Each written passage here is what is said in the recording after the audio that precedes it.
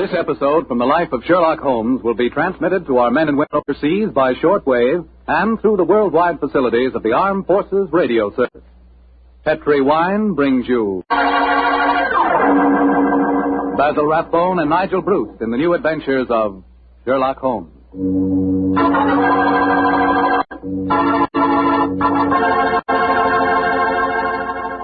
The Petri family, the family that took time to bring you good wine, invite you to listen to Dr. Watson tell about another exciting adventure he shared with his old friend, that master detective Sherlock Holmes.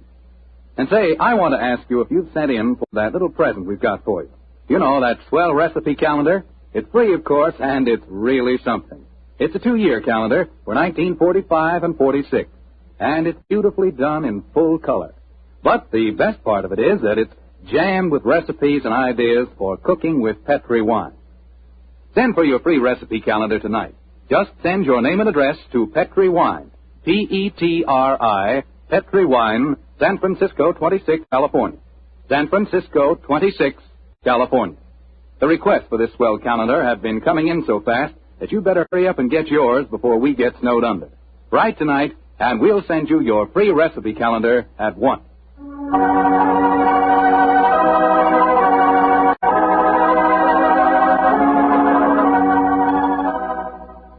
And now for our weekly visit with the good Dr. Watson. Let's see if he's waiting for us.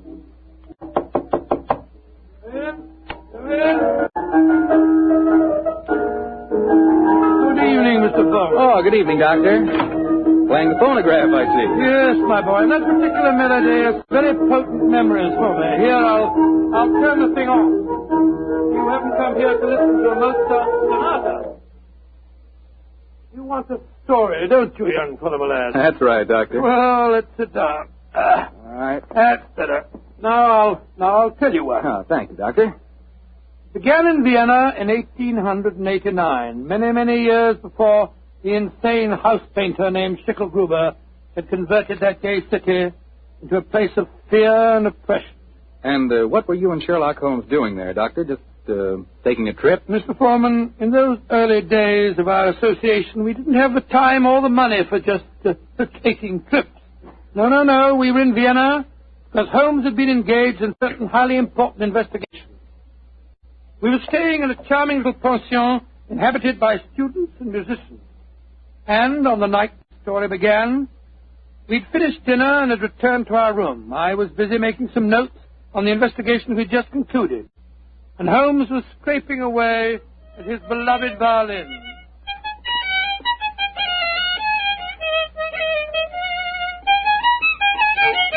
Confound it. What's wrong? Why can't I get it? Oh, it sounds pretty to me. Pretty, really, old chap. Amateur. A heavy-fingered one at that. Listen to this. Oh, sounds like a fiddler at an Irish wake. Oh, take it easy, Holmes. Take it easy. There's no need to fling the violin down like that. What's no, chap? Why, with all your other excellent qualities, are you not a pianist? What's the piano got to do with it? In this case, everything. There's a piano in this room, and if you could play it, the Mozart sonata I'm struggling with might have some meaning. Come in. Oh, good evening, Fräulein. Wish to see me? You are Herr Sherlock Holmes. That is my name. Then I wish to see you. I'm Herr Uhlenstein. I live here in this pension. How do you do? This is my friend, Dr. Watson. How do you do, Herr Doctor? Oh, glad to meet you, my dear. Fräulein Uhlenstein, may I pay my tribute to the brilliance of your piano playing? You have the exact precision of phrasing that Mozart demands. How do you know of me? Both Dr. Watson and I were present at the command performance you gave at the Imperial Court a fortnight ago. Hey, curious, I knew I'd seen you somewhere before. My friend was just expressing the need of a pianist as you walked in, young lady. Perhaps I'm sorry. I do not play with amateurs. Amateurs? Well, really? I do not mean to be rude. It's just that my life is dedicated to my professional career. I quite understand, Fräulein. And now please tell me, what can I do to help you? I must presume you have come to see me in my professional capacity. Jawohl. That is correct, Herr Holmes. Though I realize to a great detective like you, my problem must seem quite trivial. I'm being blackmailed by a man in this pension. He is Sándor Árpádi, a Hungarian painter who lives in the studio upstairs. Sándor Árpádi. Yes, I think I've heard of him. Since 2 months now, ever since he knows my secret, he's come to me for money, and today he told me he must have 250 gulden. or he will go to the police. I have not that much money. Herr Holmes, please to tell me what I shall do. Just what hold does he have over you? My brother, Karl, he got into some trouble here, and the police were looking for him. He ran away to München, as you say, Munich, and Sander Arpadi knew of this. He was a friend of mine, so I thought. When this trouble came on my brother, I turned to Shandor for help. He smuggled Karl out of the country, and he turned on me for blackmail. He's a bad man. I wish he was dead. Most blackmailers are cowards at heart. I think Dr. Watson and I will call on the gentleman. By the way, does he have any written evidence of your brother's crime? Yeah, he has his address in Munich. I show Shandor a letter from him when he first go there, and keep the letter. Will not give it back to me. And if he gave the police your brother's address, they'd arrest him, huh? They would, of course. Yes, of course. Herr Holmes, will you please to tell me what I should do? I cannot go on this way. My music Now, is... Fräulein, calm yourself. I shall be most happy to help you, and if you will lead the way, we'll see how persuasive we can be with Shandor Arpadi.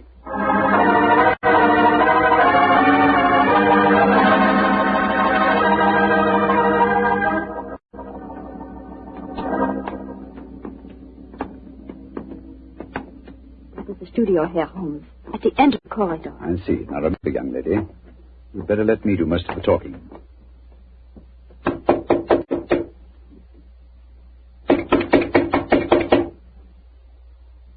He must be out.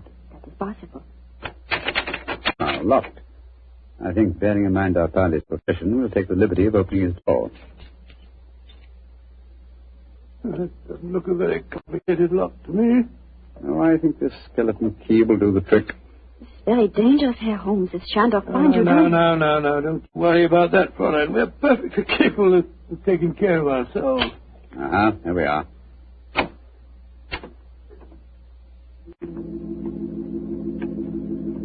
Close the door behind you, will you, Watson? Can't see a thing. I'll strike a match. Oh, got him. Quick, Scott, look at him. Jumped over his desk. Light the gas, will you, Watson? Right, you are, Holmes. There. Judging from his appearance, Fräulein Ullenstein, I think Sandor Arpadi had other enemies besides yourself. Less scrupulous enemies. He's been strangled. Look at the finger marks on his throat. Is he... Yes. His body is still warm, though. I'm afraid he's dead. I'm glad. He was a bad man. Deserved to die. Watson, do you notice that the fingers of the killer have broken the skin and drawn blood? Oh, yes, so they have. Should we not communicate with the police? Before we do that, Fräulein, we must see if we can find your brother's letter. Help me move the body, will you, Watson? Lying across an open dispatch box that might contain the document in question. Right, John. Come on, my fellow. That's it. For a painter, the late Mr. Arpadi was an unusually methodical man. Everything filed here in alphabetical order. Here we are. Fräulein Leah Ullenstein. And the letter has the Munich postmark. I think this must be the document in question. Will you examine it, please, Fräulein? Yeah, this is the letter. Herr Holmes, how can I thank you? There's very little thanking for. If the blackmailer were still alive, I fear it wouldn't have been so simple a matter. I wonder what other treasures this box contains. Hello. What is it, Holmes? Interesting. Extremely interesting. Look at this, old fellow. Good Lord. Information on the case that we've just been working on. Exactly, and from the names attached to the document, I think we may assume that the dead man did not confine his blackmailing to struggling young pianists. He was after big game, too. Yes, we'd better be careful, Holmes. I don't think that we should go for the police just yet. No. We'll start by having a little talk with the other residents of this pension. Fräulein, who lives in the room adjoining this one? I too, Herr Holmes. And the room across the landing? Lai Tong-po, the great Chinese actor, he's performing here in Vienna. I see. Then I think we'll start by calling on him. Return to your room, Fräulein, and we will let you know later what we've found. In the meantime, say nothing to anyone of what has happened. I'll do everything you tell me, Herr Holmes. And please, once again, please let me thank you for what you've done for me. You know, Holmes, I'm not sure that girl didn't strangle Arpadi herself. Pianist would have unusual strength in her fingers. And we know that she had the motive.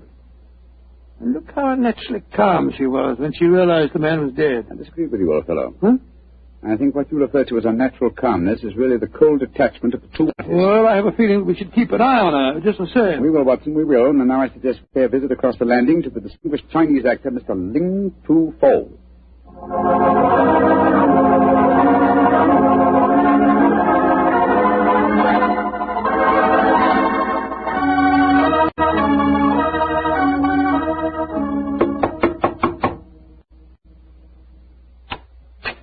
Yes, please.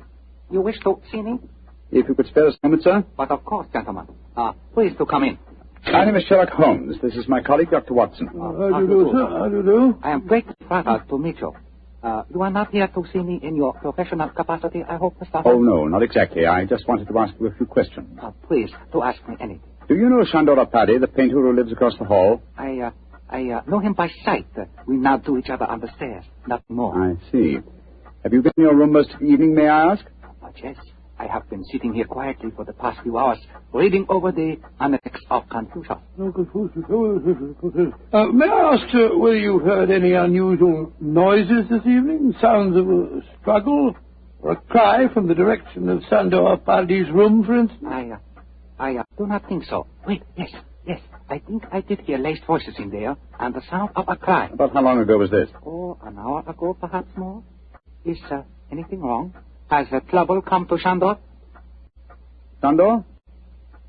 I thought you said you were only a nodding acquaintance with the gentleman. He is a well-known artist. It is only natural I should call him by his first name, Mr. Holmes, even though I do not know him. Has something happened to him? I'm afraid so, but I can't tell you any more about it at the moment. Thank you for your cooperation. We shall see you again, no doubt. Good evening, sir. Good evening, gentlemen. Good evening. That fellow wasn't telling us the truth, you know, Holmes. He seemed to shifty to me. Oh, where are we going now? Downstairs to the porter's desk. There's only one entrance to this house, you'll remember. The porter may be able to tell us of any unusual comings and goings in the last hour or two. Come on, old chap, don't dawdle. There's a great deal of work ahead of us.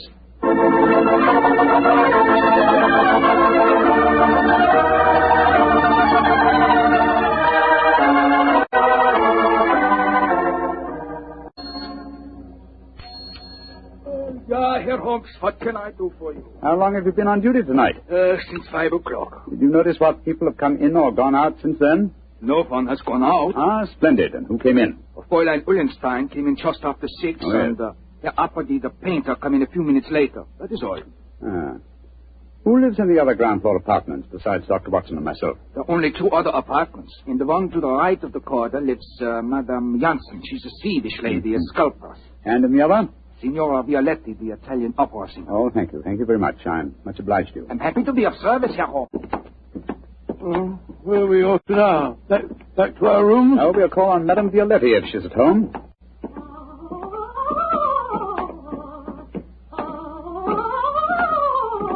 It sounds as if she's very much at home.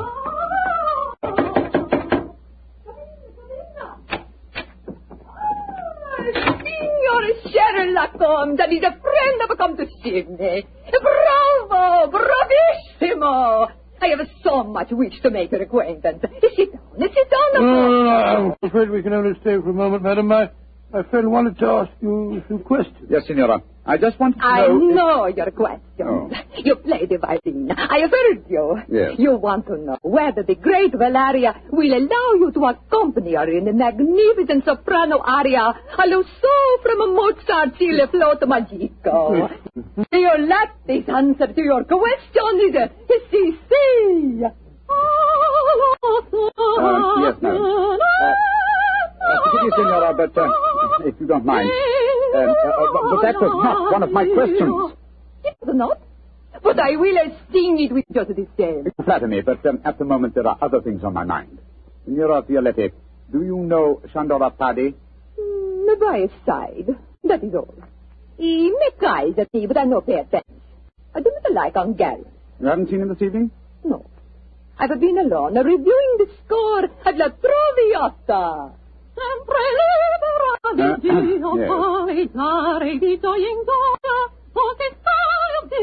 am to sing it next week here in Vienna.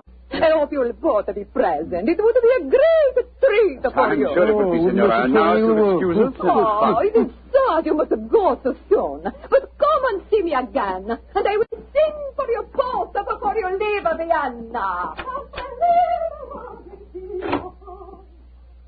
Great Scott, what a ghastly woman. She's not your murderess, I'm sure. And now I suppose we'll have to question this sculptress woman. And then we'll talk to everyone in the house. No, I think before we visit her, we'll examine the dead man's room a little more closely. That black tin dispatch box may hold the key to this mystery.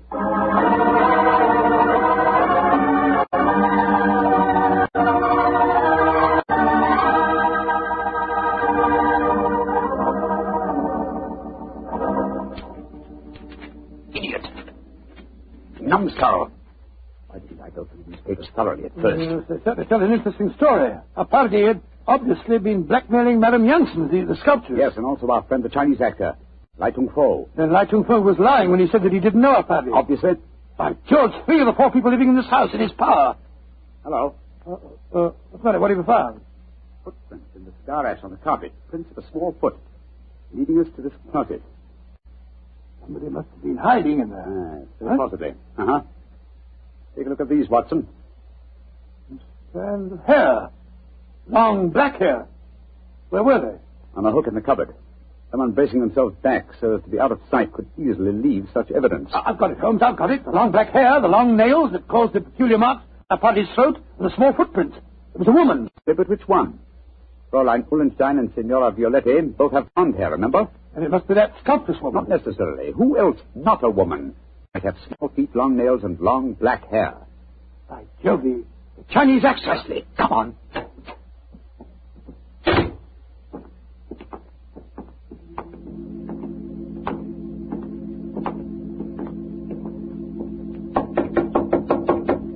I hope he's still there. Come on, sir. Come on. Let's go in. Holmes, look at him. He's praying. His head's in his hand. Oh, my dear fellow, I'm afraid prayers can do him no good now. He's been strangled. Strangled with his own cue.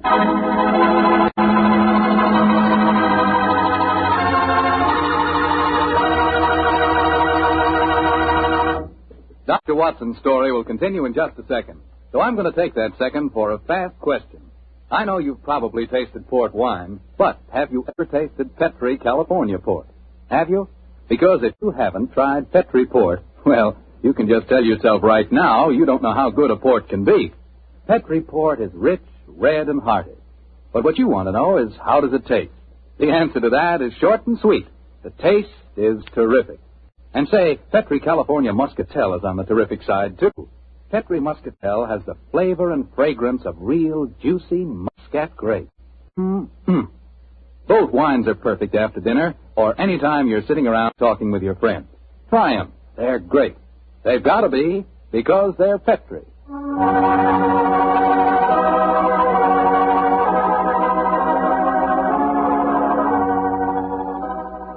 And now back to tonight's new Sherlock Holmes adventure. The famous pair are staying in Vienna, where they've become involved in the mysterious strangling of a notorious blackmailer.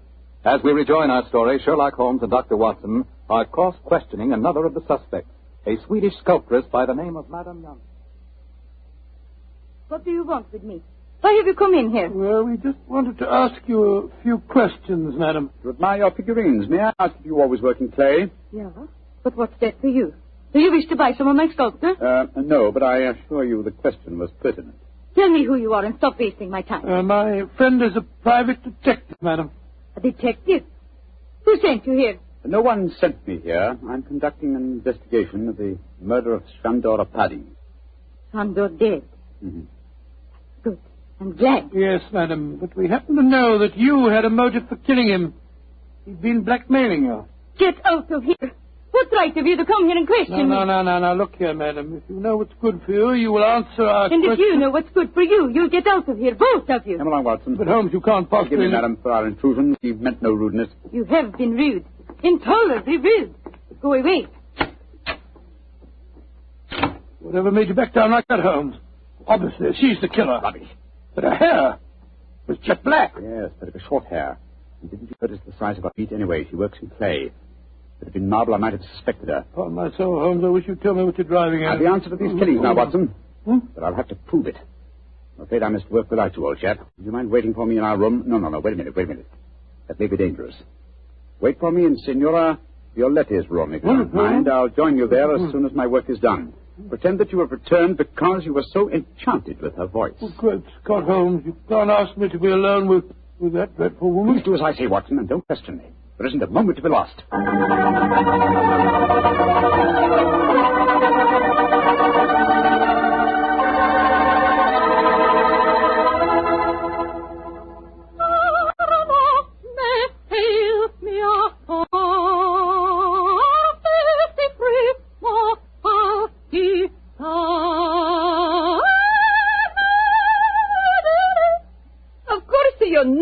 Aria, my dear doctor. No, madam, I'm afraid I don't. You've not heard about great Giuseppe Verdi?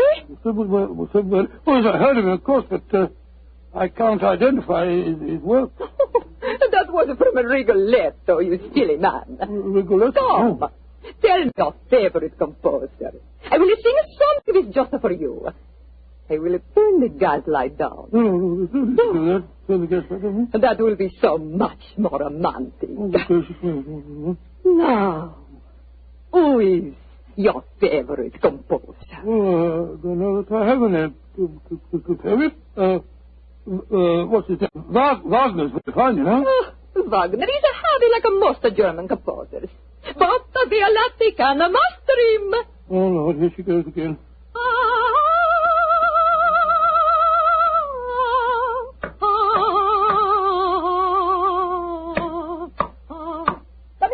Come in. I cannot see who it is. Come into the light. It is I. Great heavens, a Chinese actor.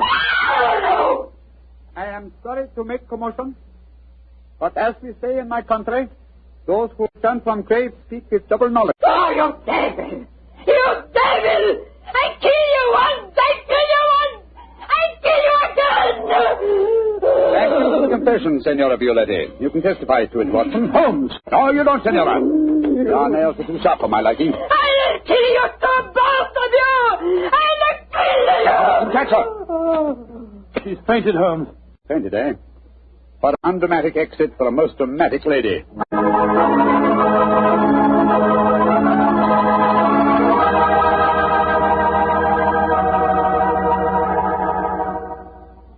Well, Holmes, now that you've turned Signora Violetti over to the police, perhaps you'd tell me what made you certain that she was the murderess. It was obvious from the beginning that Pari was strangled by someone with long fingernails.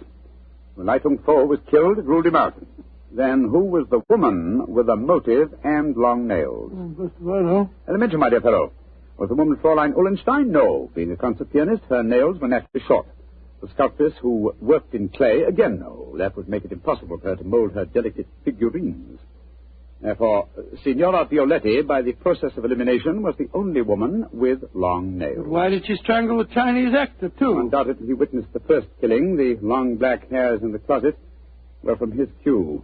I presume that later he threatened Signora Violetti, and so he himself was strangled. I still don't understand why she strangled our party in the first place. Mr. Watson, I think you'll find that he's been blackmailing her, too. Remember, he had documents incriminating everyone in the house except her.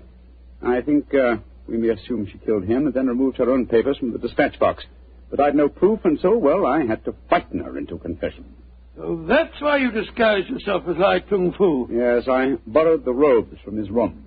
It was lucky that the lights were low as I entered. Yes. And it's also fortunate that to the average European, all Chinese look alike. Come in. Ah, Fräulein Ullenstein. We're coming in to see you in a few minutes. I've been waiting so anxiously.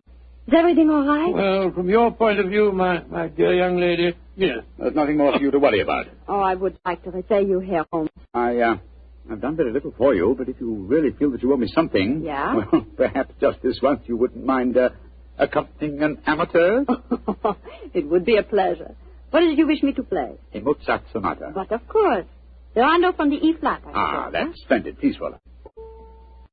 You like Mozart, Herr Doctor? Oh, very much, young lady, very much. In fact, I might say he is my favorite composer.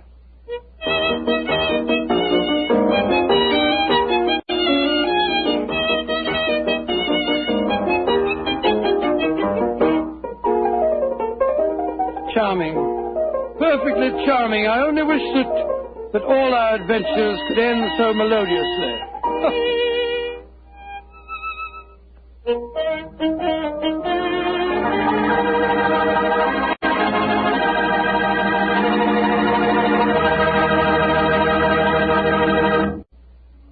Tonight's Sherlock Holmes adventure is written by Dennis Green and Anthony Boucher and is based on an incident in the Sir Arthur Conan Doyle story, A Case of Identity. Mr. Rathbone appears to the courtesy of Metro-Goldwyn-Mayer and Mr. Bruce to the courtesy of Universal Pictures, where they are now starring in the Sherlock Holmes series. This is Bill Foreman saying goodnight for the Petrie family. This is the Mutual Broadcasting System.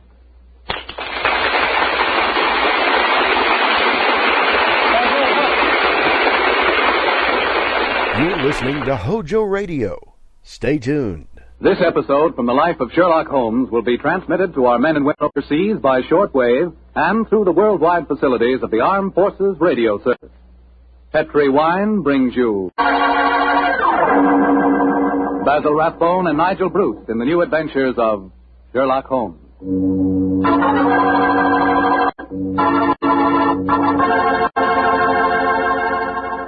The Petrie family, the family that took time to bring you good wine, invite you to listen to Dr. Watson tell about another exciting adventure he shared with his old friend, that master detective Sherlock Holmes.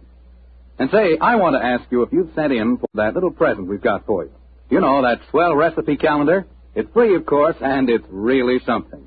It's a 2-year calendar for 1945 and 46, and it's beautifully done in full color. But the best part of it is that it's jammed with recipes and ideas for cooking with Petrie wine. Send for your free recipe calendar tonight. Just send your name and address to Petrie Wine, P-E-T-R-I, Petrie Wine, San Francisco 26, California. San Francisco 26, California. The requests for this swell calendar have been coming in so fast that you better hurry up and get yours before we get snowed under. Write tonight, and we'll send you your free recipe calendar at once.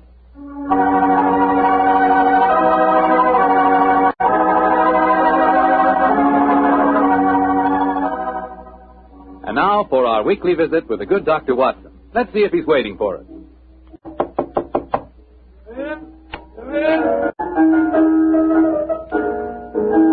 Good evening, Mr. Foreman. Oh, good evening, Doctor. Playing the phonograph, I see. Yes, my boy. That particular melody has very potent memories for me. Here, I'll turn the thing on. You haven't come here to listen to a Mozart sonata. You want a story, don't you, young fellow, my lad? That's right, Doctor. Well, let's sit down. All right. That's better. Now I'll tell you what. Oh, thank you, Doctor. Began in Vienna in 1889, many years before the insane house painter named Schicklgruber had converted that gay city into a place of fear and oppression. And what were you and Sherlock Holmes doing there, Doctor? Just taking a trip? Mr. Foreman, in those early days of our association, we didn't have the time or the money for just taking trips.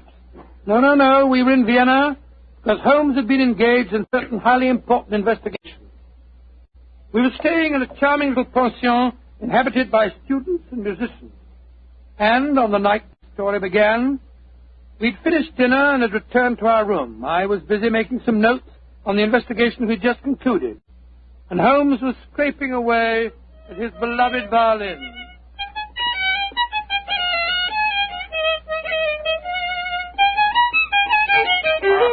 Found it. What's wrong? Why can't I get it? Oh, it sounds very pretty to me. Pretty, really, old chap. I'm on a turn. A heavy-fingered one at that. Listen to this. Oh, sounds like a fiddler at an Irish wake. Oh, take it easy, Holmes. Take it easy. There's no need to fling the violin down like that. What's no, chap? Why, with all your other excellent qualities, are you not a pianist? What's the piano got to do with it? In this case, everything. There's a piano in this room, and if you could play it the Mozart sonata I'm struggling with, might have some meaning. Come in. Oh, good evening, Fräulein. Wish to see me? You are Herr Sherlock Holmes. That is my name. Then yeah, I wish to see you. I'm Leo Uhlenstein. I live here in this pension. How do you do? This is my friend, Dr. Watson. How do you do, Herr Doctor? Oh, glad to meet you, dear. Fräulein Ullenstein, may I pay my tribute to the brilliance of your piano playing? You have the exact precision of phrasing that Mozart demands. How do you know of me? Both Dr. Watson and I were present at the command performance you gave at the Imperial Court a fortnight ago. Hey, curious, I knew I'd seen you somewhere before. My friend was just expressing the need of a pianist as you walked in, young lady. Perhaps I'm two of sorry. you... I do not play with amateurs. Amateurs? Well, really? I do not mean to be rude. It's just that my life is dedicated to my professional career. I quite understand, Fräulein. And now please tell me, what can I do to help you? I must presume you've come to see me in my professional capacity. Jawohl. That is correct, Herr Holmes. Though I realize to a great detective like you, my problem must seem quite trivial. I'm being blackmailed by a man in this pension. He is Sándor Árpády, a Hungarian painter who lives in the studio upstairs. Sándor Árpády. Yes, I think I've heard of him. Since 2 months now, ever since he knows my secret, he's come to me for money, and today he tells me he must have 250 gulden, or he will go to the police. I have not that much money. Herr Holmes, please to tell me what I shall do. Just what hold does he have over you? My brother, Karl, he got into some trouble here, and the police were looking for him. But he ran away to München, as you say, Munich, and Sándor Árpády knew of this. He was a friend of mine, so I thought. When this trouble came on my brother, I turned to Sándor for help. He smuggled Karl out of the country, and he turned on me for blackmail. He's a bad man. I wish he was dead. Most blackmailers are cowards at heart. I think Dr. Watson and I will call on the gentleman. By the way, does he have any written evidence of your brother's crime? Yeah, he has his address in Munich. I show Sándor a letter from him when he first go there, and he keep the letter, will not give it back to me. And if he gave the police your brother's address, they'd arrest him, huh? They would, of course. Yes, of course. Herr Holmes, will you please to tell me what I should do? I cannot go on this way. My music Now, is... Fräulein, calm yourself. I shall be most happy to help you, and if you will lead the way, we'll see how persuasive we can be with Sándor Árpády.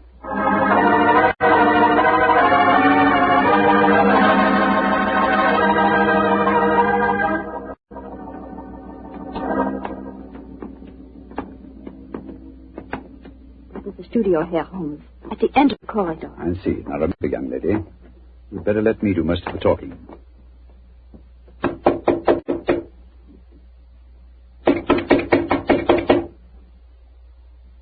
He must be out. That is possible.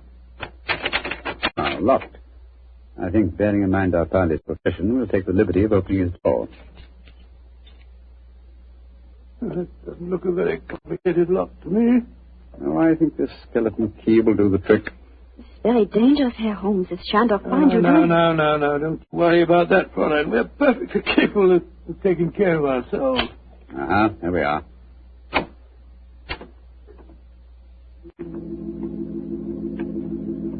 Close the door behind you, will you, Watson?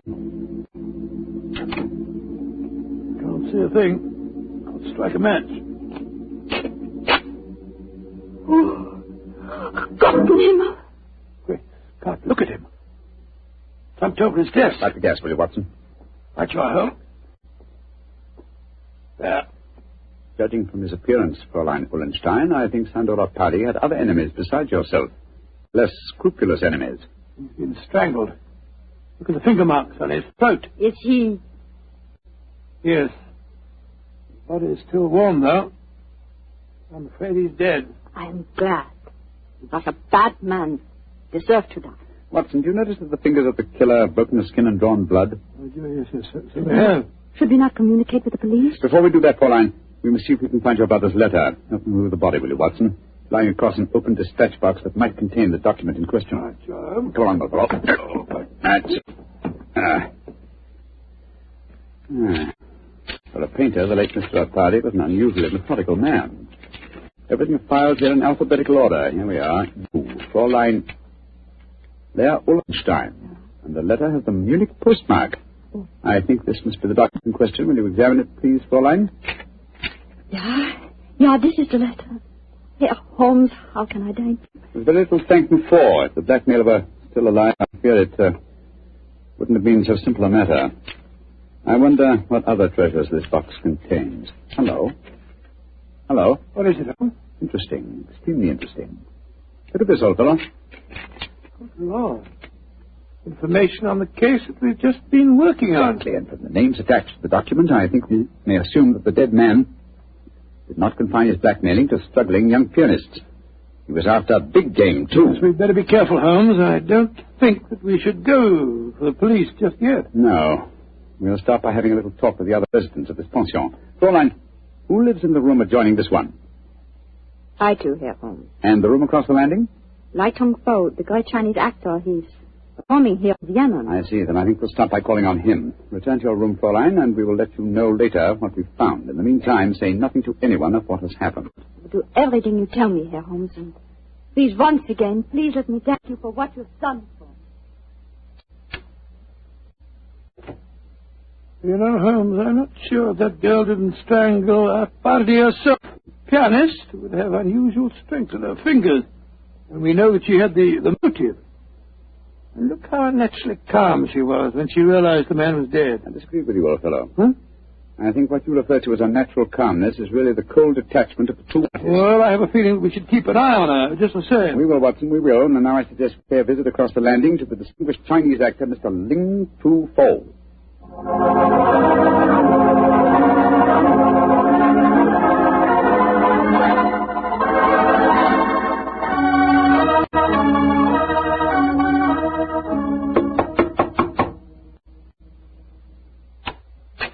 Yes, please. You wish to see me? If you could spare us a moment, sir. But of course, gentlemen. Please to come in. My name is Sherlock Holmes. This is my colleague, Dr. Watson. How do you do, sir? How do you do? I am greatly flattered to meet you. You are not here to see me in your professional capacity, I hope, Mr. Holmes? Oh, no, not exactly. I just wanted to ask you a few questions. Please, to ask me anything. Do you know Shandora Paddy, the painter who lives across the hall? I know him by sight. We now do each other on the stairs, nothing more. I see. Have you been in your room most of the evening, may I ask? Yes. I have been sitting here quietly for the past few hours, reading over the Annex of Confucius. May I ask, sir, whether you've heard any unusual noises this evening? Sounds of a struggle or a cry from the direction of Sandor Pardy's room, for instance? I do not think so. Wait, yes. I think I did hear laced voices in there, and the sound of a cry. About how long ago was this? Oh, an hour ago, perhaps more. Is anything wrong? Has trouble come to Shandor? Sandor? I thought you said you were only a nodding acquaintance with the gentleman. He is a well-known artist. It is only natural I should call him by his false name, Mr. Holmes, even though I do not know him. Has something happened to him? I'm afraid so, but I can't tell you any more about it at the moment. Thank you for your cooperation. We shall see you again, no doubt. Good evening, sir. Good evening, gentlemen. Good evening. That fellow wasn't telling us the truth, you know, Holmes. He seemed very shifty to me. Well, where are we going now? Downstairs to the porter's desk. There's only one entrance to this house, you'll remember. The porter may be able to tell us of any unusual comings and goings in the last hour or two. Come on, old chap, don't dawdle. There's a great deal of work ahead of us.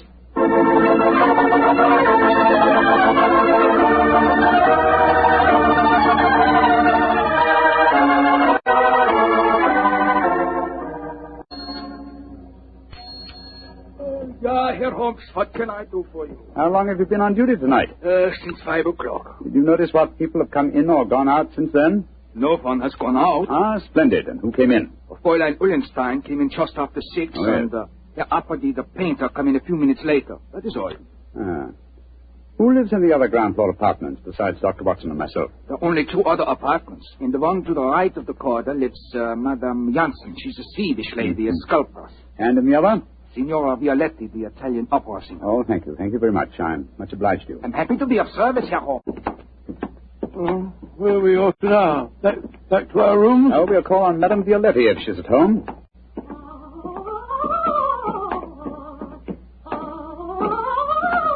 Oh, it sounds as if she's very much at home.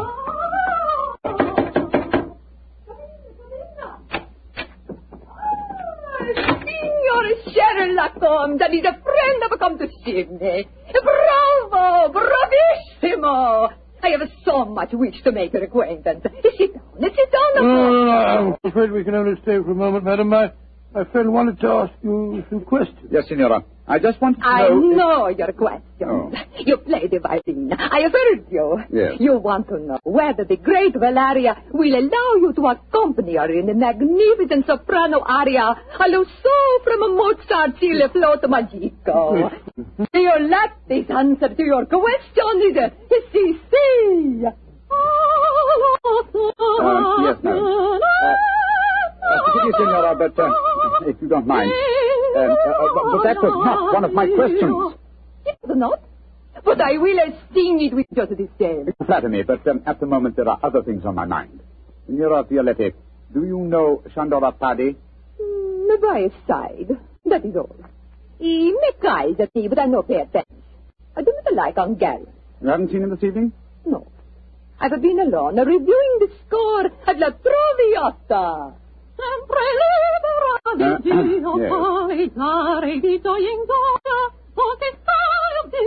am to sing it next week here in Vienna.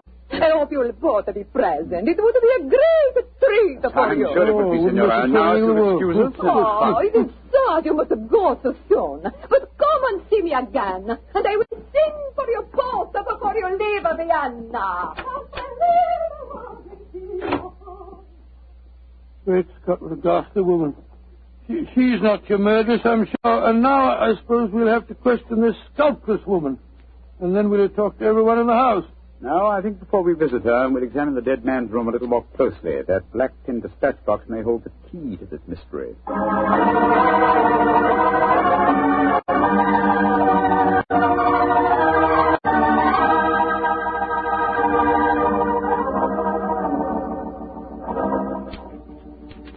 Idiot. Numbskull!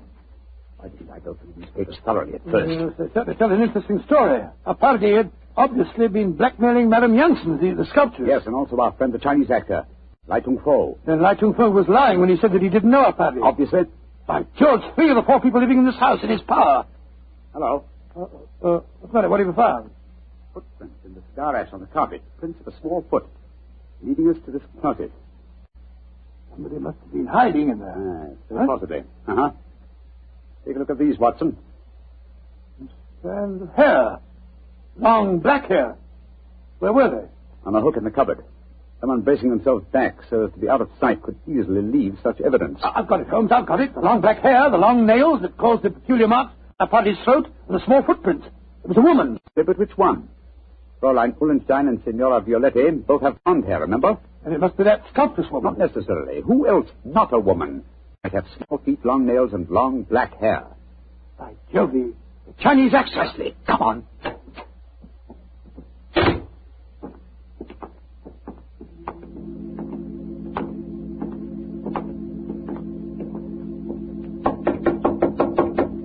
I hope he's still there. Come on, sir. Come on. Let's go in. Holmes, look at him. He's praying. His head's in his hand. No, my dear fellow, I'm afraid prayers can do him no good now. He's been strangled. Strangled with his own cue.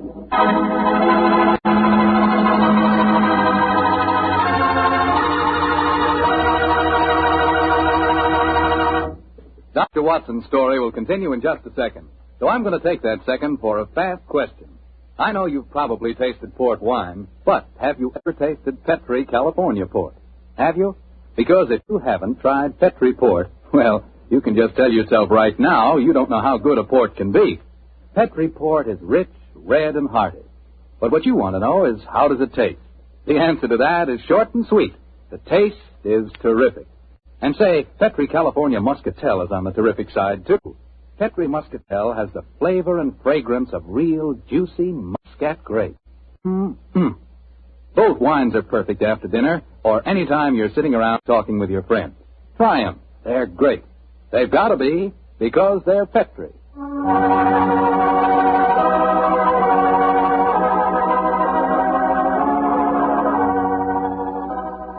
And now back to tonight's new Sherlock Holmes adventure.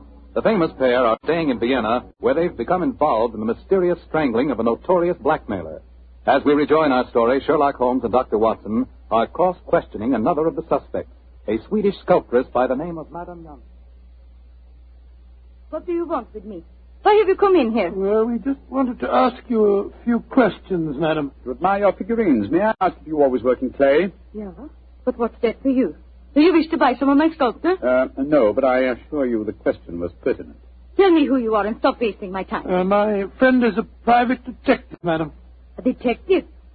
Who sent you here? No one sent me here. I'm conducting an investigation of the murder of Shandor Paddy. Shandor dead? Mm-hmm. Good. I'm glad. Yes, madam, but we happen to know that you had a motive for killing him. He'd been blackmailing you. Get out of here.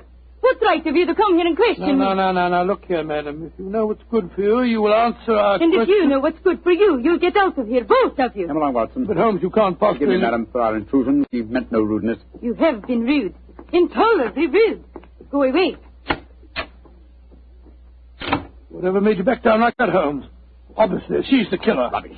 But her hair was jet black. Yes, but it was short hair. And didn't you notice the size of her feet anyway? She works in clay. If it had been marble, I might have suspected her. Upon my soul, Holmes, I wish you'd tell me what you're driving at. I have the answer to these killings now, Watson. But I'll have to prove it. I'm afraid I must work without you, old chap. Would you mind waiting for me in our room? No. Wait a minute. That may be dangerous. Wait for me in Signora Violetti's room, if you don't mind. I'll join you there as soon as my work is done. Pretend that you have returned because you were so enchanted with her voice. Oh, good Scott, Holmes. You can't ask me to be alone with that dreadful woman. Please do as I say, Watson, and don't question me. There isn't a moment to be lost.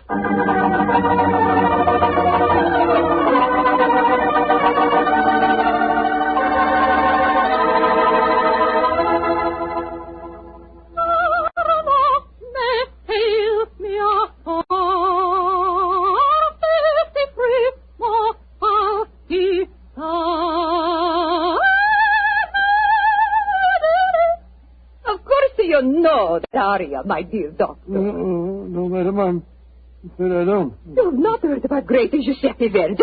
Oh, yes, I heard of him, of course, but I can't identify his work. That was from a Rigoletto, you silly man. Rigoletto? Come, tell me your favorite composer. I will sing a song to this just for you. I will turn the gaslight down. Turn the gaslight down? That will be so much more romantic. Now, who is your favorite composer? I don't know that I have any favorite. What's his name? Wagner's very fine, you know. Wagner is a hobby like most German composers. But the Violatti can master him. Oh, Lord, here she goes again.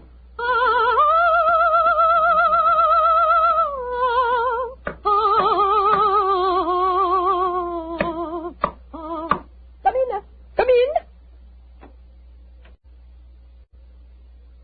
I cannot see who it is. Come into the light. It is I. Great heavens, the Chinese actor. I am sorry to make commotion, but as we say in my country, those who turn from grave speak with double knowledge. Oh, you devil! You devil! I kill you once! I kill you once! I kill you again! Thank you for the confession, Senora Violetti. You can testify to it, Watson. Holmes! No, you don't, Senora. Your nails are too sharp for my liking. I'll kill you to both of you! I'll kill you! Catch her. She's fainted, Holmes. Fainted, eh? What an undramatic exit for a most dramatic lady.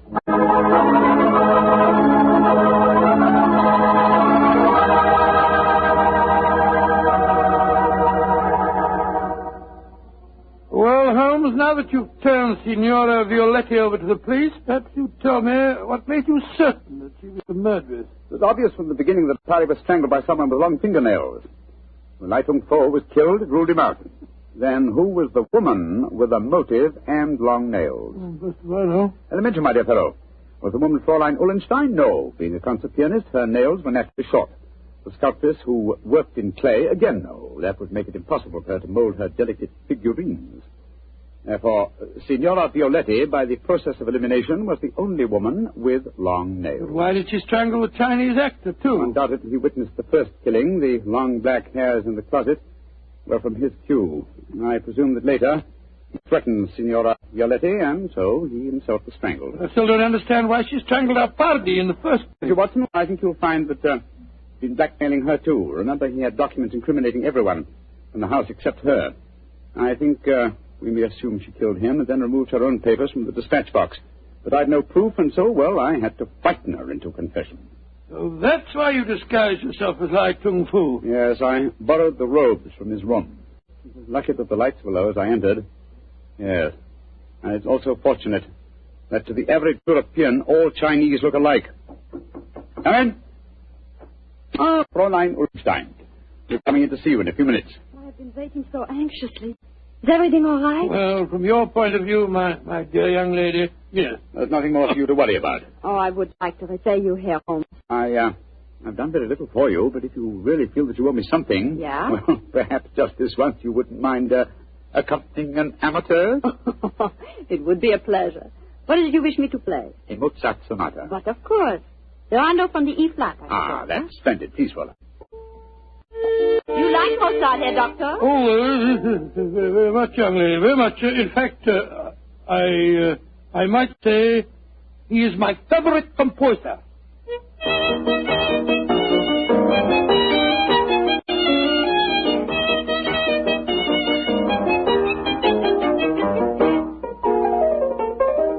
Charming. Perfectly charming. I only wish that all our adventures could end so melodiously.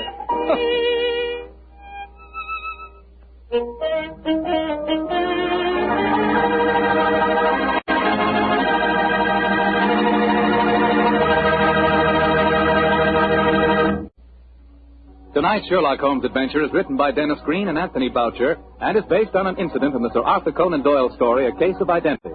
Mr. Rathbone appears for the courtesy of Metro-Goldwyn-Mayer and Mr. Bruce for the courtesy of Universal Pictures, where they are now starring in the Sherlock Holmes series. This is Bill Foreman saying goodnight for the Petrie family. This is the Mutual Broadcasting System.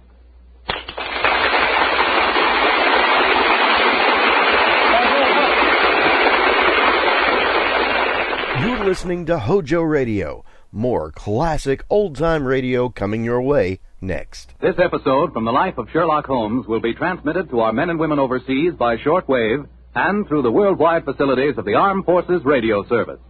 Petrie Wine brings you Basil Rathbone and Nigel Bruce in the new adventures of Sherlock Holmes.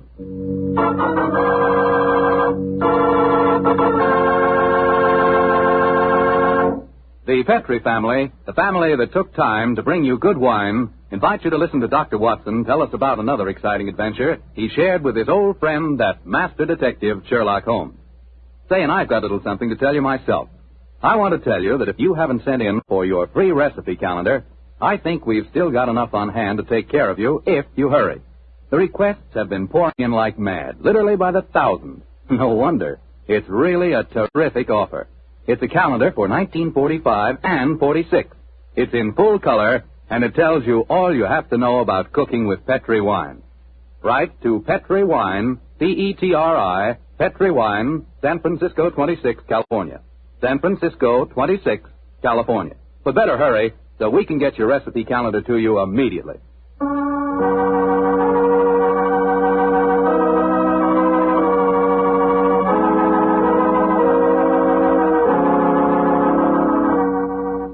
And now let's drop in on our good friend, Dr. Watson. Good evening, Doctor. Good evening, Mr. Foreman. Where are the puppies tonight? Well, I found them playing with a dead seagull, so they've been sent up to bed in disgrace. You certainly look comfortable yourself, Doctor. What's that small blue book you're reading, the latest bestseller? No, indeed not. This book was never a bestseller, my boy. It's entitled Practical Handbook of Bee Culture, with some observations on the segregation of the queen. Quite a catchy title. Who's the author? A fellow by the name of Sherlock Holmes. He was engaged in writing it when the adventure I'm going to tell you about took place. Well, you told us last week, Doctor, that a pair of canaries played an important part in the story. That's quite right, Mr. Foreman. It was in the summer of 1908, I remember, and I had persuaded Holmes to leave his Sussex bee farm for a few weeks and to join me in a holiday at the little fishing village of Kingsgate in Kent. We were staying at a charming little inn called the Fisherman's Arms, and for the first few days, our holiday was a delightful one. And then? And then, I suppose, Doctor, strange things began to happen. They did indeed, Mr. Foreman. They did indeed. Very strange things. One afternoon, we just finished a late tea, I remember, and were sitting outside on the lawn sunning ourselves and enjoying our pipes. Holmes lay back, with his long, thin fingers cast behind his head, gazing thoughtfully at the multicolored fishing boats bobbing at anchor in the harbor. After a moment or two, he spoke to me. Watson, you're really a splendid companion. I can't think of anyone else who would let me smoke my pipe in silence for half an hour without asking me what I'm thinking about. That's not very surprising, Holmes, after all the years that we've been together. Well, nevertheless, the gift is a rare one, old chap, and I appreciate it. Oh, thank you, old fellow. By the way, since the half hour's up, what have you been thinking about? The lack of enterprise of a modern criminal. Audacity and romance seem to have passed forever from the criminal world. Read this note I received this morning, old fellow. See for yourself how low I have sunk. Oh, let's have a look. Mr. Holmes, I am staying in the same inn as yourself, and as I have had a very frightening experience, so to speak, I thought perhaps you would help me. Please do. It's signed Mary Victor. An exciting document, isn't it? Written on lavender notepaper, reeking of perfume, and the handwriting is obviously that of an adolescent girl. You haven't bothered to answer, of course. Oh, yes, I have. I sent a message back by our good landlord that I would be glad to see her. Why, Holmes? You came down here to complete your handbook on bee farming. Oh, confound it. Those two wretched canaries are getting their sunbath on the windowsill above us. Oh, I think it's rather jolly to hear those fellows chirping away up there. Well, I find the sound most distracting. Let's go inside. You know, Holmes, those birds are owned by a charming couple, Mr. and Mrs. Wainwright. I was chatting with them on the stairs this morning. I'm afraid their charm will escape me as long as their pets continue to tweet in that irritating manner. You've spoken of the peace and quiet at the country inn, Watson, and yet I find that... Come in. Ah, Miss Mary Victor, I presume. Yes, Mr. Holmes. Please come in. Close the door, won't you? Thank you. This is my old friend, Dr. Watson. You may speak quite freely in front of him. How do you do, Miss Victor? How do you do, Doctor? Now, sit down, young lady, and tell me what's troubling you. Mr. Holmes, I came down here from London to get away from someone, but I've been followed. I've been afraid to leave the inn. Until last night I felt I couldn't stand being cooped up any longer. So I went for a walk on the seashore. Someone followed me, Mr. Holmes. I ran back here as fast as I could, but now he knows where I live, and I'm frightened. Please help me. Now, dear Miss Victor, I'm afraid you must be much more specific before I can help you. Who has followed you down here, and why are you afraid of him? I'll tell you the whole story. It'll sound strange to you, but I swear it. Oh, there he is again, down by the gate. I'm going to my room. Now. Don't you be frightened, Miss Victor. I'm sure we'll be... Oh, that's all. What of thing? I don't see anyone outside who might frighten her. There are 2 or 3 fishermen loitering about. Wait a minute. Here's a young fellow walking up the path. Come on, Watson. Out through the French windows again. Oh, gracious me. Here we go again. I think we'll take the liberty of accosting him. Excuse me, sir. Yes? Are you looking for Miss Mary Victor? Is she young and pretty? Yes, sir. She is. Extremely so. Then I'm looking for her. Where can I find her? I can see you're being facetious, sir. Well, there's no harm in that, is there? By the way, who are you gentlemen, may I ask? My name is Holmes, and this is my friend Dr. Watson. I'm Basil Carter. You're not Sherlock Holmes, are you? That is my name. I thought you seemed familiar. I know your brother, Mycroft. Oh, indeed. Then I presume you're connected with the Foreign Office. Yes, I'm in the consular service. Are you staying at the inn, young man? For a few days. It's funny that I should run into the great Sherlock Holmes. May I ask? I was planning a murder. Oh, really? But with you Murder? gentlemen here, I see that I shall have to be very discreet. Who is your intended victim, may I inquire? There are 2 of them. The 2 canaries in the room next to mine. Oh, canaries. For a moment I thought that you were really serious. But I am serious. The wretched creatures have been driving me mad. I quite sympathize with you, sir. I've been thinking of committing a slight case of mayhem on them myself. We can take one apiece, Mr. Holmes. Well, I'm glad to have met you both. I'll probably see you again. Goodbye. Goodbye, sir. Goodbye. I don't like that fellow, Holmes. If you ask me, he's the man who's been frightening the poor girl that came to us. He had a peculiar look on his face when you asked me he was looking for Mary Victor. Well, there's only one person who can settle the question, and that's the young lady herself. Come on, old fellow. Let's go back indoors. Here comes Wainwright, the owner of the Canaries. Good evening, Mr. Wainwright.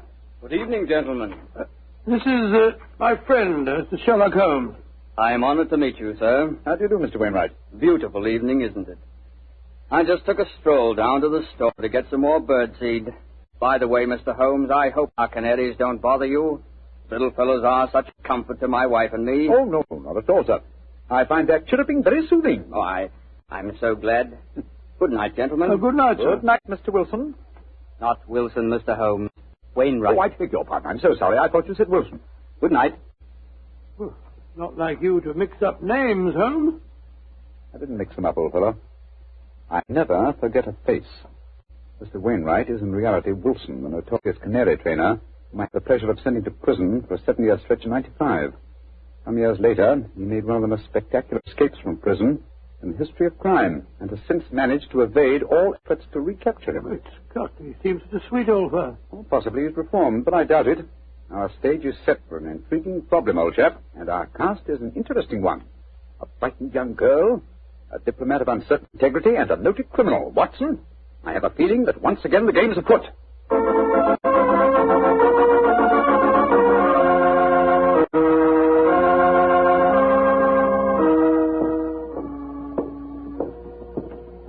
Holmes, why are we strolling along the pier instead of staying at the inn?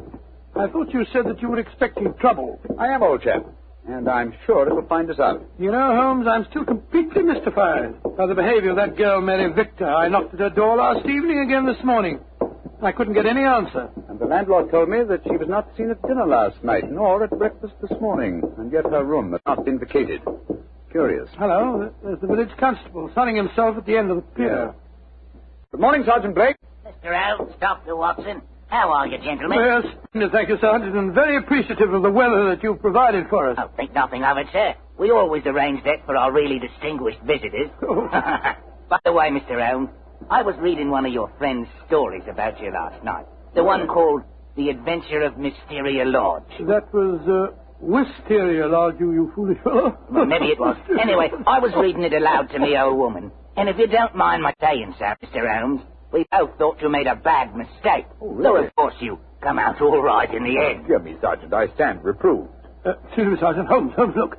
Look at that figure standing by itself right at the end of the pier. Mm-hmm. Our friend Wilson, the canary trainer. He's got a revolver. Here, we don't want any of these going on in Kingsgate. Come on. Here, you. What are you doing waving that revolver about? Keep back, the three of you. I'm the law here. Don't tell me what to do. Keep back, I say. I'm not afraid to fire. Do as he says, Sergeant. You don't want to trifle with. Just exactly what are you up to, Wilson? You caught up with me once again, Sherlock Holmes. But this time you're not going to send me back to a prison again. And maybe the gallows.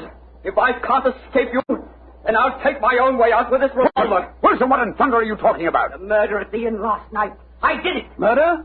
I'm confessing in front of the three of you. Or you leave my wife alone. She didn't know anything about it. Now, I hope you're satisfied, Mr. Sherlock Holmes. He's pointing the revolver as he has. Wilson, you fool, stop it! Strike me pink. He done it. Over the pier and into the sea. Get help, Sergeant. It's possible he isn't dead. Right, sir. Come on, Watson. Going back to the inn, I suppose. Of course we are. We've just heard a murder confession, but we don't know who has been murdered.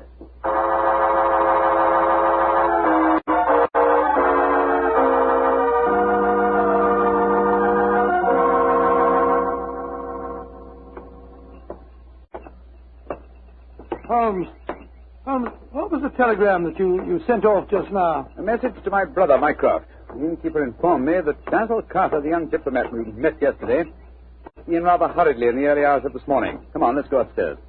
Well, we'll have to break the news to Mrs. Wainwright, I suppose. Before we do that, I think we'll see if Miss Victor's in her room. Which one is it? Here, top of the stairs.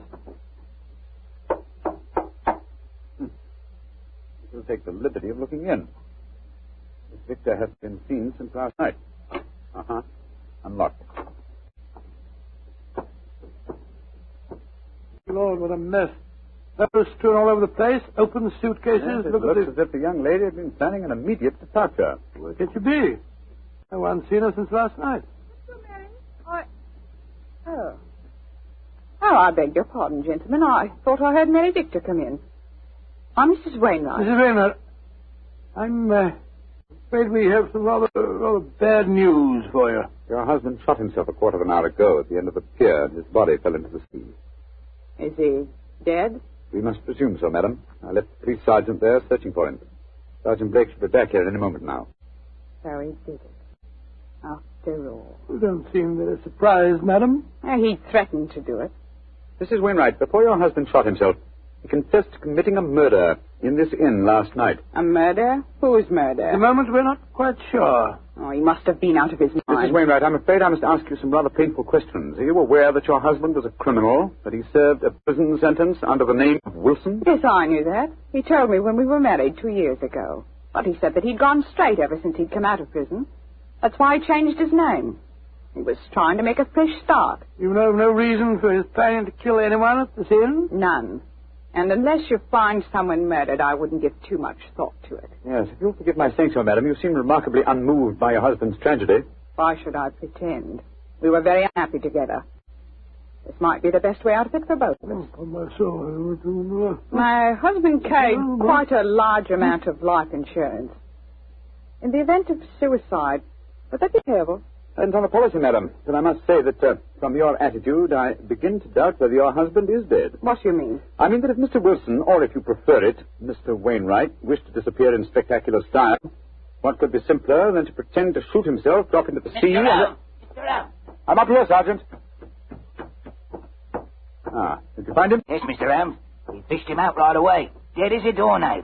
Shot himself through the head, he did. Well, that disposes of your last theory, Holmes. Did you find the revolver, Sergeant? Yes, ma'am. Got it right here with me. One bullet missing. Have you found out if anyone here's been murdered, Mr. Holmes? I found out very little as yet. Wait a moment. Listen. I don't hear anything. Exactly, you hear nothing. Yet we're within a few feet of the Wainwright's room. What do you mean, Mr. Holmes? I mean that there is one sound we should be hearing very clearly at the moment. Right, I think of it before. The sound of your canaries chirruping. You've heard little else for days. Come on, Watson. Where are you going? Your room, madam. I'm afraid I must dispense with asking your permission. You're already in my room. It seems a little late even to mention the subject. Here's the bird cage, the windowsill. Oh, the birds are gone. No, old chap. If you look more closely, you'll see them on the bottom of the cage. Let me open this door and get one of them out. By Joe, Holmes. They're dead. And yet when we entered the inn a few minutes ago, they were still chirruping. But who on earth would want to kill a couple of birds? That, my dear fellow, is one of the things we have to find out. So far, I must admit, I'm puzzled. We have a self-confessed murderer, and the nearest thing we can find to a corpse is a pair of dead canaries.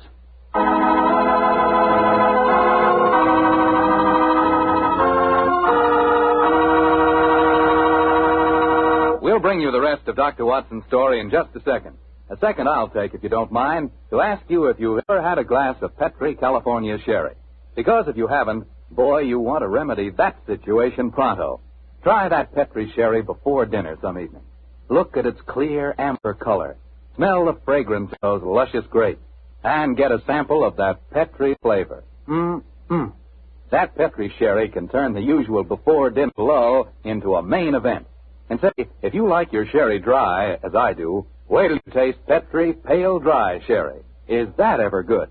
But after all, when it's a Petri wine, it's always a good wine.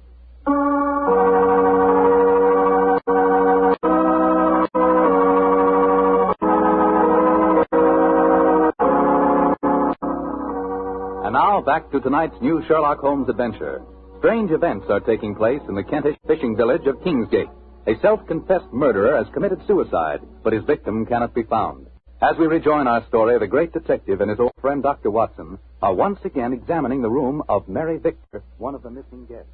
You know, Holmes, the murder that Wilson confessed to before he committed suicide might have been the killing of those two canaries. I think not, old chap.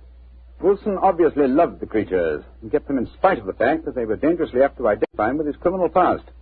Uh-huh. Interesting. Very interesting. Huh? What have you found? This note lying on Miss Victor's dressing table. Here. Let's have a look. You think you can hide from me, Mary, but you can't. Wherever I go, I shall follow you. So why not get wise to yourself and stop running away? Sounds as if the poor girl was in danger, all right. Possibly, but the writer of that note was certainly obliging. Though the letter is unsigned, he at least gives us a clue to his identity. Oh, what clue? The phrase, get wise to yourself, is very un-English. It's American. Come on, old chap. Well, where are we going now? The envelope to this letter has the Kingsgate postmark on it. I should be surprised if that fount of all knowledge, the village postmistress, can't help us find an American visitor.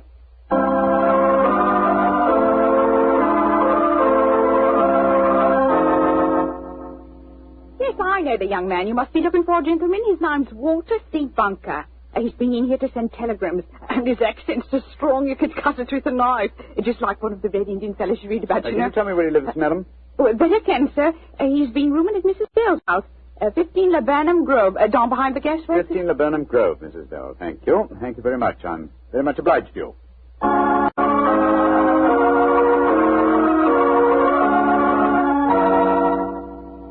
Mrs. Bell? Yes, sir. What can I do for you, gentlemen? Well, we understand that Mr. Walter Bunker has been staying with you, madam. That he has. A nice young American gentleman. Is he at home, may I ask? No, sir. And I'm worried about him. This morning, when he goes out, he asks me what the nearest cemetery is. Cemetery? Oh, gracious me. Huh? I tell him, and then he gives a queer kind of laugh. I'm not sure I'll see you anymore, he says. And then he walks off, and I haven't seen him since. I tell you, I'm worried about him, gentlemen. And where is the nearest cemetery, Mrs. Bell, the one you directed him to? About 3 miles from here. Mm-hmm. Just this side of Branson Woods. Thank you, madam. Come on, Watson.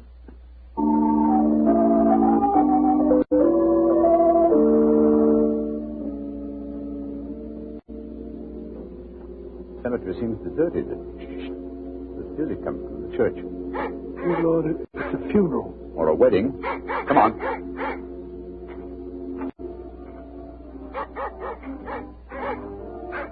By Jove, it is a wedding, Holmes. I'm afraid we're on the false trail, but we'd better make sure.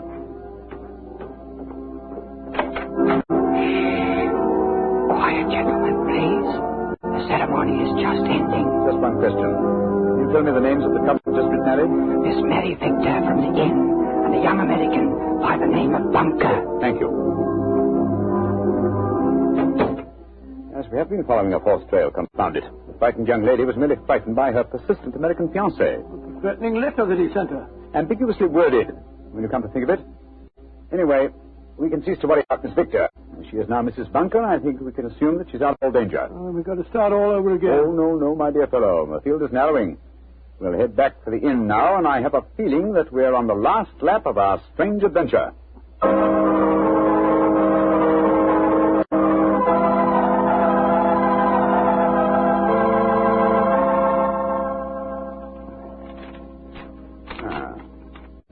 Yes, here's another suspect eliminated.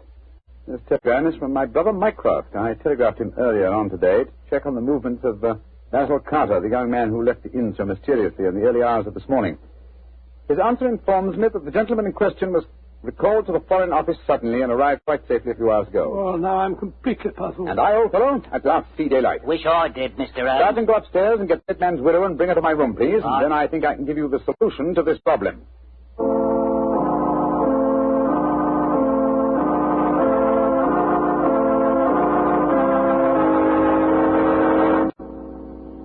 What do you want with me, Mr. Holmes?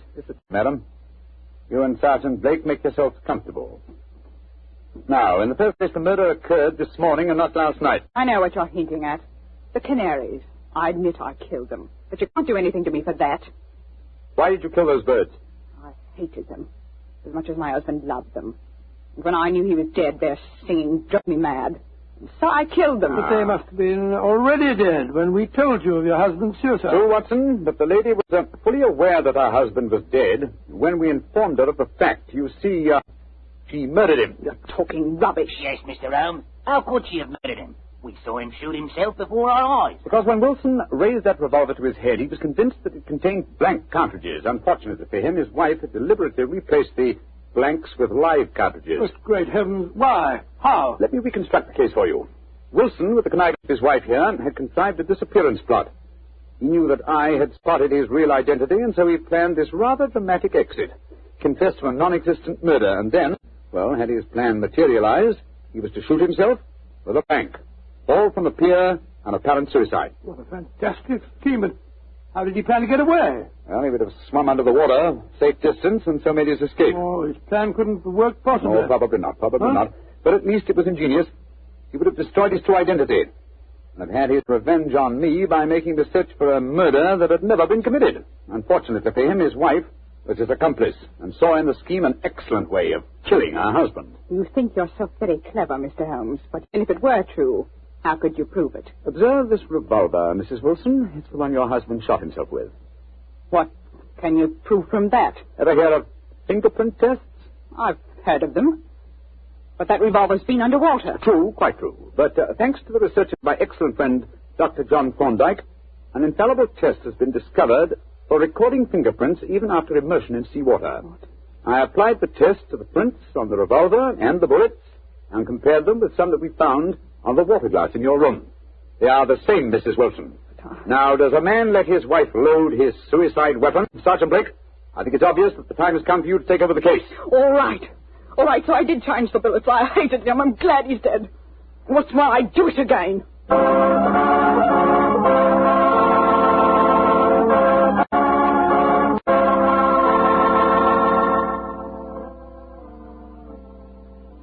Mr. Holmes. Yes, Sergeant Blake? Well, now that I've taken Mrs. Wilson to the station, booked her on a murder charge, I wonder if you'd mind answering a question. What, sir?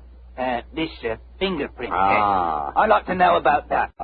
I never heard of being able to take prints after a revolver has been handled 2 or 3 times and soaked in salt water. Yes, Holmes, and I'd like to know when you performed the test and took the prints off the glass in our room. I thought that I was with you all the time. You will, my dear fellow. Well, then I can give you the answer in one word. Bluff. What? There is no such test, my dear Watson. It would be almost impossible to expect clear prints after so much handling, and totally impossible after submersion. Fortunately for us, though, Mrs. Wilson was gullible enough to believe me and give me a confession. And there's no such person as Dr. John Thorndyke? Oh, yes, indeed there is. He had great success last year in the case of the Red Mark. You didn't tell me about that case, huh? No, I didn't. It was deliberate, old chap. With your taste for writing sensational stories, I was afraid you might publish the affair. Hmm? Would it have mattered if I heard? Oh, yes, it would. Hmm? You would have given away, what shall I say, professional secrets. You would have provided the public, and in particular the criminal public, with a complete education on fingerprints. And when that happens, my dear Watson, we shall have no tricks left. That will be a sad day for detectives.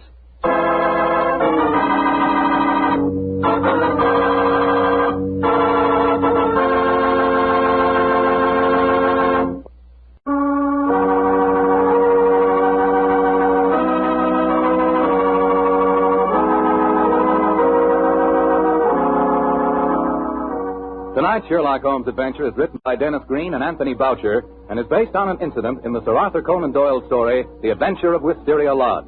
Mr. Rathbone appears through the courtesy of Metro-Goldwyn-Mayer and Mr. Bruce the courtesy of Universal Pictures, where they are now starring in the Sherlock Holmes series.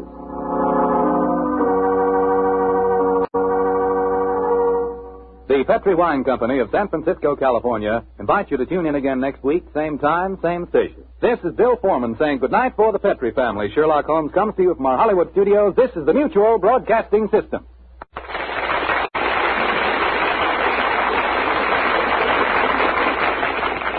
Thanks for listening to HOJO Radio. We have more classic radio coming your way next. This episode from the life of Sherlock Holmes will be transmitted to our men and women overseas by shortwave and through the worldwide facilities of the Armed Forces Radio Service. Petri Wine brings you Basil Rathbone and Nigel Bruce in the new adventures of Sherlock Holmes.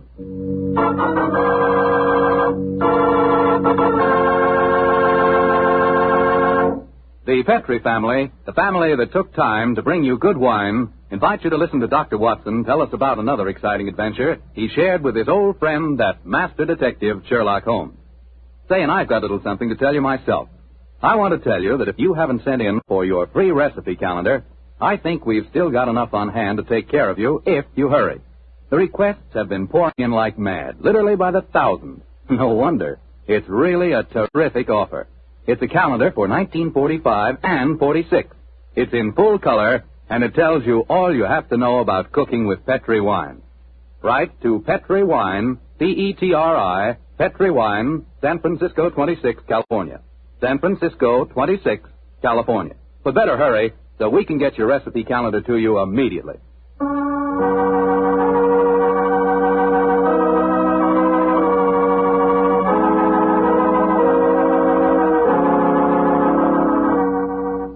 And now let's drop in on our good friend, Dr. Watson. Good evening, Doctor. Good evening, Mr. Foreman. Where are the puppies tonight? Well, I found them playing with a dead seagull, so they've been sent up to bed in disgrace.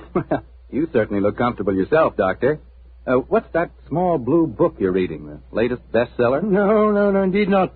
This book was never a bestseller, my boy. It's entitled Practical Handbook of Bee Culture, with some observations on the segregation of the queen. Quite a catchy title. Who's the author? A fellow by the name of Sherlock Holmes. He was engaged in writing it when the adventure I'm going to tell you about took place. Well, you told us last week, Doctor, that a pair of canaries played an important part in the story. That's quite right, Mr. Foreman. It was in the summer of 1908, I remember, and I'd persuaded Holmes to leave his Sussex bee farm for a few weeks and to join me in a holiday at the little fishing village of Kingsgate in Kent. We were staying at a charming little inn called the Fisherman's Arms, and for the first few days, our holiday was a delightful one. And then, I suppose, Doctor, strange things began to happen. They did indeed, Mr. Foreman, they did indeed. Very strange things. One afternoon, we just finished a late tea, I remember, and were sitting outside on the lawn sunning ourselves and enjoying our pipes. Holmes lay back, with his long, thin fingers cast behind his head, gazing thoughtfully at the multicolored fishing boats bobbing at anchor in the harbor. After a moment or two, he spoke to me. Watson, you're really a splendid companion.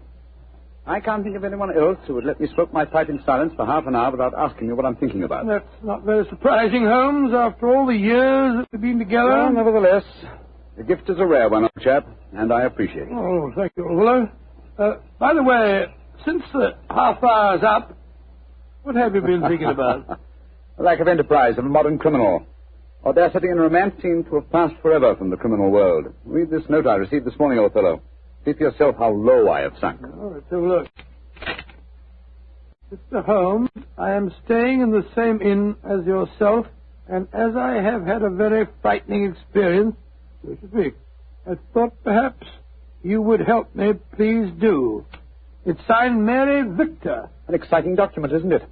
Written on lavender notepaper, reeking of perfume, and the handwriting is obviously that of an adolescent girl. You haven't bothered to answer, of course. Oh, yes, I have. I sent a message back by our good landlord that I would be glad to see her. Why, Holmes? You came down here to complete your handbook on bee farming. Oh.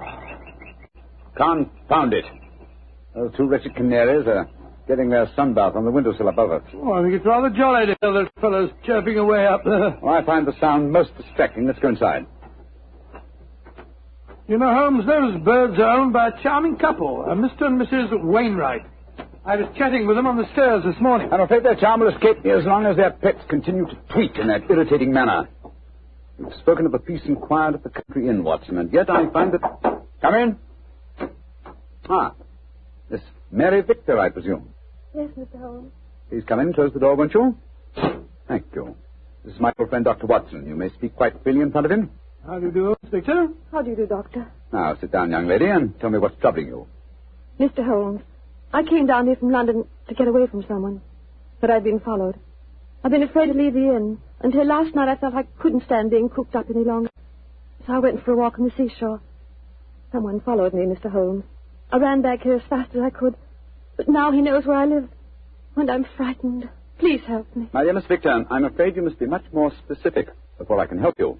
Who has followed you down here, and why are you afraid of him? I'll tell you the whole story. It'll sound strange to you, but I swear it. Oh, there he is again, down by the gate.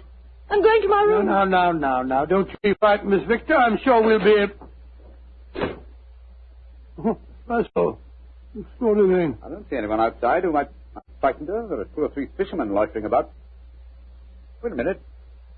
Here's a young fellow walking up the path. Come on, Watson. Out through the French windows again. Oh, gracious me. Here we go again. I think we'll take the liberty of accosting him. Excuse me, sir. Yes? Are you looking for Miss Mary Victor? Is she young and pretty? Yes, sir. She is. Extremely so. Then I'm looking for her. Where can I find her? I can see you're being facetious, sir. Well, there's no harm in that, is there? By the way, who are you gentlemen, may I ask? My name is Holmes, and this is my friend, Dr. Watson. I'm Basil Carter. You're not Sherlock Holmes, are you? That is my name. I thought you seemed familiar. I know your brother, Mycroft. Oh, indeed. Then I presume you're connected with the Foreign Office. Yes, I'm in the consular service. Are you staying at the inn, young man? For a few days. It's funny that I should run into the great Sherlock Holmes. May I ask? I was planning a murder. Oh, really?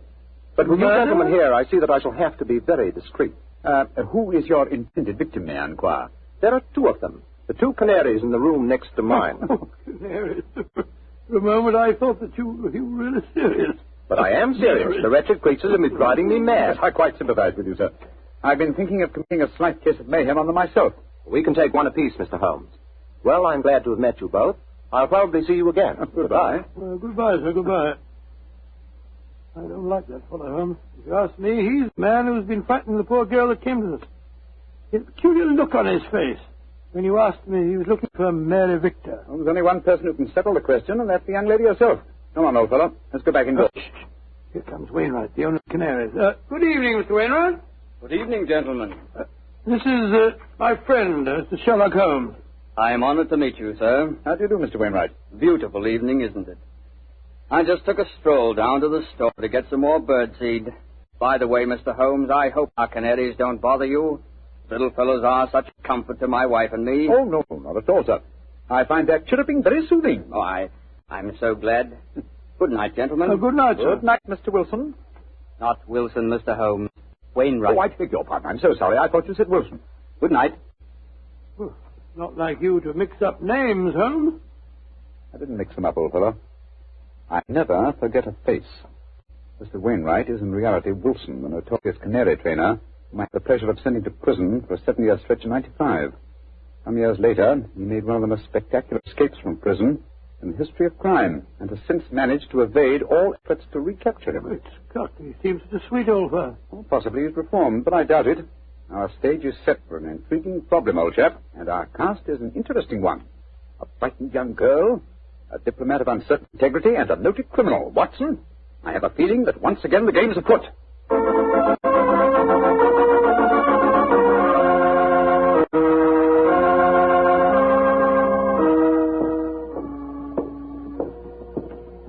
Holmes, why are we strolling along the pier instead of staying at the inn? I thought you said that you were expecting trouble. I am, old chap, and I'm sure it will find us out. You know, Holmes, I'm still completely mystified by the behavior of that girl, Mary Victor. I knocked at her door last evening, again this morning. I couldn't get any answer. And the landlord told me that she was not seen at dinner last night, nor at breakfast this morning, and yet her room had not been vacated. Curious. Hello, there's the village constable, sunning himself at the end of the pier. Yeah. Good morning, Sergeant Blake. Mr. Holmes, Dr. Watson. How are you, gentlemen? Yes, thank you, Sergeant, and very appreciative of the weather that you've provided for us. Oh, think nothing of it, sir. We always arrange that for our really distinguished visitors. By the way, Mr. Holmes, I was reading one of your friend's stories about you last night. The one called The Adventure of Mysteria Lodge. That was, Wisteria Lodge, you foolish fellow. Well, maybe it was. Anyway, I was reading it aloud to me old woman. And if you don't mind my saying so, Mr. Holmes, we both thought you made a bad mistake. Oh, really? Though, of course, you come out all right in the end. Dear me, Sergeant, I stand reproved. Excuse me, Sergeant. Holmes, look. Look at that figure standing by itself right at the end of the pier. Mm-hmm. Our friend Wilson, the canary trainer. He's got a revolver. Here, we don't want any of these goings on in Kingsgate. Come on. Here, you. What are you doing waving that revolver about? Keep back, the three of you. I'm the law here. Don't tell me what to do. Keep back, I say. I'm not afraid to fire. Don't do as he says, Sergeant. You don't want to trifle with. Just exactly what are you up to, Wilson?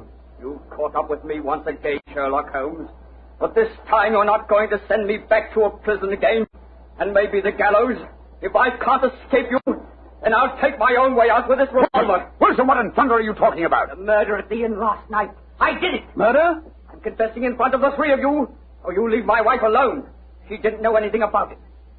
Now, I hope you're satisfied, Mr. Sherlock Holmes. He's pointing the revolver as he has. Wilson, you fool, stop it! Strike me pink. He done it. Over the pier and into the sea. Get help, Sergeant. It's possible he isn't dead. Right, sir. Come on, Watson. Going back to the inn, I suppose. Of course we are. We've just heard a murder confession, but we don't know who has been murdered.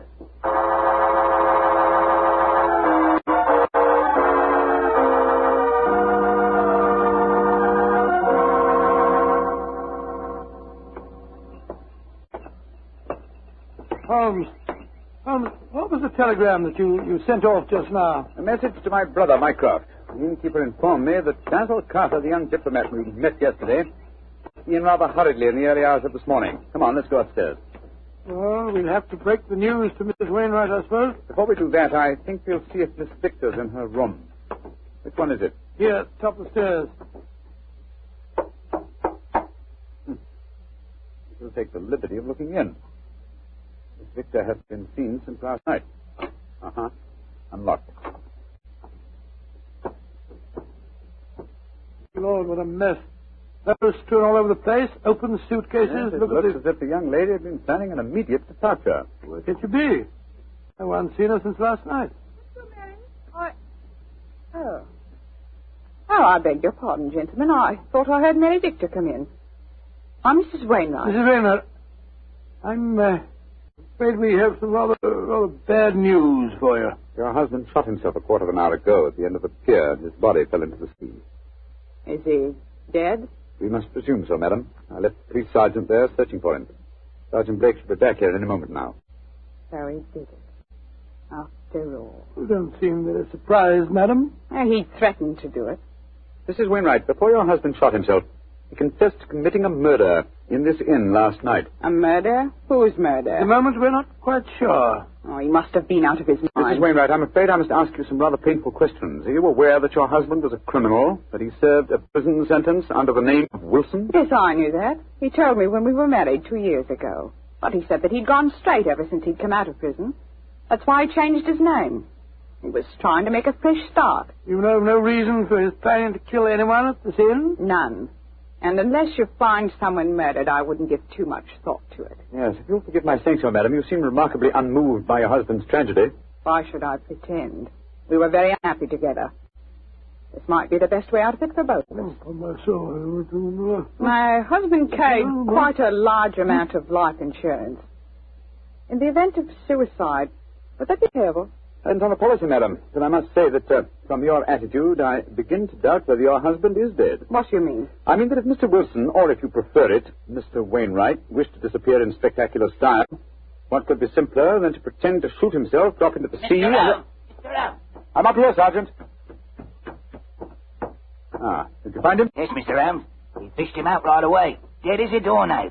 Shot himself through the head, he did. Well, that disposes of your last theory, Holmes. Did you find the revolver, Sergeant? Yes, ma'am. Got it right here with me. One bullet missing. Have you found out if anyone here's been murdered, Mr. Holmes? I found out very little as yet. Wait a moment. Listen. I don't hear anything. Exactly, you hear nothing. Yet we're within a few feet of the Wainwright's room. What do you mean, Mr. Holmes? I mean that there is one sound we should be hearing very clearly at the moment. Why didn't I think of it before? The sound of your canaries chirruping. You've heard little else for days. Come on, Watson. Where are you going? Your room, madam. I'm afraid I must dispense with asking your permission. You're already in my room. It seems a little late even to mention the subject. Here's the bird cage, the windowsill. Oh, the birds are gone. No, old chap. If you look more closely, you'll see them on the bottom of the cage. Let me open this door and get one of them out. By Jove, Holmes. They're dead. And yet when we entered the inn a few minutes ago, they were still chirruping. But who on earth would want to kill a couple of birds? That, my dear fellow, is one of the things we have to find out. So far, I must admit I'm puzzled. We have a self-confessed murderer, and the nearest thing we can find to a corpse is a pair of dead canaries.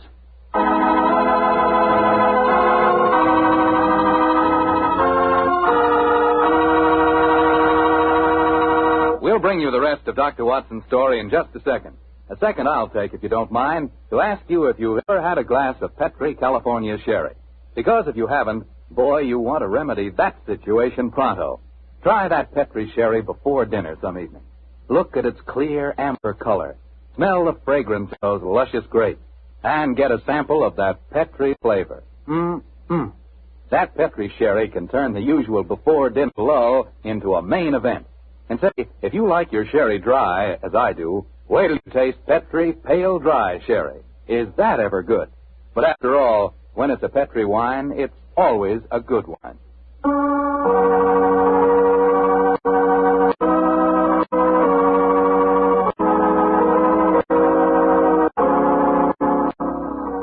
And now back to tonight's new Sherlock Holmes adventure. Strange events are taking place in the Kentish fishing village of Kingsgate. A self-confessed murderer has committed suicide, but his victim cannot be found. As we rejoin our story, the great detective and his old friend Dr. Watson are once again examining the room of Mary Victor, one of the missing guests. You know, Holmes, the murder that Wilson confessed to before he committed suicide might have been the killing of those two canaries. I think not, old chap. Wilson obviously loved the creatures and kept them in spite of the fact that they were dangerously apt to identify him with his criminal past. Uh-huh. Interesting. Very interesting. Oh? What have you found? This note lying on Miss Victor's dressing table. Here. Let's have a look. You think you can hide from me, Mary, but you can't. Wherever I go, I shall follow you, so why not get wise to yourself and stop running away? Sounds as if the poor girl was in danger, all right. Possibly, but the writer of that note was certainly obliging. Though the letter is unsigned, he at least gives us a clue to his identity. Oh, what clue? The phrase, get wise to yourself, is very un-English. It's American. Come on, old chap. Well, where are we going now? The envelope to this letter has the Kingsgate postmark on it. I should be surprised if that fount of all knowledge, the village postmistress, can't help us find an American visitor.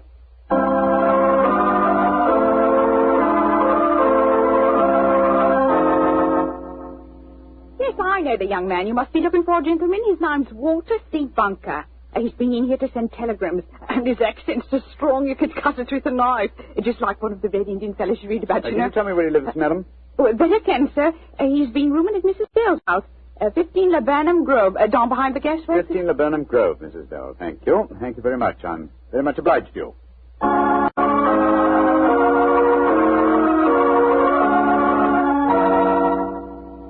Mrs. Bell? Yes, sir. What can I do for you, gentlemen? Well, we understand that Mr. Walter Bunker has been staying with you, madam. That he has. A nice young American gentleman. Is he at home, may I ask? No, sir. And I'm worried about him. This morning, when he goes out, he asks me what the nearest cemetery is. Cemetery? Good gracious me. Huh? I tell him, and then he gives a queer kind of laugh. I'm not sure I'll see you anymore, he says. And then he walks off, and I haven't seen him since. I tell you, I'm worried about him, gentlemen. And where is the nearest cemetery, Mrs. Bell, the one you directed him to?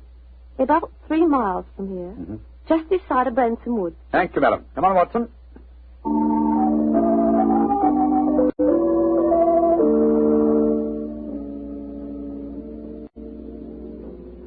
The cemetery seems deserted. The music comes from the church. Oh, Lord, it's a funeral. Or a wedding. Come on.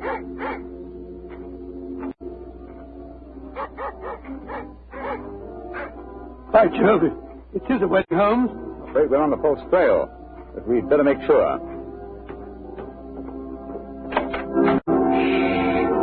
Quiet, gentlemen, please. The ceremony is just ending. Just one question. Can you tell me the names of the couple just been married? Miss Mary Victor from the inn, and a young American by the name of Bunker. Thank you. Yes, we have been following a false trail, confound it. The frightened young lady was merely frightened by her persistent American fiancé. The threatening letter that he sent her. Ambiguously worded, when you come to think of it. Anyway, we can cease to worry about Miss Victor. She is now Mrs. Bunker, and I think we can assume that she's out of all danger. We've got to start all over again. Oh, no, my dear fellow. The field is narrowing. We'll head back for the inn now, and I have a feeling that we're on the last lap of our strange adventure.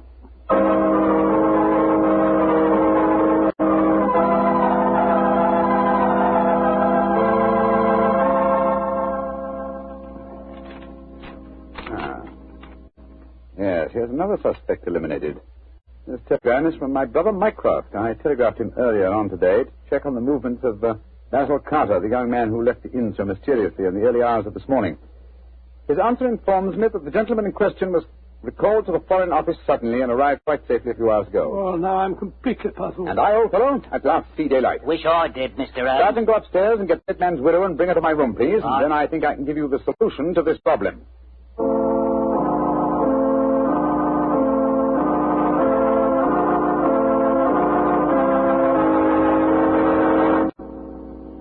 What do you want with me, Mr. Holmes? Listen, madam.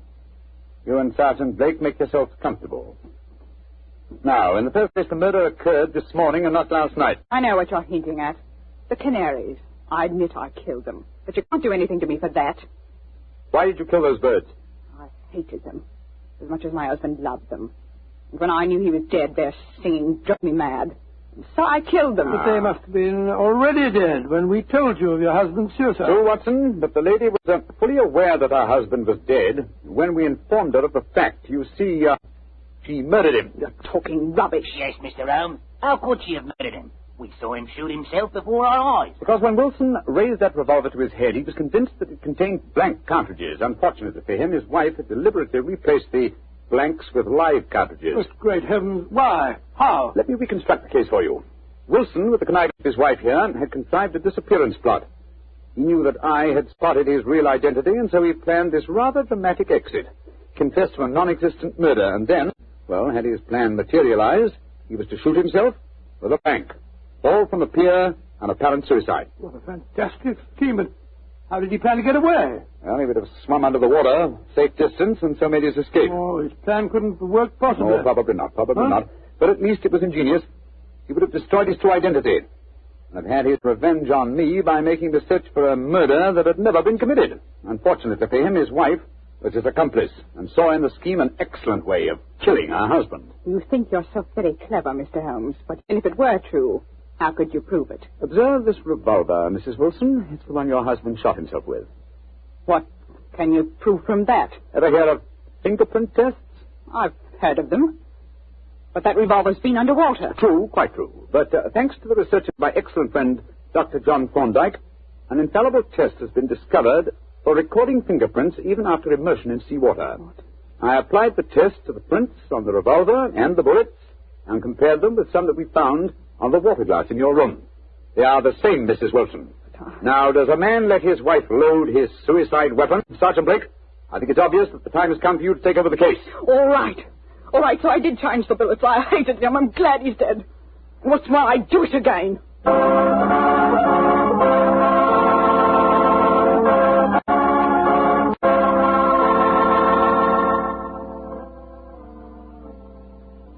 Mr. Holmes. Yes, Sergeant Blake? Well, now that I've taken Mrs. Wilson to the station, booked her on a murder charge, I wonder if you'd mind answering a question. What, sir? This fingerprint test. I'd like to know about that. I never heard of being able to take prints after a revolver has been handled 2 or 3 times and soaked in salt water. Yes, Holmes, and I'd like to know when you performed the test and took the prints off the glass in her room. I thought that I was with you all the time. You will, my dear fellow. Well, then I can give you the answer in one word. Bluff. What? There is no such test, my dear Watson. It would be almost impossible to expect clear prints after so much handling, and totally impossible after submersion. Fortunately for us, though, Mrs. Wilson was gullible enough to believe me and give me a confession. And there's no such person as Dr. John Thorndyke? Oh, yes, indeed there is. A great success last year in the case of the red mark. You didn't tell me about that case, Holmes? No, I didn't. It was deliberate, old chap. With your taste for writing sensational stories, I was afraid you might publish the affair. Oh? Would it have mattered if I heard? Oh, yes, it would. Hmm? You would have given away, what shall I say, professional secrets. You would have provided the public, and in particular the criminal public, with a complete education on fingerprints. And when that happens, my dear Watson, we shall have no tricks left. That will be a sad day for detectives.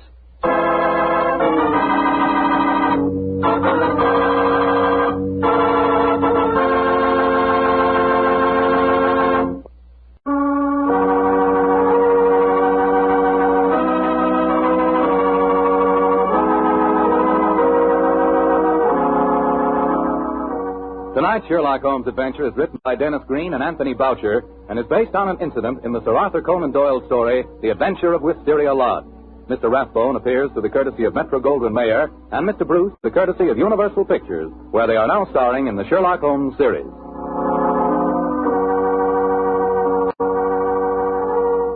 The Petri Wine Company of San Francisco, California, invites you to tune in again next week, same time, same station. This is Bill Foreman saying goodnight for the Petri family. Sherlock Holmes comes to you from our Hollywood studios. This is the Mutual Broadcasting System.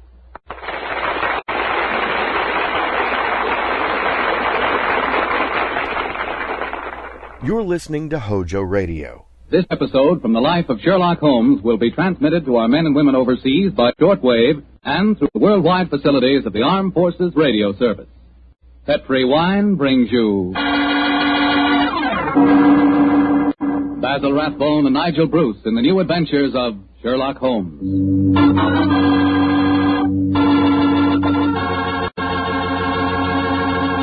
The Petrie family, the family that took time to bring you good wine, invites you to listen to Dr. Watson tell us about another exciting adventure he shared with his old friend, that master detective Sherlock Holmes. It began on a summer evening in 1906. I'd been for a long walk in the park, I remember, and when I returned to Baker Street and entered our rooms, Holmes looked up at me with a twinkle and spoke. You look positively glowing with health, Watson. Well, I had a splendid walk, my dear fellow. You should have come with me. The park was looking particularly beautiful. Well, old chap, during our absence, I've decided to write another monograph. Oh, what's the subject this time? Occupational liability to murder. For instance, the mortality rate is naturally high among policemen and detectives. Physicians are murdered with fair regularity, but the murder of a dentist is rare.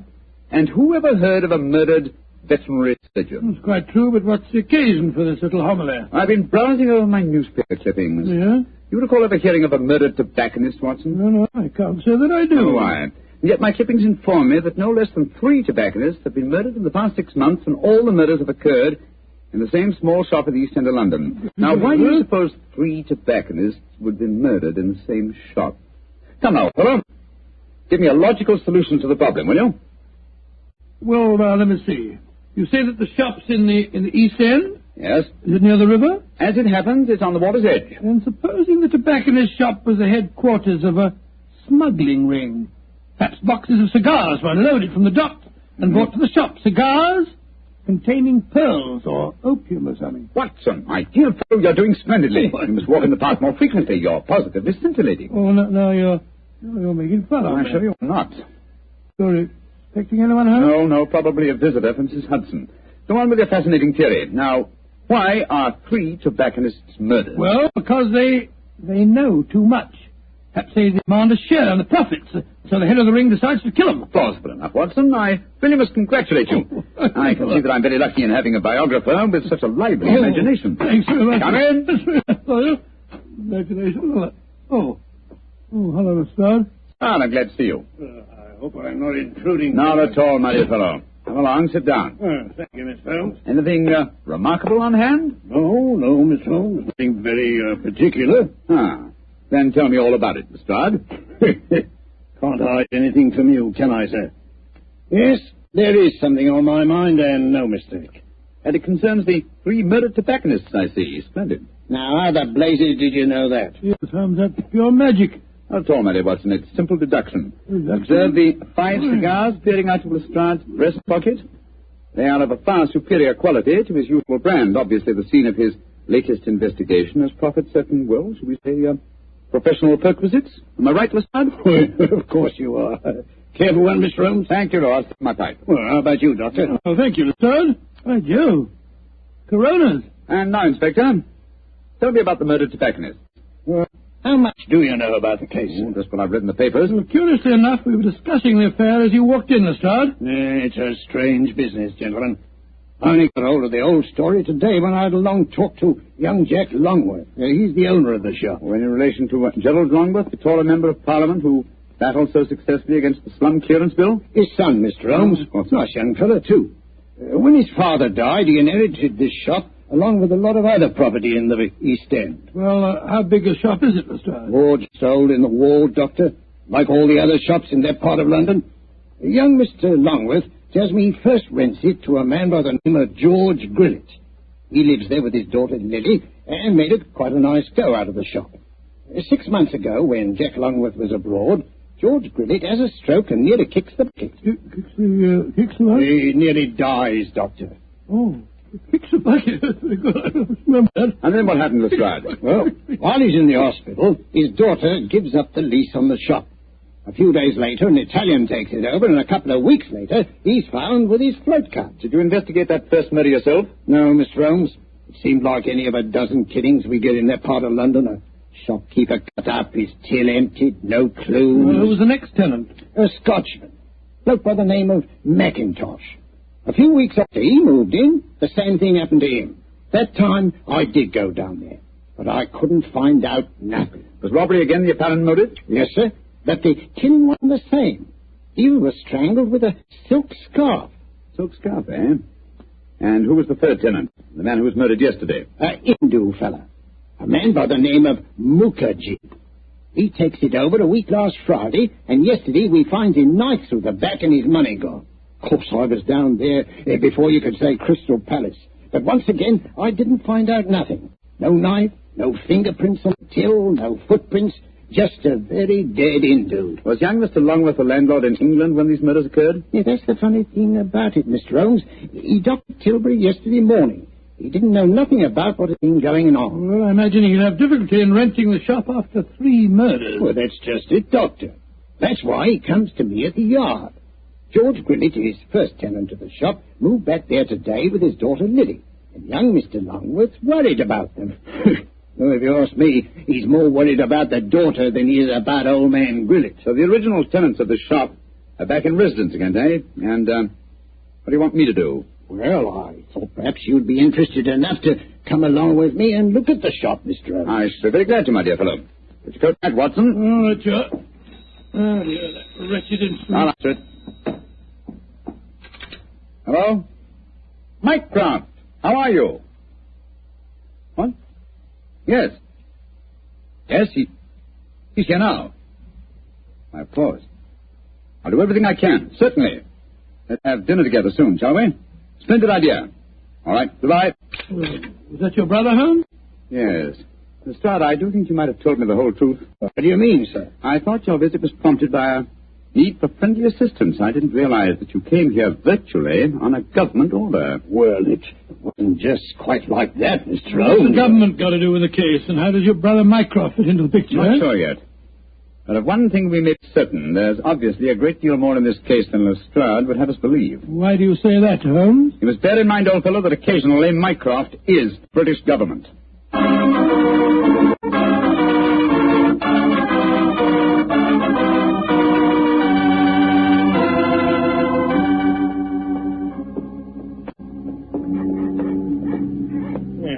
Nice part of London to take a walk in on a foggy night, ain't it, gentlemen?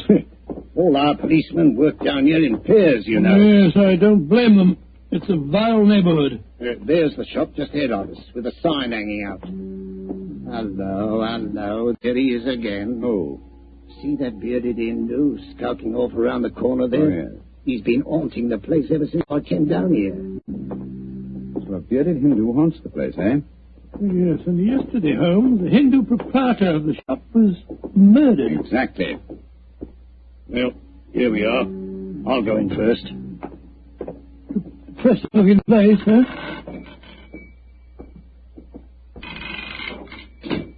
I'll be out in jiffy. That's Lily, George Grillett's daughter. Helps him with the shop. Sorry to keep you wet. Oh, it's you, Inspector Lestrade. Yes, Miss Lily. I brought some gentlemen to see your father. This is Mr. Sherlock Holmes and Dr. Watson. Pleased to meet you, I'm sure. How do you do, young lady? Is your dad home? No, Inspector, he won't be in till after dinner. Went down to the docks, he did, to see about some cigar shipments. Mr. Longworth's here. If you want to see him, we were just having some tea in the back room. Yes, I'd like these gentlemen to meet him. Jack, come out in the shop, Jack. What is it, Lily? Oh, Inspector Lestrade. And this must be Mr. Sherlock Holmes and Dr. Watson, I'm sure. How do you do, sir? How are you, Mr. Longworth? I'm very glad the inspector was able to persuade you to come down here, Mr. Holmes. I'm dreadfully worried about this business, particularly since Lily's father insisted on coming back here. I'm afraid they're in great danger, but I can't make Mr. Grillett see it. Young lady, I wonder if I might ask you a few questions. Of course, Mr. Holmes. Before your father had his stroke, did he receive any threats concerning his occupancy of the shop? Well, if he did, he never told me about him. But it wouldn't surprise me. I often told him his biggest enemy is himself. If you know what I mean. Yes, I think I do, Miss Grillett. When your father had his illness, who decided to give up the lease on the shop? I did. No money was coming in, and, well, it looked like Dad might be an invalid for life. Of course, I couldn't run the shop by myself. Anyhow, I never did like this part of London. It wasn't the right business for Father.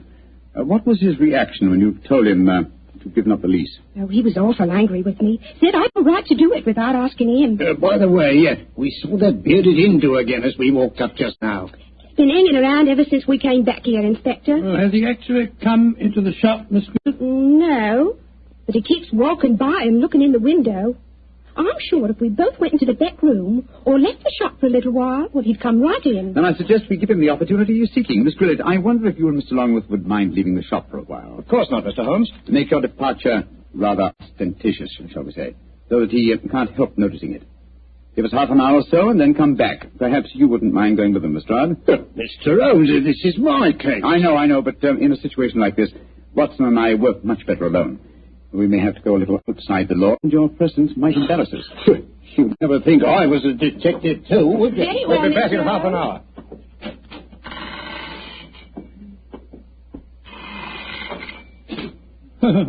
Poor old Lestrade. He gets very touchy as the years roll by. Yeah, I blame him. I'm leaving him completely in the dark. Come on, Watson, behind the counter. No, my dear fellow, not under it, old chap. We lift the flap. So. Now I suggest we crouch down behind here. Come on, that's it. Have you got your revolver, Watson? Yes, it's in my pocket. Good. Meantime, make yourself as comfortable as these cramped quarters will permit. We may have quite a wait ahead of us.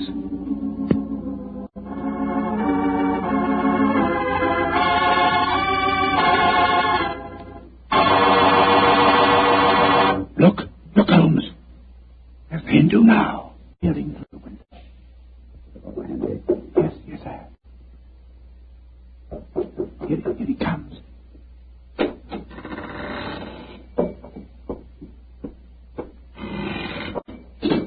All right, Watson. Put your hands up. I got you covered with this revolver. Now, my man, what are you doing here? Who are you? Never mind who I am. Just answer my question. I do not speak very good English. तुम हिंदुस्तानी अपपूर्ण सकता?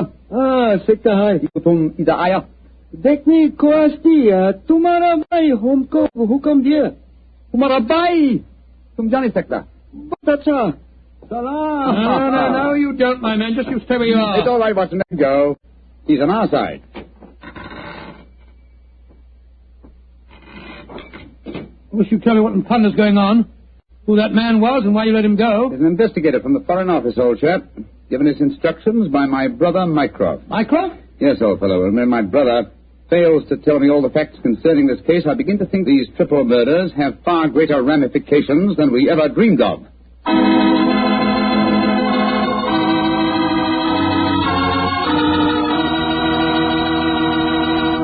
Dr. Watson's story will continue in just a second. Just about time enough for me to mention that any meal becomes a better meal when you serve it with Petri wine. And say, you'll find that Petri California Burgundy and Petri California Sauterne are just made to go with food. That Petri Burgundy is a rich red wine that's bosom pals with any meat or meat dish. Boy, what a flavor. And that Petri Sauterne is the delicate white wine that's just perfect with chicken or with fish. Yes, sir, with food, you just can't beat a good Petri wine.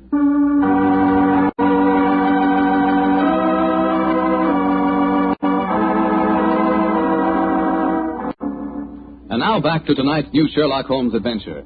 A puzzling case is occupying the attention of Sherlock Holmes and Dr. Watson. 3 murders have taken place in a small tobacconist shop in the East End of London. As we rejoin our story, it's late at night, and Sherlock Holmes and Dr. Watson, accompanied by Inspector Lestrade, are once again walking toward the ill-fated shop. Well, I don't see that you've accomplished much, Mr. Holmes, except that you just brought me a nice dinner. We're making progress, Lestrade. If only by the elimination of obvious suspects. But there's a pattern to this case that should give us a clue. Well, how do you mean, Holmes? My dear fellow, consider the obvious motive of these murders, and particularly observe the results they've obtained. Well, the motive's the same in all 3 killings. Robbery. Oh, no, Lestrade. Not the theft of a few pounds from the till. Blind you to the real motive. Look. Here's Miss Grillet now. She's coming out of the shop. Good evening, Miss Grillet. Hello, Mr. Holmes. Is your father home yet? Yes, he is, Mr. Holmes. Well, I can't tell you how anxious I am for you to talk to him. I'm going to meet Mr. Longworth. He's taken me to the music hall. I should be home just after 10.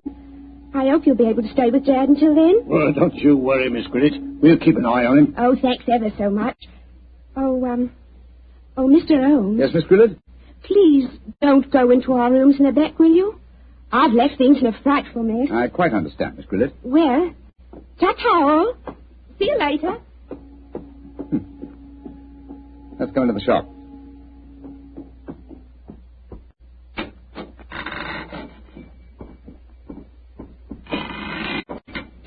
Oh, is it? Oh, it's you, Inspector. Yeah, these gentlemen, Mr. Sherlock Holmes and Dr. Watson. How do you do, sir? Good evening. Good evening. Did you meet young Lily just now? Yes, she told us she was going out to the music hall with Mr. Longworth. Yes. I'm afraid we had quite a set to about that. A very strong-willed girl, Lily, very strong-willed. Am I to assume that you disapprove of your daughter's association with Mr. Longworth? Yes, of course I do. He's a toff. He's got lots of money. Lily's so blind she can't see that he's up to no good. I'm pretty sure he's afraid I might find out what's really at the back of these here murders. And what is your theory, sir? Well, I'll tell you this in confidence. Got nothing to back it up now, you understand. There's been talk of widening the docks around here. That'd make property values go up, you see, of course. Well, young Longworth's been trying to buy up all the other shops along the waterfront here, but they wouldn't sell. If you ask me, he's had these murders done just to frighten people away so that he could buy cheap. Now, I'm not saying that he did the murders himself, you understand, but he planned them. Why, in these parts, it's easy enough any night to get a throat cut for a couple of quid. Yeah. That's why I'm glad you're here, gents. You see, I just got another warning. Warning? What do you mean it's a warning? Found this note slipped under that door there not 3/4 of an hour ago. Let me see it, please. What does it say, Holmes? I shall call on you at 8:30 tonight. You know what's good for you. You'll be waiting for me alone. If you try any funny tricks, you'll go where I sent the rest of them. Well, that's obviously from the killer. Possibly. What's the time now? Look, it's 8:20. I was hoping you gentlemen would wait in our rooms back of the shop. You can hear what's going on in here, and if he tries any rough stuff, you can pop in and grab him. Just what I was about to suggest myself, Mr. Grillis. Either way, will you? Oh, yes. Just step behind the counter, gents. Now, through here. Here we are. Not exactly Buckingham Palace back here, but you can make yourselves comfortable, can't you, gents? Oh, don't you worry about us, Grillis. Oh, I better turn out the gas. This bloke spots a light under the door in here. Might smell a rat. Now, there we are. Now, as soon as I see him coming in the shop, I'll knock twice on the door, like this.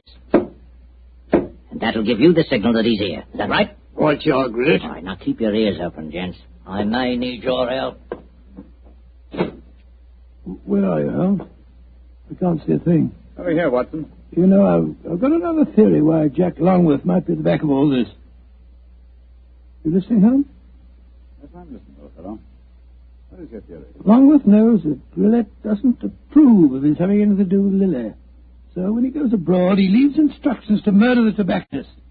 The assassins don't know about Gillette having a stroke, of course, so they keep murdering the wrong fellow. Well, that makes very good sense, Doctor. What do you say, Mr. Holmes? Holmes? Holmes? Where are you? That's my silly. He's disappeared. No, I haven't. I was just exploring. Shh. That's the signal. There goes the front door. Somebody's coming.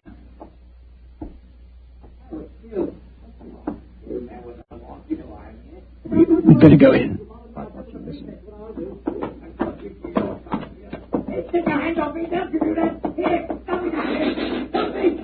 We've got to get in there at once. Open the door. Well, it's locked. Never mind that. Just hold it into me. Come on. Help me. Come on, one more.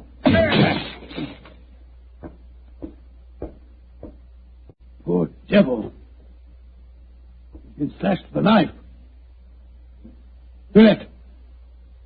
Gillette! Well, the killer got away. I'm going after him. No, Lestrade, conserve your energy. Your murderer lies there. But that's Grillis. Of course it is. Search his pockets, Watson. I think you'll find a blood-stained knife. Let's have a look. Good Lord. Here's a razor in his pocket. It's covered with blood. You mean to say that he slashed himself? Just slip the handcuffs on him, Lestrade. While he's still play-acting, he may be more difficult to handle when he realizes the game's up. Take your hands off of me. Come on, quick. Come on, here. Hey. Very neat, Lestrade. Yeah. Well, now that I've knocked a wounded man out cold, perhaps you'll tell me what's going on, Mr. Holmes. Yes, I'm completely in the dark, too. Oh, it's very simple, really. Willett has just staged a fake attack on himself. Fool us into believing that someone else is the murderer. Yeah, but the threatening note he received... Composed by himself for the occasion. Yes, but we heard voices. We heard the shop door open. He heard Grit talking to himself. And as for the shop door, that's how he gave himself away. Well, how do you mean, Mr. Holmes? Whenever the shop door opens, there's a bell that jangles. You will notice, so. Yeah, that's right, there is. There's no bell jangle when we were in the back room. Riddick got us in there, locked the door on us unobtrusively, and staged his little drama. Yes, but we heard the door creak open and close, Mr. Holmes. The creak of this flap in the counter would sound exactly the same, my dear fellow. Now listen. Yes, but why, Holmes? How did you spot that Grillet was a man? It was obvious from the beginning that since nothing had changed about the shop except the ownership, that the attackers were directed against any tobacconist who was not Grillet himself. Of course, his daughter, Lily, obviously knew what was going on. Well, I don't see how you figured that one out, Mr. Holmes. Every remark that she made showed that although she loved her father, she knew his failings. In any case, she gave me the final clue. Oh, what clue was that? In very pointedly asking me not to go into the back room of the shop. Of course, she meant the reverse of what she said. I followed her advice when you were explaining your theory to Lestrade. Well, what did you find, Mr. Holmes? Miss Grillet had obligingly left a secret door open, a door leading to a passageway that seemed to go down to the waterfront. We'll examine it more thoroughly in a minute. Yes, but I still don't understand Grillet's motive, Holmes. Neither do I, old chap. No, I suspect that from the interest of the Foreign Office in the case, this shop has been the headquarters of an espionage ring. I'm afraid the final answer to that question will have to be given by someone else. Oh, who, Holmes? By my elder brother, Mycroft. Humiliating, isn't it, Watson?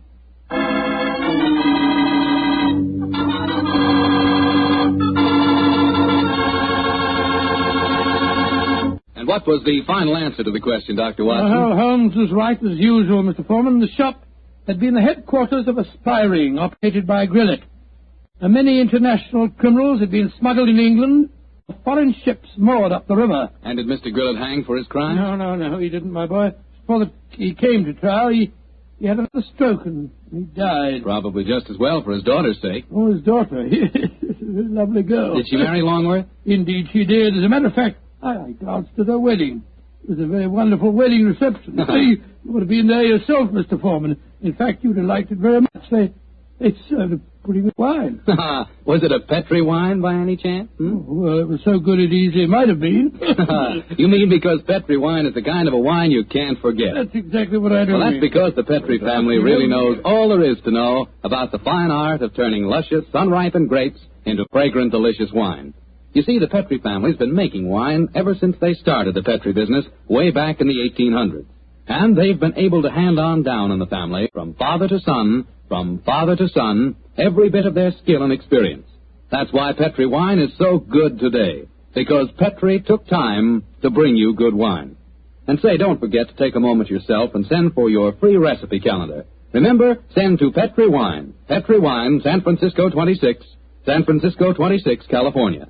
This offer is intended to apply only in those states and other localities where its acceptance is permissible by law and regulation. And now, Doctor, do you feel like giving us a hint about next week's story? Yes, I do. Next week, Mr. Foreman, I'm going to tell you a strange adventure that happened to Holmes and me in the West End of London. It concerns the death of a famous actor who was portraying the part of an equally famous man, Sherlock Holmes. Thank you, Doctor. See you next week. And say, from the news we've had so far today, maybe by next week at this time we'll hear some really good news from Europe. I certainly hope so, Mr. Foreman. But let us remember the war won't be over when Germany quits. We've still got to lick Japan. And that's going to take a long time. So instead of celebrating when VE Day comes along, let's just strengthen our resolve to support the war more than ever here at home. Keep that war job. Don't leave it till you're released. Keep on buying more and more war bonds and keep them. Don't turn them in. Help all you can with all home front activities and observe all our wartime regulations such as price ceiling.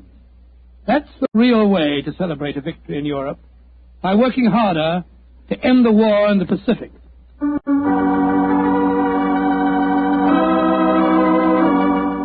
Tonight's Sherlock Holmes adventure is written by Dennis Green and Anthony Boucher and is based on an incident in the Sir Arthur Conan Doyle story, The Adventure of the Six Napoleons. Mr. Rathbone appears with the courtesy of Metro-Goldwyn-Mayer and Mr. Bruce with the courtesy of Universal Pictures, where they are now starring in the Sherlock Holmes series.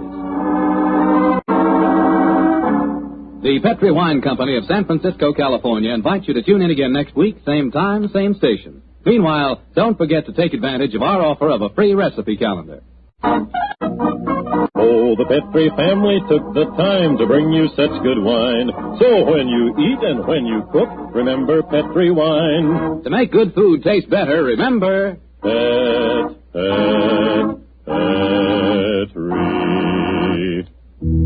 wine.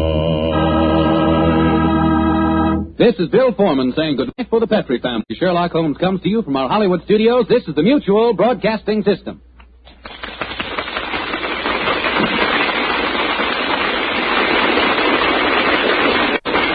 Thank you for listening to HOJO Radio. This episode from the life of Sherlock Holmes will be transmitted to our men and women overseas by shortwave and through the worldwide facilities of the Armed Forces Radio Service. From the stage of the Paramount Theater in Hollywood, Petri Wine brings you Basil Rathbone and Nigel Bruce in the new adventures of Sherlock Holmes.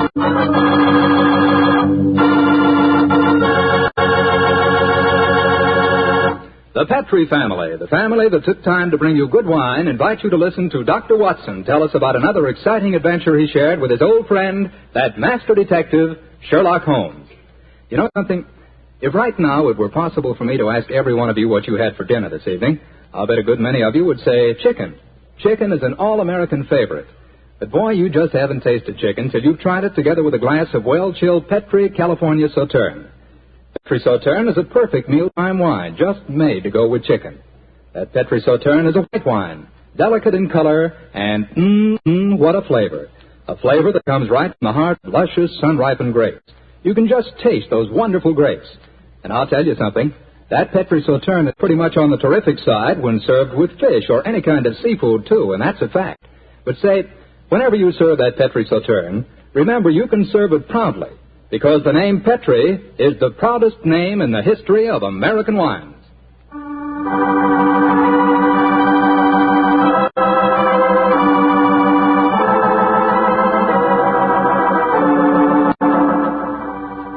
And now for our weekly doctor's appointment. Let's knock on his library door and see if... There's no point in doing that, Mr. Slattery. I'm right behind you. Oh, hello, Dr. Watson. Don't tell me you've been stalking me. No, my boy, I was on the patio and I heard your footsteps, so I thought that I'd come in and fetch you. Let's go back and sit out there, shall we? It's a beautiful evening. That's fine with me, Doctor. Here we are.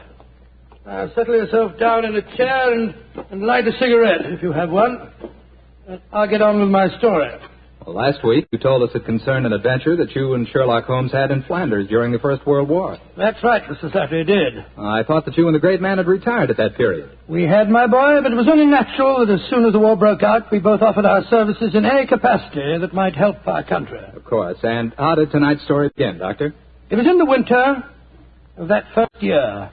Things weren't going very well for the Allies. The Germans were advancing on Paris, and the picture was looking very black. It was just 24 hours before the famous Battle of the Marne began, the battle that changed the early course of the war, when Holmes told me that we had to go up to the front lines on a secret mission. We'd been in Paris for several weeks, where Holmes had just solved the case of the missing aide-de-camp. I was anxious to get back to England and my work in the war hospitals, but of course this new summons was in the nature of a command. And so, late on a rainy September afternoon, Holmes and I, with the boom of gunfire in our ears, found ourselves in the front seat of a staff car, sloshing and jolting its way towards the battlefield. I'm driving too fast for you, gentlemen. No, Sergeant, not at all. No, you're doing a splendid job. Oh, my man, look out, considering the state of the road. Thank you, sir. Hello. The gunfire's getting nearer, Holmes. Yes, old fellow. I imagine we have much further to go, have we, Sergeant? No, sir, we're nearly there. Did you notice the two civilians in the back seat, Holmes? Yes. Handsome woman and a distinguished-looking man, several years her senior. I wonder who they are. I'll tell you. He's a Shakespearean actor of some note, though he never achieved the fame which he thinks he's entitled. I shouldn't be at all surprised if he feels that he's been slighted in not receiving a knighthood. But, Holmes, it's amazing. How can you possibly deduce all that from just looking at the man as he got into the car? Elementary, my dear fellow, I didn't deduce it. We saw him twice last year in the London Theatre, if you remember. What? His name is Maitland Morris. As for his biography, he's a friend of my brother, Mycroft's.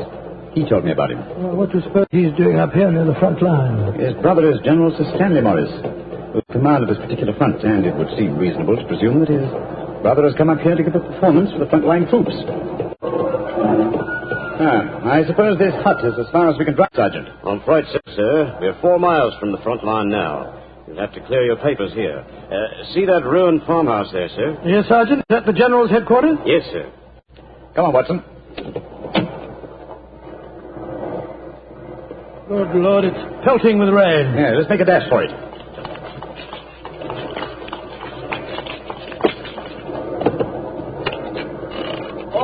Who goes there? Friend? Give the password. St. Crispin. Pass, friends, and show your papers. How did you know the password, Holmes? I was given it before we left Paris, old chap. Oh, Sherlock Holmes and Dr. Watson, isn't it? Yes, Captain. I'm Captain Maxwell, General Morris's aide-de-camp. He asked me to escort you up to his headquarters. By the way, weren't Maitland Morris and his wife in the car with you? Yes, they're just behind us. Oh, splendid. I'm afraid I'll have to ask to see your papers. Yes, of course. Here's my permit, Captain Maxwell. Thank you. I know you both, of course, but we can't afford to take any chances when they're this close to the enemy lines. Let's see. Oh, yes, that's fine, Doctor. Everything's in order. All right. Yours, please, Mr. Holmes. Here you are. Thanks. Oh, who goes there? Friend. There's the rest of your party now. Oh, good. This is quite in order, Mr. Holmes. Show your papers. Oh, there you are, Captain Maxwell. Oh, hello, sir. Hello, Mrs. Morris. How are you, Captain Maxwell? Well, you both met Mr. Sherlock Holmes and Dr. Watson, I suppose? No, we haven't, even though we drove up in the same car. Natural reserve of us Britishers, I suppose. How are you, Mr. Holmes? How do you do, sir? I know your brother Mycroft very well. How are you, Doctor? I'm glad to meet you, Mr. Morris. I saw you a couple of times at the theatre last year and enjoyed your performances very much. Oh, thank you, sir. Well, then you must know my wife, my leading lady. How do you do, gentlemen? How do you do, Mr. Morris? Can I see your papers, Mr. Morris? Just a matter of form. You understand. Yes, of course. Mrs. Morris, I presume you and your husband are going to give a performance tonight for the men going up the front line. Yes, Doctor. We're very flattered. They've asked us to do some Shakespearean things. Oh, yes. Although I should have thought something a little lighter would have been more appropriate. The General, he's Maitland's brother, you know, seemed to think differently. Well, my dear, show Captain Maxwell your papers. Then we can all go along and see my brother Stanley. Very well, Maitland. Mr. Morris, I shall look forward to hearing your reading of Shakespeare's St. Crispin's speech from Henry V tonight. Oh, bless my soul, Holmes. How did you know I was planning to do it? Well, the setting is so perfect and the time so appropriate, I can't conceive an English actor who could resist the temptation. Oh. I noticed that your brother appreciated the fact in naming today's password. Yes, it's amazingly appropriate. You know, it's almost 500 years ago to the day that the Battle of Agincourt took place. Well, let's hope that the results of the forthcoming battle will be equally successful for England. Yes, indeed. Oh, by the way, Holmes, this will probably seem rather silly to you, but I'm an inveterate autograph collector, and I have my book here with me. I wonder if you'd mind signing. I'd be very glad to, Mr. Morris. Give me a pen, will you, Watson? You'll find yourself among quite distinguished company in that book, sir. So I see. Adelina Patty, Crown Prince of Norway. Oh, no. Field Marshal von Tauchnitz. Oh, yes. He was one of my admirers when I played in Munich before the war. I suppose now that our countries are fighting, I should tear that page out. You know, I cannot help but feel that art, the appreciation of art, are independent of national hatred. Quite so, sir. I myself still have a medal presented to me by the University of Leipzig for some trifling services. There you are, Mr. Morris. Oh, thank you very much, Mr. Holmes. A notable addition to my collection. I shall be very glad to sign your book for you, Mr. Morris, if you'd like me to. That's very kind of you, Doctor. Oh, Captain Maxwell, if our permits are all in order, don't you think we should be moving along? That's just what I was going to suggest myself. I'll take you all straight over to General Morris's headquarters.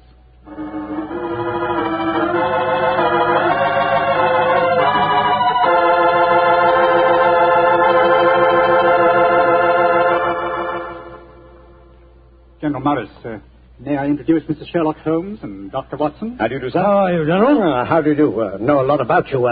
Long way from Baker Street, isn't it? Yes, indeed, sir. Where's that brother of mine? Ah, there you are, Maitland. Cynthia, how nice to see you both. Oh, it's good to see you again, Stanley. Hello there, Stanley. The men will be glad you arrived. They're looking forward to your show tonight. We're very flattered that they want to hear us do some Shakespeare. Oh, rubbish, old boy. With you and Cynthia up there on the platform, you could read the telephone book and they'd love you. Oh, very kind. By the way, you'll find the stage very primitive, just a few trestles and a large tent and a curtain made of army blankets. And your dressing room will be even worse. Oh, don't worry about our comfort, Stanley. As long as we cheer the boys up, that's the important thing. Yes, of course. By the way, what program do you have mapped out for us? Well, I thought we'd have 2 shows. The tent's not large enough to hold everybody at once. Anyway, we have to keep up an alert all the time. Think you can manage 2 separate shows? Oh, of course I can, Stanley. I may look old, but I don't feel it. You don't even look at you, scoundrel. Thank you. Perhaps we could take a look at the stage and equipment, eh? Oh, certainly. Captain Maxwell, take them over to the tent and show them what the facilities are, will you? Right, will you follow me? Oh, yes, of course. See you later, Stanley. Come on, my dear. All right. I'm glad you're here, Holmes. I'm sure I can speak quite freely in front of Dr. Watson. Oh, yes, with perfect freedom, sir. He's my colleague.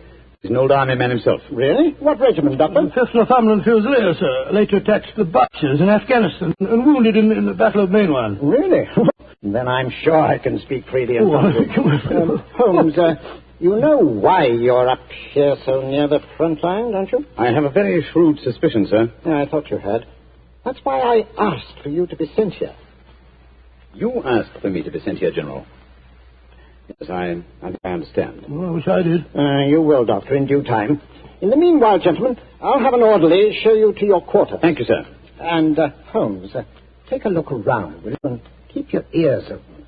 We're comparatively a little distance from the German front lines, and yet there's a very puzzling silence just now. Yes, I noticed that, sir. And half an hour ago, on our way up, there was quite a lot of shelling. Exactly. It's unnatural and rather frightening at a time like this. You see, we're attacking at dawn. The enemy might be trying to infiltrate spies, and the success of this battle depends on a surprise attack. I quite understand, sir. Come on, Watson.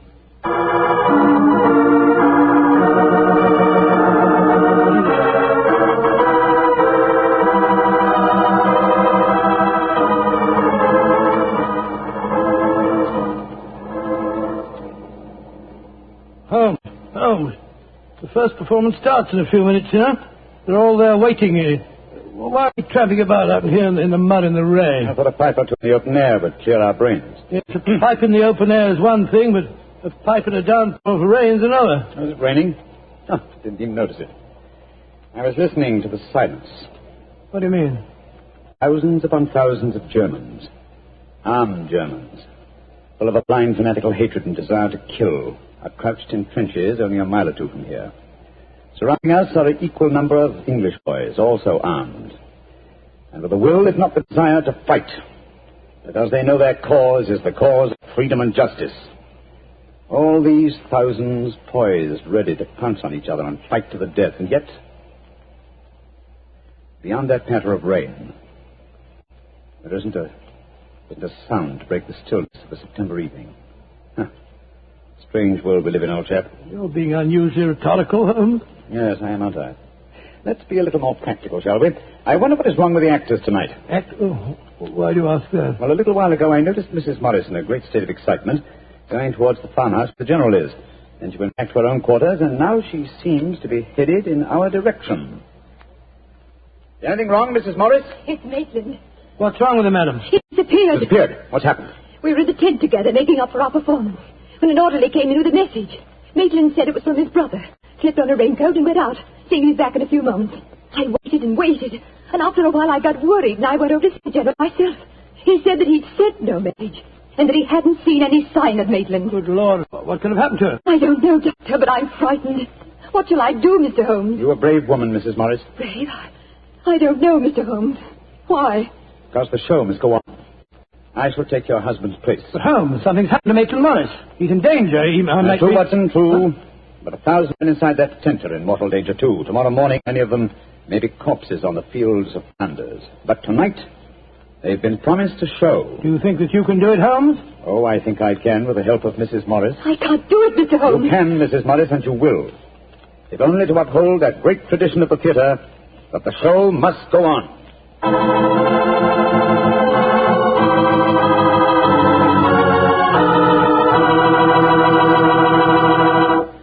Play the rest of Dr. Watson's story in just a few seconds. Time I'd like to take to tell you that if you've got a butcher who has meat and you've got the points to get that meat, don't forget to bring home a bottle of Petri California Burgundy. Tell you why. That Petri Burgundy is a rich red mealtime wine that's wonderful with any meat or meat dish. That's a fact. Petri Burgundy can make a banquet out of a hamburger. And boy, Petri Burgundy and old-fashioned Irish stew are bosom companions. Just get yourself some Petri Burgundy and share it with your family. Petri Burgundy is the best friend a good meal ever had.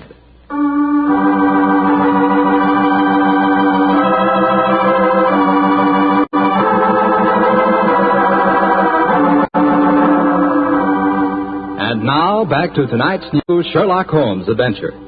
It is just before the Battle of the Marne in the First World War, and Sherlock Holmes and Dr. Watson are at headquarters a few miles behind the front-line trenches.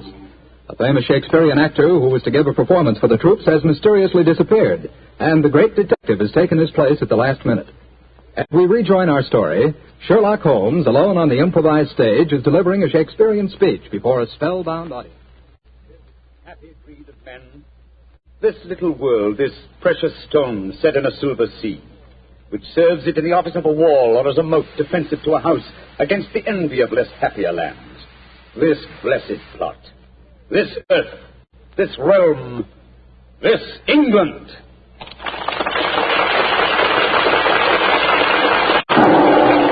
Holmes!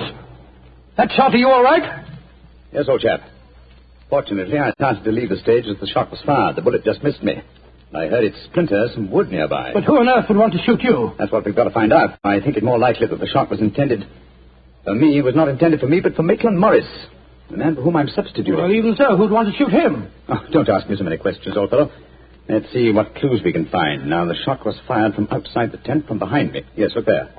See the hole in the tent there? By Jove, yes. The footlights would outline your shadow on the back of the tent. Whoever it must have fired at your silhouette. The question is, where did the bullet embed itself? Aha. Look here, Watson. You got a penknife? Yeah, wait a minute. Here, Holmes. This shouldn't be hard to extract. Look at this splintered tent pole. Wait a minute. There we are. Excellent. Huh. Very interesting. Oh, what's so interesting about it? Just a revolver bullet, isn't no, it? it isn't, Watson. Huh?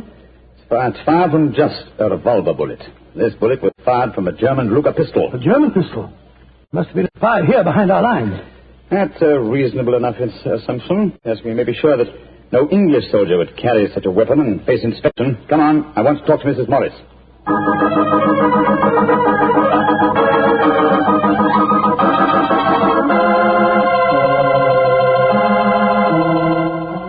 Mrs. Morris, I want you to be very frank with me. But of course, Mr. Holmes. You know why your husband's missing, don't you? No, I don't. Have you found out anything? Come, Ellen. Why keep up this pretense any longer? I know that your husband is a spy, or at least a great sympathizer with the German cause. The General's brother a spy? Good Lord. How dare you say that? Because it's true. Foreign Office has been suspicious of his sympathies for some time. His own brother knew it. That's why he asked to have me sent up here to keep an eye on him during his visit. It is true. Why should I keep up the pretense any longer? You see, Maitland was a disciple of Stuart Houston Chamberlain. Oh, who was this Stuart Houston Chamberlain? An Englishman who married one of Richard Wagner's daughters and became a German citizen, and an arch-enemy of England. I tried to dissuade Maitland. I implored him to consider his British heritage, his brother's name and mine. But Maitland was a strange man. His life was one of frustration and envy. Envy of his brother, I suppose? Yes. When Stanley was knighted, it hurt Maitland terribly. He said it was typical if the English would knight a soldier and yet leave a great artist like himself unrecognized. That in Berlin, they really understood and rewarded the artist. Well, if the authorities knew that, it's amazing they allowed him to come so close to the front lines at a time like this. Oh, it was at the General's request. He wanted to plead with my husband, to warn him that his secret was known. And now Maitland's gone over to the German lines. Oh, it's terrible. It's worse than that. It's disastrous. He can give them information. This is the strength of our troops here. He knows the password.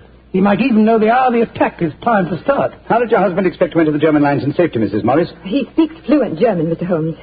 I fancy the autograph book he was carrying, containing the signature of Field Marshal von Tolknitz, was in reality his pass through the German line. You told the General that his father was gone, of course. I haven't been able to. He moved up to the front line position immediately after the first performance, though I had warned him what I thought Maitland was planning to do. I think he intended to give his performance first, then cross the lines immediately afterwards. But something must have made him change his mind. Perhaps he suspected I'd warned the General. Anyhow, as you know, when I got back to our quarters, he'd gone. Did he leave any note, madam? Yes, he did. Here it is. Thank you. I have done, my dear. Try and understand and forgive if you can.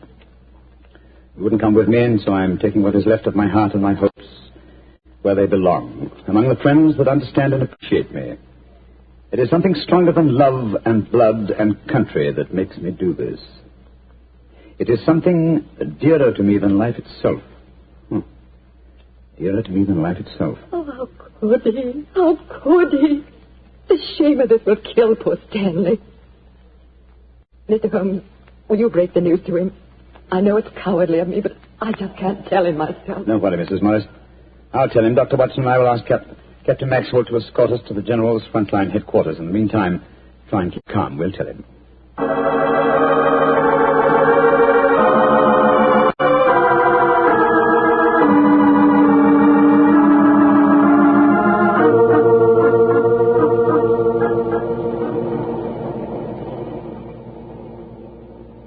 If you will wait in the dugout, Mr. Holmes, I'll tell the General that you're here. Thank you, and be sure to let him know the urgency of the matter. Yes, sir. Holmes, this is a dreadful business. Yes, it is, Watson. If my plans work out correctly, I think the success of tomorrow's battle may not be imperiled. What plan? Listen. You know, Holmes, the strange silence from the German lines since we came here might be accounted for by the fact that they knew Maitland was making his getaway. They wouldn't want to risk wounding such a valuable spy. Quite possibly. What I still don't understand is who shot at you with a German pistol and why. You're being very dense, old fellow. Surely it's obvious that... There comes General Morris now. Poor devil. This is going to be a dreadful shock to him. Hello, Holmes. Dr. Watson? General Morris, I'm afraid that I've bad news for you. Your brother has gone over to the German lines. Maitland did go there. I should have put him under an armed guard as soon as he came here, but I thought I could reason with him, appeal to his sense of honor. Instead of which you tried to shoot him, sir, but fortunately for me, you missed. You see, I took his place at the first performance. But that shot was fired from a German pistol. True. That was when I first knew the General had fired the shot. But I still don't see how you could now. Only a high-ranking officer, not subject to inspection, could carry a non-regulation firearm. You're an old army man, you know that. In any case, you'll observe that the General carries a Luger at his waist. Great heavens, Holmes, I thought I was firing at Maitland. I had no idea that it was you. You intended to kill your own brother, sir? Yes, and I'm sorry I failed. I'd rather see my brother dead than alive and a traitor to his country. But now he's safely on the German lines. Heaven knows what secrets he may be imparting. One thing we can be certain. Our chance of a surprise attack in the morning is gone. Possibly not, sir. Oh, what do you mean? You see, I took the liberty of altering your brother's credentials quite extensively. How, Holmes?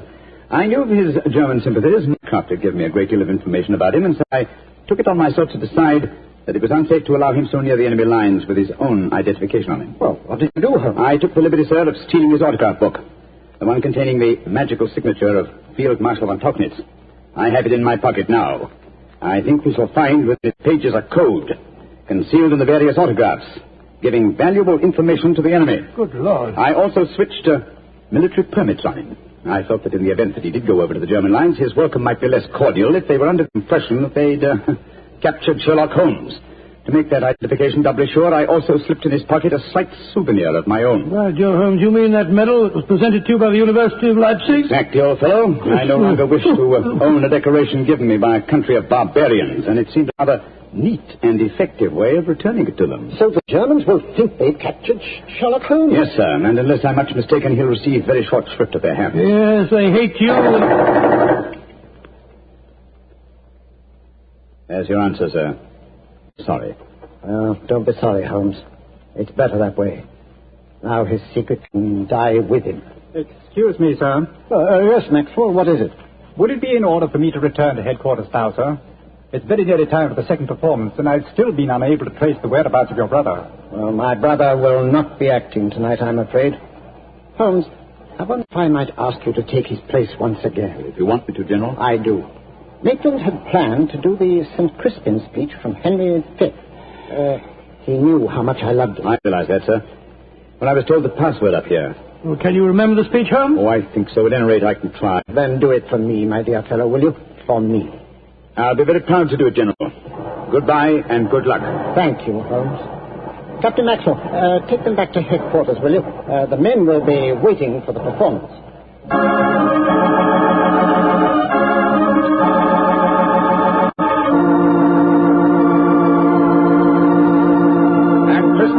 Christian shall ne'er go by from this day to the ending of the world, but we in it shall be remembered. We few, we happy few, we band of brothers. For he today that sheds his blood with me shall be my brother. Be he ne'er so vile, this day shall gentle his condition. And gentlemen in England now abed shall think themselves accursed they were not here, and hold their manhoods cheap, while any speaks that fought with us upon St. Crispin's Day.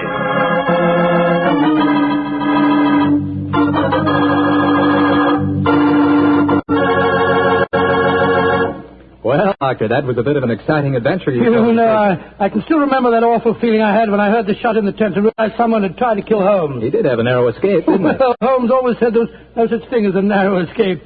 He said you either escaped or you didn't. If you did, well, why worry? And if you didn't, you couldn't worry, so what? Quite a philosophy. I'd like to discuss it with you further. Over a bottle of wine? How else? What kind of wine? Naturally. Naturally. Well, you couldn't ask for a more delicious wine than Petri. That's because the Petri family knows how to make good wine. They ought to. They've been making fine wine ever since they started the Petri business way back in the 1800s. And because the business has always been family-owned and operated, well, they've been able to hand on from father to son, all they've ever learned about the art of turning luscious grapes into fragrant, delicious wine. That's why no matter what type Petri wine you buy for any occasion, you can be sure it's good wine because Petri took time to bring you good wine. And now, Dr. Watson, how's about giving us a clue to next week's Sherlock Holmes adventure? Next week, Mr. Carter, I'm going to tell you a most unusual adventure in which Holmes and I are trapped in an airtight metal chamber, our only companion being a murdered scientist. Well, sounds like a story we don't want to miss, Doctor. See you next week. Yes. Oh, just a second, Mr. Lettery. Before we go, I just want to tell our listeners that tonight we're broadcasting from the stage of the Paramount Theatre here in Hollywood on behalf of the 7th War Loan Drive. The ticket of admission to the theatre was a war bond. I'm mentioning this to remind you, our friends, that you have an important part to play in making the 7th War Loan a success. Buy more and buy bigger bonds than ever before.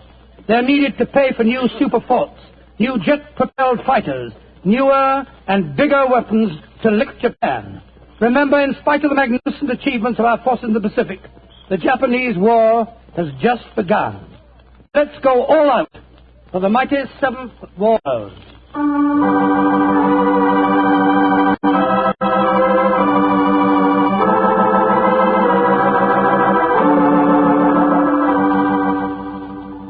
Tonight's Sherlock Holmes adventure is written by Dennis Green and Anthony Boucher and is based on an incident in the Sir Arthur Conan Doyle story, The Adventures of the Blanched Soldier.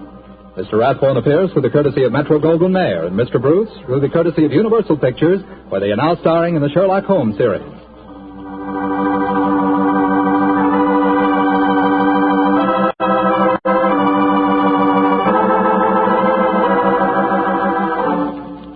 The Petri Wine Company of San Francisco, California, invites you to tune in again next week, same time, same station. Oh, the Petri family took the time to bring you such good wine. So when you eat and when you cook, remember Petri wine. To make good food taste better, remember Petri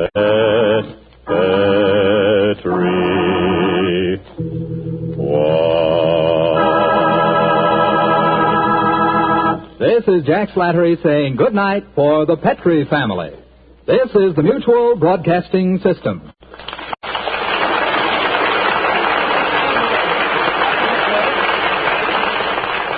You're listening to HOJO Radio. Stay tuned. Petri Wine brings you Basil Rathbone and Nigel Bruce in the new adventures of Sherlock Holmes.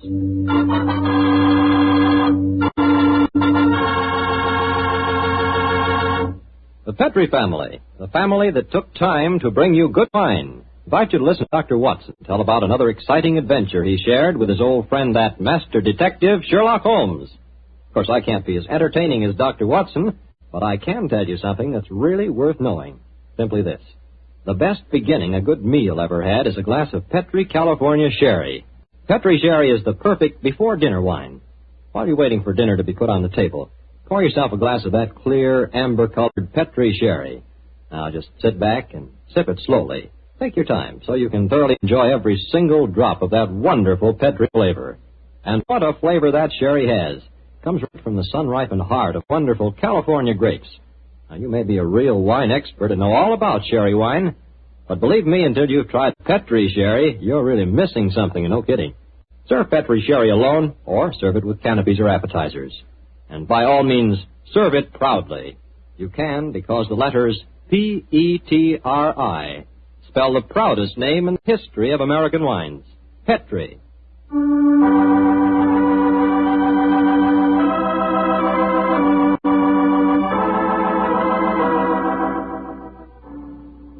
And now for our weekly visit with the good Dr. Watson. Let's see if he's expecting us. Come in. Ah, good evening, Doctor. Good evening, Mr. Campbell. It's about time you got here. Draw up a chair and make yourself comfortable. Oh, thanks. Well, you have the old black dispatch box out again, I see. I suppose you've been going over your notes on tonight's adventure. That's right, my boy. And this may interest you. Mrs. Watson figured prominently in the story. She did? Yes, in fact, if it hadn't been for some remarkably quick thinking on her part, Holmes and I might have... well, there I go again, telling you the end of the story before I forget it.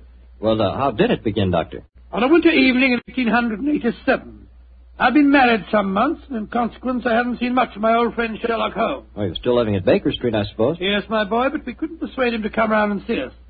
From time to time I'd heard some vague accounts of his doings, of his summons to Odessa, in the case of the Trepoff murder, and of his clearing up the singular tragedy of the Atkinson brothers. But to get back to tonight's story, my wife and I had just finished an excellent dinner. I remember had set ourselves down for an evening of pleasant domesticity. She was stitching away on a piece of extra petit pois, and I was at my desk balancing figures in the family account book. After a few moments, my wife looked up to me and... John, dear, don't look so troubled. Oh? Was I looking troubled? Well, you've been scowling at that account book for 10 minutes now. What's the matter, dear? Don't the figures add up correctly? Oh, yes, they add up correctly. In fact, they tell a very pretty story. After buying my practice and setting up all my outstanding accounts, I find that we have nearly £150 left of the diary that Mr. Shorto settled upon you. 160, isn't it, dear? I was doing the same sum this morning. Oh, well, but it is 160. In any case, Mary dear, the point I was going to make is that we don't need the money just now. My practice is picking up splendidly, and I was thinking that we might invest it in something really sound, of course. Who's been talking to you, John? Dr. Wilson again. Well, as it happens, I did bump into him at the hospital today. He can put us onto something very good in Peruvian silver. What do you think of the idea? Well, John, the fact is, I'd almost decided to make a business investment with it myself. I thought I'd surprise you. Well, now let me tell you about it, John. Oh. Yesterday, when you were out on your rounds, yes? a most charming man called here. Oh, a Mr. Ted Barber. He introduced himself as a friend of Mrs. Stephen Forrester's. He said he was certain we'd be interested in his new company. And he talked so convincingly that, well, I'm afraid I almost promised him I'd buy some stock in the company. Did you really? What sort of company is it? Well, I didn't quite understand that part of it. But it sounds wonderful. He left a prospectus. It's in the right-hand drawer of the desk. It's something to do with a wonderful new metal that's been discovered by an American chemist called Paradol or Paradis or something. Oh, let's have a look to what it says. A company formed to exploit the amazing new metal discovered by Dr. Paradis. Paradol preferred stock. The potentialities of this new alloy are immeasurable. The fourth dimension has been conquered. What? Vital dislocation is an accomplished fact. Oh, gracious me, my dear child. This prospectus is absolute poppycock. Now, John, you mustn't be stubborn. I think at least we should investigate it. The man said that if we went to the laboratories, Dr. Paradis would give us a demonstration himself. But Mary dear, the fourth dimension. I mean to say, it's obviously fraud. That's what everyone says when a new invention comes out. But this might be an opportunity for us to make a lot of money, John. Mary, I do wish to please me, dear. I can't argue with you very long, Mary. All right. I'll take you to the laboratory in the morning, but I warn you, I'll show this Dr. Paradis up for the charlatan that he is.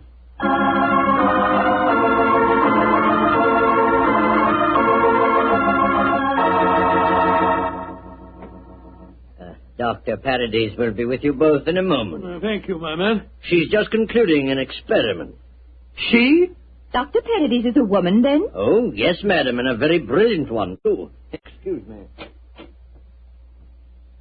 Oh, it's the last straw. The whole thing sounded like an obvious fraud, and now we get here and there are woman doctors at the back of the door. Just because she's a woman, it doesn't mean to say that... How do you do?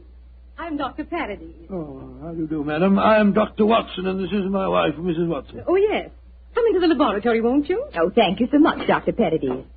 Well, we're just wasting your time. We're not really interested in this at all, you know. John, don't mutter. Mr. Barber told me that he had called on you, Mrs. Watson, and that you were very interested in my invention. Oh, yes, I am. That's why I persuaded my husband to come down with me and see a demonstration. I'll be most happy to show you everything I can. Here's a practical example of the application of my work. This chamber you see in front of you is made completely of my new alloy. Oh, what's the thing do? It's just a great metal box with a lot of dials and switches and things. Why is it so big? Do people get inside it? They can. What? Though if they do, they're liable to find themselves transported many miles from here. Come inside, won't you? Oh, what a lot of nonsense. Now, John. I want you both to see that there is no exit from inside this chamber. No trapdoors or anything. The only exit is the door we just came through. Yes, it's just like an airtight metal room. Stuffy in here, isn't it? Now let's go outside again. I'll show you how the machine operates. Albert! Yes, Dr. Paradis. I'm going to demonstrate the Paradol chamber to Dr. and Mrs. Watson. Very well. The usual time? Yes, please, Albert. Now, my assistant goes inside the chamber. I close this metal door on him, so. What are you going to do with him? Within a matter of seconds, he will be 7 miles from here. Really, madam, you Please, can't Dr. expect Watson, us to believe. You're a scientific man. At least give me the opportunity of demonstrating my work. I'm sorry. Now, I adjust these dials, turn on the electrical generator, and...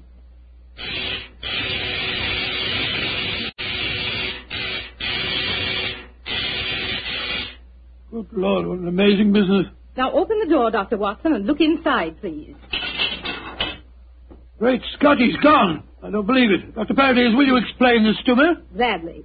My metal Paradol is an unnatural alloy. What? It causes a dislocation in the warp of space and enables us to enter the 4th dimension. You see, time is a dimension. Any object in the past, present, or future can be described precisely in 3 dimensions of space and 1 of time. Yes, but this machine of yours... The alloy of Paradol, combined with the great forces of electricity, has created a new force. This element is controlled by these dials, and it is possible to move in 4 dimensions at once. Thus, bodies or other objects can be transported great distances away, all in the twinkling of an eye. I coined the word to describe the process. Teleportation, I call it. Teleportation? Well, I'm completely confused. All my scientific training tells me this is impossible, and yet, I wonder if you'd give us another demonstration. Certainly. Perhaps you yourself would like to be teleported somewhere. Certainly not. Gracious me, no. No, I think John would be very unhappy in the 4th dimension. He wouldn't belong. Yes, you said that any objects could be moved. How about that brown paper parcel on the table over there? Certainly. It only contains some company circulars. I suggest you write your initials on it so that you can identify it later. Oh, very well. J.H.W. There you are. Where do you want it dispatched to? Send it to my house. I'll give you the address. That won't be necessary. No, this is an amazing business. Isn't it, John? Exciting, too.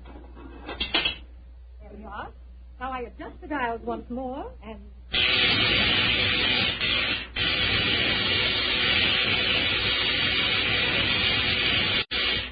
The parcel is already at your house. Oh, it's impossible. Come on, Mary. Let's get a cab and race back there as fast as we can. Well, Yes, goodbye, dear. Doctor. Goodbye, Doctor.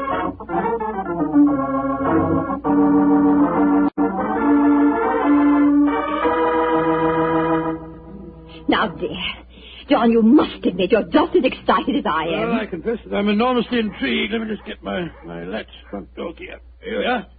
Dr. Paradis is a devilishly clever woman. Even so, my intelligence tells me it's impossible for the package to have reached here before us. Here we are. There you are, Master.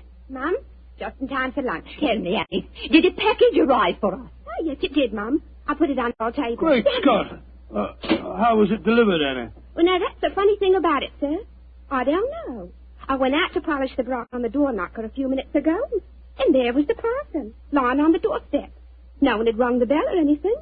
I didn't know how it got there. Thank you, Annie. You can go now. Yes, Mum. Well, John, what do you say now? There's a miracle's been performed. I don't believe my eyes. Look. There are my initials on the package. Mary, I think that if you don't mind, after lunch You'll go round to Baker Street and tell Sherlock Holmes about this. Oh, do you mind, dear? Of course not, dear. Good. It'll be nice to see Holmes again anyway.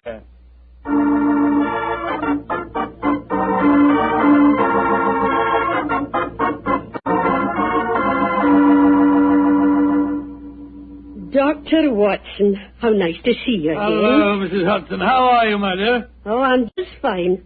Oh, you're looking grand, sir. Marriage agrees with you, if you don't mind my saying so. Oh, thank you, Mrs. Hudson. Is Mr. Holmes in? Aye, sir. And I'm very glad you're seeing him. He's no been acting like himself lately. Oh, really? Locking his door. And only unlocking it for me when I give him a password. And he's hardly touched his food for the last 3 days. Tell you the truth, Dr. Watson, I'm awful worried about him. Really? Well, I'll go up to him. He'll be glad to see you, I'm sure.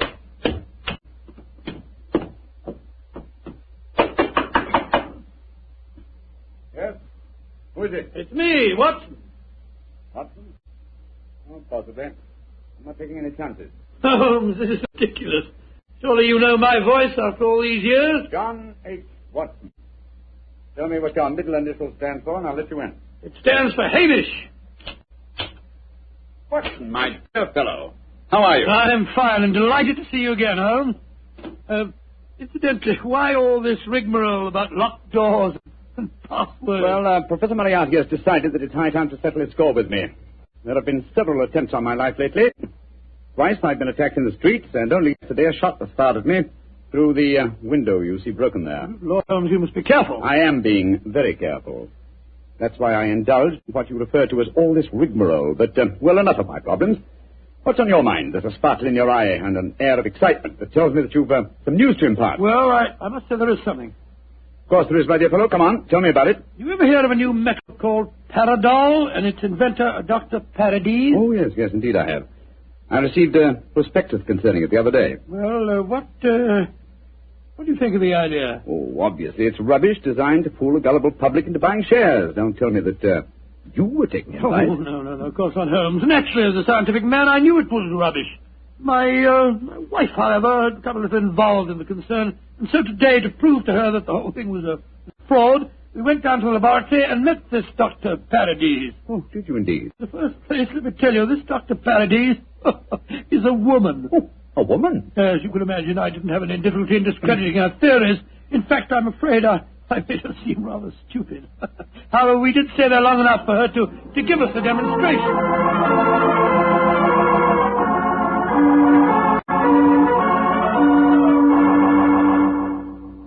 And that's the way that it was, Holmes. When we got back to our house, the initial package was there, waiting for us. Oh, a childish trick. Obviously, the Paradol chamber contains an ingeniously hidden trap door, through which the assistant disappeared and later the package. A fast cab then took it to your home before you could get there. Oh, yes, oh, really? Well, yes, of course, that's exactly how I explained the thing to Mary. Was she pressed with the feet? Yes, she was. But you know how women are. I tried to tell her the whole thing was a fraud. She's very obstinate. I was hoping perhaps that you will help me expose the concern. Oh, hardly seemed necessary, old fellow.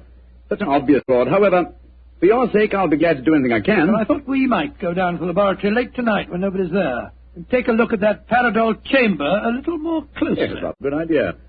After being cooped up here for 3 days, it'll be a pleasure to get some night air and indulge in a little simple burglarizing. Well, shall I call for you here? No, wait a minute, dear fellow. It's much too dangerous.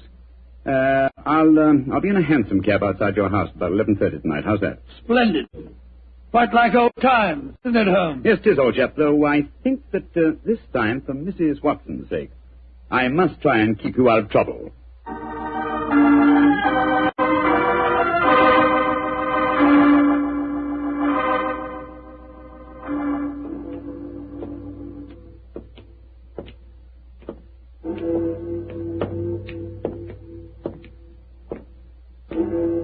Midnight, Holmes? Yes, Watson. I've only confirmed old bachelors like myself should be wandering the streets of London. Oh, rubbish, Holmes. You talk as if Mary was a tyrant. Now, don't get angry, old chap. I was only being suspicious. Is this, Dr. Paradis' laboratory? Yes. I'd like to be seen. I don't imagine it'll be very hard to break in, though. Like a match, will you? Took the precaution of bringing this lantern. There you are. Thanks, old fellow. Is the door locked? Yes, but I think a skeleton key will do the trick. Hold this lantern for a second, will you? Yeah. Oh, this is child's play so far. Come on.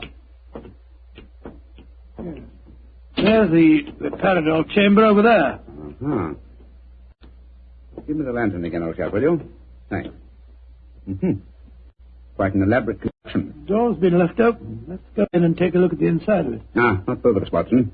If this is the only entrance, and the two of us walked in, it'd be too easy to slam the door shut on us. I suppose so. You go in and I'll keep watch out here. All right. Oh, I trust that in a few minutes I won't find myself lying on your doorstep. Holmes, there are times when your sense of humor is a little strained.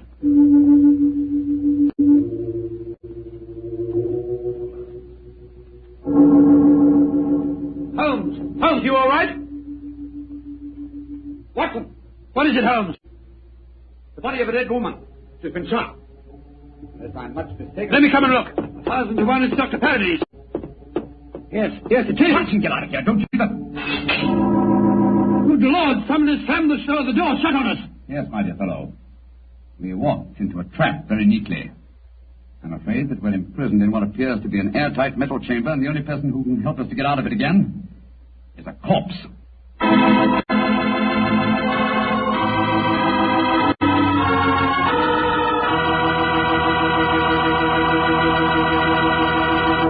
Dr. Watson's story will continue in just a few seconds. It's time for me to remind you that good food always tastes better when served together with good wine. Did you know that Petri makes 2 wonderful mealtime wines? Wines especially made to go with food?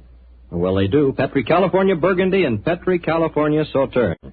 You want a rich, hearty red wine that's great with any meat or meat dish, you just try Petri Burgundy. And if you want a wine that's perfect with chicken or fish, try a delicate golden-colored Petri Sauterne. Petri Burgundy if you want a red wine, Petri Sauterne if you want white. But always a Petri wine if you want a good wine.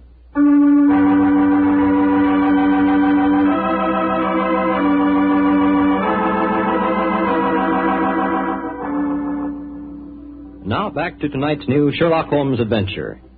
It is in the early hours of a winter's morning in 1887. The famous pair, while investigating the mysteries of a scientific laboratory in the East End of London, have been trapped in an airtight metal cabinet, their only companion being the dead body of a woman scientist. As we rejoin our story, Sherlock Holmes and his old friend Dr. Watson are listening intently as footsteps approach what appears to be their metal coffin. There's someone outside. They're sliding back the mental panel. Good evening, gentlemen. That voice, it's Dr. Paradis' assistant. Let us out of here. Or should I be more precise, Mr. Holmes, and say good morning? Hello, Moriarty. Moriarty, you scoundrel.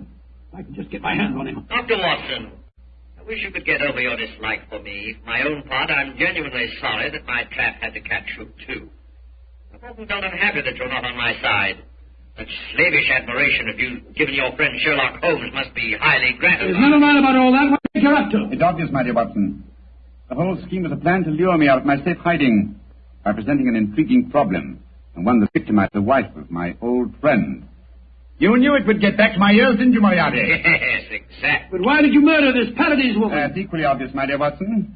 It served her purpose in presenting a most convincing scientific front. As soon as the trap was baited, it was a liability. She might tell tales, and so she was killed. Like so many other of your accomplices, my dear Professor. Ah, precisely. Now, my dear fellows, I'm afraid that I must close this panel and say goodbye. Quite sorry to have to kill you, but you're becoming dreadfully in my way. And how do you plan to kill us, Moriarty? By doing nothing more than closing this panel. Oh, I could be frightfully dramatic and release deadly gases into the chamber, or poisonous snakes, or something equally colorful. But quite frankly, it seems so much simpler just to shut you in. Our oxygen supply won't last very long, you know. And for your benefit, Dr. Watson, I may tell you that Paradol, whatever its other shortcomings as a metal, is bulletproof. Goodbye, you meddling fool! Well, there seems nothing for us to do but look around and ascertain our chances of escape. Holmes, I don't like this. We're in a very nasty situation. My dear Watson, sometimes you're a master of understatement. Aha, just as I thought. What have you found, Holmes? Sliding panel, just behind the dead woman. It leads us to a passageway. A passageway that has been bricked up. only within the last few hours. But long enough, I'm afraid, to make it impossible. No, there's no escape here. Hold the lantern a little higher, will you, Walter? Yeah. That's it. Well, what are we going to do now? I was just estimating the cubic capacity of this chamber. The air supply should last comfortably for at least another 8 hours. I recommend a brief sleep to refresh us and also to conserve our oxygen supply. Sleep? Who could sleep at a time like this? I can, and you can, old chap, if you discipline yourself. Well, I'll try, Holmes, but I know perfectly well I shan't close my eyes.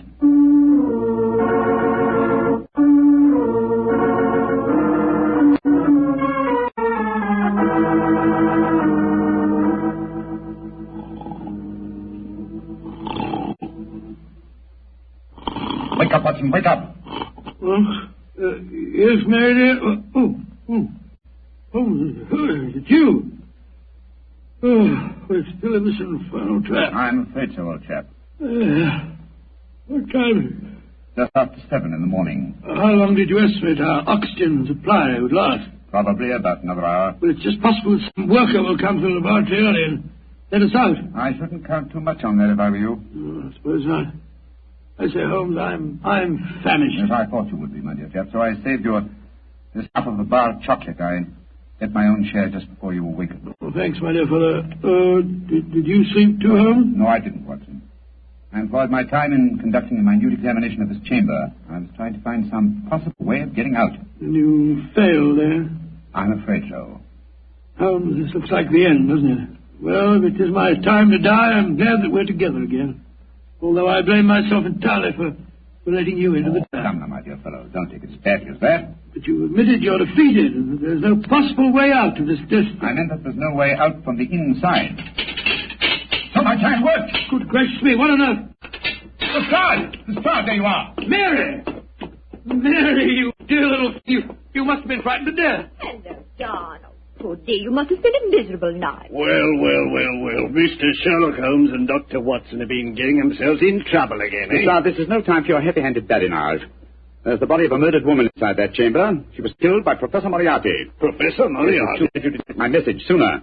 Your message? Oh, bless myself, Holmes. I wish you'd tell me how you got your message to Scotland Yard. Well, ever since these recent attacks on my life, I've had my delightful band of ragamuffins, the Baker Street Irregulars, watching my house fixed watches, 2 at a time. I gave the boys instructions to follow me whenever I went out. And if ever I did not reappear within 3 hours, they were to report to our friend Lestrade at Scotland Yard. Holmes, you're amazing. You think of everything. Just a minute, gentlemen, just a minute. I didn't get no message from any of your Baker Street Irregulars. Oh, you didn't? No, sir.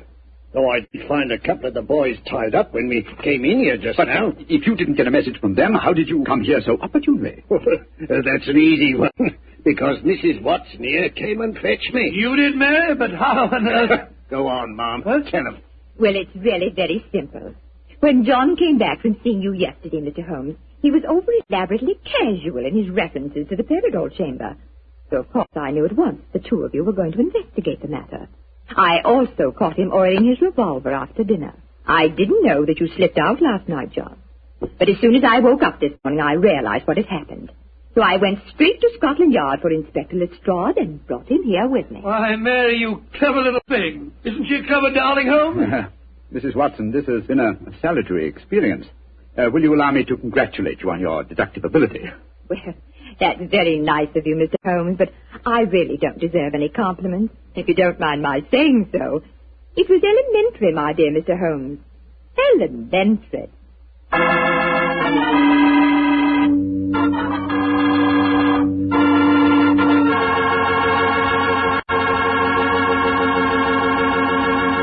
This is Bob Campbell saying good night for the Petrie family. This program comes to you from our Hollywood studios. This is the Mutual Broadcasting System.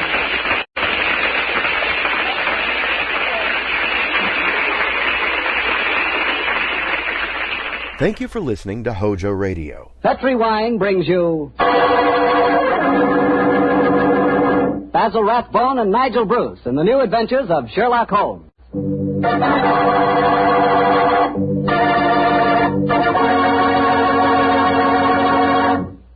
The Petrie family, the family that took time to bring you good wine, invite you to listen to Dr. Watson tell us another of his fascinating stories about his old friend, that master detective, Sherlock Holmes.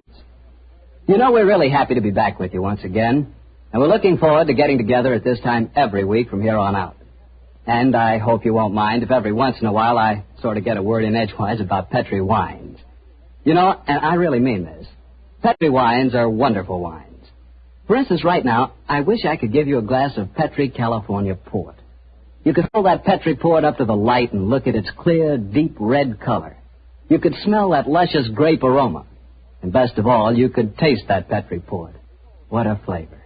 That Petri port just sort of rolls around on your tongue, and oh boy, is that ever good. Try a Petri port after dinner some evening, or try it when some friends drop in. You can serve it proudly because, after all, the name Petri is the proudest name in the history of American wines.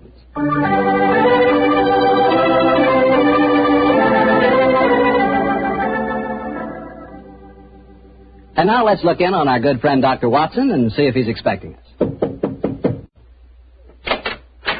Come in, Mr. Bartell. You're just the man I've been expecting. How are you, Dr. Watson? It's good to see you again. Thank you, my boy. It's very nice to see you again, too. I've missed our Monday night visits during the last 3 months. Sit yourself down. Would you care to join me in a glass of port? Well, thanks, Doctor. That'd be nice. You know, it seems to me after our summer vacation, a toast to the great Sherlock Holmes would be in order. That's an excellent idea. Here you are, young fellow. Thanks. You propose the toast, Doctor. To Sherlock Holmes, master detective and loyal friend, whose adventures have brought considerable, shall we say, fame to a certain retired doctor now living in Northern California. I'll drink to that. Well, now, suppose I might as well get on with tonight's story. Which particular adventure have you selected, Doctor? One that I call The Limping Ghost. Sounds exciting. And, as usual, you find me saying, how did it begin? In Baker Street on a windy December evening at the turn of the century. A young, white-faced boy sat in front of our blazing fire. And as he told us his strange story, the flickering firelight danced weird patterns on the walls. The young man was Alexander McMorris, the 7th Earl of Lochnair. The Earl of Lochnair? Say, didn't I read in the papers the other day that the 8th Earl of Lochnair had been killed in an airplane accident? Quite right, my boy.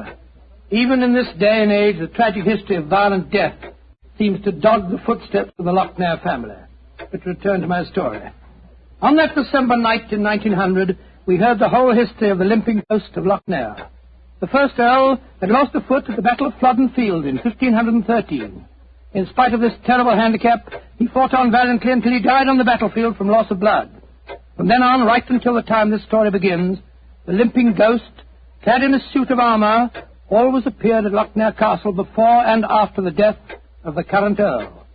Yes, Mr. Bartell, it was a strange story that Sherlock Holmes and I listened to that night. A story of death and horror over the centuries, punctuated by the limping clank of ghostly armor.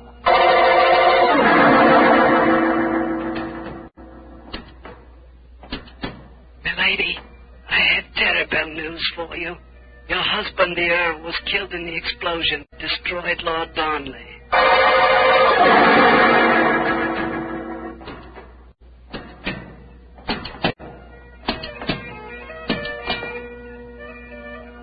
Milady, the Guy Fawkes plan to blow up the House of Parliament has failed.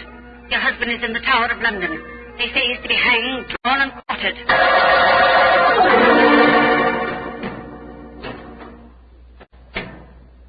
Madam, I regret to inform you that your husband, on my instructions, has been arrested for murder. I have no doubt that he will hang. And that's the story of the Lochnairs, Mr. Holmes. You were instrumental in sending my great-uncle to the gallows, a fate which he richly deserved, I'm told.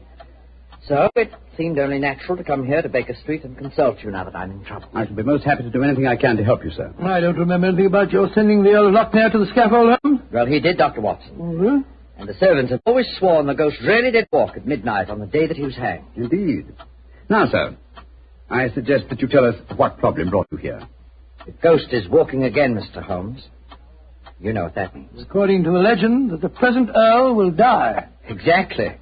And as I'm the present Earl, you can see why I'm rather worried. Am I to understand that you've actually seen this ghost yourself? Yes, Mr. Holmes. The night before last, Betty, well, that is, Miss Noel and I, were sitting in the dining hall in front of the fire when we heard a strange sound up in the munitions gallery. We looked up and in the moonlight saw a ghostly figure in armor limping towards the staircase. Oh, gracious me. My dear sir, you're certain that you really saw it? Moonlight can play strange tricks, you know. There wasn't any doubt about it, Doctor. We both saw and heard it.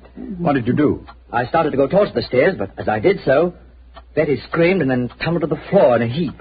Fainted, I suppose. Yes. While I was reviving her, the ghost disappeared. Who's staying with you at Lochnair Castle at the moment? Well, there's Betty Nolan. She's the sister of James Nolan. He looks after my estate. Betty and I are engaged to be married. Oh, yes, indeed. Anyone else staying with you? Yes, a distant cousin of mine, Jeremy K. McMorris, an American. He turned up in England a couple of months ago with his son Walter. They're both with me at the present. A distant cousin? That's right, Mr. Holmes. Actually, they're descendants of a more than usually black sheep branch of the family.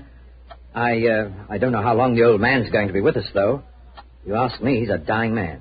How you say that, sir? As far as I can gather, he's been wasting away for years. It's only a question of time before his strength fails him entirely. I was hoping perhaps you could take a look at him, Dr. Watson. That is, if I could persuade you and Mr. Holmes to come and stay at the castle for a few days. Well, what about it, Holmes? It's an intriguing problem, Watson. The current Earl of Lochnair would seem to be in danger. A cousin of his is dying of an obscure disease, and the ghost of Lochnair Castle is walking again. Yes, it's an irresistible invitation. I see no reason why we can't leave on the Scotch Express tonight.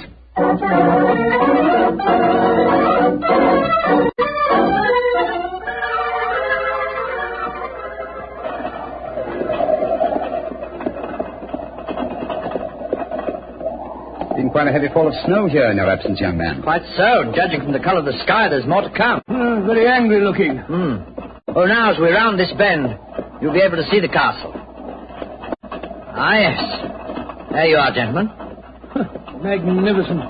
Yes, it's a fine place, all right, Doctor, though it cost me a great deal in upkeep. As a matter of fact, I only have one wing open. It's always been something of a problem to get servants to come and live here.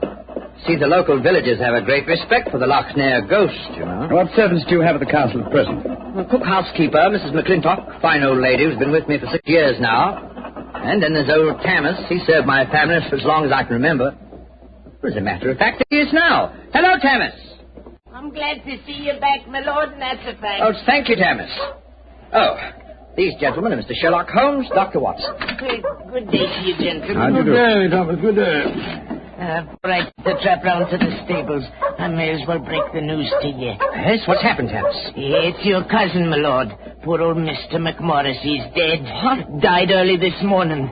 God rest his soul. Dead? I'm very sorry that I arrived too late to be of any help. Well, thank you for telling me, Tammas. Well, you may take the trap round now. Aye, sir. I'll bring the baggage. So he's dead. Well, I can't say it's unexpected, but it is a shock, nevertheless. I'm sure that it must be, particularly as you yourself told us you saw the ghost of Lochnair the night before last. In which case, Watson, I think we may reasonably expect another visitation. Perhaps before the night is over. Shall we go in?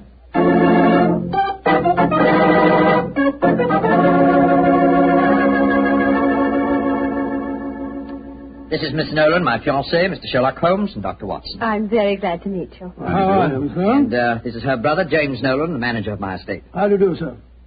How are you, Mr. Nolan? Much better for seeing you both up here. I'm sure it won't take you long to lay this ghost business by the heel. Well, I trust you don't overestimate our abilities, Mr. Nolan. Alec, you've heard about your cousin, of course. Oh, yes, my dear. Tammas told us as we drove up. Where's Walter? He went into the village with the doctor and the body of his father. Oh. He should be back soon. How's he taking it? Very quietly. Too quietly, if you ask me. Those Americans are pretty demonstrative people, you know, and Walter has been no exception. But he behaved very strangely this morning. When the doctor told him his father was dead, he just said, now things will start to happen, and then shut up like an oyster. I can't make head or tail of the fellow. Yes, quite so, cousin. Mr. Holmes, I expect you and Dr. Watson would like to go to your room. Yes, I must be. I think first I'd like to take a look at the musicians' gallery, if you don't mind. Oh, yes, of course. Would you excuse us, darling? All right, Alec. It's in the dining hall here. They must have been very hospitable people in those days. 50 or 60 people could eat at that table. Yes, Doctor. Needless to remark, we hardly ever use the room nowadays. There's the musicians' gallery, Mr. Holmes. Oh, yes, I see. How do we get up there? I'll show you. See, there's a stone staircase behind this tapestry here. Follow me. Watch your step. It's quite narrow, rather dark. Watch your head, Watson, old chap. Oh, don't worry about me, Holmes. I'm perfect. Oh, I say. Must have built these stairs for pygmies. Oh, yes. Here we are, gentlemen. This is the musician's gallery. By Jove. It must have made a pretty picture in the days gone by.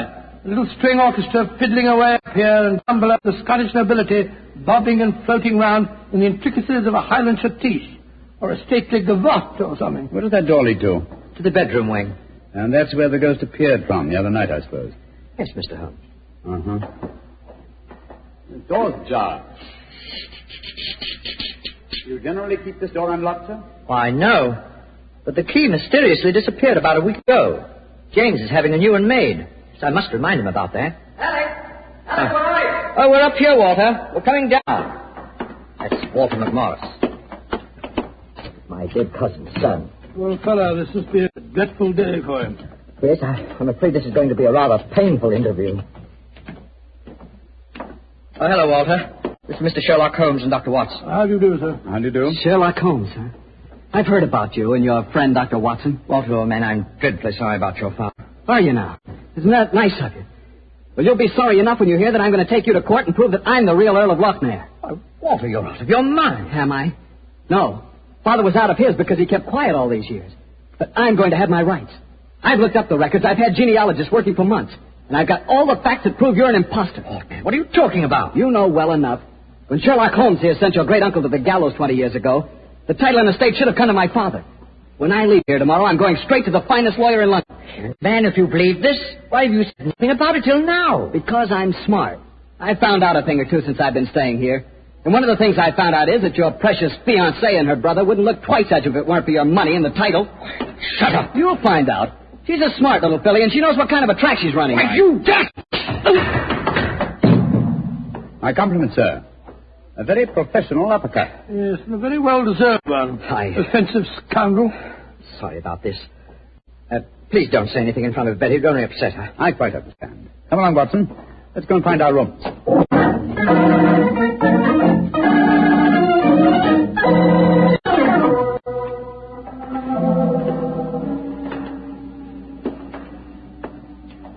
Holmes, it's nearly dinner time. Why are we wandering about here in the dark instead of having a glass of sherry with the others in the library? I'm a conscientious practitioner, Watson. I like to earn my fees. It occurred to me that a further examination of his dining hall might prove profitable. Well, personally, Holmes, I think you're wasting your time on this case. What makes you think that, old chap? It's perfectly obvious that young American fellow was impersonating the ghost a few nights ago. He knew his father was going to die, and he wanted to build up the legend so as to make his own claim seem more believable. Well, that's very sound reasoning, Watson. Though to be logical in his deception, he should repeat the performance now that his father is dead. Well, ghosts only walk at midnight, so why don't we go and have a glass of sherry? Shh. What is it, Holmes? Someone's coming in from the library. The lighted candle. Yes? Who is it? It's me, Mrs. McClintock, the hostess. Oh, gracious me, you gave me quite a start. I heard voices and I knew the candles were not alight in here, so I came in to see who it was. You're watching for the ghost, I suppose. Well, you'll no be disappointed, gentlemen, though you may see more than you bargained for. Those that meddle with ghostly things they do not comprehend are playing with something much more dangerous than fire. Fire burns, but the shades on dead people... Holmes! Look up there, the gallery. The door's opening. It's the ghost. Aye, here he comes, the poor body. See the armour on him, and the way he's dragging one leg behind him. Yes, it's really quite an effective impersonation. And the twilight provides most appropriate light for his play acting, too. You mean it's the young American? Of course. Look behind him. There's another figure. Yes. Dressed in the same kind of armor and carrying a sword. King's foot, Watson.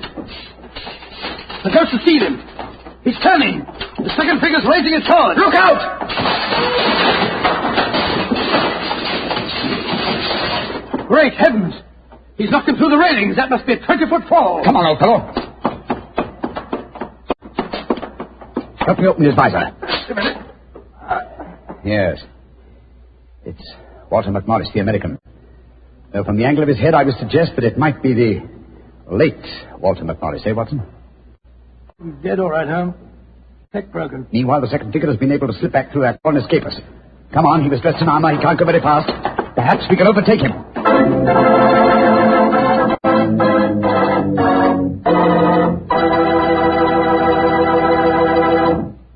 Dr. Watson's story will continue in just a few seconds, which is all the time I need to tell you about Petri California Muscatel.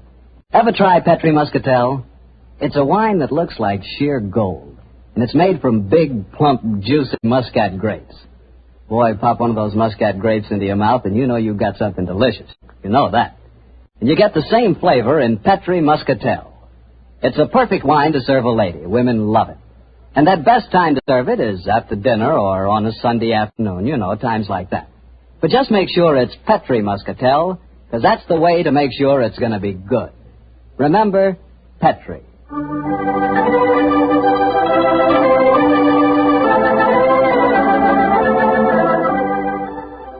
And now back to tonight's new Sherlock Holmes adventure and the story of the limping ghost of Lochnair.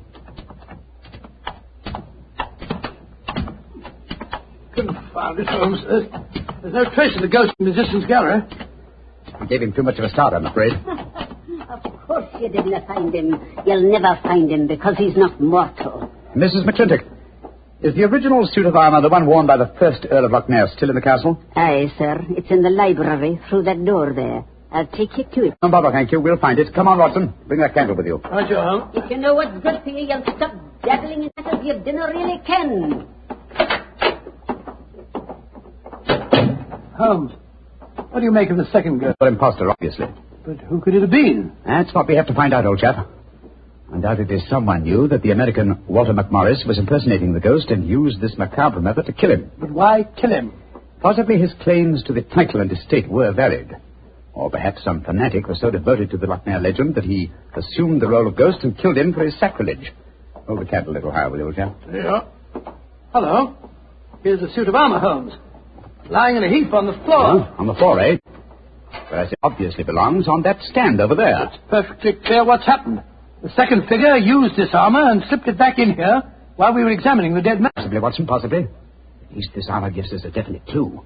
But it limits the field of possible suspects. How do you mean, Holmes? Well, it's an interesting fact that the human race has grown definitely larger in the past 400 years.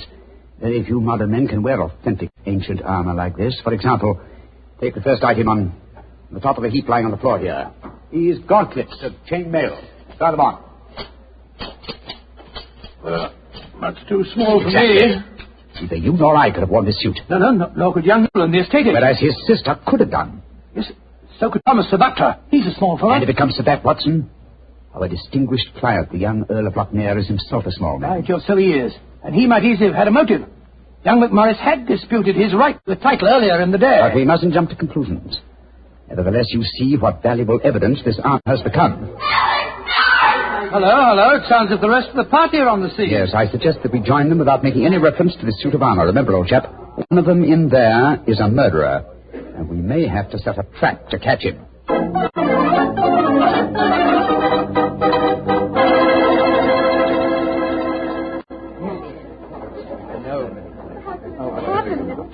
Are you sure he's dead, Dr. Watson? There's no doubt about it. His neck was broken instantly by the fall. It's dreadful. Father and son both dying on the same day. And you said the real ghost came up behind him, Mr. Holmes, and struck him so they crashed through the railing up there. I said another figure dressed in armor killed him, Mr. Nolan. It was a real ghost. I saw him with my own two eyes. He killed that man for trying to bring shame on the name of Lochnair. Couldn't we get in touch with the police? How can I get a message to them tonight? Have you looked outside? We're almost completely snowed in. Snowed in. Oh, Alec, I'm frightened. Hush, darling. There's nothing to be afraid of anymore. No, at least we have the assurance that the ghost will not limp again. Why? Well, the murderer has no further motive for impersonating the ghost. To walk now would be to support the dead American's claims. No. We shall spend a quiet night, and tomorrow I shall communicate with the proper authorities as to my quite definite notions regarding the murderer's identity. But if the ghost should walk again, Mr. Holmes? Well, then, sir, I shall know that at last I have encountered a truly supernatural crime and shall retire from the practice of detection.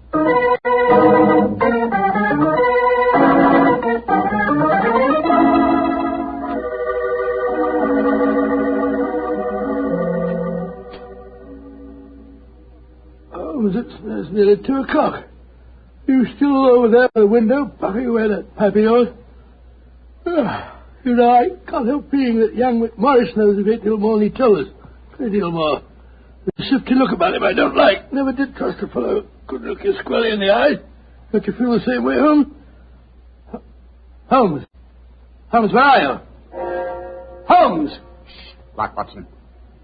Where have you been? I thought you were over there by the window. Been talking to myself. Never mind that, old chap. Get us on in the dressing gown. We're on the last lap of this strange eventful tragedy. Oh, thank the Lord for that. Perhaps I can get some sleep. Holmes, where have you been? I went to the musician's gallery and baited the trap. Now it's ready to spring. Don't dawdle, Watson. Come on, come on. I'm not dawdling. What do you mean you baited a trap? You'll see for yourself in a few moments.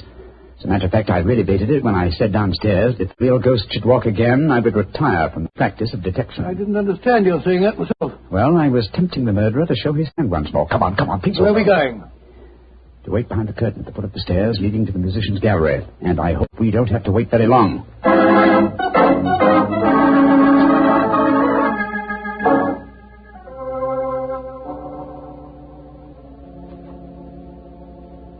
Holmes, I'm getting a crick in my neck trying to peer through this wretched curtain.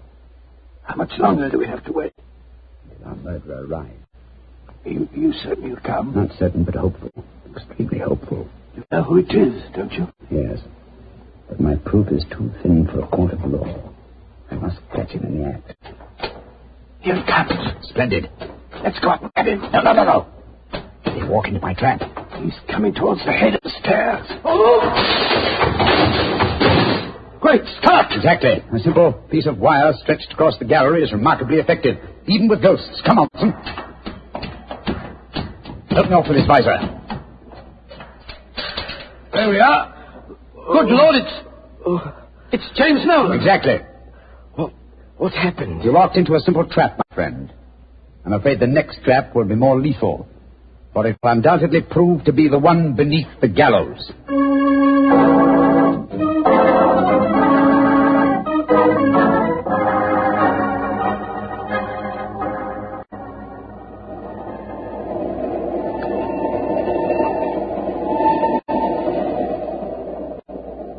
Now that we're headed back for London, Holmes, perhaps you'll settle one or two points in the case that are bothering me quite a bit. Oh, with pleasure, my dear chap. What are they? I still don't see what Nolan's motive was in murdering the American. Oh, that should be obvious. He wanted to ensure that his sister's fiancé would enjoy undisputed title to the name of the States. Well, how did you know it was Nolan? When I examined the authentic suit of armor, you see, it was obvious it had never been worn. But I still don't quite understand. Oh, come now, old chap. The suit of armor was in a heap on the floor. Yeah? And if it had been hastily discarded, and yet, the gauntlets were on top of the pile, you remember? That's right, they were. If the suit had really been worn, the gauntlets would have been the first things to have been taken off, and so would have been underneath the pile. Obviously, therefore, the armor had been disarranged in order to make people believe the real ghost had walked. Yeah. After the American's death, the suspects were four: Miss Nolan, her brother, Thomas, the butler, and the Earl himself. Well, I ruled out Mrs. McClintock because, you remember, she was standing behind us at the time of the murder. Well, I'm beginning to understand. All the suspects except Nolan were small enough to have worn the armor. That's right. Therefore, only he could have pretended to use it. Pretended? But he did use it. Oh, no, my dear fellow. Undoubtedly, he procured a similar one of modern manufacture. An amazing case, Holmes. An interesting one, at any rate. And once again, old fellow, I'm forcibly reminded of an old Scottish litany. Scottish litany? Which one's that? Oh, you remember it. From ghoulies and ghosties and long-legged beasties and things that go bump in the night. Good Lord deliver us.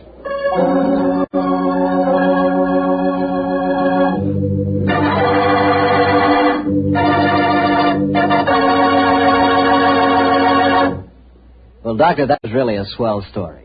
You know, for a while there, I was beginning to believe in ghosts. Well, I'm ashamed to admit it, but at the time, so was I. You know, this sounds silly, but I bet it would be fun to be one of those legendary English ghosts. You know, go around sticking your nose into everybody's business and playing practical jokes like mad and nobody able to figure out who did it. That would really be fun in a way. Well, you can go around scaring people all you want to, but not for me. I think a ghost leads a terrible life. So, for instance, a ghost can't have the pleasure of eating a nice, juicy steak. Yeah, or drinking a glass of really good wine. Ah, now you're talking, young fellow, my lad. Petri wine.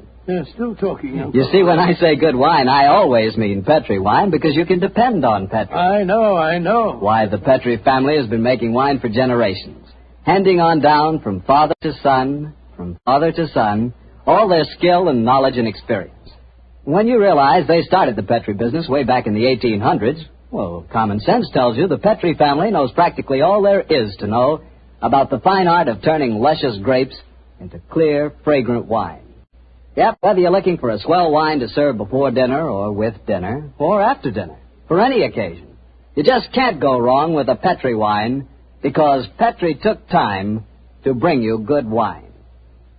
Now, Doctor, what story are you going to tell us next week? Well, now, next week, Mr. Bartell, I'm going to tell you a strange adventure that Holmes and I had in the English countryside. It concerns the apparent madness of a certain Colonel Warburton and the puzzling mystery of 2 dead dogs.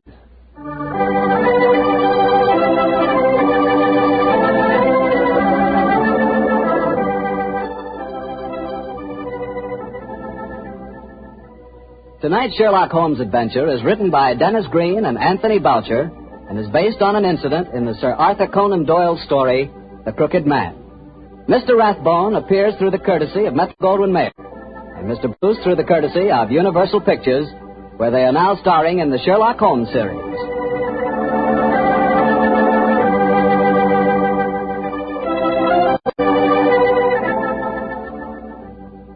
The Petri Wine Company of San Francisco, California, invites you to tune in again next week, same time, same station. Oh, the Petri family took the time to bring you such good wine. So when you eat and when you cook, remember Petri wine. To make good food taste better, remember Petri wine.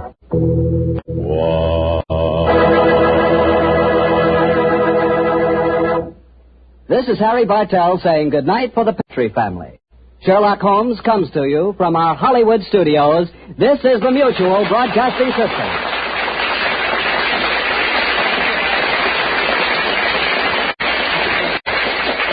You're listening to HOJO Radio. Stay tuned. Petri Wine brings you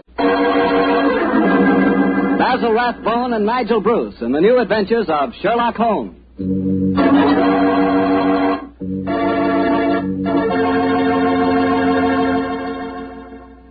The Petri family, the family that took time to bring you good wine, invites you to listen to Dr. Watson as he tells us about another exciting adventure he shared with his old friend, that master detective, Sherlock Holmes. And you know what I wish I could share with you sometime? A bottle of Petri California sherry. Have you ever tasted Petri sherry? It's just perfect before dinner. Why, that Petri sherry can change the usual before-dinner lull into a special event, and that's a fact. Just look at the clear color of Petri sherry. It's a deep, rich amber, clear and cheerful-looking. And wait till you taste it. That's when you find out for sure just how good a wine can be. That's when you find out just what I mean when I say that the flavor of Petri sherry comes right from the heart of the grape. Try Petri sherry by itself, or with hors d'oeuvres or canapes or whatever you call those little cocktail sandwiches, and say, if you like your sherry dry, well then Petri California Pale Dry Sherry is the sherry for you. Just be sure the label says Petri, the proudest name in the history of American wine.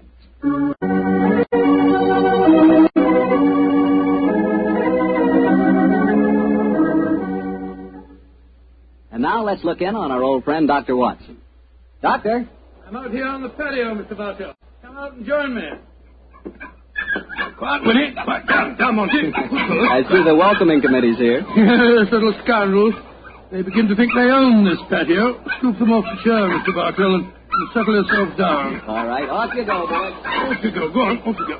That's it, my boy. As a matter of fact, it's rather appropriate the puppies should be here tonight.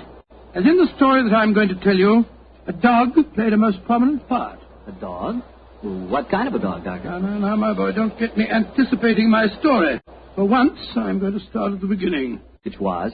On a summer morning in 1890, not long after my marriage, I'd gone back to my private practice, you know. Sherlock Holmes was living alone in our old Baker Street rooms.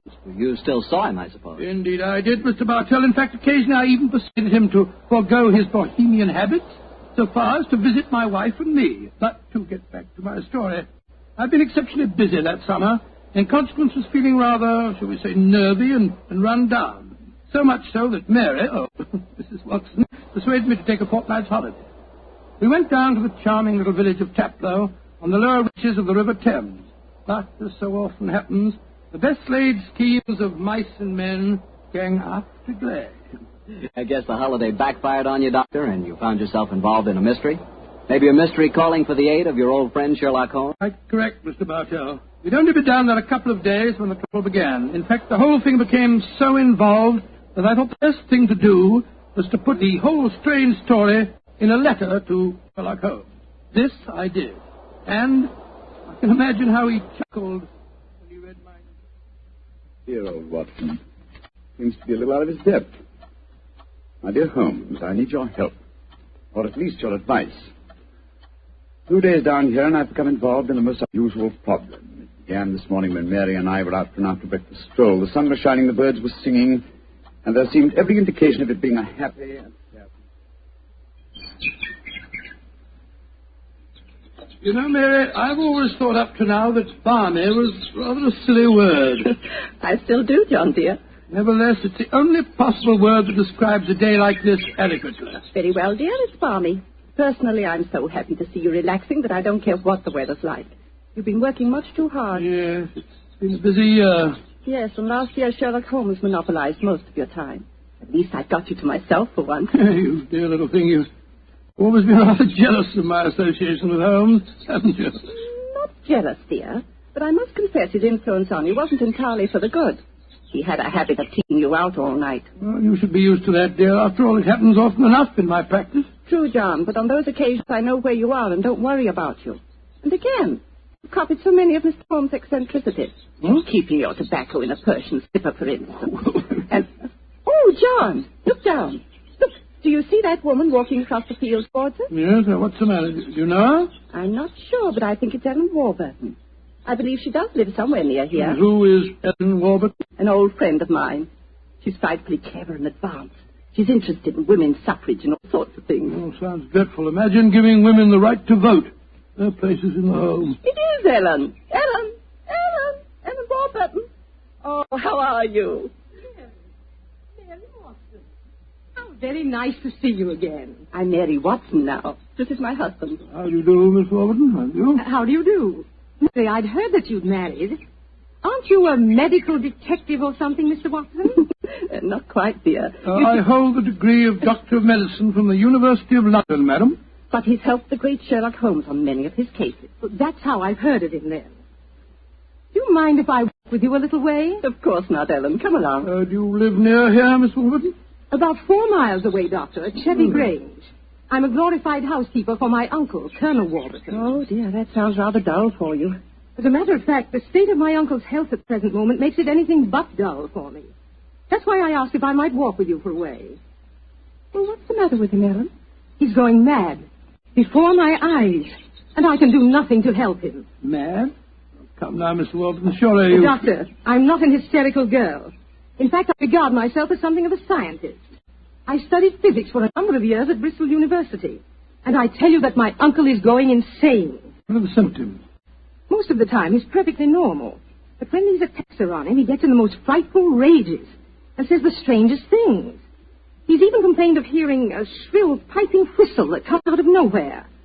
I can't hear it, nor can anyone else. But Uncle gets into the most dreadful state. I wonder, would you have a look at him for me, Dr. Watson? Well, I don't Of course. John will do everything he can. Thank you so much.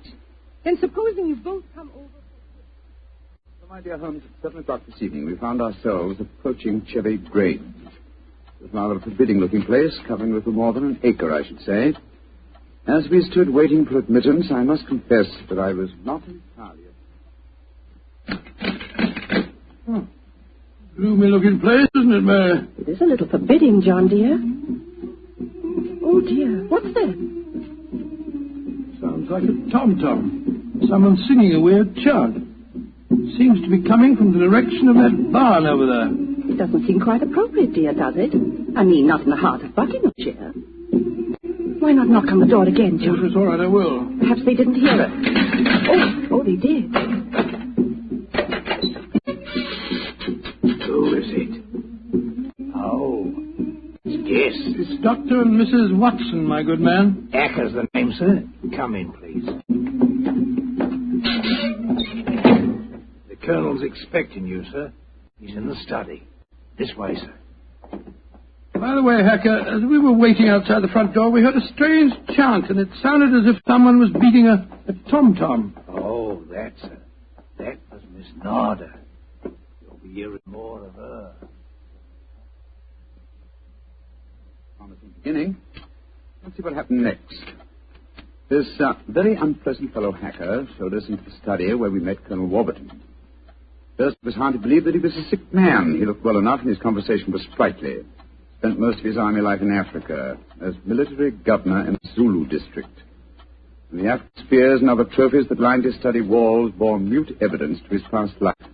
He encouraged me to tell him some of my own army experiences. Oh, dear, poor fellow. It was really rather sad. There I was, Colonel Warburton, on the howdah of this wretched elephant. The river was a raging torrent, and I couldn't get the confounded animal to budge. Well, I'm a pretty strong swimmer, you know. Won several cups of swimming, as a matter of fact. Of course, I was a much younger man then. John, dear. Yes, ma'am? You interrupted Colonel Warburton's story. Oh, dear. sorry. I thought this little incident would be interesting. Do go on, Colonel. Your story was so interesting. You were telling us that you were intercepted by an African drum code message. Oh, yes. Well, I don't want to sound conceited, but I doubt if there was another Englishman in the world who could have told you what those particular drum beats meant. Oh, I don't doubt that, Colonel Warburton. Well, I'd spent a good number of years studying the native customs. I spotted the code right away. It meant that an uprising was planned to start throughout the whole province at noon the next day. Of course, there it is again. The devilish whistle. Can you hear it, Dr. Watson? Mrs. Watson? I can hear nothing, sir. Nor can I. Of course not. No one can hear it but me. No, Colonel Warburton, don't get so excited, it's sir. Black magic, that's what it is. Oh, really, it's black magic. You must realize that the powers of jungle witchcraft are completely unknown in this country, Dr. Watson. But I know of them, and I can think of many people who might wish to employ them against me. Come in. Oh, it's you, Nada.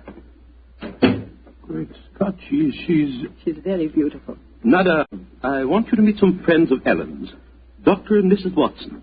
I am very pleased to meet both of you. How do you do? How do you do, Miss Nada? Nada's father was a Chagajula, one of the greatest Zulu chieftains I ever had the privilege of knowing. He did me the rare honor to swear blood brotherhood. But when the missionary sent Nada to England to complete her education, I insisted that she spend her first few months here under my wing. Listen. What is it, Colonel? That whistle again. For heaven's sake, say that you heard it this time. Please say that you did. I didn't hear a thing, sir. Well, I did, and I know where that sound came from. Now, put down that spear at once, will you, Colonel Warburton? The devils are trying to kill me. I'll kill them first. No, don't throw it, sir, don't throw it. Someone's opening the door. Uncle! Oh, it's Ellen. Great Scott, the spear missed her by an inch. Uncle, what is it? Whistle. I heard it again, Ellen. And I'm going to find where it came from. Poor Uncle. Of course, you heard no sound. Nothing, Ellen. What can we do to help him, Dr. Watson? Well, it's hard to say, Miss Warden. I'm not sure that medical help's what she needs. He seems perfectly sane and lucid except for these strange outbursts. But we must do something. I propose to, madam. As soon as I get back to the inn, I think I'll write to my old friend Sherlock Holmes and ask his advice. There's the problem. I can't feel that the man should be committed to an asylum, and yet obviously when these attacks are on him, he's as mad as a hatter. Well, fascinating problem, and one that calls for speedy action. I think a telegram to my friend Watson might help to clarify some aspects of the case. Yes. Let's see. John H. Watson, Red Lion Inn, Taplow, Bucks. I suggest that you ascertain one important fact. Does the Warburton household have a dog? Telegraph reply, Holmes. Oh, God, my soul, that's a cryptic answer to my letter. Yes, dear, it is. I'm afraid Ellen will be disappointed. He's coming over to join us for lunch to see if you have any news. What on earth can dogs have to do with the case? I can't possibly... Here's Helen now. Good morning, Ellen. Hello, Mary. Good morning, Doctor. Good morning, good morning. I suppose it's too early to have received any reply from Mr. Holmes. Well, as a matter of fact, I just got this telegram from him. You can read it if you like. I can't see it makes much sense, that's all. But that's extraordinary. I did have a little dog. He was killed a week ago. But it didn't occur to me to tell you about it yesterday. Oh, that's amazing. How could Mr. Holmes have known about it? It's very little that Holmes doesn't know, my dear. How was your dog killed, Miss Warburton? I found him in the grounds with his head smashed in by a stone. Oh, how dreadful. Who do you think did it? It might have been a poacher. And then again, it might have been... Your uncle? It's possible. When he's in those rages, I don't think he knows what he's doing. That's very important. I think I shall go and send Holmes a telegram at once. Don't wait lunch for me.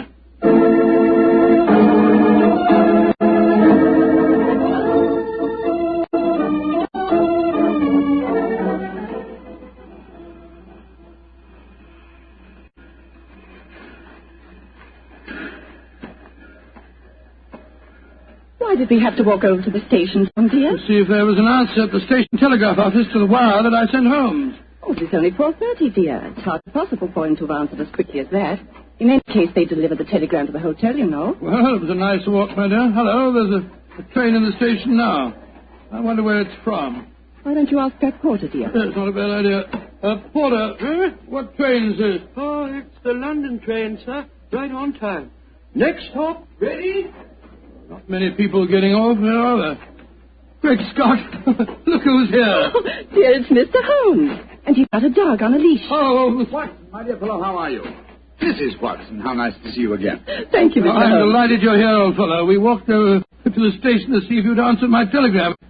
Here you are in person. It occurred to me that I could be down here at the same time that it would take a telegram to reach you. And I decided that a day or two in the country would make a pleasant change, apart from the fact that Colonel Warburton's problem interests me enormously. Why on earth did you bring a dog? I thought that this was a case in which a dog would be of invaluable assistance. Oh, be careful, John. Yes, look out, old chap. I think it would be safer not to pat him. I picked him up in the Mile End Road for a couple of florins, and I fear he's a dog that should have remained in London. A singularly unattractive nature seems to have been entirely ruined by an hour's train ride. Unpleasant brute, isn't he? By the way, Holmes, what do you make of the case from my letters? Well, I should prefer to reserve my judgment until I've met the Colonel. However, I will vouchsafe one opinion. Oh, what's that? To paraphrase a proverb, don't disbelieve all you don't hear.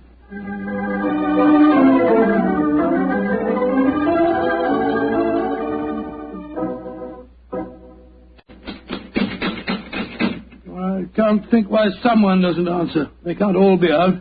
Well, while we're waiting, I think I'll tie the dog up to this tree here. I don't want my arrival to cause too much commotion. Quiet! Quiet! Do you think perhaps we could try the door, John? Yes, certainly. It's a good idea. Hello. It's unlocked. Let's go in, old fellow. Let's go in. Colonel Warburton? Colonel Warburton? Ellen? What was the name of that butler fellow? Hacker. Yes, of course, that's it, Hacker. Hacker! Hacker! We appear to be in an empty house. The dog! Oh, fool that I am, I shouldn't have left him here. Come on!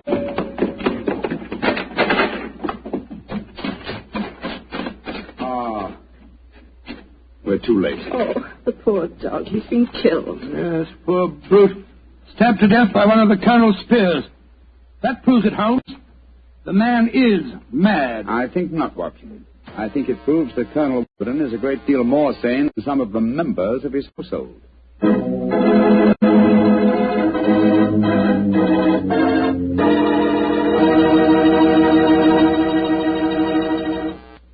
You'll hear the rest of Dr. Watson's story in just a few seconds. Time for me to remind you that there's one secret every smart woman knows.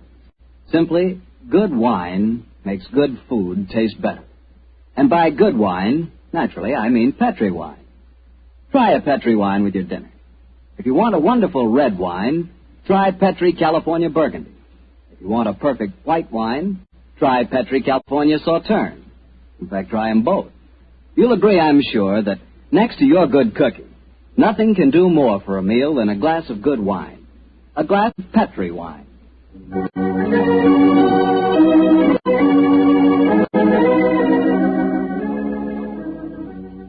And now back to tonight's new Sherlock Holmes adventure, the story of Colonel Warburton's madness. Holmes, why are we heading for this barn? Seems to me we should be back in the house. Why, old chap? Found the house empty. Besides, I thought I heard. What is it? Listen. It's the same sound that Mary and I heard yesterday. Well, once more, it's coming from the barn. Come on, Watson. But quietly.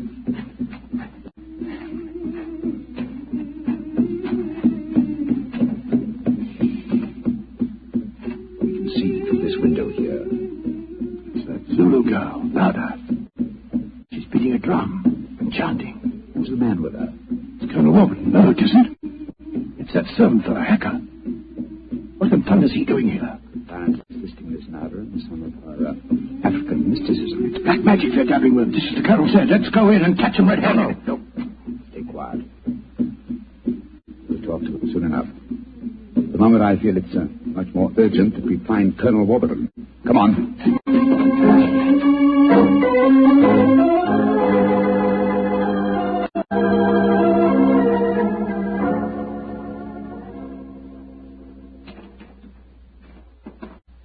There's the Colonel, pacing up and down in front of the house with Mary and his niece, Miss Warburton. We shouldn't have left the women alone with him, you know. The man's dangerous. I don't think the women have been in any danger, Watson. Tom, dear, where have you been? Oh, well, Holmes and I decided we'd take a little walk. It proved very interesting. Miss Warburton, this is Mr. Sherlock Holmes. How do you do, Mr. Holmes? I'm so glad you're here. How do you do, Miss Warburton? And this is Colonel Warburton, Mr. Sherlock Holmes, eh? I suppose you think I killed your wretched dog. Well, I might have done it. When I hear that whistle, something seems to snap in my brain. I might have killed it. Why doesn't your doctor friend certify me as insane? Send me where I belong before I do any worse, damn it. Poor man. Isn't there anything you can do for him, Mr. Holmes? I most certainly will try to, Miss Warburton. What no, fellow, I wonder if you'll follow the Colonel and give him a sedative. I'm afraid he has quite an ordeal before him. Of course I will, Holmes. Miss Warburton, where were you when my dog was killed? Down in the greenhouse. As soon as I heard the poor animal yelping, I ran up to the house. I see. Mr. Holmes, you are going to be able to help the Colonel, aren't you? I'm convinced of it, Mrs. Watson. That is why I brought a dog from London. But now that he's dead, I must obtain another one before I can proceed further with the case. Now, I wonder where on earth I can find a dog. Look. Huh? Down by the gate. There's a little girl walking with the dog. That's Sarah Entwistle, the daughter of our neighbor. Sarah, eh? Oh, excuse me, will you? Just a moment. Sarah! Sarah! Yes? Oh, Sarah. Sarah, my dear, what a pretty dog you have there. What's his name? It's a her. Her name's Boojum. What's your name? Holmes. Sherlock Holmes. Sherlock? That's a funny name. Yes, it is, isn't it? Look here, Sarah. Here's a nice, shiny half-crown for you. Why are you giving me money? Well, because I love dogs. I want to borrow, what did you call him? Boojum. Boojum, oh, yes. I want to borrow Boojum for half an hour. Why? Well, I want to play with her, Sarah. You can play with her here. She's awfully friendly. Well, you see, I really want to take her for a nice walk. Why? She's just had one. Now, look here, Sarah. It's a beautifully shiny half-crown. Mommy's told me I mustn't take money from strangers. I'm not a stranger. I'm a friend of Colonel Warburton. Having trouble, Mr. Holmes? Yes, I am, Mrs. Watson. You see, I want to give Sarah half a crown for borrowing Boojum for a short while, but she doesn't want to do it. Sarah, does Boojum like bones? Oh, yes. Loves them. We've got a lot of bones up at the house we'd like to give her. Have they got plenty of meat on them? Plenty. She can have a wonderful feast, and then we'll bring her back in half an hour. All right. Go on, Boojum. Now, promise you'll bring her back in half an hour. We promise. Yes, Sarah. And Sarah, what about the half crown? Well, I'll take it home and ask Mommy if I may keep it. Good. Goodbye. Goodbye. And take care of Boojum. Oh, she's a sweet little girl. Mr. Holmes, you're not going to expose Boojum to any danger, are you? None, Mrs. Watson. Otherwise, I should live for her. I'm convinced that Boojum will give us the clue to what appears to be Colonel Warburton's madness.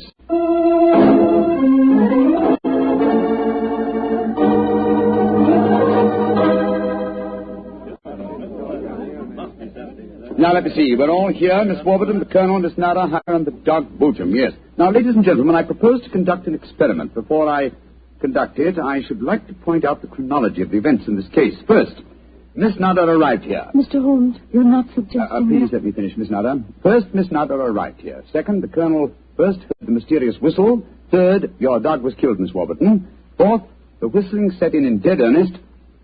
Colonel Warburton and Miss Warburton, doesn't that pattern suggest anything to you? No, I can't say that it does, Mr. Holmes. I don't see what you're driving at. Nor do I, Holmes. We should be more explicit. Very well, then I will. I shall now conduct my experiment. I want you all to watch Colonel Warburton and the dog Boojum. Excuse me while I turn my back. Now. There it is again. That whistle. The dog heard it too. Great Scott, Holmes. What does it mean? It means that this wooden whistle in my hand is the answer to the mystery. The sound made by this cunningly designed instrument is above the normal range of pitch. You see, the Colonel has hypersensitive ears. So the dog heard it. Perhaps I should have said the normal human range of pitch. Then do you suppose someone has deliberately been trying to drive the Colonel mad? Of course, Mary. That's why the dogs were murdered. Whoever it was knew that a dog would give the game away. It's not hard to guess who that someone is. Nada, this started when you came here. Is this your gratitude for the Colonel's kindness to you? Endangering his sanity with your evil black magic? That is not true. One moment, please, Miss Warburton. Miss Nada.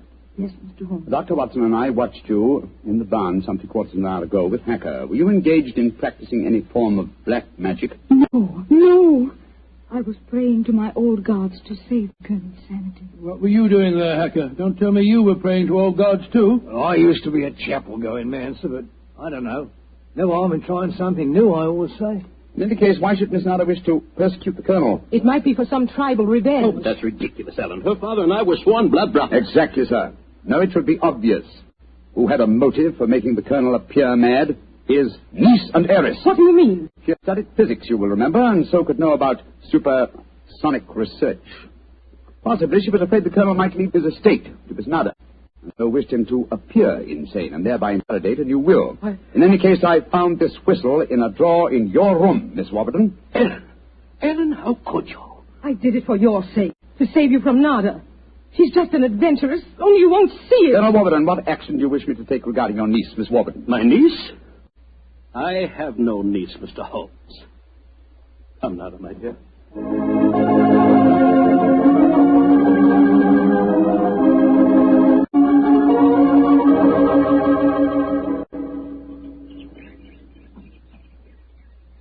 Oh, what an amazing case, Holmes. Mary, wasn't it clever the way Holmes solved it? It was very interesting, dear. I was quite enthralled. Oh, now I think I shall return to London and let you two finish your holiday in peace. Before you do that, Mr. Holmes, there's one thing we should do. What, Mary? Boojum. We promised, you know. Oh, yes, of course. I think the three of us might walk her home. But before we do that, I suggest we rummage through the kitchen. The kitchen? What on earth for? Bones, dear. Exactly. And bones with plenty of meat on them.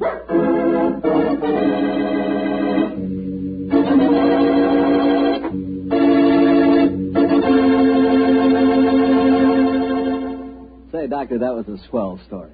And look, you mean there really is a whistle that only dogs can hear? I thought you'd ask me that question, so I've got one of those whistles to show you. There. Well, there's nothing unusual about it. Blow it, Doctor. Well, listen, Mr. Bartell, if I want you to come quickly, I don't just have to whistle. All I have to say is, would anybody like a glass of Petri wine? And hey, presto, there you are. Well, can you blame me? I know a good wine when I hear it. And Petri wine sure is good wine. It ought to be. The Petri family's been making wine for generations. As you know, ever since they started the Petri business way back in the 1800s, that business has always been family-owned and operated. So just think of all the experience the Petri family's gained. They've been able to hand on down from father to son, all they've ever learned about the art of turning luscious California grapes into fragrant, delicious wine. So whenever you're choosing a wine to serve before dinner, with dinner, or at any time, you can't go wrong with a Petri wine. Because Petri took time to bring you good wine.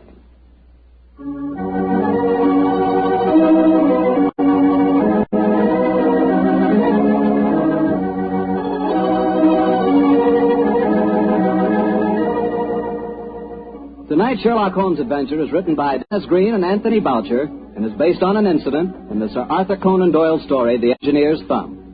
Mr. Rathbone appears through the courtesy of Metro-Goldwyn-Mayer and Mr. Bruce through the courtesy of Universal Pictures, where they are now starring in the Sherlock Holmes series.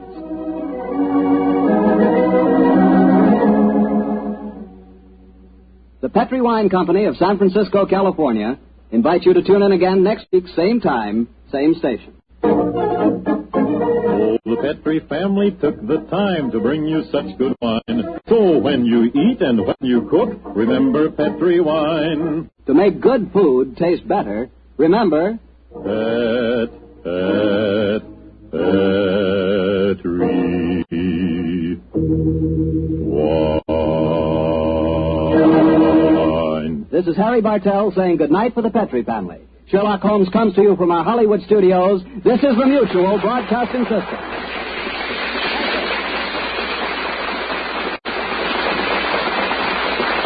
You're listening to HOJO Radio. More classic old-time radio coming your way next. This episode from the life of Sherlock Holmes will be transmitted to our men and women overseas by shortwave and through the worldwide facilities of the Armed Forces Radio Service. Petrie Wine brings you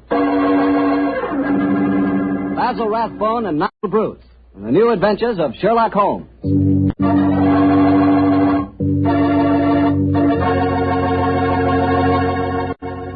The Petrie family, the family that took time to bring you good wine, invites you to listen to Dr. Watson tell us another exciting story about his old friend, that master detective, Sherlock Holmes. And we'd also like to tell you something you really ought to know. The fact that the one sure way to make good food taste better is to try that good food together with a glass of good Petrie wine. Did you ever try Petrie wine with dinner? No kidding, that's one bandwagon you sure want to hop on. Take, for instance, a deep red, hearty Petrie California Burgundy. Wait till you taste that Petrie Burgundy with, let's say, a delicious old-fashioned beef stew. Or maybe try a glass with spaghetti. I'm telling you, when you add the luscious flavor of that Petrie Burgundy to the flavor of your favorite foods, you're really living. You're finding out for the first time what good eating really means, on the level. So better keep a bottle of that Petrie Burgundy right on the dining room table. And never forget, the best friend a good meal ever had is a glass of Petrie wine.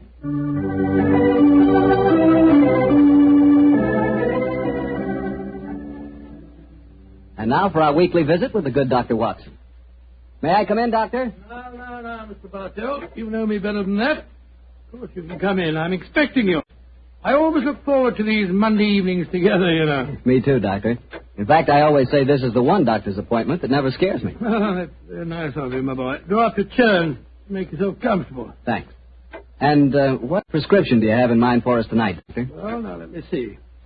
Take one measure of subterranean peril, one of aristocratic lady in distress, a sprinkling of assorted villains, a corpse or two, and a little more than a dash of Sherlock Holmes and Dr. Watson.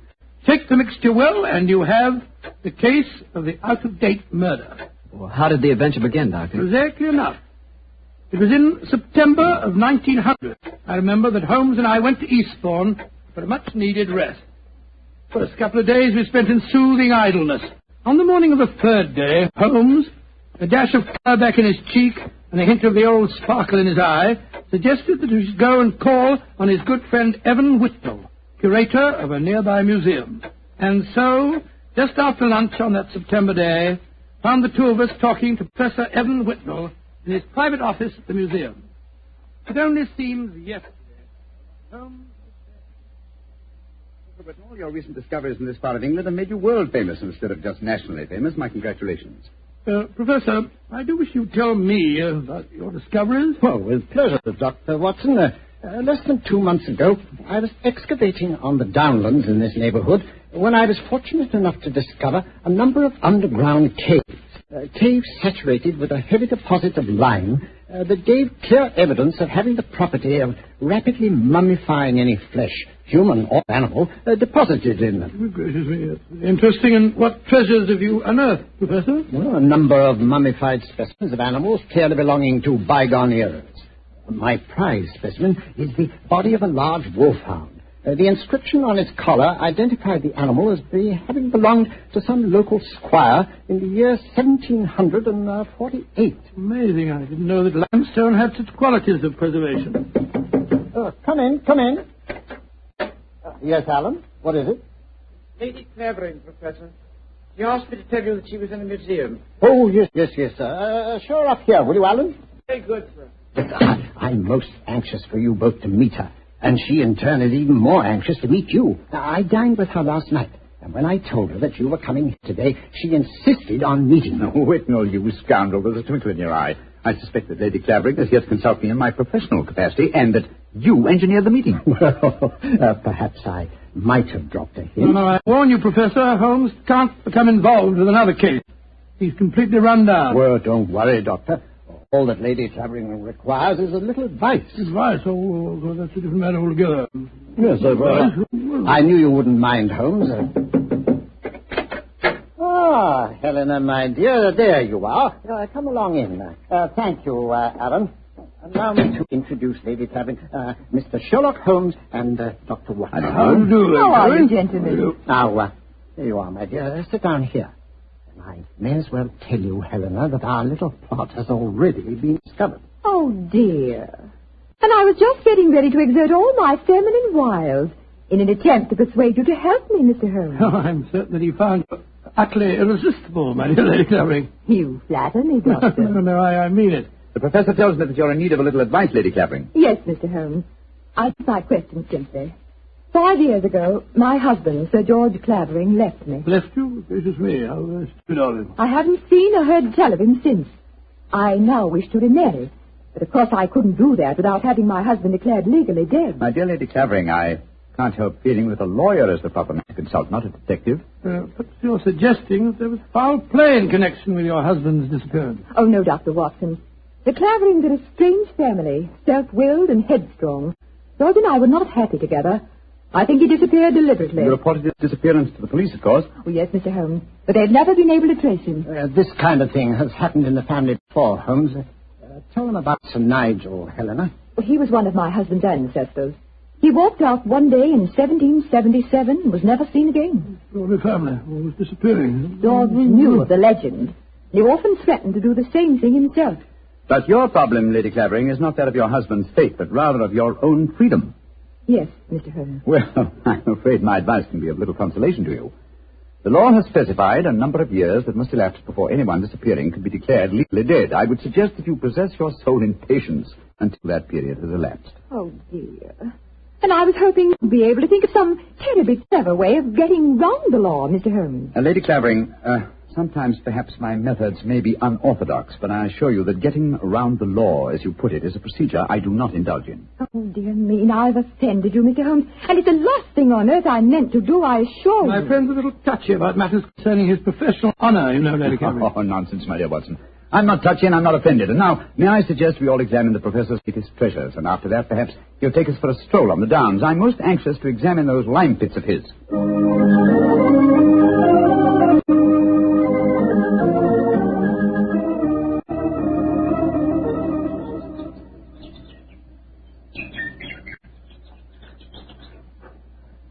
The lime pits are about a mile from here. It's a nice walk across the cliff tops. I'm sorry Lady Clavering didn't want to come with us. A charming woman, even though she did rub you up the wrong way. A beautiful woman, Watson, but I must confess her charm eludes me. Her lack of concern about her husband's fate seemed completely unnatural. Yeah, not if you'd known her husband, Sir George Clavering. He was a tyrant and a bully, both in his home life and in the village. Hello? Who's this coming towards us? It's Timmy. Daft Timmy, they call him in these parts.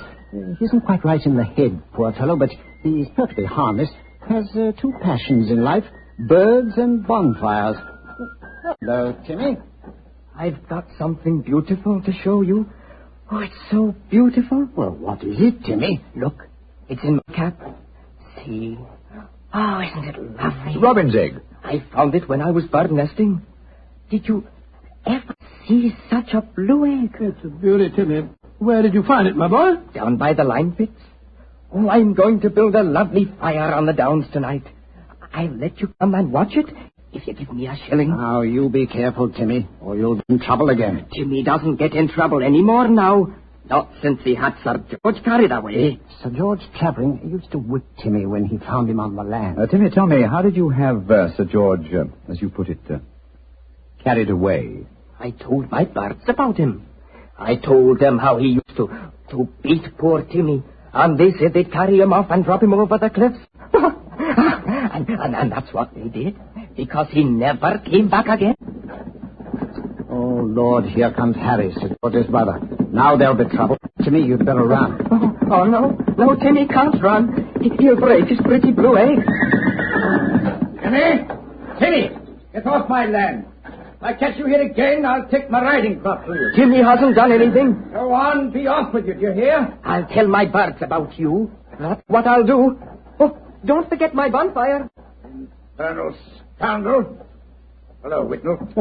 Hello, Harry. Have you met Sherlock Holmes and Dr. Watson? Oh, Sherlock Holmes, the professional nosy Parker, eh? Yes, Helena was just telling me about you. I'm very angry with her for talking to you about my brother. Private affair, and I intend it should remain one. You understand, Holmes? Oh, upon my soul. The devil with your brother, sir. And with you. I'd advise you to remember that you're not addressing a half-witted villager who can't defend himself. If you know what's good for you, you'll do what I say. Impertinent brute. He spoke to you as if you were a stable boy, Holmes. Oh, really? He was quite refreshing. I'm reminded of an apposite quotation of my young friend James Elroy Flecker. Thine impudence have a monstrous beauty, likened to the hindquarters of an elephant. Yeah, he's almost as much disliked as his brother before him. Tell me, does he succeed to the title when his brother is declared legally dead? Oh, yes, and what's more, he's Helena's unofficial fiancé, worse luck. I see. Personally, I'm beginning to get a trifle bored with the affairs of the Clavering family. Let's go on to the lime cake, shall we?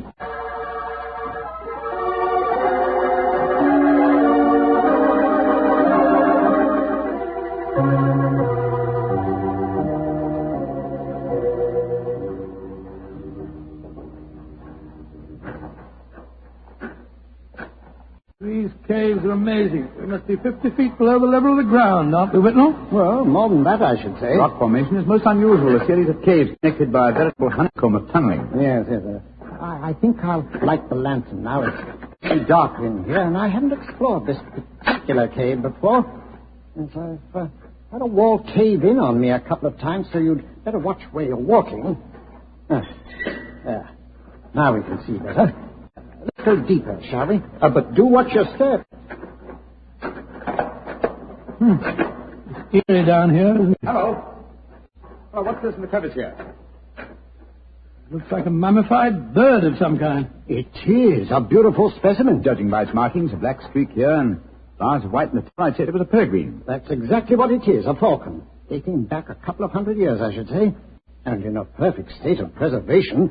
Oh, this is a treasure, but come on, let's explore deeper.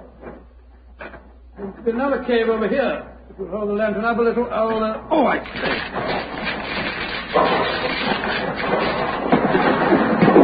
Good Lordy, the whole wall's collapsed. Watson, you're not hurt, are you? No, Holmes, I'm all right. Why, you've unearthed another cave, Dr. Watson. Let's go in. I think we can just manage to crawl through. Great God, I don't believe my eyes. Whitnell, this is a pleasure indeed. A perfectly preserved body dressed in 18th century costume, powdered with an orb. Yes, and there's no mistaking who it is. Look at that typical beak profile. It's a Clavering, and it isn't hard to identify which one. Do you mean the one that Lady Helena told us about this afternoon? Exactly. Without doubt, this is the body of Sir Nigel Clavering, who disappeared in 1777. Let's search his pocket. We might find some identification. Yes, here's a snuff box of the period, and some coins. Yes, the inscription of George III is still visible on them. Hello, here's his diary. This is unbelievable. What are you up to, Holmes? We're examining the body, Watson. This man was murdered. Murdered? With this wound just above the heart. Obviously inflicted with a sharp instrument, probably a dagger. This is interesting. An entirely new experience for me. The opportunity of solving an unsuspected murder committed well over 100 years ago. Glance through that diary, Watson, will you, Walter? Let's see if the devil suspected his fate. Well, hard to read. All the S's look like F's. Peculiarity of the 18th century writing. They are saying, or this is what it means saying, they are saying in the coffee houses that my brother, Harry, hath been coveting my wife. But this is amazing, Holmes. See how history repeats itself. It's an exact parallel of the situation existing today. Harry is coveting his brother's wife, Helena, and Sir George has not been seen for 5 years. What an extraordinary coincidence. If it were one. As it is, it's one of the most ingenious frauds I've ever seen. The clothing appears authentic, so do the coins, the faded ink, the paper of the diary, and due to the peculiar mummification of the body, it would be almost impossible to say how long it's been here. Nevertheless, I'm convinced that this is a recent corpse, and undoubtedly that of Sir George Clavering. Well, what makes you so sure, Holmes? Writing the diary. 18th century used an S that looked like an F, it is true, but never at the end of a word. You will recall, Watson, that you were reading H-A-F, have, for H-A-S, have. That's perfectly true, I was. Well, that would be incorrect and genuine 18th century writing. So, obviously, this is an extremely clever attempt to disguise the comparatively recent murder of Sir George Clavering. It's incredible, Holmes. And yet I believe you're right. I'm sure of it. Well, what are you going to do about it? You and I, old chap, will mount guard over the body. You, my dear Whitnall, if you don't mind, will be good enough to go and fetch the police.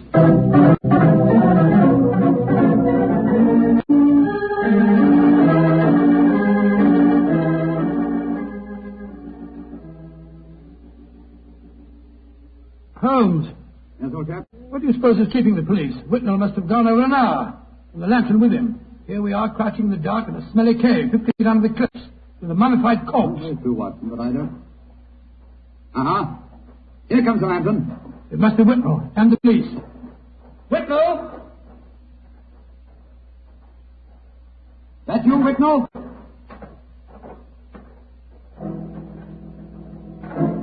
That lantern's blinding me. Is that you, Whitnall? Answer, can't you? Look out, Watson!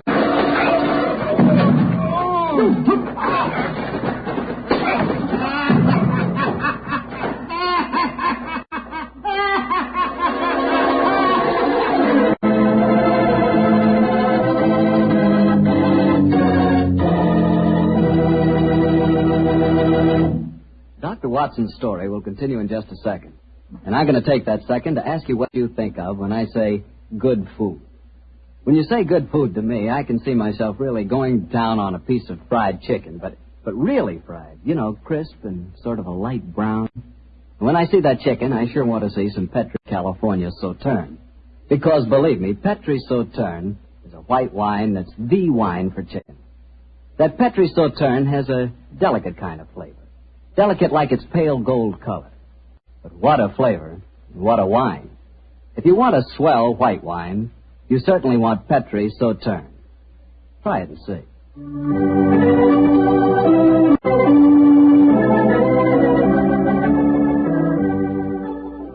And now back to Dr. Watson and tonight's story, The Case of the Out-of-Date Murder.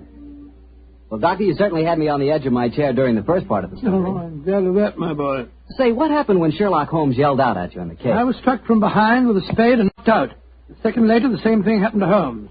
You see, we were blinded by the lantern and couldn't protect ourselves. When we came to, we found we were at the bottom of a pit. The walls were narrow and vertical, and I saw no earthly way of our getting out of the trap. But as usual, Holmes had something up his sleeve.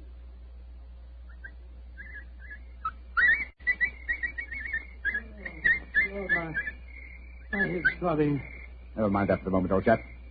Put the coat off in your shirt. Come on, off with it, Come on, off with it. I've already removed mine and tied them together. Oh, what for? Oh, dear me, that blow on your head must have been unusually severe. I'm trying to make a kind of rope, Watson, a rope to get us out of here. Oh, what's the good of a rope unless there's someone on the ledge above us to haul us out?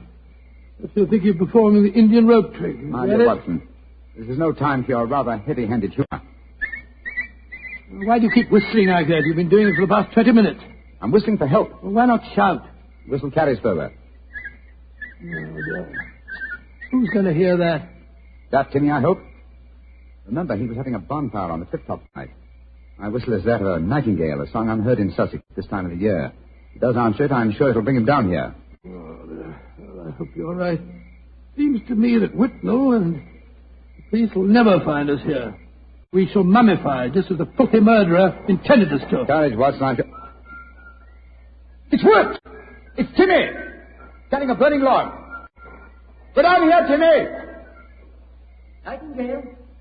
Pretty birdie. What are you doing down there? Timmy! I've tied these clothes together to make a rope. I'm going to throw them up. You ready? Catch!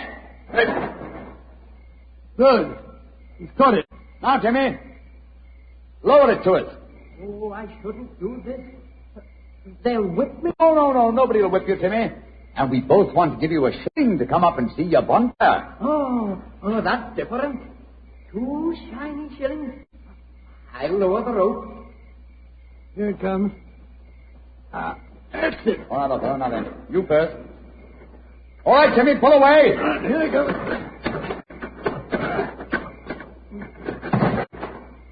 Splendid. I'm up, Holmes. Now lower it for you. All right. I've got it. Look out now. Here I come.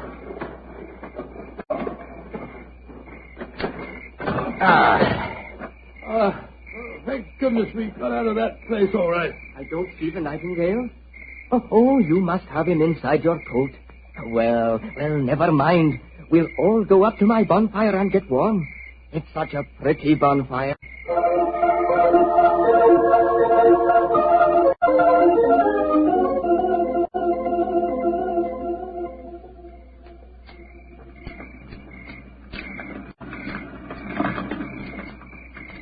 Did you ever see a finer bonfire? Never, Timmy. It's lovely. It's the most comforting sight I've seen for the last couple of hours. Oh, just one thing's bad, though.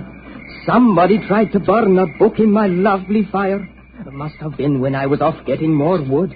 I found it when I came back, and I pulled it out of the fire and stamped on it. See, here it is. Let's have a look. Hello, it's the diary that we found on the body in the lime pit. Precisely, Watson. Now I begin to see daylight. People shouldn't burn books. Books are nice.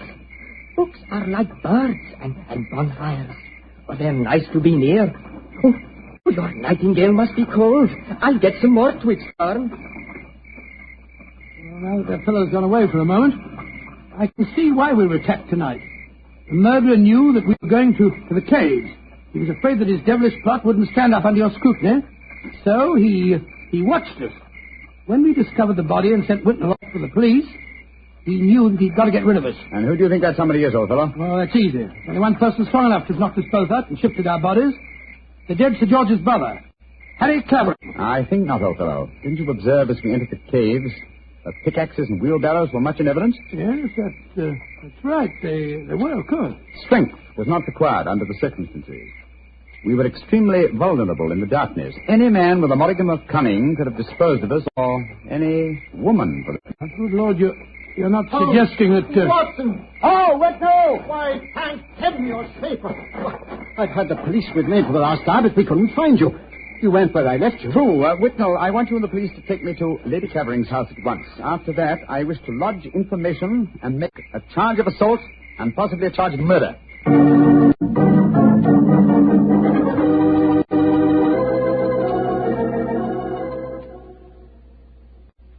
And that, Lady Clavering, is the story of how we found your husband's body. Horrible, Mr. Holmes. Horrible. But who in thunder could have planned such a devilish plot? Why did the murderer attack you and Watson? There, my dear Whitnell, you have the key to the murderer's identity. The man who so cunningly conceived and executed the murder of Sir George could never have bungled the job of disposing of Watson and myself unless he had meant to bungle it. You mean he didn't mean to kill us? Exactly. He merely wished us out of the way while the incriminating evidence was removed. You mean the diary? Of course I do. You will recall we found it partially burnt in Timmy's bonfire. That was Timmy who... No, my dear fellow. Surely it's obvious. One person and only one. Knew that the diary was the key to the murderer's identity. The man who was present when we discovered it and detected the fraud. Great Scott, Professor Whitnell. Whitnell, you murdered my brother. Evan, you? Oh, no. I did it because I love you, Helena. All these years has been nothing in my life that meant anything but you. How could you? I thought that if George were out of the way, I could make you care for me. And when I realized that you loved Harry, I was mad with jealousy. And so I planned to conceal George's body forever. It was a clever plan. You said so yourself, Holmes. If it hadn't been for you, it would have worked. Yes, it was diabolically clever, Whitnell, but I'm afraid that no amount of cleverness now can prevent you from paying for your crime. Sir George, I suggest that you instruct the police to come in. Our work is done.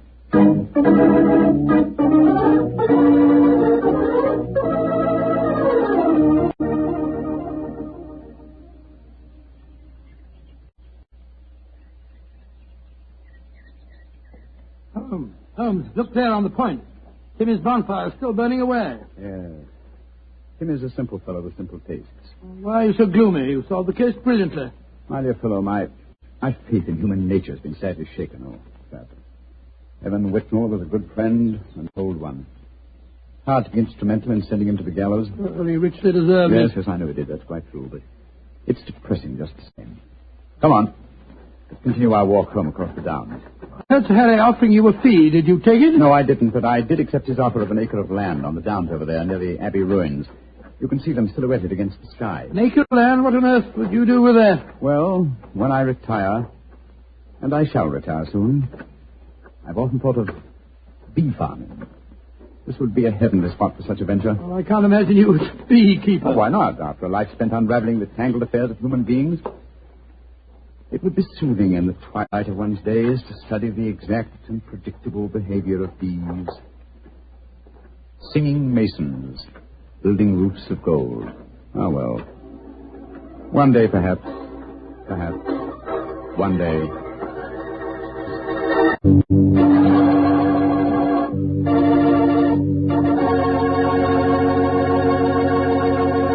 Well, Doctor, that was a swell story. You know, I'm sure glad we get together like this once a week. Oh, thank you very much. Next week, why not come over a little earlier for dinner? Oh, no, I wouldn't think of having you go through all that trouble. Oh, well, of course, if you feel that way. Well, say, aren't you going to coax me? Well, to tell you the truth, I knew I wouldn't have to coax you. Mr. Bartell, I was just going to show you the 2 thick steaks that I've got frozen in my refrigerator. Oh, no. Oh, yes. I'll also put aside a bottle of Petri Burgundy. Well, in which case, I'll bring along a very hearty appetite. If you pick the steak, I know it's good, and when it's Petri wine, you know that's got to be good, too. Because the Petri family has been making fine wine for generations. They've owned and operated the Petri business ever since its inception, way back in the 1800s. During all that time, they've sure learned plenty about the fine art of turning luscious grapes into clear, fragrant, delicious wine.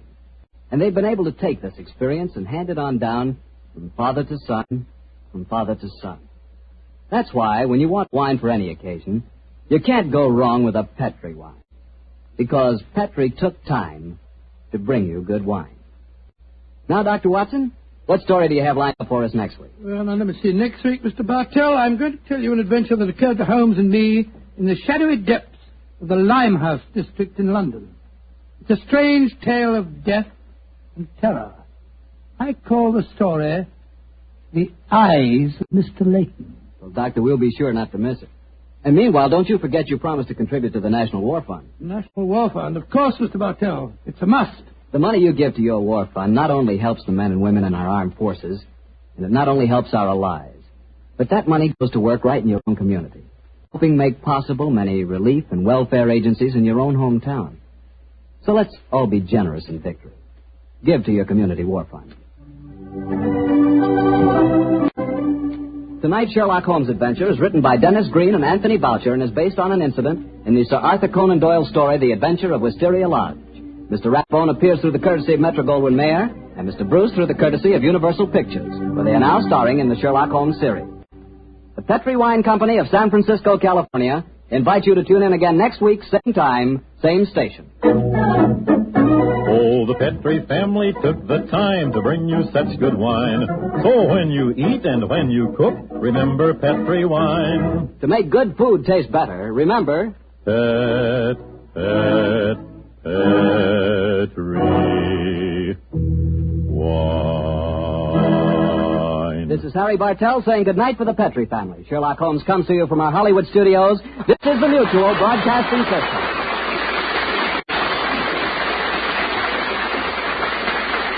Thanks for listening to HOJO Radio. We have more classic radio coming your way next. This episode from the life of Sherlock Holmes will be transmitted to our men and women overseas by shortwave and through the worldwide facilities of the Armed Forces Radio Service. Petri Wine brings you Basil Rathbone and Nigel Bruce in the new adventures of Sherlock Holmes.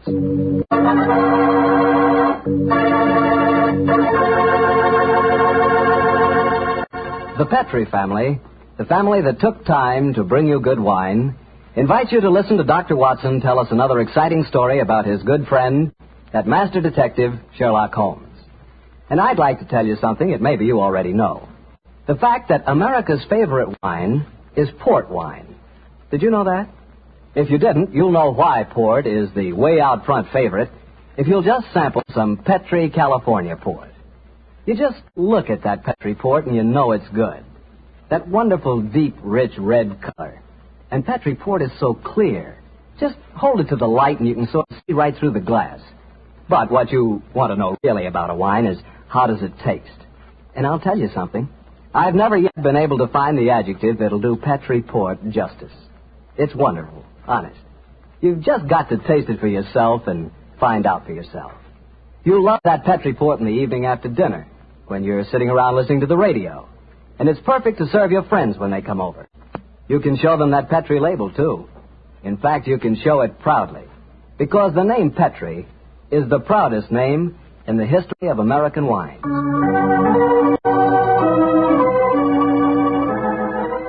And now for our weekly doctor's visit. Let's see. No, Mr. Bartell, don't say let's see if he's expecting us. You know I always expect you at this time on Monday evenings, my boy. So draw up your usual chair and settle down. Thanks, Doctor. That's it. All alone this evening, Doctor? Where are the puppies? Out on the patio. They had a most unfortunate encounter with a dead seal on the beach this afternoon. In consequence, they're a little malodorous, shall we say. In that case, Doctor, perhaps we'd better change the subject. So, suppose I ask you about tonight's new Sherlock Holmes adventure. Well, my boy, as I told you last week, the story took place in the foul alleyways of Limehouse. It was there on a foggy December evening in 1890 that my story began. An old friend and patient of mine, Isa Whitney, had disappeared, and his distraught wife had come to me for help. Knowing the man to be the victim of the shocking habit of taking opium, I suspected that I might find him in one of the vile dens inhabited by the dregs of the waterfront. And so, Mr. Bartell, about 5 o'clock on that December evening, I began my search. After an hour of fruitless wanderings, I found myself in a vile alley called Upper Swandam Lane. I could hear the distant moans of the riverboats as I walked, eyes alert, and hand on the revolver in my coat pocket.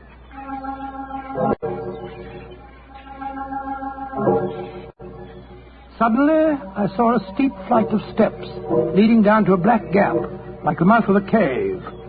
I walked down them.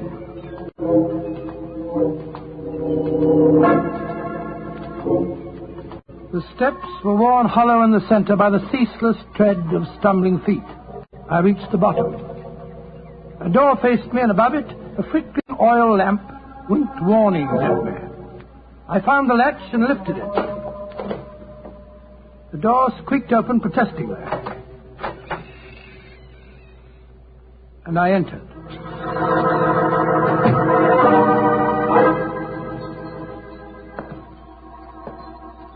There was a tinkle of Chinese wind bells as I walked towards a long, low room. A strange sight met my eyes. Through the gloom, thick and heavy with the brown opium smoke, I saw that the room was terraced with wooden berths, like the forecastle of an elegant ship. Out of the shadows, there glimmered little red circles of light, now bright, now faint, as the burning poison waxed or waned in the metal pipes. Bodies lay in strange, fantastic poses. Bowed shoulders, bent knees, heads thrown back. The attendant came up to me with a pipe and beckoned me to an empty berth. I haven't come here to smoke your filthy drug. I'm looking for a friend, Mr. Isa Whitney. No, Mr. Whitney here. Oh, I'm going to search the place. You must not disturb the priest. I'm carrying a revolver, so you'd better not argue with me, my good man. Out of the way. I searched that filthy den, but found no trace of my missing friend. As I was leaving in despair, a long shaking hand reached out and plucked at my sleeve. I turned, and there sprawled in a berth was the wreckage of a man, his gaunt face yellow and twitching, his clothes filthy and ragged, and the pupil of his eyes pinpoints. He spoke to me in a thin, quavering voice. Sir, for heaven's sake, get me out of here. Now, look here, my man. Don't say you won't help, Governor. Ain't you got out? Please help me, Governor. Take me out of here. Start to think I'm going to bomb, I tell you. Oh, what must you expect if you indulge in this filthy habit? Take me out of here, Governor. I'll go straight this time. Cross me out, I will. Oh, very well. Come along with me. I suppose it's my duty to help you. Ah, bless you, Governor. Here, give me your arm. You cannot take him away. He owes me money. That's a bleeding lie. I paid him when I come in, I did. He cannot go with you, mister. You remember what I said about my revolver, you blackguard? If I have any more trouble with you, I'll fetch the police. Come along. He owe me money. He owe me money. Infernal scoundrel, owe me money. Tell him all proper, Governor. I'd hope you didn't.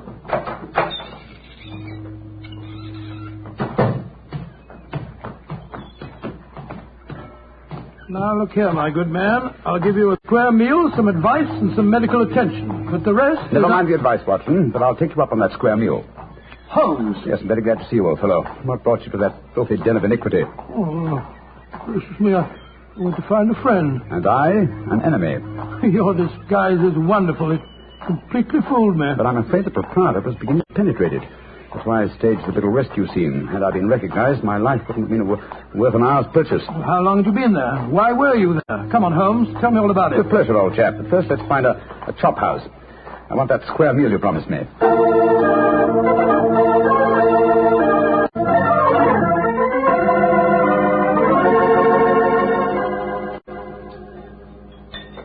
An excellent meal, Watson. Yes, you're surprisingly good for such a shoddy-looking place. Well, Holmes, now perhaps you'll tell me what you were doing in that opium den.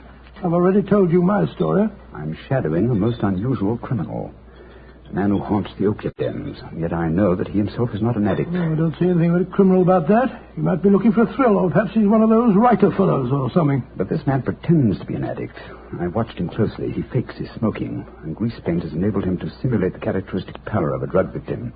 He even affects the typical mannerism of nose scratching, but it's his eyes that give him away. The pupils are wide open, I suppose. Exactly, old fellow. Whereas, if he were really addicted to the drug, they would, as you know, be contracted.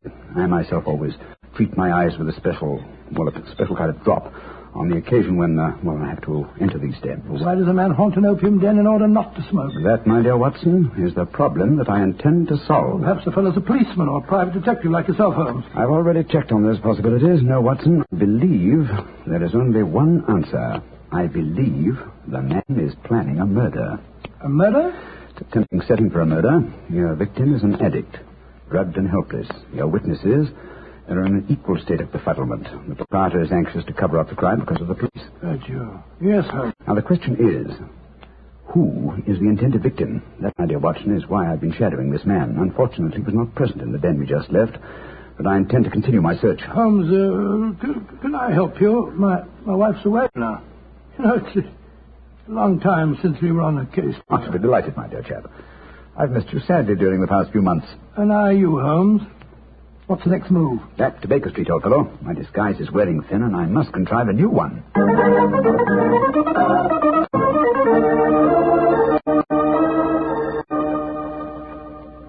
New disguise, eh? Well, which one shall it be, Watson? Well, how about the old flower seller?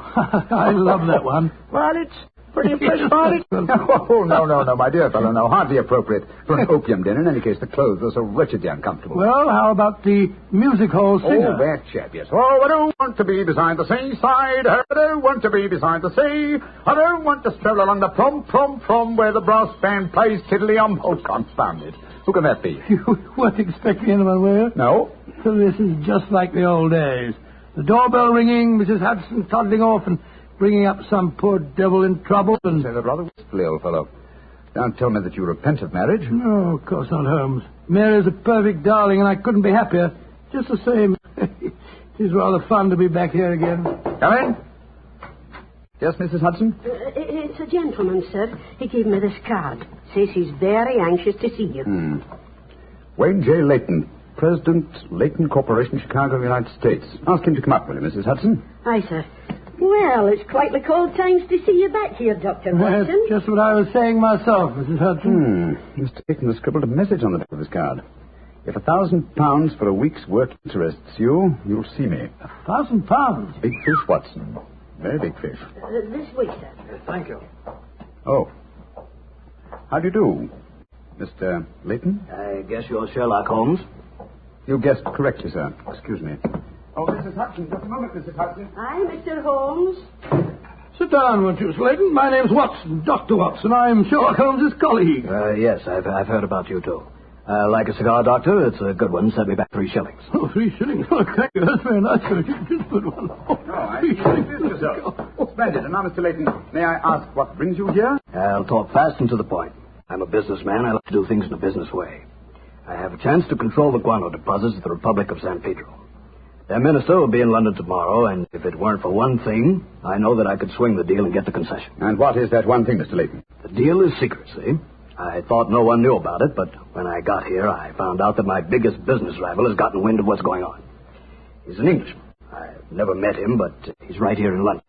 Now, I'm not going to tell you his name, not until you give me your word that you'll work for me. Just what you wish me to do, Mr. Layton. Get this rival of mine and keep him out of circulation for a week. I don't care how you do it, and I won't ask. In a week's time, I'll give you the other half of this 500 pounds I brought with me. Oh, good Scott, what kind of... Watson, give Mr. Layton his hat and gloves. That's it. Thanks, old fellow. Goodbye, sir. What are you doing, throwing me out? I can't think where you gathered the impression that I indulged in kidnapping. Once again, goodbye, sir. And here, sir, you can take back your cigar. Well, if you don't want some easy money, I'll soon find someone else that does. This is the last you'll see of me, Mr. Holmes. Life is full of little consolations. Some people seem to think that money can... Watson, the king's afoot. Mr. Layton is the man I've been seeking. The man who pretends to be an opium smoker. Why in blazes did you let him get away? Here, I'll go after him. No. Don't worry. I've already arranged for that. Oh, how? When I left the room just now to talk to Mrs. Hudson, I was intending to tell her to summon some of my band of street urchins. You know, the Baker Street irregulars. When she informed me that half a dozen of them were in the kitchen at this very moment, partaking of one of her incomparable steak and kidney pies. The rest should be obvious. You left instructions for one of them to shadow Mr. Layton when he left here. Elementary, my dear Watson. Oh, don't tell me that Layton back again. No, I think not. I should say that at the moment he's just about to go out of the front door. No, I think we shall have another visitor. And judging by the commotion, the incoming and the outgoing visitors know each other and are not on the best of terms. Well, it sounds to me as if they're having a fight. Here comes Mrs. Hudson to tell us about it. Come in. Oh, Mr. Holmes, you've got another visitor. So I gathered. Mrs. Hudson, you gave my instructions to one of the boys? I did that, sir. Young Wiggins was going to follow the gentleman. Mrs. Hudson, what was all that commotion about downstairs just now? Oh, it was the two gentlemen shouting at each other. Him that was leaving and the one that was waiting on the doorstep. Who is our new visitor, Mrs. Hudson? Here's his card, sir. Oh, thank you. Vincent Chumley, 9 Belgrave Square. Well, ask him to come up, will you, Mrs. Hudson? Very well, Mr. Holmes. Oh, one thing more. Yes, sir. Please instruct another of the Baker Street irregulars to follow this Linton Chumley when he leaves here and report to me. All right, sir. You're taking no chances, Holmes, huh? You're having this fellow shadowed, too. Layton is a potential murderer. Of that I'm convinced. This Mr. Chumley might possibly be his intended victim. While we're talking to him, Watson, old fellow, I want you to be sure to look at the condition of his eyes. Yes, I certainly will. Come in. Oh, good evening, Mr. Chumley. Are you Mr. Sherlock Holmes? I am. This is my colleague, Dr. Watson. How do you do, sir? That was Wayne Layton that was just left here, wasn't it? Won't you sit down, sir? Thank you. I don't want to sit down. All right, you needn't answer my question, but I know it was Layton. I've never met him, but I've seen his picture in the newspapers. Oh, very well then, sir. It was Wayne Layton. I know why he came to you. He's trying to have me put out of the way while he closes that deal on the San Pedro and Guana concession. Now, look here, Holmes. You've got to be on my side. Whatever fee he offered you to dispose of me, I'll double it if you'll take care of him for a few days. Oh, dear me, this is becoming monotonous. Watson? The hat and gloves? Thank you, old chap. That's right. Good night, Mr. Chumley.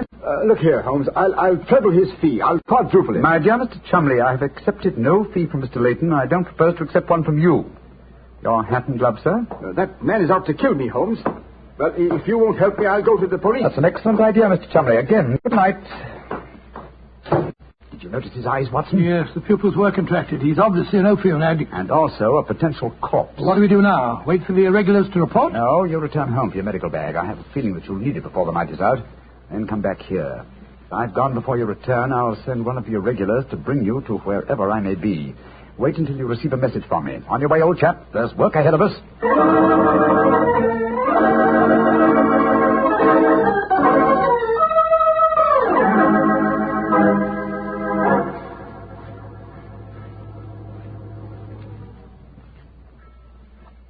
Wiggins, you're certain that this is the place that Mr. Holmes told you to bring me to? Oh, yes, Dr. Watson. The corner of Swanham Line and Brixton Street, Mr. Holmes said. Yeah, well, this is the spot, all right.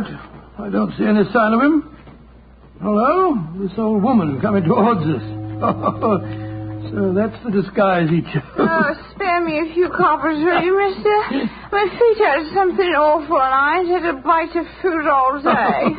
No, you don't, Holmes. You Can't fool me this time. As a matter of fact, your makeup isn't very convincing.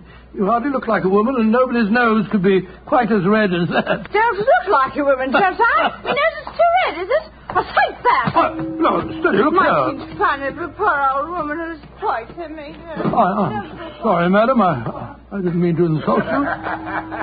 Well, matey, she gave you a bit of work for all right, didn't she? Boxed your ears. No mistake about it. You mind your own business. And anyhow, why aren't you aboard your ship at this time of night? Because I'm not a sailor, Watson. It's Mr. Holmes. Great heavens, Holmes. I wish you wouldn't confuse me like this. I'd never recognized you. My dear Watson, when you're able to recognize me, it will indeed be the beginning of the end. When your eagle eye penetrates my disguise, I shall realize that my retirement is imminent. But enough of this. See that house opposite? You mean the ramshackle place with the broken tiled roof? Yes, I gave the irregulars instructions to let them know at once if our two quarries ever enter the same house at the one time. They're inside there now, and I'm going in after them. Be careful, Holmes. I'd better come along with you. Can't I come too, Mr. No, Holmes? certainly not. We'll keep watch outside. If I need any help, I'll smash one of the windows, and then you can come in after me. Wait here for me. I don't expect I'll be very long. I'll be here, Holmes. Don't worry about me. Just take good care of yourself.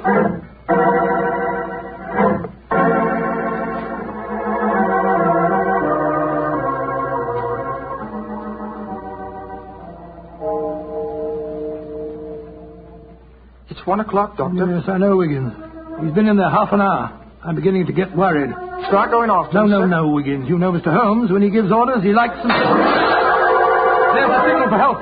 Keep watching the house, Wiggins. I'll be out in 5 minutes. Go for the police. Watch out, sir. All right, Holmes, all right. I'm coming.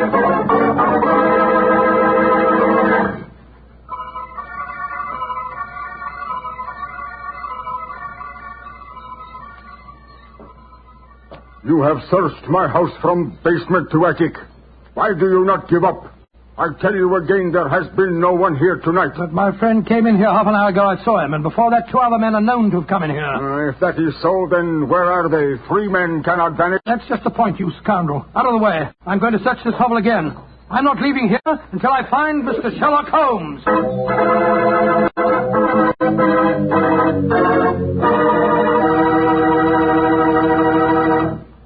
You'll hear the rest of Dr. Watson's story in just a second. And if you don't mind, I'll take that second to say just one word to the ladies. And that word is muscatel.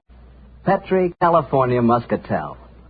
I want you women to know about it because Petri Muscatel is one wine that practically every woman likes. Maybe because it's such a beautiful color, like pale gold. But I guess really because Petri Muscatel brings you the wonderful flavor of luscious, sun-ripened Muscat grapes. And that's a flavor. Try Petri Muscatel after dinner, or any time as a change from Petri Port. Remember, if it's a Petri wine, you know it's a good wine.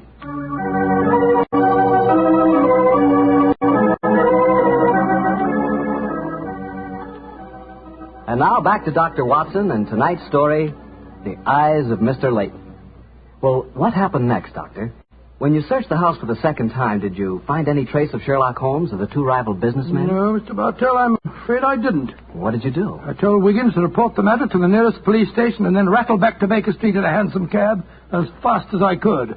When I arrived at the old familiar doorstep, I wrenched at the bell in a frenzy of anxiety. Finally, the door opened, and there stood Mrs. Hudson. Dr. Watson, what is it, sir? Why, you're as white as a ghost. Mr. Holmes, is he here? Aye, sir, came in half an hour ago. He was dressed as a sailor and was half carrying some drunken friend of his. Oh, thank heavens he's safe. I'll go up. All right, sir.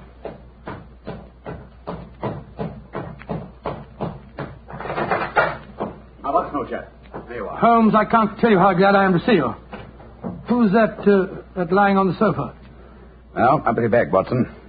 Oh, I'm afraid the poor devil's done for. Great Scott, it's Wayne Layton, the American fella. With a knife wound between his ribs. See what you can do for him, will you? All right.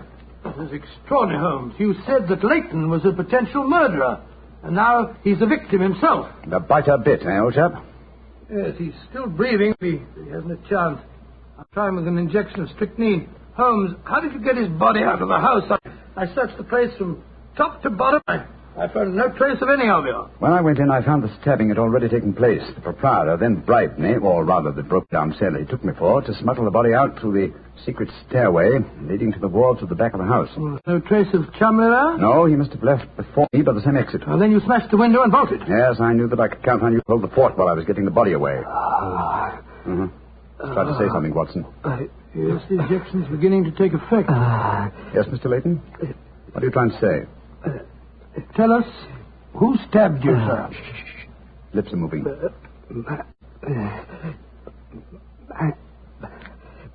Mandalay. He's dead, Holmes. Yes, but he gave us the clue to the murderer's identity. How? And the word he mumbled just before he died. Sounded to me as if he said Mandalay. Precisely, old fellow. Never did a corpse give us a clearer instruction. So our next and final move. And that is? Back to Limehouse, Watson. Back to Limehouse.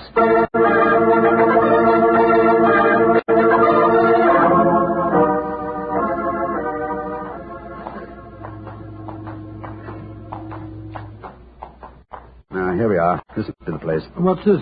Another opium den? Yes, I knew that since Chumley refrained from smoking earlier on in the night, in order to keep his faculties alert for murder, that an enormous reaction would set in. He'd have to find a den at once, and beyond question a different one from that in which the murder was committed.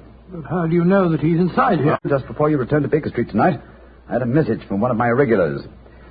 He tracked him here after he escaped from the scene of the stabbing. A couple of hours ago. He might have slipped away again. No, Watson, tonight he came to drown his senses with a wretched drug. He'll be here. Come on.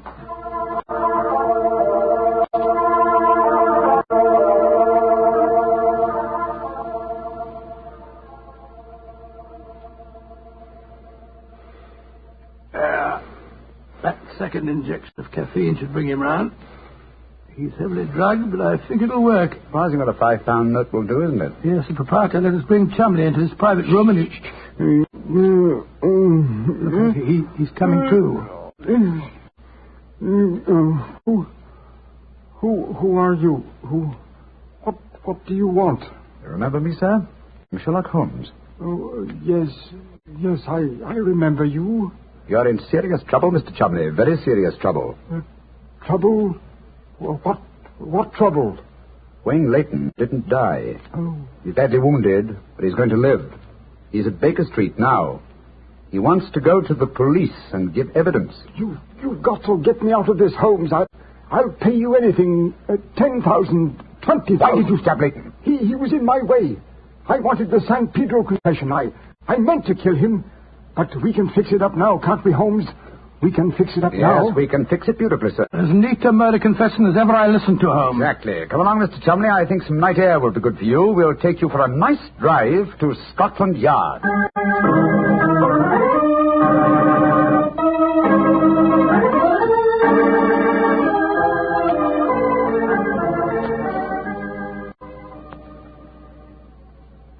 Brought you some kippers, gentlemen. You've both been up all night, and I'm sure you can do it. It's very thoughtful of you, Mrs. Hudson. Yes, indeed it is.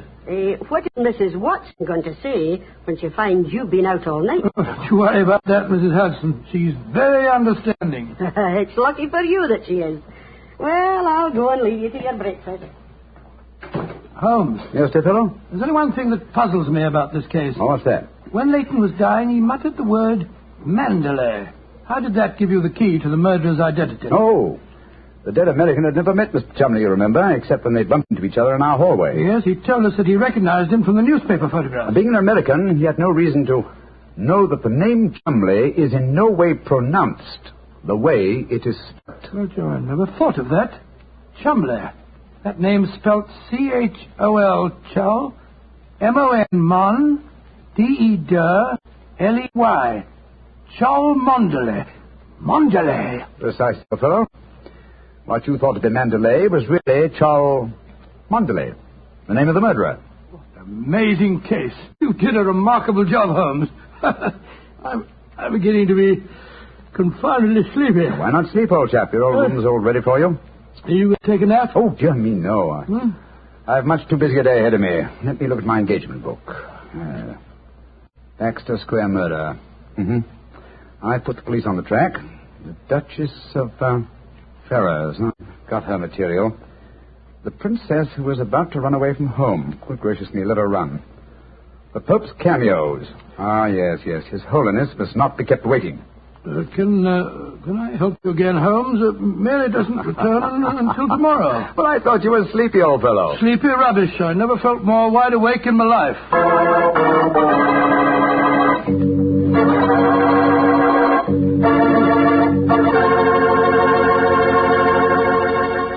That was a swell story, Doctor. I'm glad you enjoyed it. And that was really funny when you mistook that old lady for Holmes and she slapped your face. It wasn't very funny at all.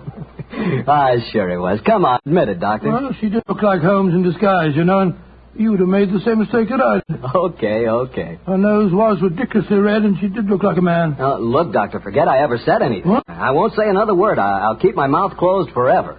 Oh, come on, I wouldn't do that. Mr. Bartell? Mr. Bartell? Won't you even open your mouth to finish your wine? Your Petri wine? Okay, you win. You know I'll open my mouth for Petri wine anytime. That Petri wine is always good wine. And for good reason, too. The Petri family has always owned and operated the Petri business. They've been making fine wines for 3 generations, since way back in the 1800s. That adds up to a lot of experience. Experience handed on down from father to son, from father to son. The Petri family really knows how to turn luscious California grapes into fragrant, delicious wine. And that's why, no matter what kind of wine you want, I'm sure you'll like it better if it's a Petri wine.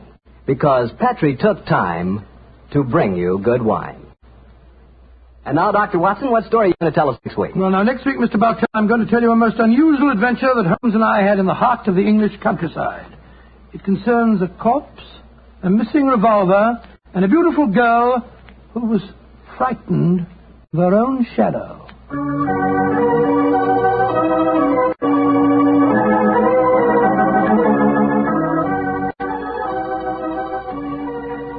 Tonight's Sherlock Holmes adventure is written by Dennis Green and Anthony Boucher and is based on an incident in the Sir Arthur Conan Doyle story, The Man with the Twisted Lip. Mr. Rathbone appears through the courtesy of Metro-Goldwyn-Mayer, and Mr. Bruce through the courtesy of Universal Pictures, where they are now starring in the Sherlock Holmes series. The Petri Wine Company of San Francisco, California, invites you to tune in again next week, same time, same station. Oh, the Petri family took the time to bring you such good wine. So when you eat and when you cook, remember Petri wine. To make good food taste better, remember... Petri wine. This is Harry Bartell saying good night for the Petri family. Sherlock Holmes comes to you from our Hollywood studios. This is the Mutual Broadcasting System.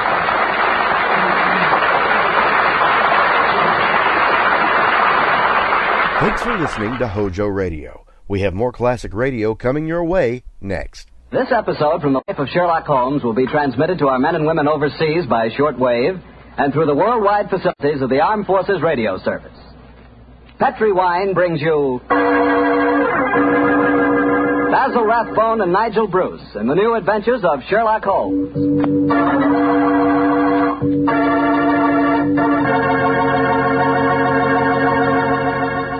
The Petri family, the family that took time to bring you good wine, invites you to listen to Dr. Watson tell us another exciting adventure he shared with his old friend, that master detective, Sherlock Holmes.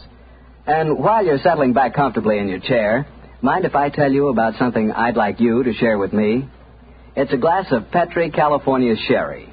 Of course, most people think of Petri California Sherry as the one wine that's really swell any time, but personally I like a glass of that Petri Sherry just before dinner. You know, that's the time you're a little on edge, you've just finished your day's work, and you're waiting for your dinner, and, well, that's when you want to lean back and take it easy. And boy, that's the time a glass of Petri Sherry tastes like something just too good to be true. Try it. Petri Sherry's the perfect before-dinner wine. And incidentally, if you like your sherry dry, you know, not sweet, then you'll find that Petri Pale Dry Sherry is just made for you. The important thing is the Petri label, because when it says Petri, it always means good wine.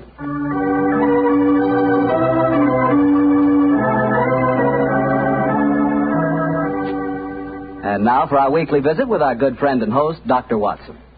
Good evening, Doctor. Good evening, Mr. Bartell. You're a bit late. I've been keeping some dinner hot for you. Here, pull up your chair and join me. That's very nice of you. Thanks, Doctor.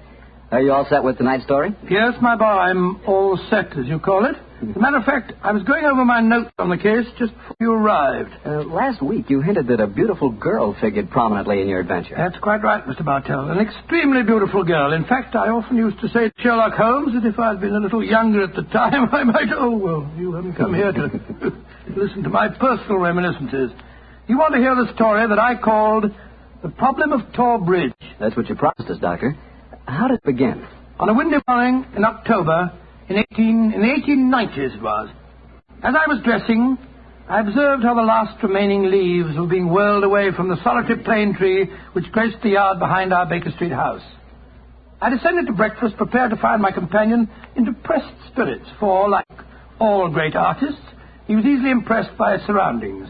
But, to my surprise, he was in an unusually gay mood. As I entered the room, he looked up at me and, with a smile, My dear fellow, I hope you slept well. Splendidly, thank you, sir. Oh, I'm so glad. Well, you're very solicitous this morning. I think you must have got a new case. Am I right? The faculty of deduction is certainly contagious. Yes, I have a new case. After a month of trivialities and stagnation, the wheels revolve once more. Good. Tell me all about it. Well, as yet, there isn't much to tell. Have you ever heard of Neil Gibson? Neil Gibson? Oh, yes, yes. Something to do with gold mining, isn't he? A great deal to do with it, dear fellow. In fact, he's considered the greatest mining magnate in the world. About 5 years ago, he bought a large estate in Hampshire. Perhaps you've read of the tragic death of his wife. Oh, yes, of course. I remember the case now. She was murdered by a jealous governess who was in her employ, wasn't she? That point will be decided when the lady in question, Grace Dunbar, I believe her name is, comes up for trial at the forthcoming Winchester Assizes. In any case, it's hard for me to see what I can do for my client at this late date. Your client? Oh, yes. I forgot I hadn't told you. I'm getting into your involved habit of telling a story backwards. Better read this letter. Came this morning. Oh, let's have a look. Dear Mr. Sherlock Holmes, Miss Dunbar is innocent. I can't see the finest woman in the world go to her death without doing everything possible to save her. I shall call on you at 10:30 tomorrow morning to discuss the matter. Yours faithfully, Neil Gibson. Good gracious me. There you have it, Watson. Here's the gentleman I await. Do you know anything about his dead wife?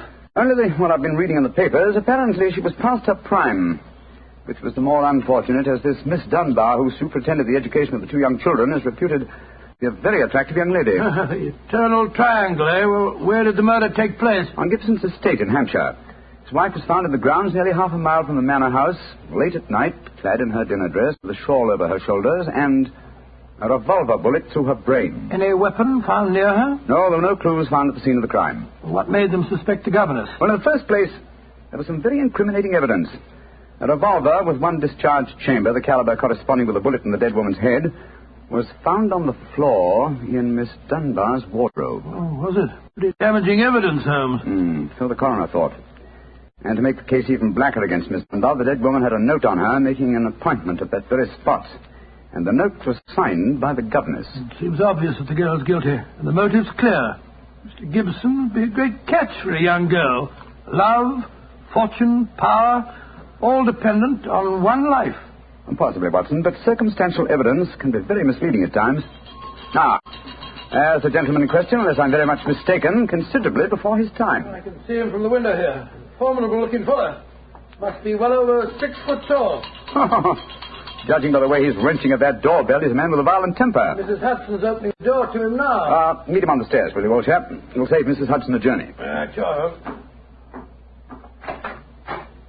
Up here, sir. Thank you, Mr. Hudson. All right. Are you Mr. Sherlock Holmes? No, indeed. I'm his colleague, Dr. Watson. Come along in, won't you? Mr. Neil Gibson, I presume? That's right. So you're the great Sherlock Holmes, huh? The adjective is your own, Mr. Gibson. Sit down, won't you? By the way, you may speak quite freely in front of Dr. Watson. Well, I may as well begin by telling you that money means nothing to me in this case. You can burn it if it's any use to you in lighting the truth. Miss Dunbar is innocent, and it's up to you to prove it. Just name your fee. Mr. Gibson, my professional charges are on a fixed scale. I don't vary them except when I omit them altogether. Very well. I imagine that you read the newspaper reports of the coroner's inquest? Yes, very thoroughly. I don't see that I can add anything that'll help you. But if there are any questions you'd like to ask, I'll answer them. Oh, thank you. First, what were the exact relations between you and Miss Dunbar? I suppose you're within your rights in asking such questions, Mr. Holmes? We will agree to suppose so, shall we? Then I can assure you that my relations with Miss Dunbar were always those of an employer towards a young lady with whom he never conversed or even saw, except in the company of his children. Oh. I'm a busy man, Mr. Gibson, and I've no time or taste for aimless conversation. I wish you good morning. What the devil do you mean by this, Mr. Holmes? My dear sir, the case is difficult enough without your giving me false information. Meaning that I lie, sir? I was trying to express it as delicately as possible, but if you insist on the word, I won't contradict you. Why, you confound... Don't be noisy, Mr. Gibson. Please don't be noisy. I find that after breakfast, even the smallest argument is unsettling. I suggest that a stroll in the morning air and a little quiet thought will be greatly to your advantage. I suppose I can't make you take the case, but you've done yourself no good this morning, Mr. Holmes. I've broken stronger men than you. No man ever crossed me and was the better for it. Good morning, Mr. Gibson. You've a great deal yet to learn. Well, Marcel Holmes, you were unusually severe with him. I dislike liars, Watson, and I cannot tolerate arrogance, particularly when it's coupled with great wealth. Now, how did you know about his relations with the governor? I didn't. It was pure bluff. Bluff? It certainly worked. Think he'll come back? Oh, of course he will. He needs my help too badly. He'll probably change his mind before he's halfway down the stairs. Come in. Mr. Gibson. Just saying to Dr. Watson that I was certain you'd be back. I've been thinking it over, Mr. Holmes, and I feel that perhaps I was hasty in taking your remarks amiss. Just the same, I can assure you that the relations between Miss Dunbar and me really don't affect this case. Surely that is for me to decide, Mr. Gibson. You see, Mr. Gibson, my friend is like a doctor. He wants every symptom before he can give his diagnosis. Fire away, Mr. Holmes. What is it you want to know? The truth. I can give it to you in very few words. To begin with, I met my wife when I was gold mining in Brazil. Your wife was Brazilian by birth, wasn't she, sir? Yes, Doctor, and very beautiful. Well, to make a long story short, I fell in love and married her and brought her to England. For a few years, I realized that we had nothing, absolutely nothing in common. And then I suppose this young governess, Miss Dunbar, arrived on the scene. That's right, Mr. Holmes. Well, the story should be obvious to you from there. You fell in love with this girl, I suppose, sir. Who could help it? Did you suggest marriage to her? Yes, though I knew that my wife would never divorce me. Then you made an utterly insincere proposition to her. Now, look here, Mr. Holmes. I came to you on a question of evidence, not of morals. I'm not asking for your criticism. It's only the young lady's sake that forces me to touch your case at all. Now, tell me, sir, what is your own opinion as to Miss Dunbar's guilt? It's very black against her. I can't deny that. One explanation of the tragedy did come into my head, Mr. Holmes. I give it to you for what it's worth. Pray continue, Mr. Gibson. My wife was bitterly jealous. She was half crazy with hatred. She might have planned to murder Miss Dunbar, or we'll say to threaten the girl with a revolver and so frighten her into leaving us. There might have been a struggle in which the gun exploded and gone off and shot my wife, who was holding it. Well, that possibility already occurred to me. It's the only obvious alternative to deliberate murder. The revolver, Holmes, was found on the floor of the governess's wardrobe. Mr. Gibson, I should like to examine your house and the scene of the murder as soon as possible. Certainly, Mr. Holmes. Sergeant Coventry of the local police is still down there. He'll give you any help you may need. Excellent. Watson, old fellow, mark the timetable. We're catching the next fast train to Winchester.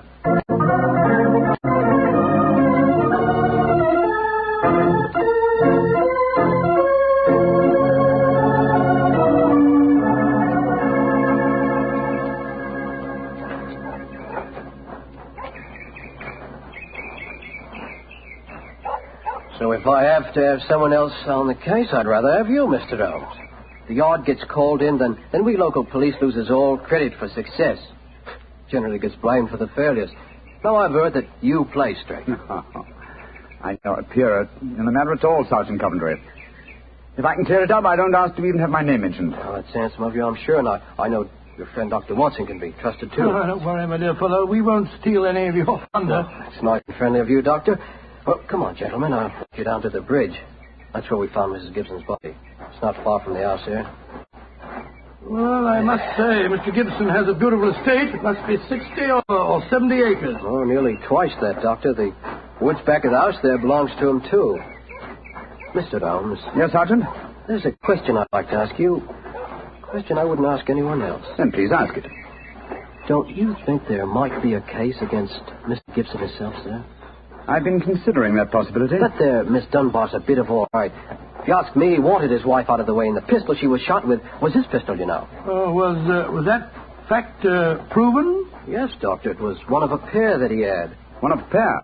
Where's the other? Well, Mr. Gibson has a lot of firearms. We never quite matched that particular pistol. But the box was made for two. Well, if it was one of a pair, surely you'd be able to match it. Well, We have them all laid out at the house if you want to look them over. And we'll do that later. This, I presume, is Tor Bridge. That's right, sir. Found Mrs. Gibson's body lying right here at the approach to the bridge. I see. I gathered from the newspaper reports that the shot was fired at very close quarters. Yes, sir, very close. Near the right temple, wasn't it? Just behind it, sir. How did the body lie, Sergeant? Oh, on spec, Doctor. No trace of a struggle, no marks, no weapon. The note from Miss Dunbar was clutched in the left hand. Clutched, you say? Yes, sir. We could hardly open the fingers to get at it.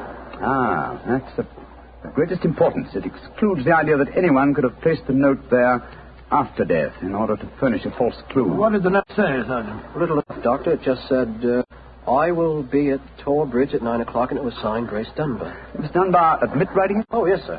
What was her explanation? She wouldn't say nothing. Said she was setting her defense for the trial. Yes, it seems odd that Mrs. Gibson was still clutching that note. Seems perfectly natural to me. Oh, come now, old fellow. Argue the thing out logically.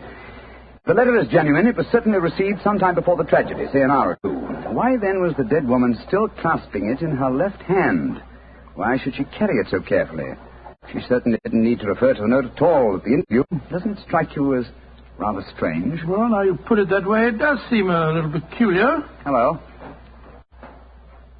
Did you notice this, Sergeant? Oh, you mean that chip out of that stone on the underside of the parapet of the bridge, sir? Yes, I noticed it. Didn't think nothing of it, though. It's a very large chip. Yes, but it's been done recently. That is how the stonework is white just here. It took some violence to do that. Hand me your cane, Watson, will you? Here you are, Bert. Thanks. Yes. It's a hard knock. And in a curious place, too. But it's 15 feet from where we found the body, Mr. Dow. Yes, Holmes, I don't see how it could have any connection with Mrs. Gibson's murder. It hasn't. But it's a point worth noting. There were no footprints, you say, Sergeant? No, Mr. Holmes. The ground was as hard as iron. It's been a very dry summer, and we haven't had any rain to speak of this year. Well, Sergeant, I'm much obliged to you, and now I think we'll get back to the house. Right. Cesar will show you where the firearms are, sir. Oh, who is Cesar? Well, funny kind of a bloke. Brazilian he is. Brazilian, eh? Like Mrs. Gibson? Yes, Mr. Holmes. From the same town that she does, as a matter of fact. Something very fishy about him, if you ask me. Now, if you'll excuse me, gentlemen, I'm going to take a little stroll around the grounds. You started me on a new train of thought in this case, Mr. Holmes. Oh, I'm delighted, Sergeant. I'll get back to the house.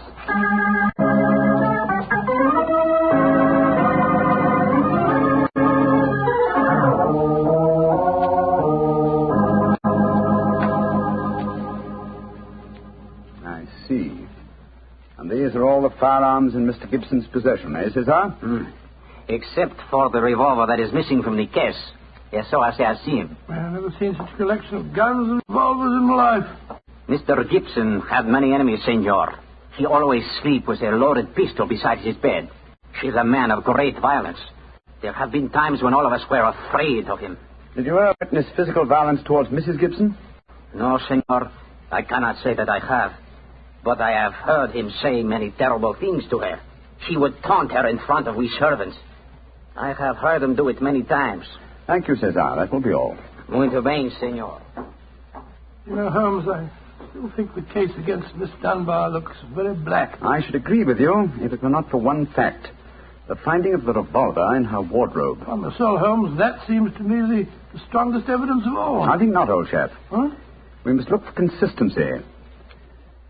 Where there is a want of it, we must suspect deception. I don't quite follow you.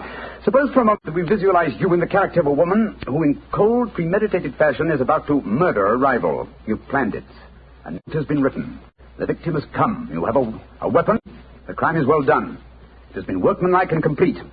You mean to tell me that after carrying out so crafty a crime, you'd be so stupid as to forget to fling the incriminating revolver to the bottom of the stream? Or perhaps in the dense reeds that border it? Would you carefully carry it home and put it in the first place that would be searched?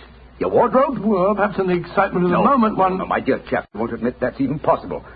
When a crime is coolly premeditated, then the means of covering it are coolly premeditated also. Well, then if Miss Dunbar didn't shoot Mrs. Gibson, who the devil did? I hope I can give you the answer to that question, Watson, when we've made one further visit. Oh, Lord. Where are we going now? To prison, old chap. Prison? Yes, we're going to Winchester Prison to call on Miss Dunbar, I'm certain. But the key to this strange mystery lies in her hands.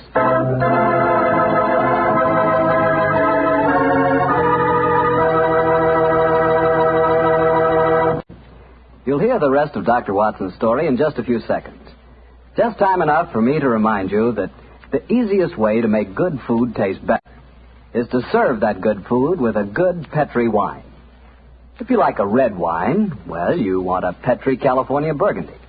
If you'd rather have a white wine, then you want a Petri California Sauterne. But red or white, Petri Burgundy or Petri Sauterne, you're choosing a dinner wine that's sure to turn a simple meal into a feast. Your whole family and all your friends will love Petri, the wine that makes good food taste better.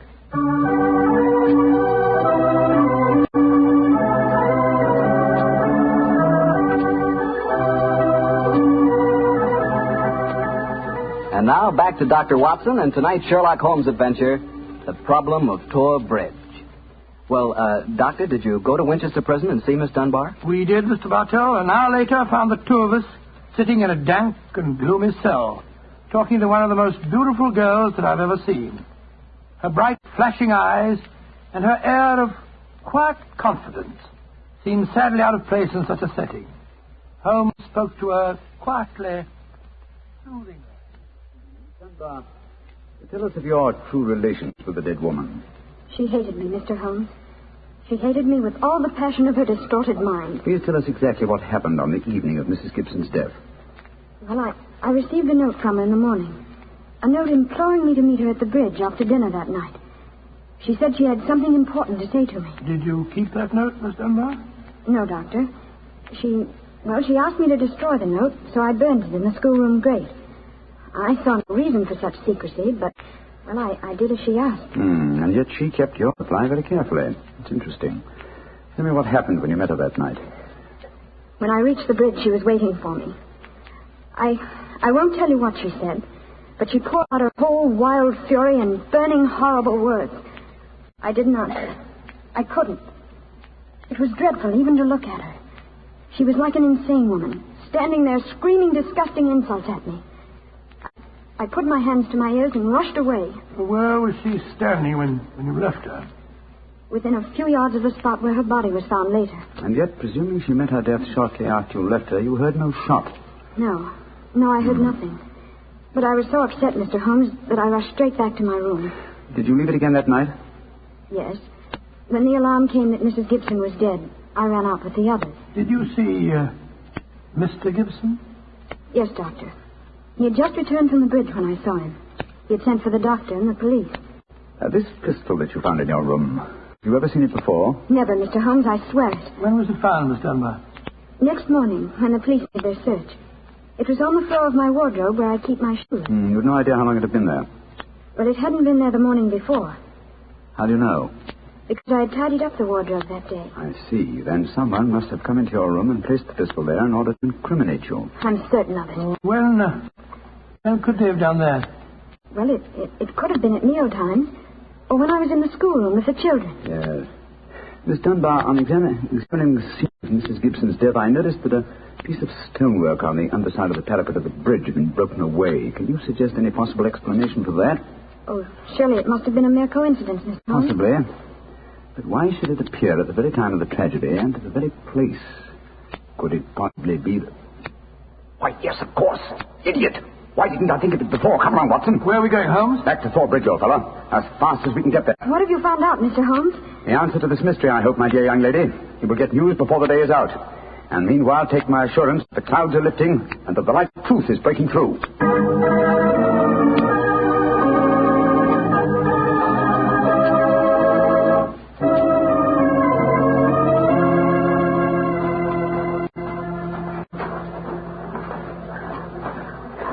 Well, Mr. Holmes, you're soon back here. What have you found out? In a few moments.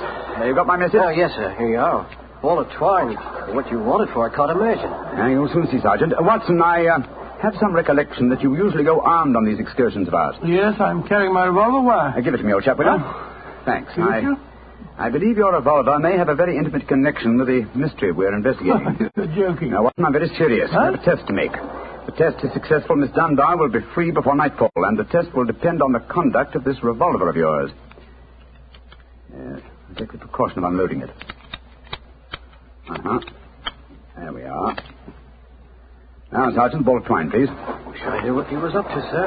I tie one end of the twine like this to the handle of the revolver. So, Sergeant, see if you can find me a heavy stone, will you? Oh, right, sir. Holmes, what are you doing? Trying to reconstruct the killing of Mrs. Gibson. But you've seen me miss the mark before, Watson. I have an instinct for such things, and yet it has sometimes played me false. It seemed a certainty when it first flashed across my mind in Miss Dunbar's cell.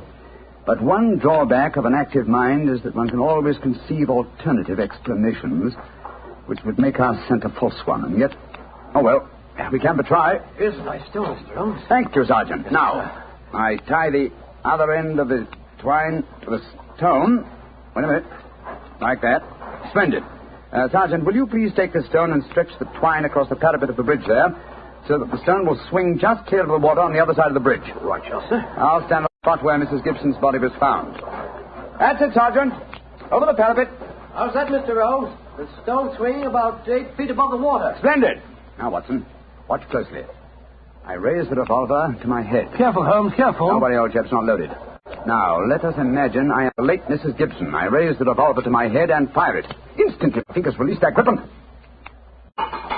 There's your answer, Watson. Great. Stopped the revolver, flashed back out of your hand. Struck the parapet of the bridge, and the weight of the stone flipped it over into the water. Was there ever a more exact demonstration? Come on, old fellow. You're a blooming magician, Mr. Holmes.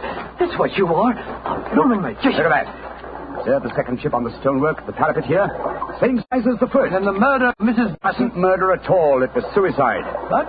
We can follow the various steps quite clearly. A note was extracted very cleverly from Miss Dunbar, a note which made it appear that she had chosen the scene of the crime. Mrs. Gibson, in her anxiety that the note should be discovered, somewhat overdid it by holding it in her hand to the last. That alone should have excited my suspicions earlier than it did. So she stole one of her husband's revolvers and planted the other one in Miss Dunbar's wardrobe. Exactly. After discharging one of the cartridges, which she could easily do in the woods without attracting suspicion, she then went down to the bridge, where she contrived this exceedingly ingenious method of getting rid of her weapon. When Miss Dunbar appeared, she used her last breath in pouring out her hatred, and then, when the girl had left, carried out her terrible purpose. And the missing revolver? You'll find it with the aid of a grappling hook at the bottom of the stream, and also the stone and the string, with which this vindictive woman attempted to disguise her own crime and fasten a charge of murder on an innocent victim. Yes, Sergeant, and don't forget while you're at it that my revolver's down there, too. Oh, don't worry, Doctor. I'll get some grappling hooks right away. I must say, Holmes, you've solved this case brilliantly. Quite brilliantly. I disagree, old chap. And I fear that you will not improve my reputation by adding the case of the Tor Bridge mystery to your annals. Oh, nonsense, but that's ridiculous. Oh, no, it isn't, old boy. I've been sluggish in my mind, and wanting in that mixture of imagination and reality, which is the very basis of my art.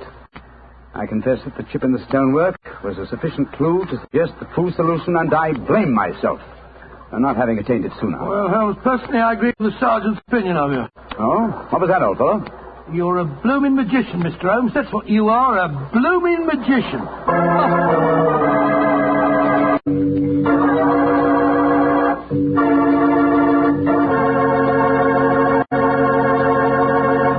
Well, Doctor, Holmes really was a magician. That is, if you did find Mrs. Gibson's revolver and your own in the string. Oh, you found them all right. You don't think I'll tell you the story otherwise, do you? What do you take me for, anyway? Well, now that you ask, I'll tell you. I take you for a very charming gentleman, a wonderful storyteller, and a fine host. Oh, well, I do, really. Well, you are a gentleman of the old school. What? And you do tell a fine story. You flatter me, you... And you are a perfect host. That meal we had tonight was wonderful. Oh, it was, eh? And, that wine, what kind was it? It was Petri wine, and you know it. And I should have known that you were leading up to something. Mr. Bartell, you should be ashamed of yourself. You will do anything to get a chance to talk about Petri wine. Oh, I can't say that I blame you. Well, honestly, Doctor, I meant everything I said. But you don't really want me to stop talking about Petri wine, do you? After all, it's worth talking about, isn't it? What other wine is made with the loving care that goes into Petri wine? Don't forget, Petri wine is made by the Petri family. Winemaking is their business. Why, they've been making wine for generations, handing down from father to son, all their skill and knowledge and experience. You can be sure the Petri family really knows plenty about the fine art of turning luscious grapes into delicious wine. That's why, whether you want a wine for before dinner, with dinner, or for any time, you can't go wrong with a Petri wine, because Petri took time to bring you good wine. And now, Dr. Watson, what new story are you planning to tell us next week? Well, next week, Mr. Bartell, I'm going to tell an adventure that Holmes and I had amid the oriental magnificence of a Maharaja's palace in India. India? Sounds intriguing. What were you and Sherlock Holmes doing out there, Doctor? Well, you'll have to wait till next week for the answer to that question, Wilbur. But I can tell you that it was one of the weirdest problems that we ever had to solve. I call the story The Vanishing Elephant.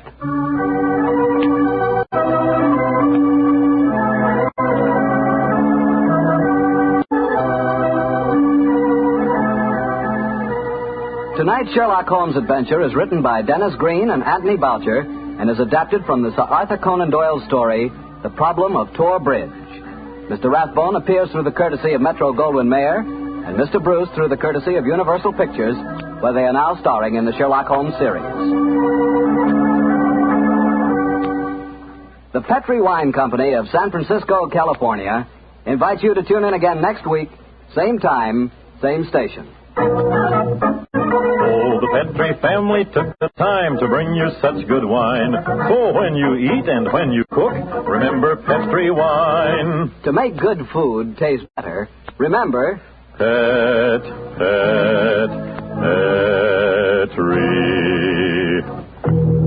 wine.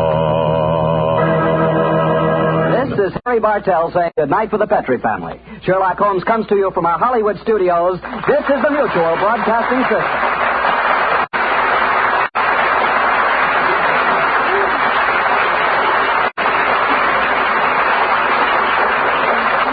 You're listening to HOJO Radio. Stay tuned. Petri Wine brings you Basil Rathbone and Nigel Bruce in the new adventures of Sherlock Holmes.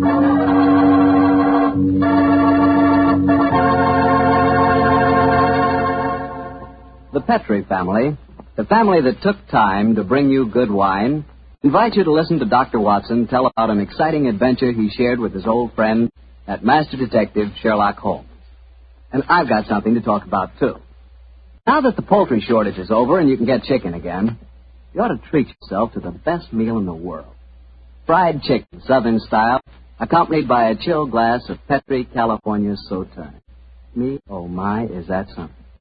You know, Petri Sauterne is a wonderful mealtime wine. It's a white wine, the color of pale, pale gold. And Petri Sauterne is delicate in flavor, sort of subtle and kind of intriguing. Well, just wait till you taste it. You'll really love it with that fried chicken. Well, I'll tell you something else. It's wonderful with fish.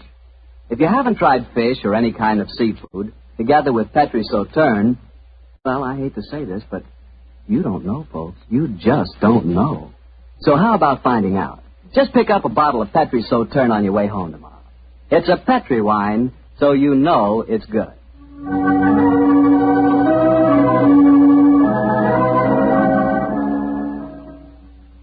And now let's see if our old friend Dr. Watson's expecting. He's out on the patio. Dr. Watson?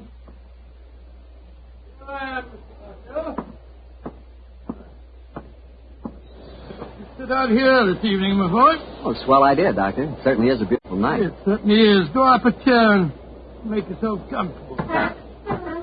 That's it. You care for some of my tobacco? I think I'll stick to a cigarette, thanks. Well, Doctor, all ready for tonight's adventure? Yes, Mr. Bartell, I'm all ready. And a strange story it was. A very strange story. How did it begin? Stormy December night in 1900 with the rain pelting against the Baker Street windows? Or perhaps with you and the great Sherlock Holmes rattling along in a cab beside the foggy waterfront chasing some desperate criminal? You make quite a good storyteller yourself, Mr. Bartell. No. The adventure I'm going to tell you took place many, many thousands of miles afield from our Baker Street headquarters. To be exact, in the Indian city of Parbutipur, about 200 miles north of Calcutta. It must have been a mighty important case that made you both travel that far. It certainly was, my boy, yes. It was announced in the summer of 1894, I remember, that Holmes received an urgent summons from the Maharaja of Parbutipur. After 5 weeks at sea, we reached Calcutta, and a few days later found ourselves on the veranda of our hotel in Parbutipur. As we sat there talking to the Maharaja's brother, Rabat Singh, we could hear the faint throb of native drums and the haunting wail of an Indian lute coming from the bazaar. And so, gentlemen, I thought that before I took you over to my brother's palace, I would tell you something of the problems that beset him. An excellent idea, Mr. Singh. Yes, indeed, sir, particularly as you've just told us your brother, the Maharaja, is not in the best of health. Just so, Dr. Watson. Interviews tire him, and in any case, his command of the English language is not so extensive as mine. And now, sir, the problem, if you please. As to the exact problem, Mr. Holmes, I am not completely informed. My dear brother has not seen fit to confide his entire troubles, even to me. In fact, until your arrival yesterday, I did not even know that you had been sent for. But I can tell you that his worries are centered on the safety of the white elephant of Parbutipur. White elephant? But possibly you are not aware that white elephants actually do exist. Oh, yes, though I understand that they're extremely rare. Oh, extremely, Mr. Am I right in thinking that in the East a white elephant is considered sacred? Quite right. Pray continue, sir. Well, in 1750, the first white elephant was presented to my great-great-grandfather, and with it came a legend. The legend that the Maharaja's rule would be happy, healthy, and successful only as long as the elephant flourished. If the animal were to die, then the reign would come to an end, and the Maharaja was doomed to a sudden death. Mr. Singh, who was responsible for the origin of this legend? Oh, a good and wise man who traveled from the mountains beyond Nepal. He it was who brought the first elephant to my great-great-grandfather. And how has the legend worked out in actual practice, sir? Its prophecies have come frighteningly true, Dr. Watson. Oh? The first elephant was killed by his mahout, his own keeper, after my illustrious ancestor had dismissed the man for incompetent. A week later, my great-great-grandfather was himself killed in a native uprising. And so it has gone on, gentlemen, since then. Amazing, amazing.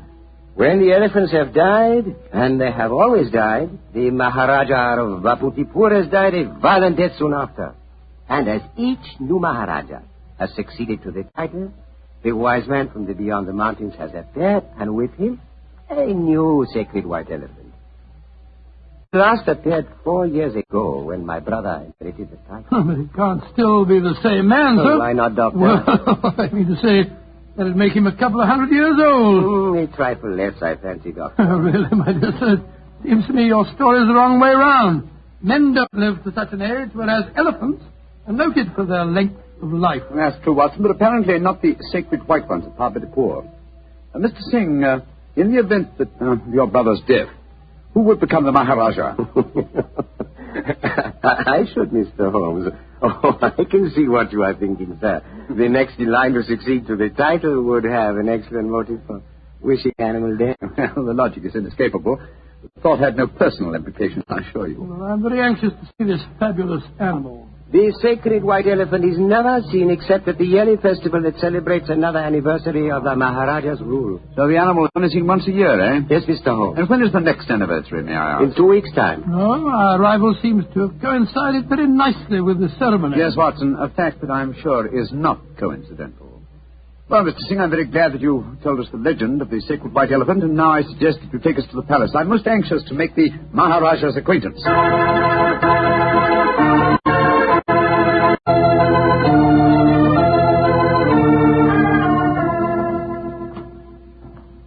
This is the council chamber, gentlemen. If you will wait here a moment, I will go and see if my brother is well enough to receive you. Very well, sir. Myself, Holmes, I'm not easily impressed. This palace is absolutely staggering in its magnificence. Yes, it does rather take one's breath away, doesn't it? It does. This floor is of the finest marble, and unless I'm much mistaken, that magnificent rug is a genuine Baccara. Yes, by Jove, it is. I could swear that the staircase we mounted a moment ago had railings of solid gold. You did, old chap. This is a country of paradoxes, where opulence beyond the dreams of Midas rubs shoulders with the direst poverty. And yet, looking at a palace like this, it's not hard to see why India is called the brightest jewel in the diadem of the British Empire. Good Lord, what's that? That is an elephant trumpeting. Oh, yes, of course. Do you suppose it's the sacred white one? Undoubtedly. You will recall the Maharaja's brother told us it's the only one at the palace. Cheers. It's an odd sound. Yes, a very comforting one. The animal seems to be in the best of health. Who waits in the Maharaja's council room? You gave me a start. I didn't hear you come in. My friend and I are waiting for an audience with His Highness. No one can hold audience with the Maharaja. Please to leave. Now, look here, my good fellow. Watson, please to leave. Watson. What? We've travelled 12,000 miles to see the Maharaja, sir, at his request. In any case, his brother is with him now, arranging an audience. I am Mada, Maharaja's physician and chief counselor. And I tell you, you cannot hold audience today. And I tell you that I haven't the slightest intention of leaving the palace without seeing him. You defy the authority of Mada? Saila! Azur? Sahib Loke, lay out. Now, I warn you that if I have any... Oh, I'm glad you're back, Mr. Singh. This fellow told us that we couldn't see your brother. And furthermore, he seems to labour under the misapprehension that he can have us thrown bodily out of the palace. Mada, you do not understand. These are the gentlemen my brother wishes to see. From England he has sent for them. It was against my counsel they were summoned. No good will come of this. Follow me, gentlemen. My brother, the Maharaja, will see you now. But please do not stay with him too long. He is far from well.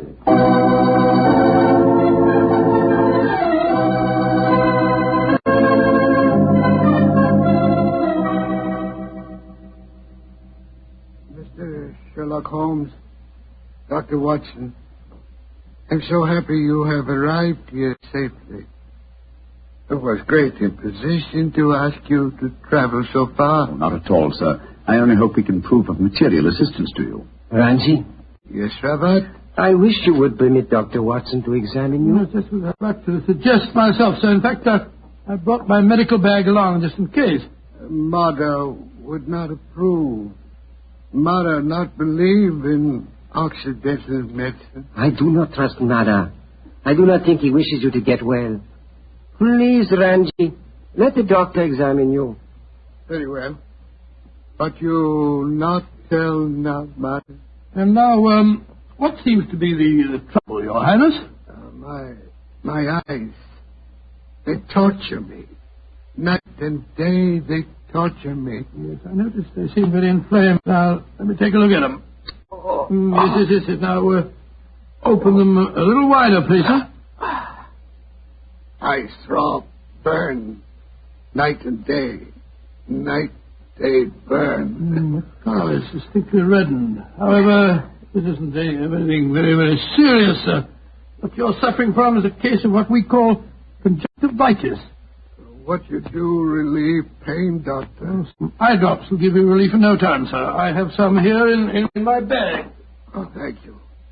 Thank you. Perhaps medicine will help.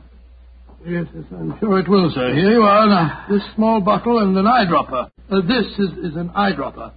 Just put a few drops in the corner of each eye, and I'm sure that you'll get some relief in no time at all. Thank you, Dr. Watson. You think there is nothing seriously wrong, Doctor? Mother gave it as his opinion that my brother's eyesight was in serious danger. Pardon my saying so, I think it more likely that my medical knowledge exceeds his. I can assure you there's nothing seriously the matter with your brother's eyes, sir. I'm happy you say so. Now you will please excuse me while I take medication and rest a little. We discuss my problems later. Quarters already prepared for you in palace.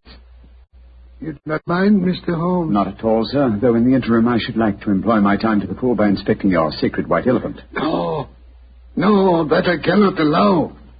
I must talk to you first. I think, sir, you will do well to give me permission to see the animal. I already have my suspicions as to your reason for bringing me here, and it will be best if I'm completely informed when we have our discussion. Very well. Can do no harm. Here, take ring. Show ring to Sukro. He's keeper of animal. Sukro will let you into elephant house when he see ring. Thank you, sir. And please rest comfortably. I'm sure that your worries are nearly at an end. Come on, Watson.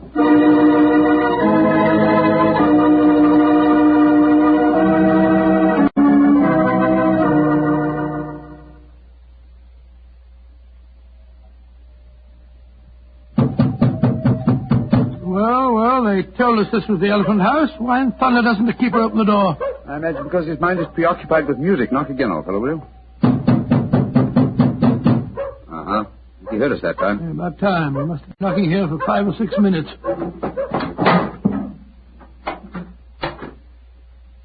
Salam, sir. Qui a monte? Pada hati teknikosti. Dum dekni ne sekta. Sekta. Maharaja Sahib, kumko asti mafikir. Potato sahib, either out. Holmes, the Maharaja's ring certainly seemed to do the trick. He didn't want to let us in until you showed it to him, did he? Good and faithful servant, our friend Sukro. Here, Kutai. Here. Ati, Bagir. Bagir. Kasamapit. Nizutai, sir. What's happened, Holmes? A white elephant has disappeared, Watson. Disappeared? That's ridiculous. Elephants don't just disappear. Diagari, sir. Maharaja Sahib Kibolo. Kali Umkabolo. Potato, sir. Potato. Where's he going? I told him to go to the Maharaja and give him the news. But he was to tell it to no one else. But, Holmes, this is ridiculous. We heard the animal trumpeting here less than half an hour ago. How can an elephant be spirited away in that amount of time? That's what we have to find out, my dear fellow. I've often heard the Indian rope trick.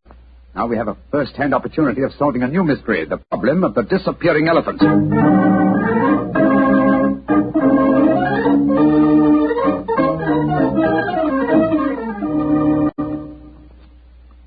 Holmes, this is farcical. We spent half an hour searching this elephant house. After all, an elephant isn't exactly insignificant. I doubt if you're going to find it under those boards in the corner over there. True, Watson, but nonetheless, there are interesting clues to be observed. Clues? What clues? Come over here, old chap. Bloodstain. Great Scott, you're not suggesting that's elephant's blood? It's hard to say, though I would venture the opinion that it would require the blood of several human corpses to produce an equivalent of blood. In any case, you will notice that the stains are dried and old. Hello? That must be the elephant keeper back from the palace. Dr. Watson. His mother, the Maharaja's physician. Mr. Holmes. Dr. Watson, at once you must come back to the palace. What's wrong, sir? This is the Maharaja. Death had come to. Dead? Great heavens. Exactly what happened? Sukro, keeper of the elephant, came to the Maharaja. He said he had a most important message to deliver. He had. I told him to deliver it. Then what happened? A few moments later, I heard cries. I went to the Maharaja's room and found him in delirium. He was saying about the elephant having disappeared, his brother, and I tried to give comfort to him, but we could do nothing. His breathing became more and more labored. Finally, it stopped altogether. So the doom of Pambodipur is fulfilled once again. The elephant is gone and the Maharaja's reign is ended. Come on. We must go to the palace. Yes, I must examine the body at once. Yours certainly was a natural death, Mr. Mother. Positive, Mr. No symptoms of poisoning, for example? Mr. Holmes, I have read some of your sensational stories in which obscure deaths are attributed to a subtle oriental poison unknown to Western science. I can assure you that if the Maharaja has been poisoned, it has been caused by no poison known to me. When did he last eat? Over 8 hours ago. Well, possibly died of shock, Holmes. Shock and hysteria. When he knew that the elephant had vanished. Yes, it's possible, but it's murder just the same. Murder? Why do you say that, Mr. Holmes? Because whoever caused the elephant to disappear did it with the deliberate intention of ending the Maharaja's reign. A diabolical plot, and one that I intend to overcome before this day is out.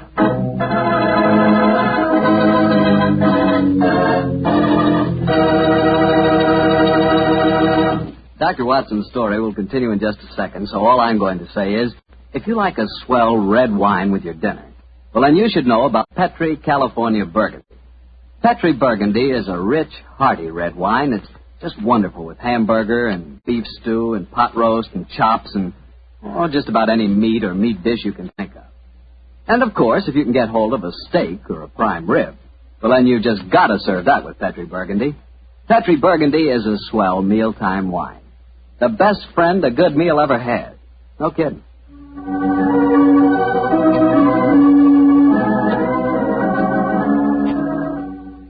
And now back to tonight's new Sherlock Holmes adventure, the case of the vanishing elephant.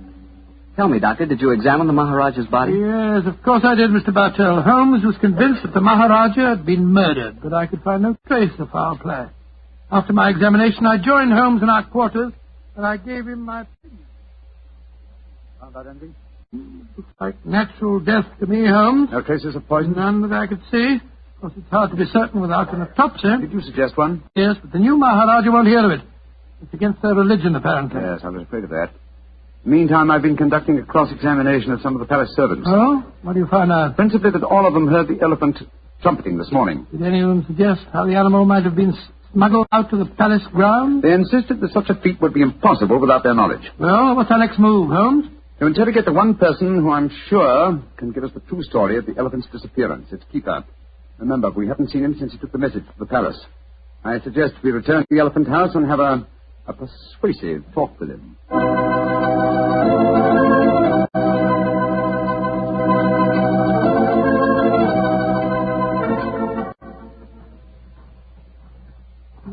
This must be the house. The only one that's near the elephant pen. Ramshackle-looking place, isn't it? Extremely. Sucro! Sucro! Don't tell me that he's vanished, too. This is beginning to get on my nerves. Oh, no. Sucro! I think under the circumstances, we'll take the liberty of entering. Sucro! Look, Holmes. Look on the floor. We're too late. Good Lord. What a horrible sight. His throat's been cut. Obviously another murder. He knew the secret of the vanishing elephant. Let's have a look around. The fellow was quite a musician. Look at this weird assortment of instruments. Nick lute.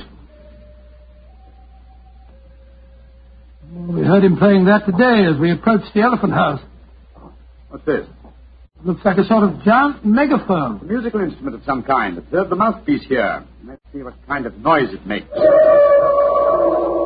Great Scott. The instrument sounds exactly like an elephant trumpeting. Of course. Numbskull, why didn't I do this before? Come on, Watson, back to the palace as fast as your legs can carry you. The mystery is solved.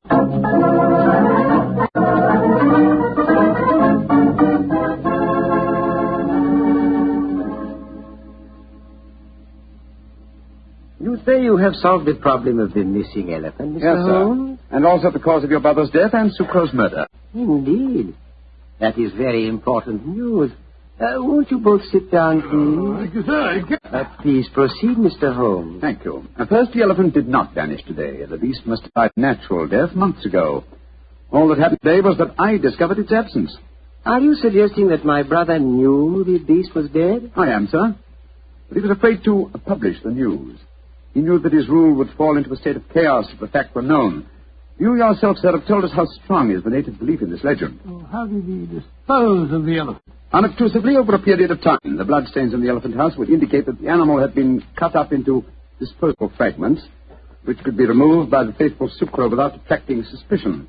All this time, though, the elephant horn was blown at suitable intervals to indicate that the sacred animal was still alive. But if the Maharaja knew the beast was dead, why did he die of shock when he received the news? I think the answer to that question, Dr. Watson, would be that my brother died of shame when he knew that his imposture had been discovered. Little far-fetched, sir, if you don't mind my saying so. Now, I'm certain the reason your brother brought me to your country was to reveal that imposture to me. He knew the day was coming soon, and he must show the elephant to his people. The festival would have been held in 2 weeks' time, I think you told us, sir. I imagine that he wanted me to devise a method of smuggling a new white elephant into the palace grounds before that time. Tell me, Mr. Sherlock Holmes, why did my brother die today? Because he was murdered. Just as Sucro was murdered later. Murdered? How? Oh, very ingeniously. By poison, but not, as you might expect, by any subtle Eastern poison. No, one of the most recent of Western poisons was used. A poison unknown to Oriental science. Delirium, followed by a strangulated breathing, is highly typical of the newly discovered poison hyoscyamine. He hadn't eaten for 8 hours. True, Watson, but you see, this hyoscyamine was administered to an eyedropper. Good heavens. The poison penetrates with unusual ease through the membranes of the eyes, if you will recall. Yes, you're right, but Joe, it does. Must have been that physician fellow, whatever his name is. No, my dear chap. This has been a case of confusions. Let's do a little clear thinking now, shall we? You see, we were deceived by the apparent sequence of events. We discovered the elephant missing and thought that fact had caused the Maharaja's death. Whereas his murder was quite a separate matter. The poison must have been placed in the eye drops while we were in the elephant house. Precisely, dear chap. And when the murderer saw how the problem of the missing elephant confused us, he killed its unfortunate keeper to prevent us from learning the truth. Yes, you're strangely silent, Mr. Singh. Am I, Mr. Holmes? I am fascinated by your flow of unassailable logic. Of course, You realize that I am now the Maharaja, the King of Kings, an absolute ruler with all power, including that of the police. Do you care to denounce the murderer to me? Oh, come, Sir. It's time that buttons come off our foils. I'm well aware that you studied medicine at the University of Edinburgh. That the motive, the opportunity, and the knowledge to kill your brother. The murder of Sucro was probably performed by an underling. Great Scott, what a shocking... You are a clever man, Mr. Holmes. A very clever man. Clever enough to realize that an absolute ruler, a ruler with all powers, including that of the police, is not apt to denounce himself. Again, your logic is unassailable. Goodbye, gentlemen. I trust your voyage home will be a pleasant one. I warn you, sir, that I shall make a full report of my findings of this case to the British Commissioner of this state. Why should he prove more effectual than the great Sherlock Holmes? Goodbye, gentlemen, and bon voyage. Look, the murderer makes my blood boil to think that he can't be brought to justice. He can, and he will be. Civilized laws of the Occident cannot be enforced here, then we must fight him with his own weapons. What do you mean, Holmes? That we have a farewell talk with Mr. Madder, the dead Maharaja's physician, friend, and counselor.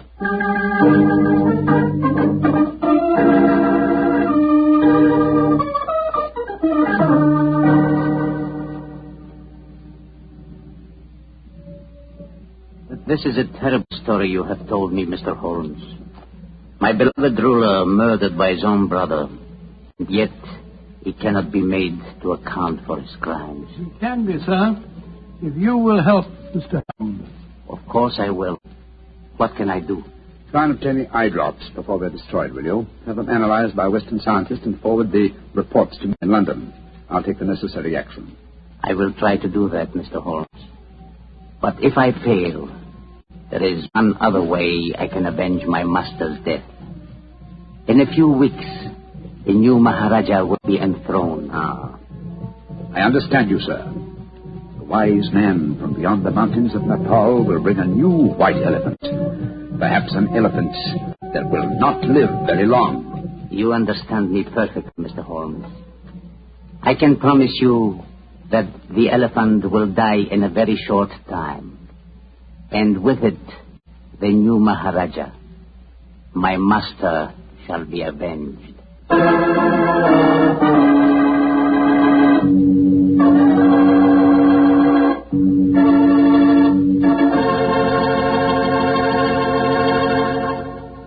That was quite a story, Doctor. Quite a story. And tell me, what did happen to the next white elephant of Well, by an extraordinary coincidence, it died the day after the new Maharaja's enthronement. And that scoundrel was himself killed in an uprising that occurred just a few days later. You know something? I think I could be very happy as an Indian Maharaja. Oh, really? Mm-hmm. Beautiful palace, beautiful women, beautiful jewels. And every year on my birthday, the natives would give me my weight in gold. You know, I could learn to like that. That is, if I tried. Yes, and every week you'd speak your subjects over the radio and tell them all about Petri wine. Oh, now, wait a minute, Doctor. I don't always talk about Petri wine. That's right. You don't always talk about Petri wine. You've got to sleep sometime. All right, go on. Kid me about it. But Petri wine is worth talking about. After all, what other wine has the tradition behind it that Petri wine has? Don't forget, the Petri family has been making Petri wine for generations. Since way back before there were electric lights and telephones and things like that. They've been making Petri wine since the 1800s and handing down from father to son, every bit of valuable knowledge and experience. There's no doubt about it. The Petri family really knows how to turn luscious grapes into wonderful wine. That's why you can't go wrong with a Petri wine. Petri took time to bring you good wine. Well, Doctor, how's about giving us a clue to next week's story? Next week, Mr. Bartell, I'm going to tell you an adventure in which I'm afraid I didn't exactly cover myself with glory, shall we say. But I think you'll find the story an exciting one, my boy, because it's composed of equal parts of romance, of international intrigue, and of sudden death.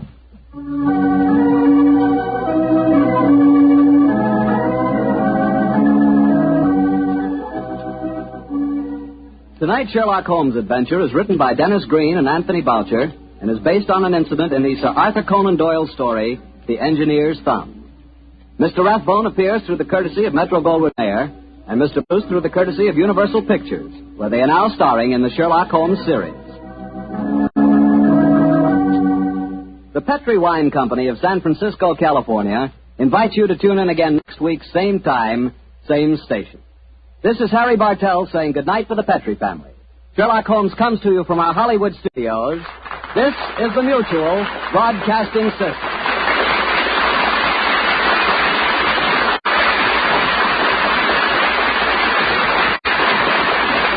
You're listening to HOJO Radio. More classic old-time radio coming your way next. This episode from the life of Sherlock Holmes will be transmitted to our men and women overseas by shortwave and through the worldwide facilities of the Armed Forces Radio Service. Petri Wine brings you Basil Rathbone and Nigel Bruce in the new adventures of Sherlock Holmes.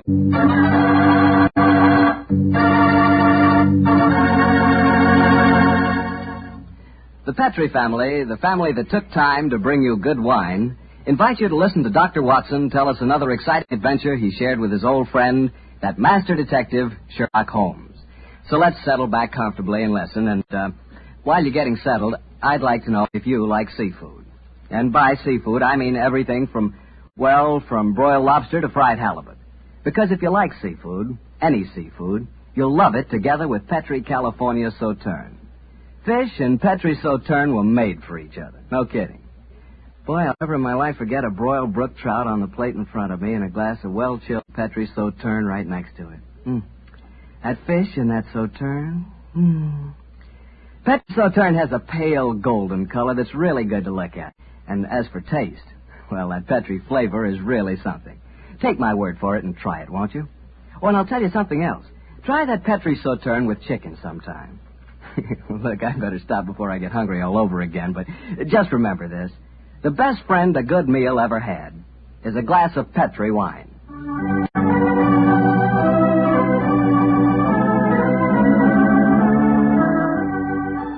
And now let's keep our appointment with the good Dr. Watson.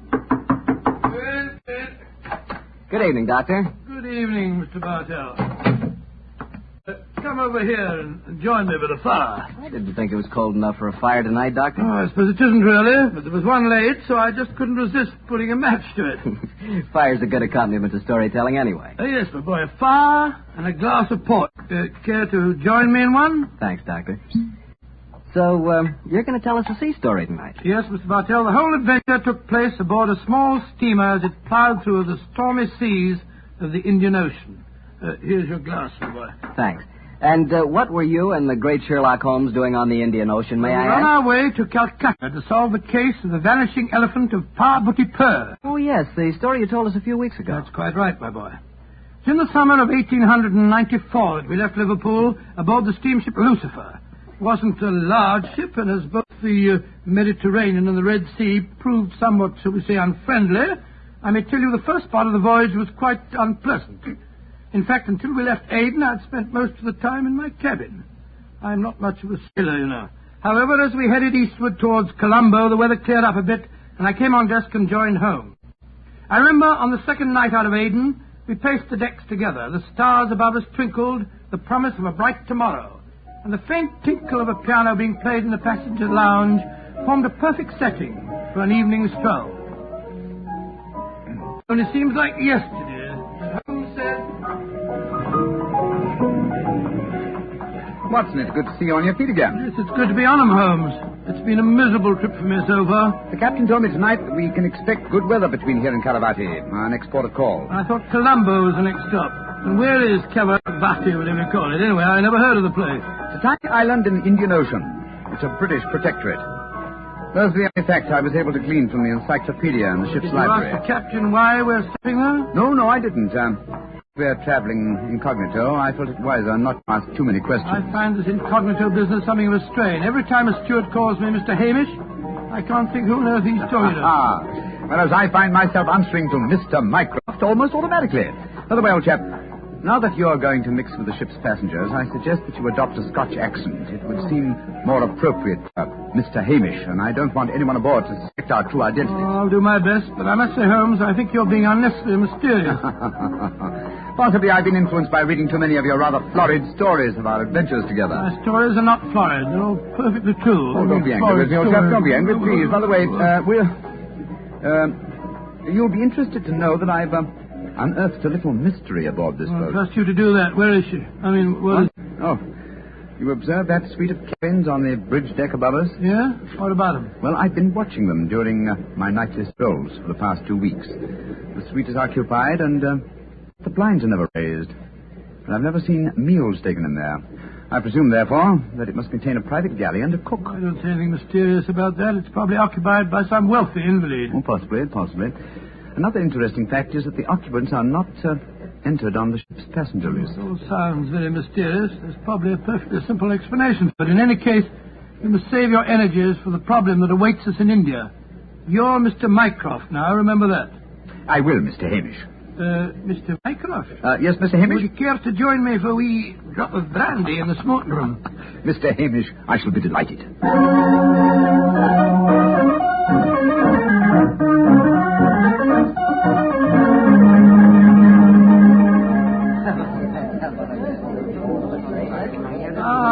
This is excellent brandy. Excellent. Watson, you notice that rather garrulous gentleman over there in the corner? You mean the one at the table with the oriental-looking fellow? Yes, the talkative man is the ship's doctor, but I haven't seen the other gentleman before on this voyage. I wonder if he's an occupant of the mysterious suite on the bridge deck. Let's go over and talk to him, shall we? And remember the accent, Mr. Hamish. And so, Verda, when we landed at Colombo, I decided to take Mrs. Abbott for a moonlight rickshaw drive through the cinnamon gardens. Did you gentlemen want to see me? If you'll excuse us, Dr. Harris, my friend Mr. Hamish and I were having a little argument, and we thought that perhaps you might be able to settle it for us. An argument? Oh, I love a good argument. Sit down, gentlemen. This is Mr. Verda. How do you do, gentlemen? Good evening, sir. My name is Hamish, and this is my friend, Mr. Mycroft. I'm so happy to meet you, gentlemen. Now, how do you know, Mr. Verda? Now, gentlemen, tell me what you're arguing about. Well, Doctor, a good argument. You see, it wasn't exactly an argument. My friend Mr. Hamish insists that the Suez Canal was built by a Dutchman in 1870. I'm convinced that it was built by Lesseps, a Frenchman, in 1869. We thought you'd know. You flatter me. I'm only a ship's doctor, not an historian. Ask Verdi. He probably knows. Can you settle the question for us, sir? I can, Mr. Mycroft.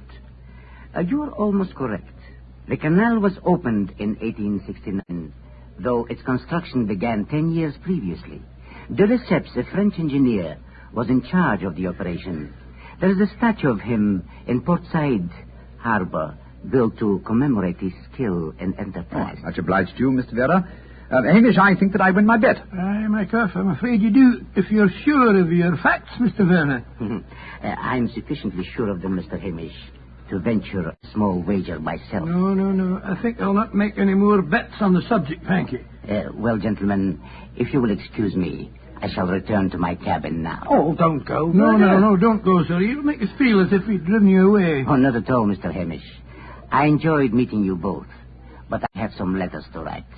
Good evening, gentlemen. He's a charming person.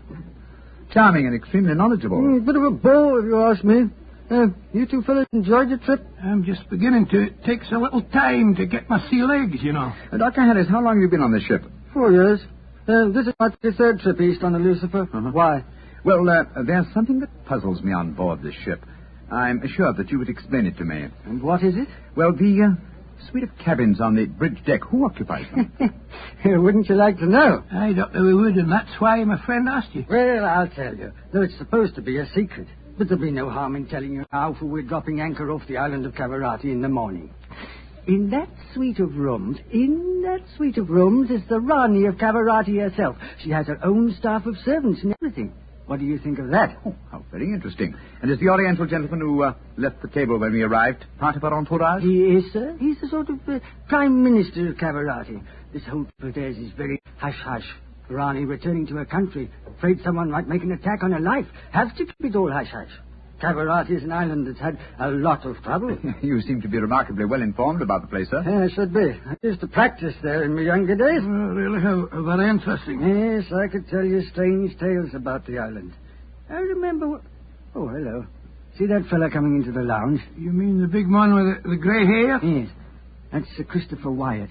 Owns all the tea plantations on Cavarati. He's a dull fella, but I'll call him over. Wyatt, come over and join us. Be careful. You'll talk your head off if you give him half a chance. Draw up a chair, Wyatt. We were just talking about Cavarati. It seems to me that would be a good subject to keep away from. At least till after tomorrow, Harris. What do you mean? You know perfectly well what I mean. I should have thought that after your own experience on Cavarati, you'd have learned a little discretion. You're talking like a schoolmaster, Wyatt. Why don't you just sit down, have a drink, and be friendly? Thank you. I prefer my own company. Pompous ass. You and Sir Christopher don't seem on the best of terms, Doctor. I know too much about him. He's afraid of me. That's what he is. Look at this girl coming into the room. Great Scott, she's good looking. Judging by our oriental costume, she must be a member of the Rani's retinue. She's coming to our table. Yes, my dear. What is it? Which of you gentlemen is Mr. Mycroft, please? I am. My mistress sends her compliments and asks that you will call on her in her suite. And who is your mistress, may I ask? Her Highness, the Rani of Cavarati. Oh, I shall be delighted. Please tell the Rani that I shall pay my respects without delay. We will join her in a few minutes. Very well, Mr. Mycroft.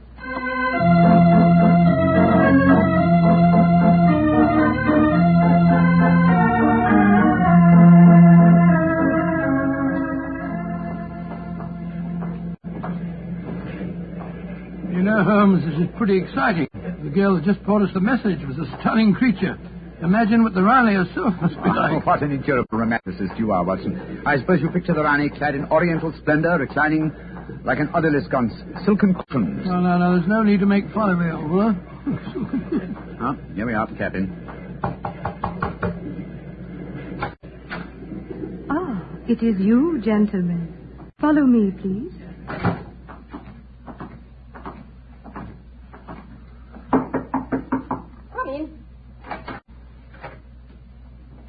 Her Highness, the Rani of Cavarati. All right, Regina, you can off it. Yes, Your Highness. Well, me lads, don't look so startled. Come in and sit down. Your Highness, What's the matter? Don't I fit into your picture of a Rani? What did you expect? A slant-eyed beauty with a veil and big hips? Well, I've got the big hips, all right. Your Highness... never mind, Your Highness. Sit yourselves down and talk free and easy like. I may as well begin by telling you that I know who you both are. Mr. Sherlock Holmes and Dr. Watson. I've seen you in the good old days in London, you know. May I ask if our visit is purely a social one, or are you in need of professional advice? Oh, a little of both, Mr. Holmes, a little of both. And we'll start off with being social. Room up. Mem Sahib. Champagne. Botachi, Mem Sahib. If you'll pardon my asking you, madam, but I've never seen you before, someone. Oh, that's a question I always haven't answered.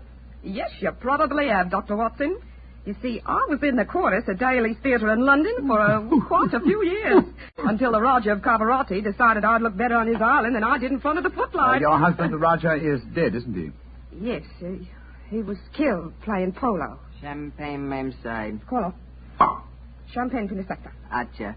He doesn't speak English, so I'll get along with telling you my troubles.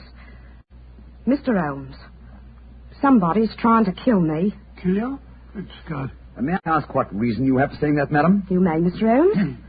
Before I left England, I had threatening letters warning me that if I ever went back to Cavarati, I'd never get to the island alive.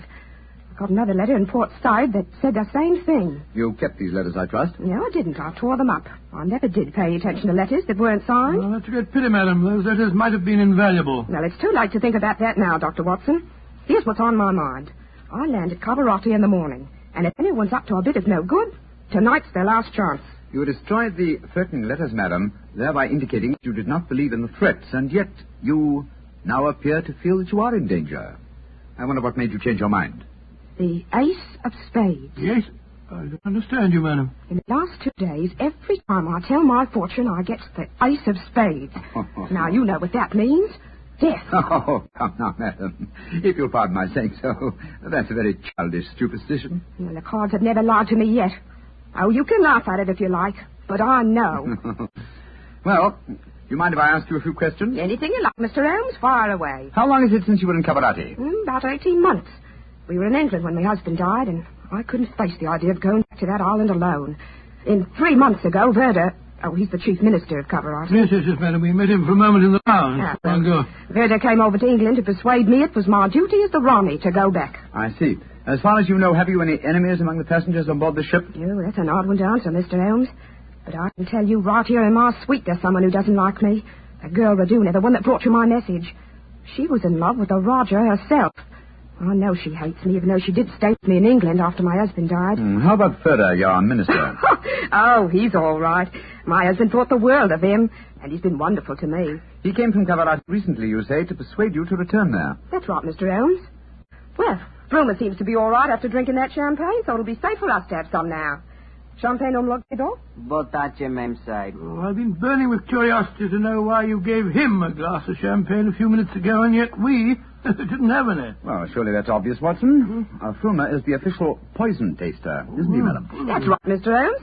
He tastes everything I eat or drink before I do. And if it doesn't affect him, then I know it's safe. Berta brought him over to England when he came to fetch me. On the island of Cavarati, poisoning's quite an hobby, you know. There were 2 people in the smoking room tonight who seem to know quite a lot about your island. The ship's doctor, a rather garrulous gentleman by the name of Harris, and Sir Christopher Wyatt, who owns tea plantations on the island. Do you know either of them, madam? I should say I do, both of them. Dr. Harris isn't any good. He was on the island for a bit, but got into some kind of trouble, and my husband had him thrown out. And how about Sir Christopher Wyatt? Oh, Chris is all right. I saw quite a bit of him in London after my husband's death. As a matter of fact, well, if I weren't going back to Cavarati, I don't think he'd be on the boat at all. He hasn't been there for over 5 years, ever since he had a row with my husband over the wages he paid the native labor. It seemed to me that several people aboard this boat have a personal interest in the island of Cavarati. Interests that might be influenced by your death. Yes, that's what I was going to say, madam. I think we should keep an eye on you. Oh, that's just what I was hoping you'd say, Doctor. You see, I've given a bit of a supper party tonight. All the people we've been talking about have been invited. And I thought if you 2 were to be here, perhaps you'd be on the lookout for any funny business. How about it? Well, of course we'll come, won't we, Holmes? I think it might be a good idea, though I would suggest that we retain our incognitos as Mr. Hamish and Mr. Mycroft. Whatever you say, Mr. Holmes. And now, let's have that champagne.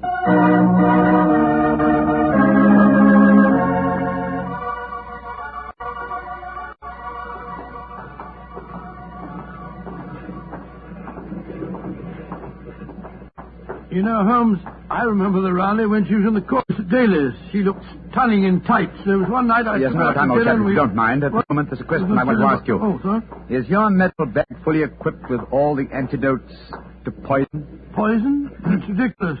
How could the Rani be poisoned when she has a poison taster? My dear Watson, you mustn't... What the blazes is that? Come on, Watson. That cry came from the companionway. There are 2 figures struggling by the rail there. Good heavens! One of them has pushed the other down the companionway.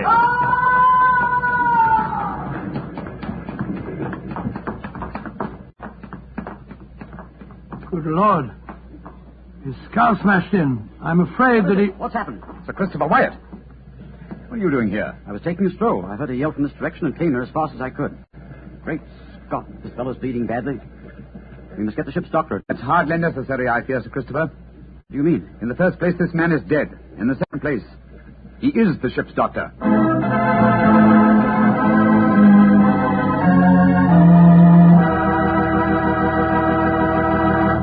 We'll hear the rest of Dr. Watson's story in just a second, so I'm just going to ask you to do one thing for me. Well, I should say for yourself. Tomorrow night, if you're having meat or any meat dish for dinner, why not open up a bottle of Petri California Burgundy? That wonderful, rich, red Petri Burgundy will turn your dinner into a real feast. You see if it doesn't. Because there's nothing like a good wine with good food. And I know your family gets good food, and I know that Petri Burgundy is a good wine. In fact, it's a perfect mealtime wine. Try it and see.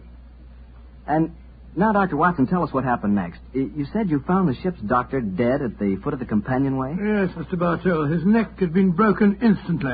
Imagine there was a good deal of excitement aboard. No, my boy, as a matter of fact, there wasn't. We managed to get the body back to its cabin without attracting attention. Holmes, after revealing his true identity, was able to persuade the captain to hush up the killing until after the Rani's party had taken place. Well, he didn't want to scare the murderer, I guess. What happened next, Doctor? Holmes and I returned to our cabin to dress for the party. Holmes, I remember, was in a state of suppressed excitement. He spoke quietly and deliberately. Watson, Surely it's obvious why the doctor was murdered. Well, it isn't obvious to me. It's elementary, my dear fellow. If you are planning a subtle murder by poison, how wise to remove the one man who might save the victim's life, a doctor. Oh, you keep harping on poisoning. It seems to me to be the last way a murderer would try to dispose of the Rani. Everything she touches is first tested by the poison tester. Exactly. That's why I call it a subtle murder attempt. Didn't you notice the physical attributes of Frumer, the poison tester? Which in particular, Well, his unusually glossy hair, his remarkably clear complexion, his plump figure. Look here. Just tell me one thing, will you? What's that? I presume that in your medical bag you have a supply of magnesia. Naturally. Do you also have hydrated ferric oxide? Yes, I do. Splendid. Then for your party. Oh, funny things to take to a party, I must say. True, my dear fellow, but I'm afraid that this party may not prove as convivial as the Rani thinks.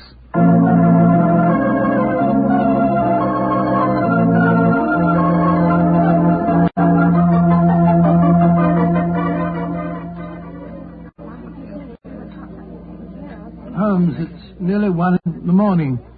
Everything seems to be going splendidly. It seems to be, Watson, but keep your eyes on the Rani. Yes, I have been. The poison testers tested everything that passed her lips. We dropped in Doris to you, Christopher. You having a good time? Yes, indeed, thank you, Mr. Hamish. How about you, Mr. Mycroft? Oh, the Rani's a perfect hostess. Who could help having a good time? I don't think that girl Regina should be here, though. I don't want to be pompous, but after all, she's only a glorified servant. Well, possibly the laws of etiquette are not so strict in Cavarati as they are in London, Sir Christopher. Oh, perhaps you're right. But I don't trust the girl. Something shifty about her. I've told the Rani more than once. Oh, well, I suppose it's none of my business. I think I'll try and persuade the Rani to sing us one of her old songs. No, he doesn't trust Regina, and I don't trust him. I don't think it was an accident that we found him near the body of Dr. Harris. Here comes Vera. I trust you gentlemen are enjoying yourselves. Very much, Mr. Vera, thank you. I imagine you must be excited at the prospect of returning to Caravati. I am, Mr. Mycroft. Though I only left it 3 months ago, it has seemed more like 3 years. Do you ken what time we'll arrive there? I am told that we shall be there in 5 hours, Mr. Hamish. Oh, look. The Rani's at the piano. She must be going to give us a tune. Yes. Let's move a little closer, shall we? Chris here has asked me to sing something. Yeah, my voice isn't what it used to be, and don't I know it. But me spirit's the same, and that's enough to put a number over. So, old time, boys, here we go. My sweetheart's the man in the moon. I'm going to marry him soon. 'Twould fill me with bliss just to give him one kiss, but I know that a dozen I never would miss. I'll go up in a great big... Great Scott, she... Quick, Watson, your medical bag. I'll lock the door. Right go, Holmes. Bring some water, please. Help me. Oh, please, help me. What is the matter? Don't be frightened, madam. I'll take care of you. Thirsty. Give me water. Oh, such pain. All the symptoms of arsenic poisoning. Now I know why Holmes asked me if I had any magnesia. Ferric oxide. Do something for me, Doctor. I'm dying. Don't worry, Your Highness. You're not going to die.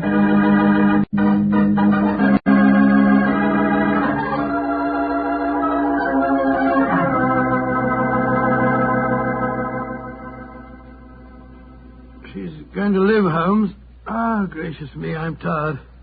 It's touch and go there for a while, though. Well done, Watson, old chap. Well done. Now that she's out of danger, why can't we all go back to our cabins?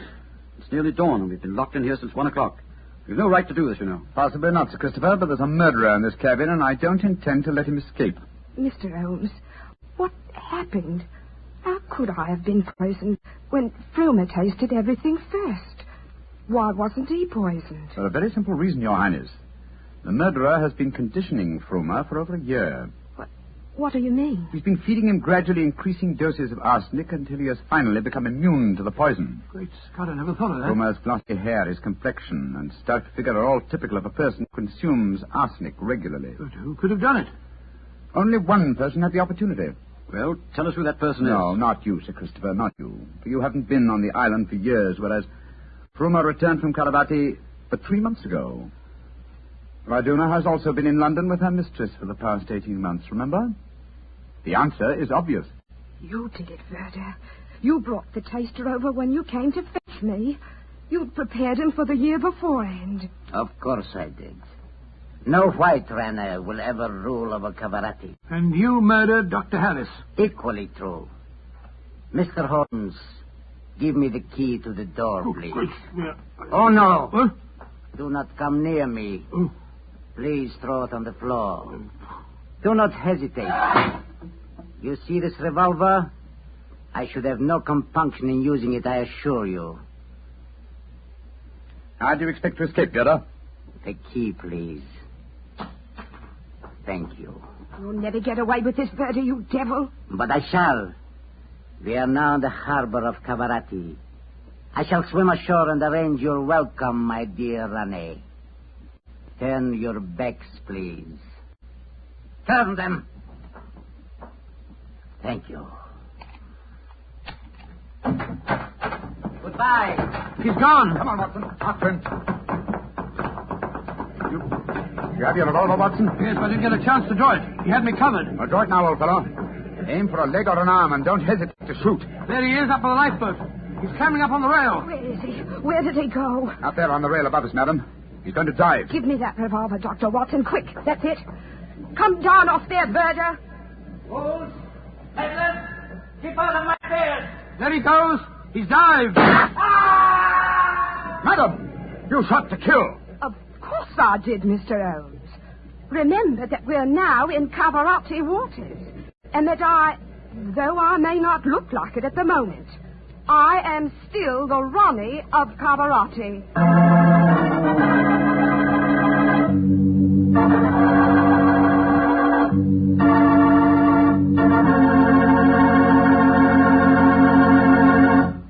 Say, that was a swell story, Doctor. It had a lot of color and quite a bit of action. Color and a bit of action. Well, I'm glad you liked it, my boy. Oh, I did. Say, that's not a bad idea. I mean, having someone taste everything before you eat it. Oh, it's a very old idea, very old. Very common, too, years ago. You know the kind of job I'd like? No? What's that? I'd like to be the official taster for the Petrie family. Boy, just think of all the Petrie wine I'd get to taste. Petrie to the right of me, Petrie to the left of me. What a life. What wine? Yeah, I wouldn't mind having that job myself. You said it. The Petrie family, really knows how to make good wine. They've been making wine for generations. And because they've always owned and operated their own business ever since it was started way back in the 1800s, well, the Petrie family has sure piled up plenty of skill and experience. Yes, they've been handing down in the family from father to son, the fine art of turning luscious grapes into delicious wine. That's why you can't go wrong with any Petrie wine. It must be good, because Petrie took time to bring you good wine. Well, Doctor, what new story do you have lined up for us next week? Next week, Mr. Bartell, I'm going to tell you an adventure that Sherlock Holmes and I had many years ago. It concerns a series of bonfires, an underground cellar full of gunpowder, and a strange death on the rooftops of London.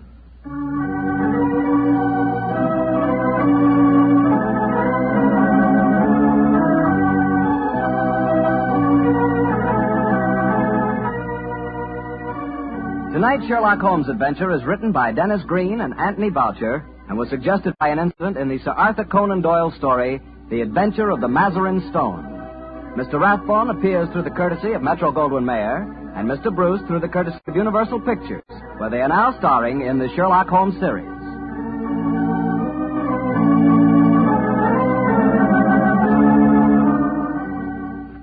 The Petrie Wine Company of San Francisco, California, invites you to tune in again next week, same time, same station.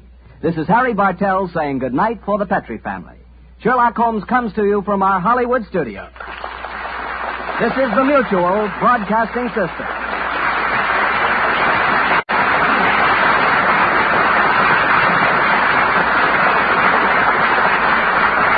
Thanks for listening to HOJO Radio. We have more classic radio coming your way next. This episode from the life of Sherlock Holmes will be transmitted to our men and women overseas by shortwave and through the worldwide facilities of the Armed Forces Radio Service.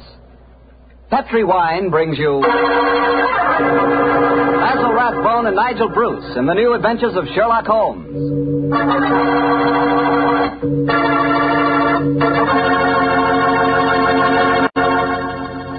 The Petrie family, the family that took time to bring you good wine, invites you to spend the next half hour listening to Dr. Watson tell us another exciting adventure he shared with his old friend, that master detective, Sherlock Holmes. And say, let me tell you something I found out just the other day. Steaks are really back again. Good, thick, juicy porterhouse steaks. That's for me. A thick, tender steak on the rare side, together with a glass of Petri California Burgundy. You know, Petri Burgundy is a perfect mealtime wine. And with meat or any meat dish, it's the very last word in good eating. Honestly, when you taste the wonderful flavor of that rich red Petri Burgundy, you're tasting one swell example of the art of winemaking. It's full-flavored and just about the most delicious wine that ever poured from a bottle. Try it the next time you have steak or chops, or the next time you have hamburger or pot roast. Believe me, Petri Burgundy is the best friend a good meal ever had.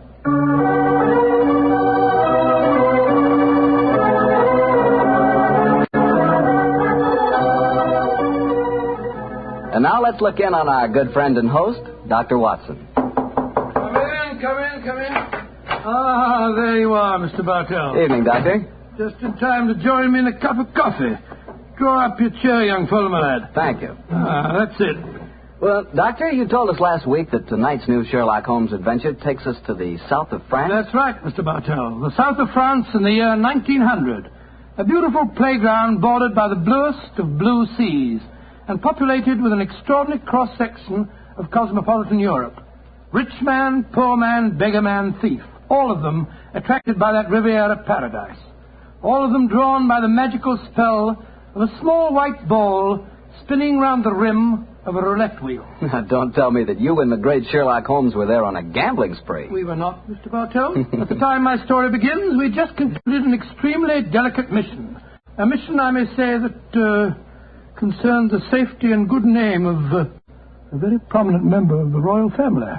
Say, Doctor, you don't mean... One story at a time, Mr. Bartell. In any event, my boy, I'm afraid that's the case about which my lips are sealed for all time. But to return to tonight's adventure, one June evening, I persuaded Holmes to accompany me to the gambling casino at Fréjus, not far from Cannes, where we were staying. It wasn't quite as fashionable as the casino at Monte Carlo, but as I intended to do a little modest gambling myself, it seemed an establishment more suited to my means.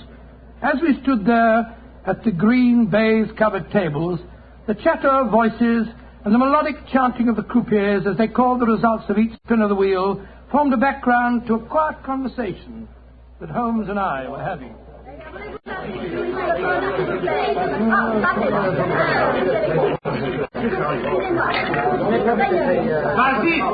Very fast. Lost again, Watson. Oh, confounded. That number 10 must come up soon. Why not cut your losses, old fellow, and come for a stroll with me on the waterfront? Well, just a big wait. A couple more bets, Holmes. I have a feeling that 10 is bound to come up in a minute. Watson, I believe the blood of a gambler courses through your veins. Oh, there's no harm in taking a little flutter once in a while. Why don't you risk a few francs, Holmes? Oh, thank you, my dear chap. The law of averages convinces me that my money is safer in my pocket. In any case, I'm a little dubious as to the integrity of this particular casino. Well, what makes you say that? Well, you will observe that this roulette wheel has a double zero. Most continental wheels have only a single one. It would indicate that this house is extremely concerned with its percentage. Mesdames et messieurs, faites vos deux. Oh, just two more turns of the wheel, Holmes, and I'll take that walk with you. Oh, you must be here, Spielen. Why do you not go on the other side of the table? Why must you always stand next to me? Hello. The trouble up there? I've placed my bet, sir, so let's go and see. I ask you, sir, why do you play here beside me? I'm afraid I don't see any reason why I can't play wherever I... Swish, you've broken my luck. Ever since you come to the table, I've done nothing but lose. Please to move away. Well, move away yourself if you don't like my company. Heinrich, why do you not stop now? You've already lost more than we can afford. One more throw, sir. I can win it all back if only this young man will move away. Why should my husband move? He's had a bad run of luck, too. Rien ne va plus. Rouge, Ah, you've lost again, Watson. Heinrich, you must stop now. I must stop inside because I've lost everything. I hope you're satisfied, Mr. American. You've broken my luck and ruined me. I hope that you and your turn will be ruined too. Heinrich, wait for me. I never heard such rubbish in my life. Were you listening to him, sir? I heard his last few remarks, Mr. Gilbert. Roger Gilbert. And this is my wife, Helen. How do you do? My name is Holmes, and this is my friend, Dr. Watson. How do you do? How do you do? Didn't you think think his remarks were a little out of place, Doctor? I certainly did, Mrs. Gilbert. I don't see how I can possibly blame your husband for his run of bad luck. I didn't like the look on his face as he left the table, though. Have you any idea who he is? His name is Schneemann. He's staying at the same hotel as we are. I've never spoken to him, but I've heard him being paged there. Well, you shouldn't gamble unless you can afford to lose. Well, I'm losing, darling, and I can't afford it. Oh, but I can let you have more money. You know that. No, Helen, I may have married an heiress, but I'm not going to use her fortune to gamble with. Oh. I'll lose my own money, and then I'll quit. Mesdames et messieurs, faites vos jeux. Your last bet, Watson? Yes, Holmes. This time I know that number 10 is going to come up. It's got to.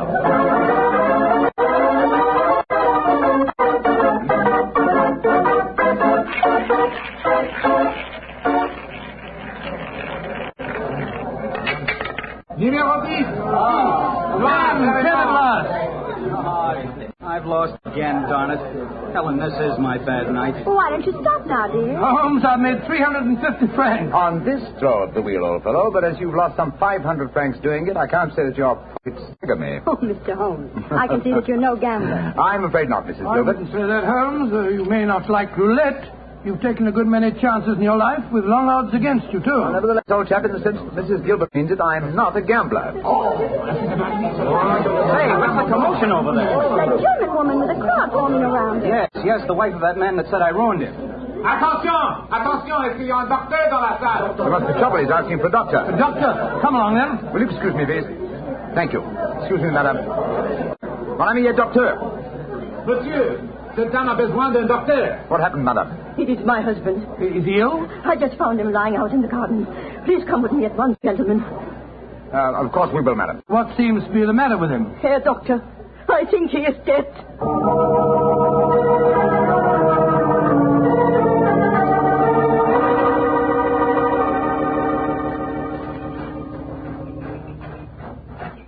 He's lying by that tree, Doctor. Please see if you can help him. Somebody else seems to be on the scene before us. Who are you, sir? I am Monsieur Chevray, director of the casino. Do any of you know this poor man? I am his wife. Is he dead? I am afraid so, madame. Let me look at him. I'm a doctor. Was your husband gambling in the casino tonight, madame? Yeah, he was. Poor Heinrich. He lost everything that we have. I'm afraid he's dead, madam. Shot through the heart. Oh, du lieber Gott. Suicide, Watson? Yeah, looks like it. Yes. Powder burned on the shirt front, revolver clutched in the right hand, fingers in a natural position. The angle of the wound settles it. Obviously self-inflicted. I missed you as you slipped out of the casino. What's wrong with him? I'm afraid he's dead, Mr. Gilbert. Yes, he committed suicide. I hope, young man, that you are satisfied. All night you brought him bad luck. He asked you to move away from him to change his luck, but no, you could not do it. Oh, Frau Schneemann, I'm terribly sorry, but I really don't see how you can blame me. I do blame you, and I also blame you, Monsieur Chevry. But what have I done, madame? Why do you let a man lose all his money at your tables? Is life so cheap to you, and money so important, that you cannot close the tables to someone before he's ruined? Madame, I am all sympathy for you in your tragic loss. But the casino cannot be held responsible. If your husband could not afford to gamble, then he should not come here. How are we to know the financial limitations of our customers? You said your husband lost everything you had tonight, madam. Yeah, everything. Then how do you account for this sheaf of banknotes in his breast pocket? Good Lord, must be several thousand francs, sir. Then he wasn't ruined. And his suicide, therefore, cannot be blamed on his losses at my casino, madame. How do you account for this money, Frau Schneemann? Well, I do not understand. Heinrich kept nothing from me. I know that he had not so much money on him when he started tonight. Well, why do you all look at me like that? Is it that you think? You think... Quick, Watson, she's fainted. I've got her. Please, let's get her to her room. You can take her to my suite in the casino. No, let's take her to the hotel. My wife will look after her. Poor woman, she's had a dreadful shock. She can probably do with another woman's company. It's very considerate of you, Mr. Gilbert. Where are you staying? At the Hotel Crillon. It's quite near here. I'll get a cab, and while I'm doing that, Watson, see if you can revive her, will you? Then we'll take her to the Hotel Crillon.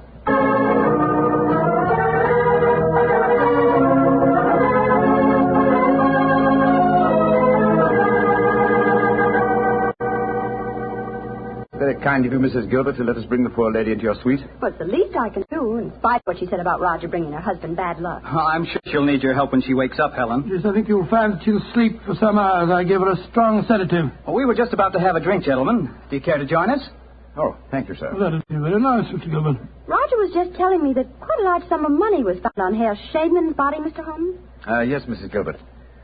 Several thousand francs. It's very puzzling, Holmes. Why should a man commit suicide with so much money on him? I think the answer is obvious. He didn't. What on earth do you mean? Well, the money was placed there after he had shot himself. The banknotes were in his breast pocket, if you remember. Not the usual place to carry money. Though it is the easiest pocket for someone to insert it without disturbing the body. But why on earth should someone place money on him after his suicide? To prevent the casino from getting a bad name. I've heard of it being done on several similar occasions.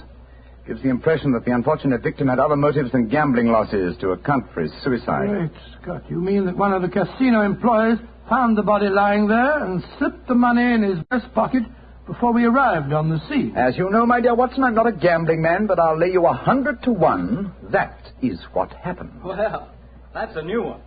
Well, here are your drink, gentlemen. Thank you. Thank you, sir. Thank you. Say, Helen, Mr. Holmes has given me a brainwave. Another one? What is it this time, Roger? Now, I've been losing very heavily tonight. Roger, I've told you, if you need money, I'll be owning But you. I don't. I've got a scheme for making some. I'm going to gamble again tonight after dinner. If I lose, here's what I'll do. I'll stain my shirt front with red ink, walk out in the grounds, fire a shot, and lie down as though I'm dead.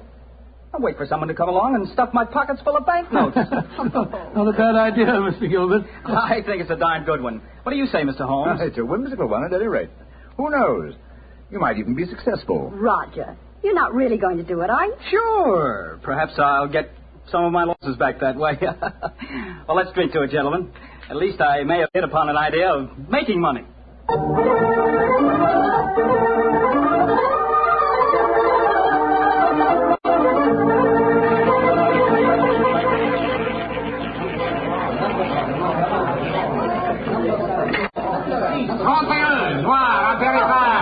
My dear Watson, you'll have to work hard at your practice when you get back to England.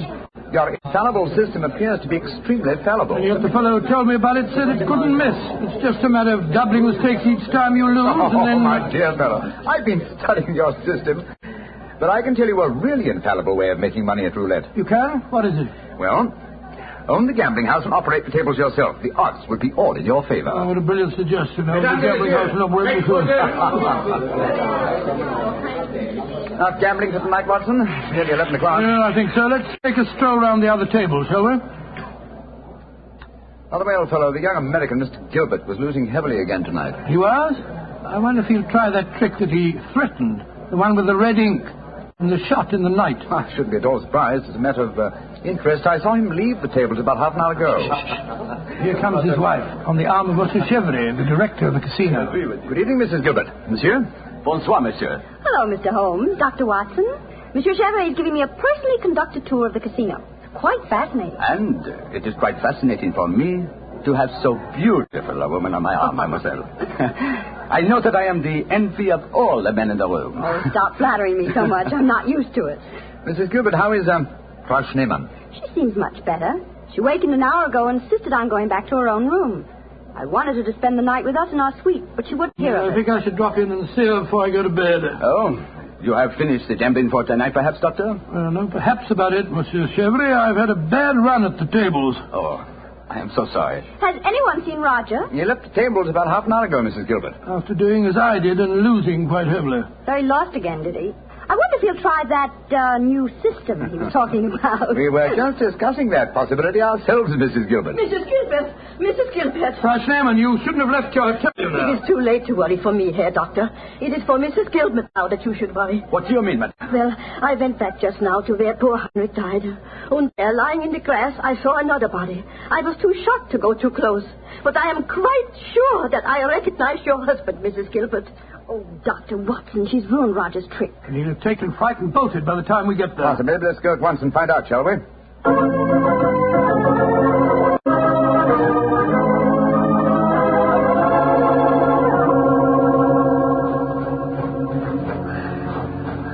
He hasn't gone. He's still lying there. It's a most convincing spectacle. That red ink really does look like blood. Yes. And blood sometimes looks like red ink. Mr. Gilbert. Roger, get up. The joke's spoiled. Roger! Get up! I'm afraid that's impossible, Mrs. Gilbert. He's dead.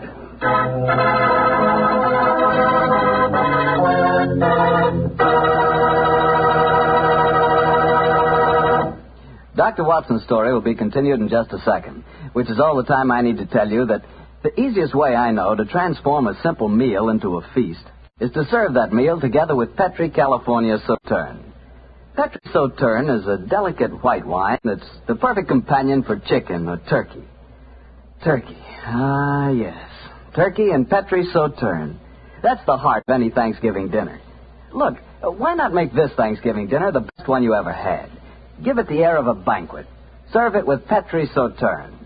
And when you buy that Sauterne or any wine for your Thanksgiving dinner, whatever you do, look for the letters P-E-T-R-I, because a Petri wine is always a good wine. Well, Doctor, so the young American's joke turned out to be another tragedy. Yes, Mr. Bartell. The poor fellow was lying there dead, with a bullet wound in the heart, and a great splash of blood staining the whiteness of his shirt front. What happened next? Monsieur Chevre, director of the casino, took the distraught widow away from the scene, while Holmes and I examined the body closely. Within a few minutes, we were joined by Inspector Ganivet of the French police. As we stood there in the moonlight, the sounds of music could be heard from the casino. It was hard to believe that two men had died in that lovely garden since the moon had risen.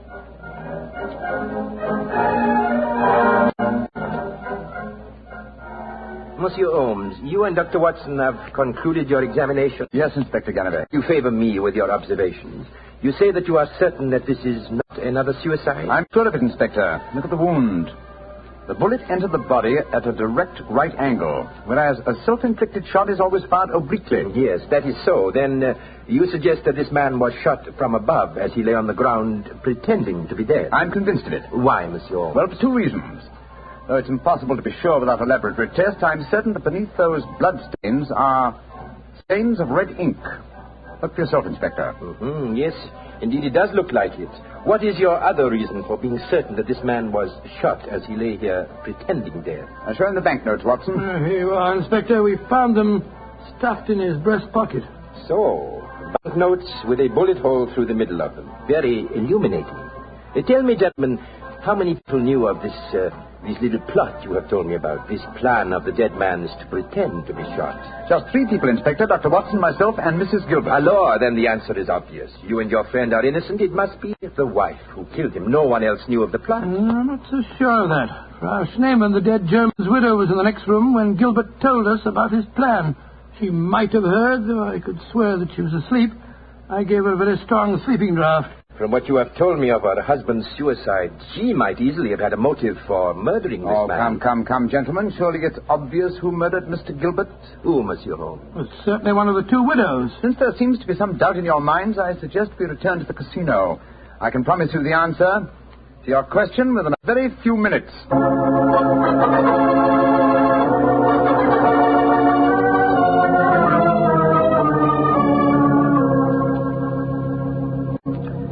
Well, Monsieur Chevrolet, now that we're all assembled in your office, I shall sit down quietly and let Inspector Ganivet conduct his examination. No, Monsieur Holmes. No, you have handled the case so far. Please to continue it to the end. Yes, Monsieur Holmes. I should appreciate it. On behalf of the casino. Very well, gentlemen. It won't take me long.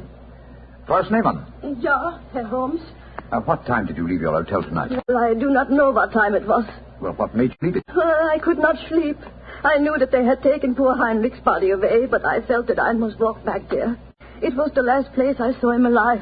How close did you come to Mr. Gilbert's body when you saw it lying there? Oh, close enough to see who it was. Then I ran into the casino to tell his wife. I knew what had happened. How did you know?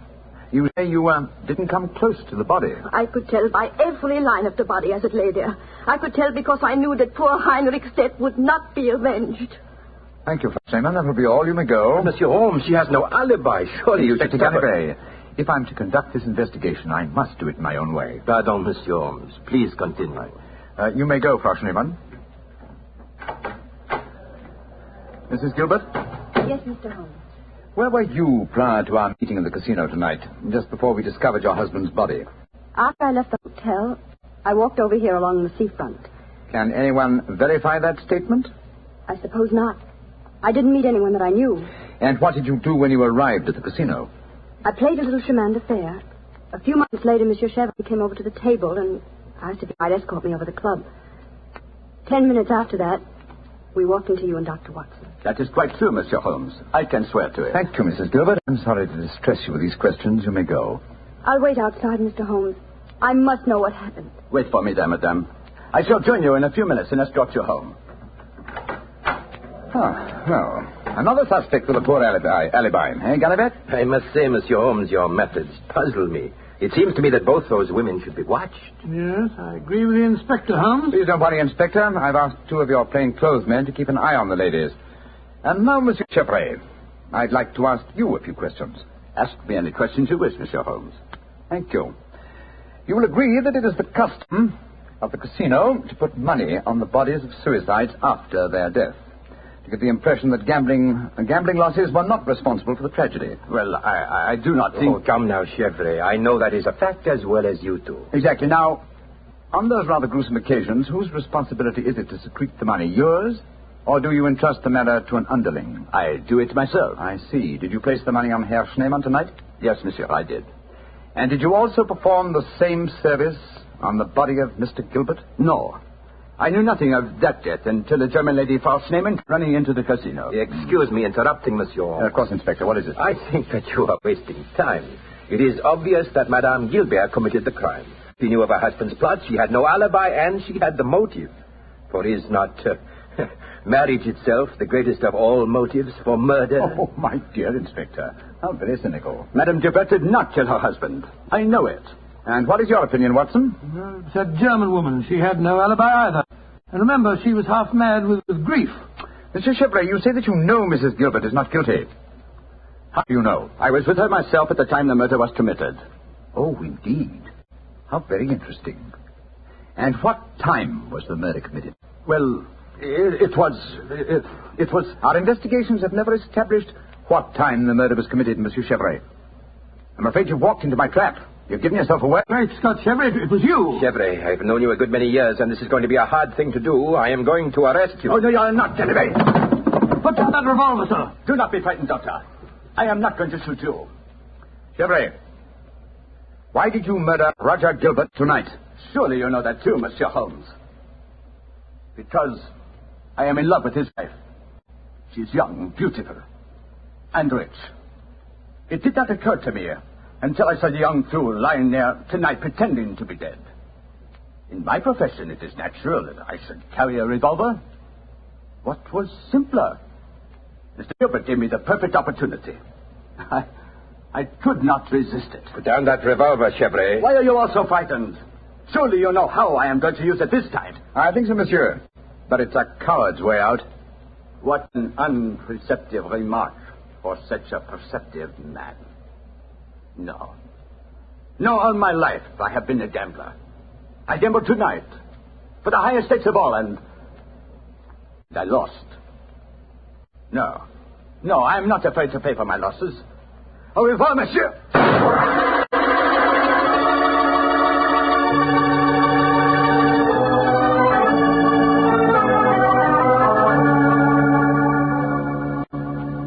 An extraordinary case, Holmes.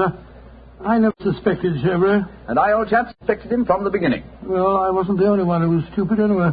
Inspector Ganivet thought it was the wife. True.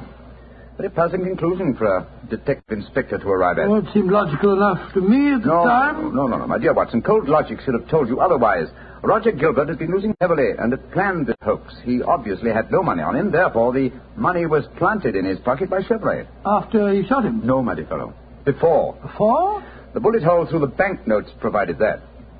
Now, had the money been put there innocently, Gilbert would have, come back to life as soon as the person placing it there had left. He would not have remained lying on the ground for a murderer to find him. Then Chevray must have bent over him as he lay there, placed the money in his breast pocket, and then fired. Precisely, Watson. Well, I must say you solved it very neatly. You've told Inspector Ganivet that you wanted no credit in the case. Naturally, publicity would be unfavorable. If you remember, no one is supposed to know that we're in the South of France. I'm certain that the inspector learned a few tips about detection tonight. Possibly, old fellow, and I hope that you have learned a few things about gambling. How do you mean, huh? Well, you're backing the wrong color. A gambler is usually superstitious, and superstition... Well, I should have told you what color to follow tonight. I still don't understand you, Holmes. I was playing number 10. Exactly. Number 10 is black. You should have followed a red color tonight, old fellow. The color of red ink. Red ink. And blood.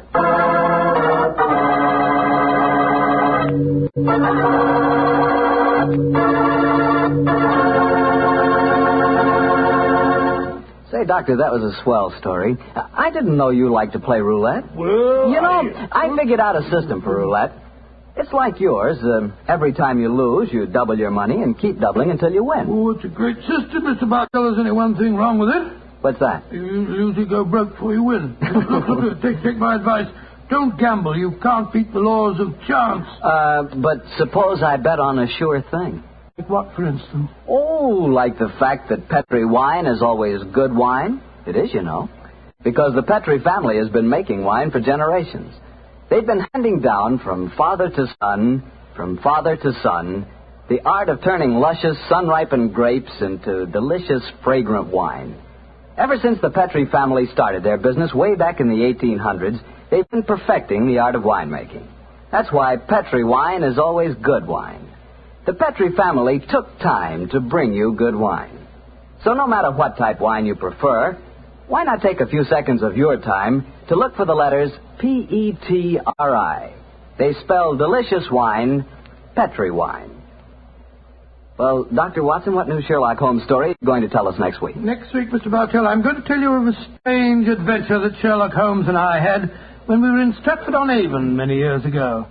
It concerns an actor, a mysterious boating accident, and several dead butterflies. It sounds good, Doctor. I'll see you then. Oh, fine, but now, don't forget next week we're going to broadcast our program from the Paramount Theatre in Hollywood for the Victory Loan Drive.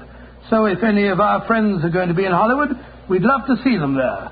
Just buy a Victory bond at any store or bank on Hollywood Boulevard, and in return, you will be given your ticket of admission. Better hurry up, though, before all the seats are gone.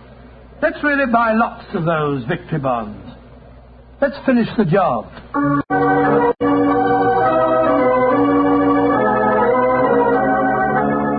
Tonight's Sherlock Holmes adventure is written by Dennis Green and Anthony Boucher and was suggested by an incident in the Sir Arthur Conan Doyle story, A Study in Scarlet. Music is by Dean Fossler. Mr. Rathbone appears through the courtesy of Metro-Goldwyn-Mayer, and Mr. Bruce through the courtesy of Universal Pictures, where they are now starring in the Sherlock Holmes series. The Petri Wine Company of San Francisco, California, invites you to tune in again next week, same time, same station.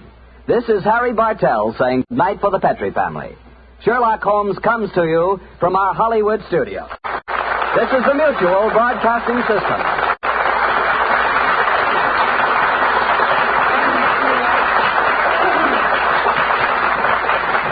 You're listening to HOJO Radio. Stay tuned. This episode from the life of Sherlock Holmes will be transmitted to our men and women overseas by shortwave and through the worldwide facilities of the Armed Forces Radio Service.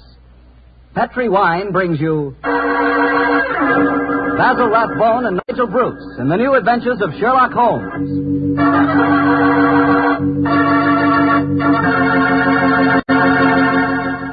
The Petri family, the family that took time to bring you good wine, invites you to spend the next half hour listening to Dr. Watson tell us another exciting adventure he shared with his old friend, the world-famous detective, Sherlock Holmes. As for me, I'd like to leave you with one thought. Namely, the best way to begin a good meal is to start it off with a glass of Petri California sherry. While you're waiting for dinner to be ready, just sit back, take it easy, and sip some of that wonderful Petri sherry. Now, there's a wine. Hold that Petri sherry to the light and look at the rich amber color.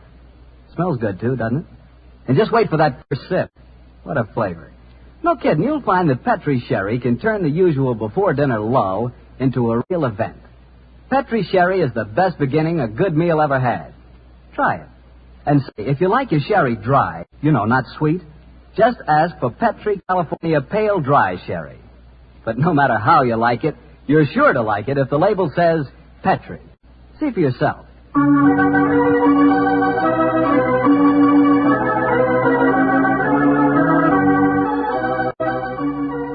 And And now for the weekly visit with our good friend and host, Dr. Watson. Tonight we find him on the stage of the Paramount Theater in Hollywood. Good evening, Doctor. Good evening, Mr. Bartell. If you've bought a victory bond, you're welcome. I have, Doctor.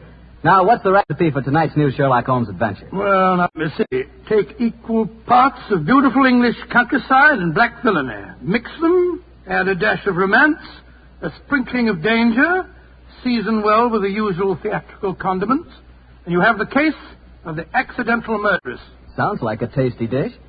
How did the story begin, Doctor? On a beautiful summer day in 1895, Holmes had just concluded his famous investigation of the sudden death of Cardinal Tosca, an inquiry which was carried out at the express desire of His Holiness the Pope. And in consequence, the great man felt that a couple of weeks' rest in the heart of Warwickshire would be a pleasant change after our rather strenuous adventures in Italy. And so, Mr. Bartell, we went to Stratford-on-Avon. Oh, the home of Shakespeare, huh? Quite right, my boy. As a matter of fact, that was the reason that decided us to go there. Holmes was a great lover of the drama, you know, and at the time my story begins, the Shakespearean Festival was in full swing. For the first week, our life there was calm and peaceful. During the daytime, we visited the local places of interest, such as Anne Hathaway's cottage and Shakespeare's birthplace, and the evenings found us at the theatre. It was on a Tuesday, I remember, during our second week's stay, that the trouble began. Holmes and I had gone for a walk through the nearby forest of Avon. He was in unusually good spirits that morning, and there was a distinct twinkle in his eye as he said, Watson, for once I begin to wish that I were a man of wealth. Oh, and what makes you say that, Holmes? The beauty of this place, old fellow. I'm perfectly certain I'd be happy in retirement here. It's rather depressing to think that in a week or two the sordid necessity of making money will demand my return to Baker Street in a world of criminals. No, I must say that in an environment like this, it is a little hard to think of crime. How does the old saying go? Where every prospect pleases, and only man is vile. Yes, but Shakespeare puts it even better, old chap. Oh, what's he say? Well, surely you remember the speech in As You Like It. We saw the production 2 nights ago. Oh, I don't remember the speech. How did it go? In this setting, it's really remarkably apposite. Are not these woods more free from peril than the envious court? Here feel we but the penalty of Adam, the season's difference. Don't you remember? Sweet are the uses of adversity, which like the toad, ugly and venomous, wears a precious jewel in his head. And this our life exempt from public haunt finds tongues in trees, books in the running brooks, sermons in stones, and good in everything. I would not change it. Upon my soul, you read that much better than the fellow on the stage the other night. Don't tell me I adopted the wrong profession, Watson. Oh, dear me, wait a minute. Path seems to end here. Nothing but dense trees ahead of us. There's another path over there. I think it leads down to the river. Then let's follow it. The Avon is always... Great Scott, that was a... Holmes! Holmes, you hurt? Yes, I think I am. Bullet hit my shoulder. I think it's only grazed it. Well, get off your coat quickly. Let's have a look. It's only a scratch. First, let's find out where it was fired from. I heard the thud of a bullet in the tree behind me. Yes, here we are. Give me a penknife, old fellow, will you? There you are. Thanks. Do you suppose that shot was deliberate? Well, I can't imagine someone mistaking me for a rabbit, Watson. By the way, there was a curious echo to the shot. I don't know whether you noticed it. Here's the bullet. Now, let me see. I was standing there. A line from this bullet hole in the tree to the spot where I was standing would indicate that the shot was fired from that cluster of trees over there. Come on, Watson. Let's see what a search discloses. Yes, I wish you'd let me look at that shoulder before you start galloping all over the countryside, Holmes. You're bleeding quite profusely. Oh, plenty of time to look at it when we... Hello. Look over there. A man and woman running towards us across the clearing. Yes, and carrying guns. Yes, it looks as if it was an accident after all. Was anyone hurt? Yes, sir. My friend was hit in the shoulder. Oh, how dreadful. It's not a bad wound, is it? Oh, it's only a scratch, madam, I hope. But the blood on your coat. Well, just, how did this accident happen, sir? Well, we were out rabbit shooting. I was teaching my wife to use a rifle. I saw a rabbit scurry across the clearing. I raised the rifle and fired. It seemed to me, Geoffrey, that as I did so, you jolted my arm. Yes, I'm afraid I did, Alice. I was going to fire too, but as I raised my rifle, I jolted your elbow and sent your shot wild. I can't tell you how sorry I am, sir. Here's my card. Of course, we'll take care of any expenses that may be entailed. Well, the first thing to do is to find out how much damage has been done. You'd better take your coat off, old fella. I don't think I can. Oh, he's badly hurt. No, it's just that... The man fainted. Oh, this is dreadful. I have a horse and trap down the road. Give me a hand with him, will you? I must get him to a hospital as fast as possible.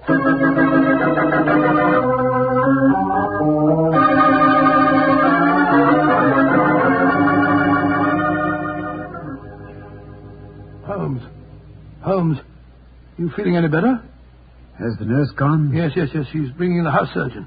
And the man and his wife? They're down in the hospital waiting room. Oh. I found out their name. It's Markham. Then we're alone. Yes, old fella.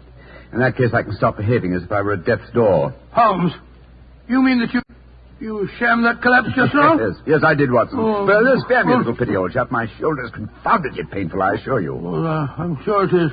But what made you pretend to faint? I recognized this Mrs. Markham, and I think you recognize me.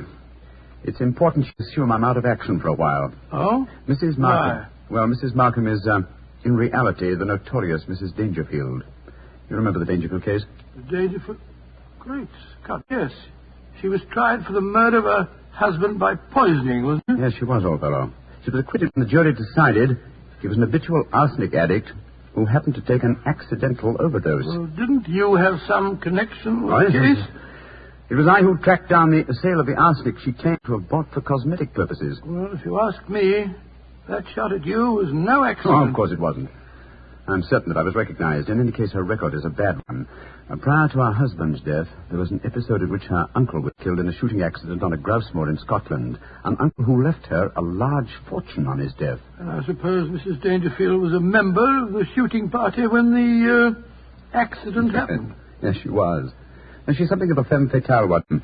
I must plan my actions very cautiously. I'm up against a dangerous opponent. Well, you'll have to stay in the hospital until your wound's being examined and dressed. That's true, fellow. And while the local staff are taking care of that, I want you to shadow the Markhams. Of course I will, Holmes. Stick close to them, old fellow. Make them believe that I'm going to be kept here for some days. Find out as much as you can, and then report to me. Right, I'll do my best.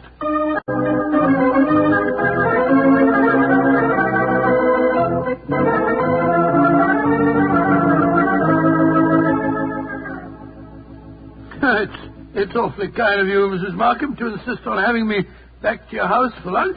My dear Dr. Watson, after injuring the famous Mr. Holmes, it's the least I could do. Of course it is. Geoffrey, dear, will you bring us some sherry? It's Ada's day off, you know. Very well, Alice. Is anyone else coming to lunch? Only Dennis Bromley. Oh, Lord, that fellow seems to live here. Well, I'll go and get the sherry. Sit down, won't you, Dr. Watson? Thank you, madam, thank you. You say that you think Mr. Holmes will be in the hospital for some days? I'm afraid so. The wound wasn't serious. He lost quite a bit of blood. Oh, I feel perfectly dreadful about it. Well, you mustn't blame yourself too much, madam. It was an accident. Yes, but I might easily have killed him. Well, you haven't, and that's all that matters. Did you say that Dennis Romney was coming to lunch? Is that the actor fellow from the Memorial Theatre? Yes. Have you seen him on the stage? Yes, several times. Holmes and I have been going to the festival regularly since we came down here. A fine actor, isn't he? A shame they give him such poor parts. Oh, it was really good. Imagine them letting that frightful Basil Grant play Hamlet last night, while Dennis only played Laertes. Dennis is 3 times the better actor. I suppose he is. He's coaching me in acting. Oh, coaching you? Really? Yes, he thinks that I may be able to get small parts here next season. I've always had a great urge to go on the stage, but no one's ever encouraged me before. Oh... Here's Geoffrey. This sherry's rather special, Doctor. Jerez de la Frontera. Only a few bottles left. Oh, that's very nice of you, sir. Oh, that must be Dennis. I'll go let him in. We might as well have a drink. You'll find it'll help making this actor fellow more tolerable. I take it, Mr. Markham, that you're not an admirer of Mr. Dennis Romney's. Don't bear him. He's always quoting Shakespeare and behaving generally as if he were another Irving. He's got Alice completely fooled. Here's the glass, Doctor. Oh, thank you, sir. Thank you. Dennis, I want to introduce you to Dr. Watson. How do you do, Mr. Romney? How do you do, sir? Hello, Geoffrey. Want a glass of sherry? Thanks. That'd be very nice. Are you a disciple of the theatre, Dr. Watson? Well, hardly a disciple, sir, but I've been attending the festival during the last week. I enjoyed your performances immensely, if I may say so. Oh, you may say so, Doctor. Here's your sherry, Dennis. Oh, don't be crossy, Geoffrey. And please remember that Dennis is our guest. Oh, it's all right, Alice. I know that Geoffrey's bark is a good deal worse than his bite. And what play are you appearing in tonight, Mr. Romney? King Lear. I shall once again portray the thankless role of the King of France. Well, that incredibly bad actor, Basil Grant, tears a multitude of passions to tatters in his rendition of Lear. Oh, horrible, horrible, most horrible. I thought his Hamlet was atrocious last night, Dennis. Wasn't it? When he came to his final line, the rest is silence. It was as much as I could do to prevent cheering. I felt rather the same way when you were killed in the duel, Dennis. Oh, Geoffrey, you're being intolerably rude. Why don't you take Dr. Watson upstairs and show him your butterfly collection? Then at least you'll know what you're talking about. Are you interested in butterflies, Doctor? I have quite a rare collection. Oh, really? I'd like to see them very much. Come on, then. I think we've just got time before lunch. Try and bring yourself down with a few better manners, Geoffrey, dear. I'm really quite an easygoing man, Doctor, but the arrogance of that fellow Romney infuriates me. Well, I must say he does seem to have rather a good opinion of himself. Don't put too much weight on that balcony rail. It's absolutely full of wormholes. Part of the attraction of an old house, my wife tells me. But I regard it as confoundedly dangerous. Yeah, and this is my little museum. In these cases, I think you'll find some of the finest specimens of Lepidoptera you've ever seen. It's my hobby, and I may say that, with the exception of the Natural History Museum, I doubt if you'll find a finer collection. It must have taken you years to collect them. Oh, it has. Many years, many disappointments, and a great deal of patience. Look at this fella. He's my prize specimen, a North American monarch. North American monarch? Beautiful, beautiful. Yeah, isn't he? And this is an admiral. Yes, of course I know him. Rare. And this is a perfect bee-hawk moth. And here's an emperor. Ever see more exquisite markings? Well, never.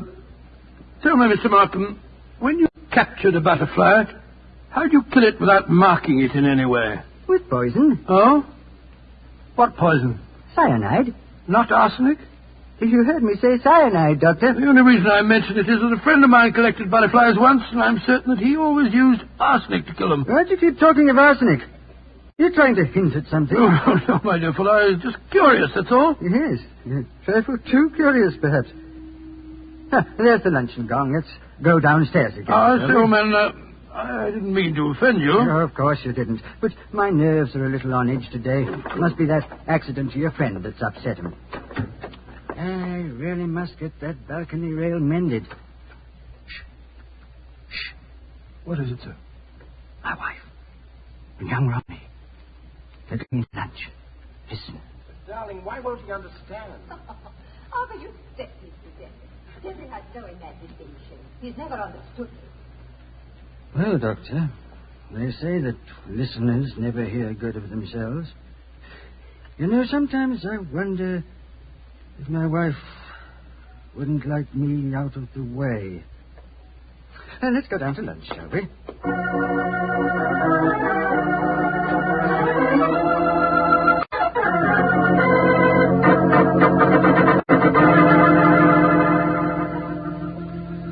And so, Holmes, that's the story up to now. A very interesting one, too, Watson. So you think that Mrs. Markham is planning to kill her husband, eh? Oh, it's obvious. She's in love with the actor fellow, Dennis Romney. Her husband's in the way, and if she doesn't want to use poison this time, there's a perfect setting for murder in that crumbling balustrade on the landing. Mm-hmm. One push when he wasn't looking, and it'd be the end of him. And no one could prove that she did it. A charming household. And Mr. Markham became very evasive, you say, when you mentioned arsenic. Yes. I said it deliberately, of course, to see how he'd react. If you ask me, he knows that his wife has arsenic in the house. He was trying to protect her. You've exerted your charm sufficiently to arrange to see them again, I trust. Well, yes, as a matter of fact, I have. They're taking a picnic tea and going boating on the Avon this afternoon. They asked me to join them. Of course, I agreed. I just rushed back here to the hospital to talk to you first. You've done splendidly, Watson, splendidly. Oh, thanks so much, well. But I've been so busy telling you what I've found out that I haven't asked you about you. How are you feeling? Oh, I'm fine, old fellow, fine. What did the house surgeon discover? A very interesting fact. Look in the drawer beside my bed, will you? Great Scott, it's a bullet. A bullet that the house surgeon removed from my shoulder. But But we found a bullet in the tree also. Precisely. Therefore, 2 bullets were fired. But, good Lord, that means... It means, old chap, that we have a dangerous task ahead of us. Not to solve a murder, but to prevent one.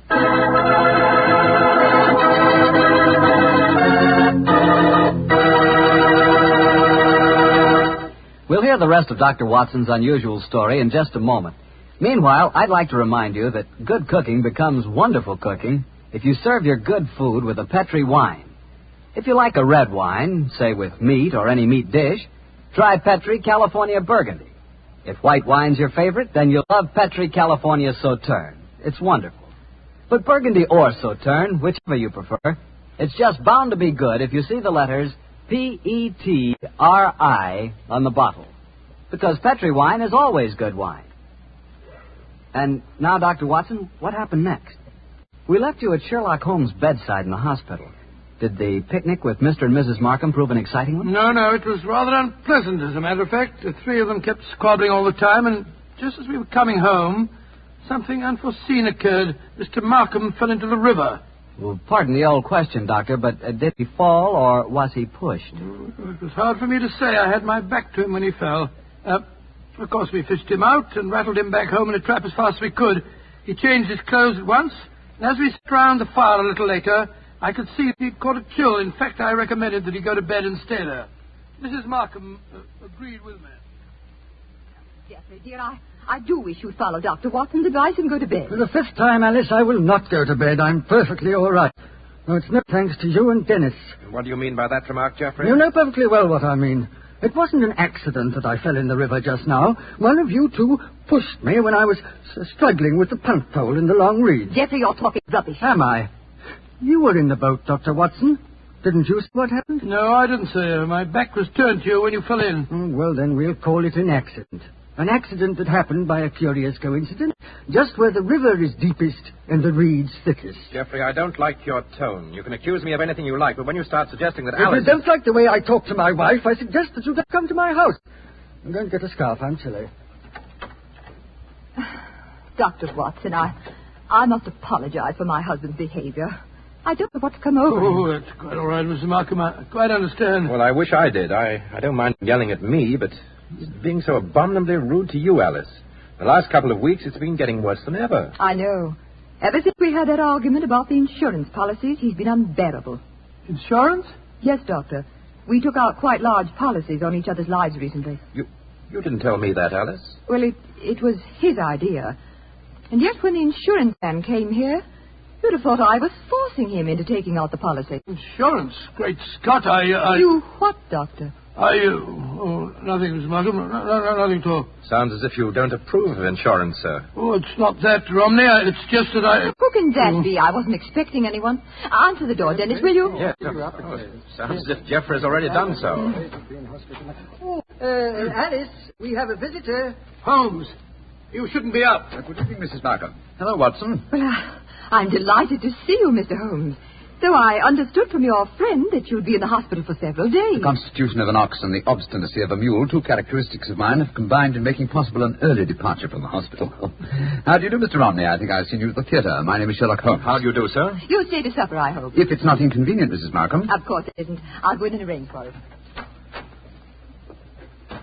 Upon my soul, Holmes, I'm glad to see you. And are you all? Well, let's take a stroll on the terrace, shall we? It's rather warm inside this evening. You can go out through the French windows. Oh, thank you, Mr. Markham. Holmes, are you quite sure that you're well enough to go walking about? Of course I am. You must tell me, Watson, what the latest developments are. In the meantime, I myself have not been idle. Yes, Watson, I think our stage is set, and I have a feeling that I may contribute to a rather dramatic last act curtain.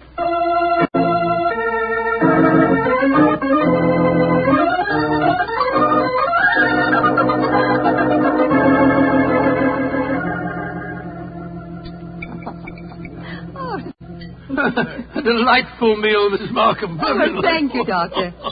Mr. Holmes, you're not eating very much. My appetite is a trifle jaded. The mental fencing that we have indulged in during the meal has been somewhat disturbing. I don't understand you.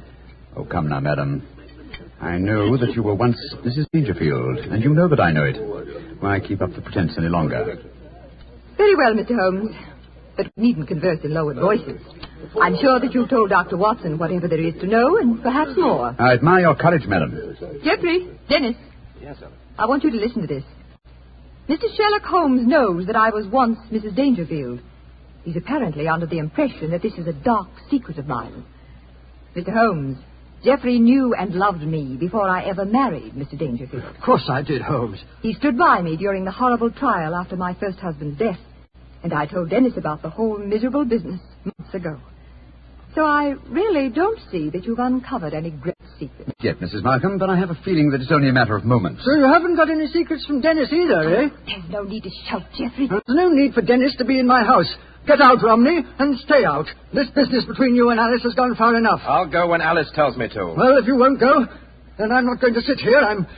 I'm going upstairs. You're shaking like a leaf, sir. You've got a fever. Don't you think you'd better go to bed? Mind your own business. Leave me alone. Mrs. Markham, I really think you should persuade your husband to go upstairs and lie down. Don't worry, Miss Holmes. I know how to handle him. I'll take him up. Put an arm around my shoulder, Jeffrey. Come along. We should follow them, Holmes. They have to pass that crumbling banister on the landing. With him in that state, she might try to... What are you suggesting, Doctor? Come on, watch. Both of you. We can observe them both from the foot of the stairs here. They're on the landing.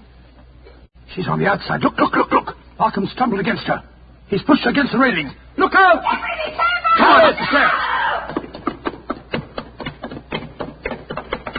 Alice, are you all right? Yes, but Jeffrey tried to push me through the railing. Not so loud. No, it isn't, sir. The three of us were watching you from below. But the railing held. I don't understand. I can explain that, Watson. This afternoon, while you were all at your picnic, I came here with a local carpenter.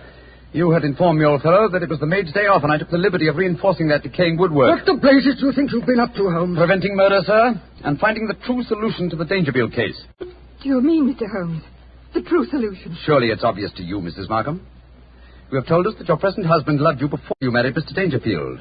It was he who accidentally killed your uncle so that you might inherit a fortune. It was he who accidentally gave your first husband an overdose of arsenic. Arsenic that he obtained for the purpose of destroying butterflies. Yes, it was he who tried to send you to your death by pushing you through those railings. And all the time, Mrs. Markham, I thought that you were the potential murderer. You fellows have got hold of the wrong end of the stick. All I've been trying to do is to conceal the fact that my wife was a murderess. Jeffrey, how can you say that? Markham, It doesn't matter, Mr. Romney. I'm not through with him yet. This talk is all very dramatic, Mr. Holmes, but I wonder how you're going to be able to prove it. Dr. Watson, Mr. Romney, and I will testify to the attempt that you've just made on Mrs. Markham's life. Yes, and what about the attempt on your life, Holmes? Obviously, it was Markham who fired at you in the woods. But my wife has already admitted firing the shot. True, sir. But 2 shots were fired. The one that your wife fired, we found in the tree. The one that you fired was extracted from my shoulder in the hospital. Then the 2 shots were fired simultaneously. You remember, Watson, that I commented at the time on a curious echo. Mrs. Markham told us that her arm was jolted as she pulled the trigger. That was when the other rifle was fired. Mr. Markham didn't want me on the scene when he staged his latest accident, and so he tried to kill me. What kind of a devil have I been living with all these years? I think I'm going to kill you, Don't Markham. come near me. Keep him away from me. Leave him to the law courts, Mr. Romney. British justice may be slow, as indeed it was in the Dangerfield case, but in the long run it is sure. You'll find that out, Mr. Markham, on the gallows.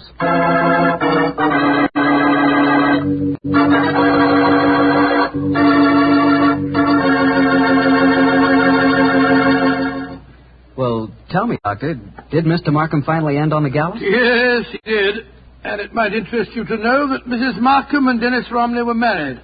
A nice chap and a fine actor, that boy. Maybe that's what I should have been. An actor. To be or not to be, that is the question. Whether it is noble in the mind to suffer. Well, what's the matter, Doctor? Don't you like it? The words are beautiful, but your delivery of them... Not good, huh? Not good, Mr. Barno. Okay. I'd rather talk about Petri wine anyway. Now, there's something to really talk about. Petri wine. A wine with generations of winemaking behind it. That's a fact, you know. The Petri family started making Petri wine generations ago, way back in the 1800s. So they've had the time to develop the art of winemaking, and they've been able to hand down that art from father to son, from father to son. Yes, the Petri family really knows how to turn luscious, sun-ripened California grapes into clear, fragrant, delicious wine. And those letters, Petri on the bottle are the personal assurance of the Petri family that every drop of Petri wine is good wine. It's got to be. Because don't forget, Petri took time to bring you good wine. Well, Dr. Watson, what new Sherlock Holmes story are you going to tell us next week? Well, now, let me see. Next week, Mr. Bartell, I'm going to tell you an exciting adventure Holmes and I had in North Africa. It begins at the headquarters of the Foreign Legion and ends with a strange death in the Cafe of 1,000 Sighs. I call the story Murder in the Casbah.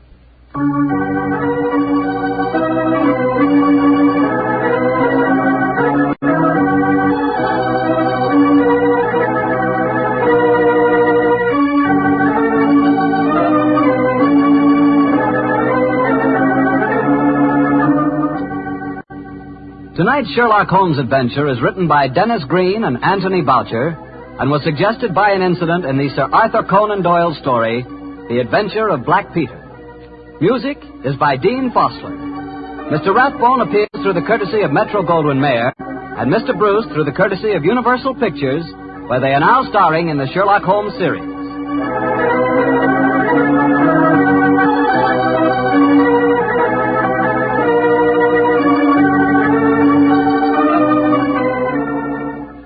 The Petri Wine Company of San Francisco, California, invites you to tune in again next week, same time, same station.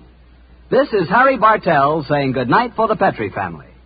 This program originated in the Paramount Theater in Hollywood for an audience of Victory Bon Buyer.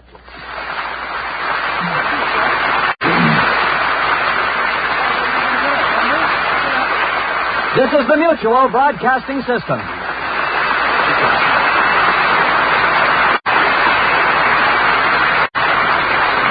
You're listening to HOJO Radio. More classic old-time radio coming your way next. This episode from the life of Sherlock Holmes will be transmitted to our men and women overseas by short wave and through the worldwide facilities of the Armed Forces Radio Service. Petri Wine brings you Basil Rathbone and Nigel Bruce in the new adventures of Sherlock Holmes.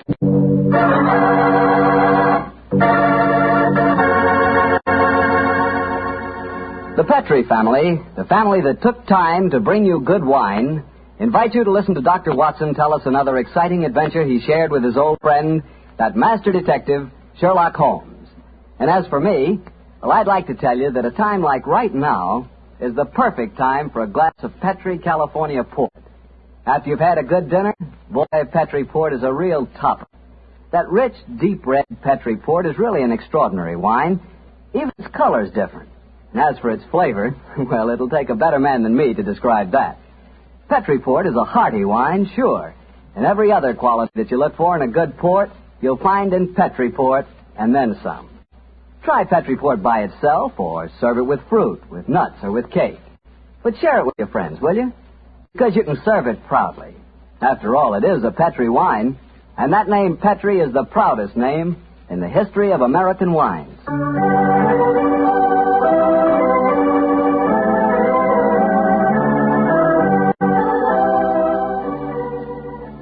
And now let's visit our old friend and host, Dr. Watson. Good evening, Mr. Bartell. Good evening, Doctor. Settle yourself down and get your pipe going. Thanks. Doctor, last week you told us that tonight's story took place in the Casbah at Algiers. Yes, the Casbah. I remember it as the place of countless streets winding up and down, past colourful cafes where 100 tongues were spoken, and often a street would end in shadowy darkness which a man would be foolhardy to enter alone. Yes, Mr. Bartell, that was the Casbah that Sherlock Holmes and I knew in that winter of '99. Well, how did you happen to be out there, Doctor? Do you mind if I tell you the story from the start, Mr. Bartell? It really began on a wintry night in Baker Street, its conclusion of a strange murder in Montrevor Castle. A charming young girl sat on the sofa of our lodgings in Baker Street and talked to her. But, Mr. Holmes, you can't say you'll have nothing more to do with the My dear Miss Montrevors. Spitfield, I found the true murderer of the Dowager Countess and committed suicide. Surely the case is ended. Yes, Mr. Holmes, you found the real murderer. But now I want you to find the unfortunate young man who fled England 5 years ago when he was suspected of a crime. This is a new development, Miss Stetfield. Please tell us about it. It's Douglas Milton that I'm talking about. Oh, yes. He was the heir to the title, wasn't he? Yes, Mr. Holmes.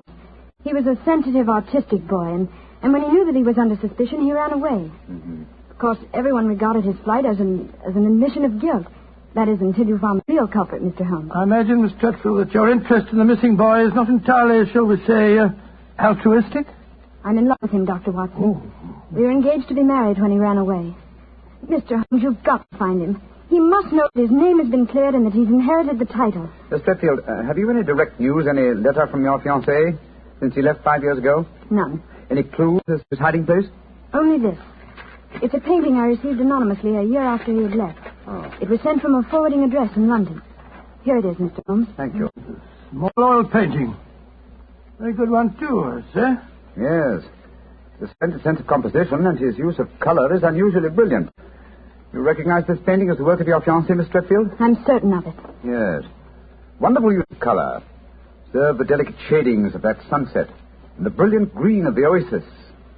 This scene is extraordinarily reminiscent of the desert in North Africa. Yes, that's what made me say I was certain he'd gone abroad, Mr. Holmes. But why should he go to North Africa? A good place, Watson, for an Englishman who imagines himself to be escaping justice. Remember, the Foreign Legion is stationed there. You think he might have joined the Legion, Mr. Holmes? Right. It would seem logical. No questions are asked of those who join it, and its colorful obscurity might easily appeal to a young fellow in trouble. Hello.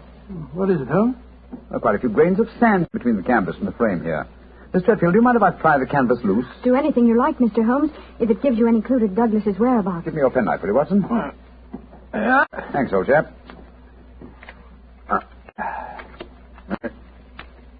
Here we are. Can you see anything? Uh-huh. Look. The word sheriff. An Elafrun. A stamp here.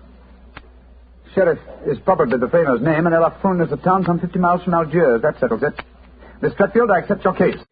Watson and I will go to Africa and try to find your fiancé, Douglas Milton.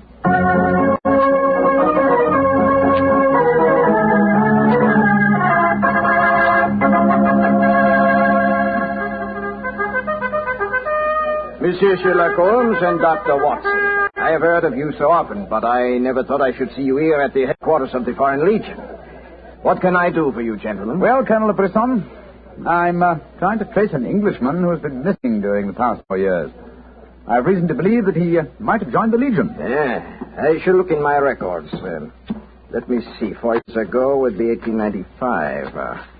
If Sherlock Holmes is tracking him, then I suppose he was in trouble in his own country. If he was in trouble, he might easily have come to us. We ask no questions. 97, 96, 95. In that year, 3 young Englishmen joined us. One of them died of dysentery 2 years ago in Sidi Raji. One of them deserted 18 months ago, and we have been unable to trace him. The third is my adjutant, who brought you into my office just now. He is, I would say, about 3 inches shorter than Douglas Milton, and men do not shrink in the Foreign Legion, eh, Colonel? They do not, Monsieur Holmes. And the fellow who deserted must be our man. Unless it's the one who died of dysentery. Colonel de Brisson, how would you advise us to set about trying to find a deserter? Monsieur Holmes, there's only one place in Algeria where a man can hide from the Foreign Legion and remain hidden. Oh, and what's that place? The Kasbah in Algiers. Then that's our destination, Watson. Be very careful, please, gentlemen. The Kasbah is a place where the law is exiled. The police have no jurisdiction there. The only rule is that of strength, violence, and threat. We shall be very cautious, I assure you. Goodbye, Colonel de Brisson, and thank you for your help.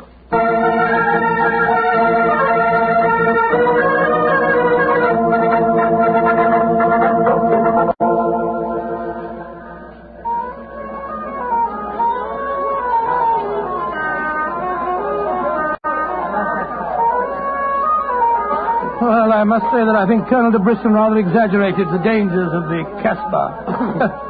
I suppose you're going to tell me this cafe is the headquarters for a dope smuggling ring or white slaving or something. Its ramifications are even more extensive than those you've mentioned. You're joking, Holmes. I assure you I'm not, old fellow. What? My old friend Duhamel is chief of police in Algiers. When I told him our mission, he advised me to come here. A 500-franc note, and the proprietor can obtain any and all information regarding the underworld. For as little as 200 francs, you can arrange a murder. So that gives you some idea of the relative values of the Casbah. Good Lord, then you've already spoken to the proprietor? Oh, yes, a charming, scoundrelly fellow by the name of Rafi. I gave him 500 francs and asked him to set his underworld grapevine in motion to see whether an Englishman living in hiding here in the Kasbah could be found. And I thought we'd come here for a quiet meal. Here comes Rafi now. Let's hope he has news for us. Here we are, Rafi. Come and sit down, won't you? Rafi works fast, does he not, Mr. Holmes? Your friend is... My friend knows that you're working with me. We'll be found out. A drink first. The tongue of Rafi is parched. Would you have me die of thirst before I give you my news? Vermouth cassis. You have news for me, then? But yes. Good, what is it? First, you will pay me more money, no? But I gave you 500 francs. You said that you'd do the job for that. Can I help it if some tongues are more costly to make wag than others? It took the 500 to get the wag.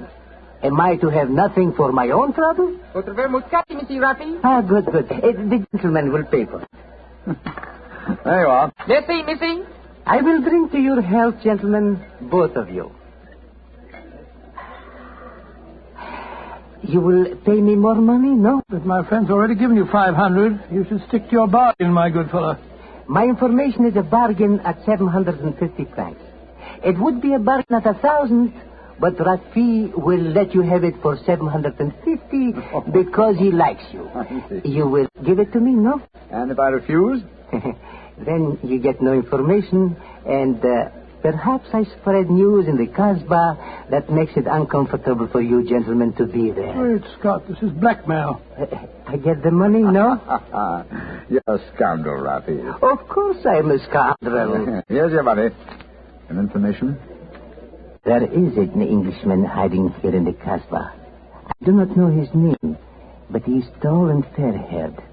I cannot tell you where he lives, but if you go to the Cafe of 1,000 Sighs, you will find a girl who sings there. A girl who sings like a nightingale. Her name is Aisha, and she can lead you to your Englishman. A girl named Aisha. The Cafe of 1,000 Sighs. That is right. I would suggest that you go there in disguise. 2 well-dressed Englishmen might find themselves in trouble. For a small fee, say 200 francs, I will escort you there myself. Thank you, yes. I think we can manage by ourselves, Rafi. If your business is concluded quickly and time weighs heavy on your hands, Rafi can take you to some places of rare interest. Dancing girls that wither one's eyeballs with their beauty. For 500 francs, gentlemen... Thank you, Rafi, thank you. I have a feeling the time will not weigh heavily on our hands. Good night. You work too hard, gentlemen. You should learn how to play. Good night. On my soul, I think that fellow's the biggest blackguard I ever met. I quite agree, old chap, but he is amusing. By the way, Holmes, don't you think that when this case is finished, we might have a time on our hands? Oh, Watson, you're incorrigible. But I think... Watson. What is it? The man sitting over in the corner by himself. Oh, Joe, yes, his face seems familiar. We've seen him before somewhere. Of course we have. His name is Oliver Leeming. We met him at the inquest on the Montrevor case. So we did. Now, what on earth do you suppose he's doing here in the Kasbah? Not on a holiday, I'm sure. Mr. Oliver Leeming, if you recall, is a cousin of Douglas Milton's, the man we're searching for. If Milton were ever declared legally dead, Mr. Leeming over there would inherit the title. It looks to me as if we're not the only people in the Kasbah who are searching for the missing heir. That's true, old fellow. Come on, let's go and talk to the gentleman.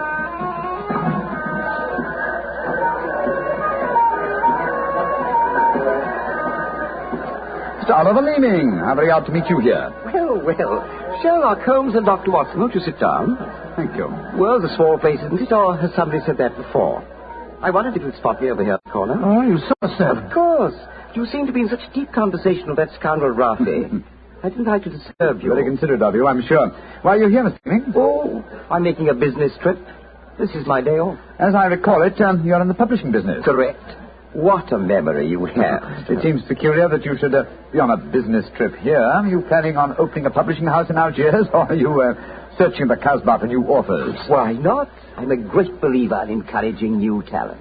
Mr. Leeming, why don't you admit that you're here for the express purpose of trying to find your cousin, Douglas Milton? Mr. Holmes, you've discovered my secret. The great Sherlock Holmes and his watchdog have their eager eyes on me.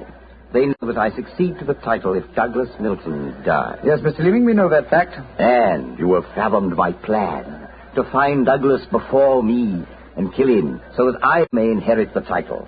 How lucky I am to meet you in Kasbah, where you cannot arrest me. Well, it's a race against time, gentlemen, but I have a head start, as you will soon find out. Goodbye, and the best of luck to you. Extraordinary fellow. He's joking, of course. I believe not, Watson. I think he labors under the whimsical belief that the best method of discounting the truth is to state it as boldly, so that it will not be believed. Great. Captain, we must work fast. Yes, old chap, we must. I'm sure that we're entrants in a race against death. We must get back to the hotel and into our disguises as quickly as possible. After that, we shall visit a young lady named Aisha in the Cafe of 1,000 Sighs.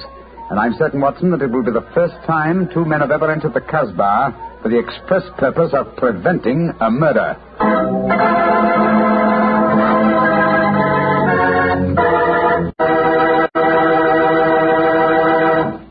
We'll hear the rest of Dr. Watson's story in just about a second, which gives me time to remind you that if you like the flavor of big, plump, juicy Muscat grapes, you'll love the flavor of Petri California Muscatel. What a wine. Petri Muscatel is the perfect after-dinner wine. It looks good, smells better than it looks, and when it comes to the taste department, well, you never tasted anything like it.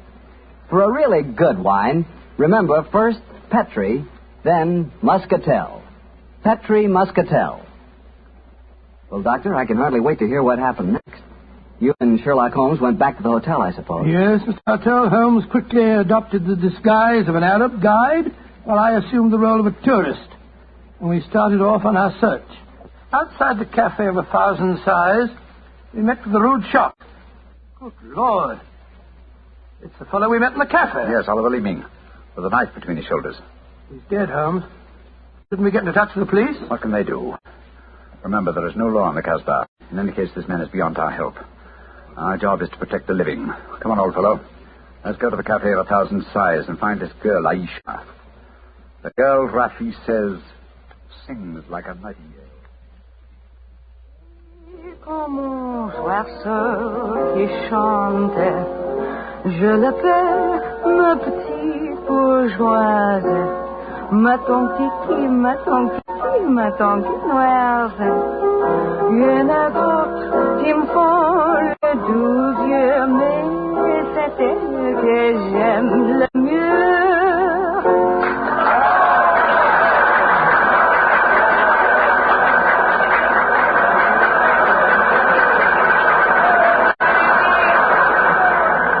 So that's the girl, Aisha. She's very beautiful. Never get our role of tourist and guide, old chap.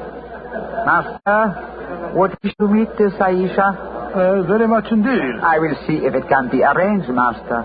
Wait there for me, Watson. I'll see what I can do. Right you are, Holmes. Be careful now.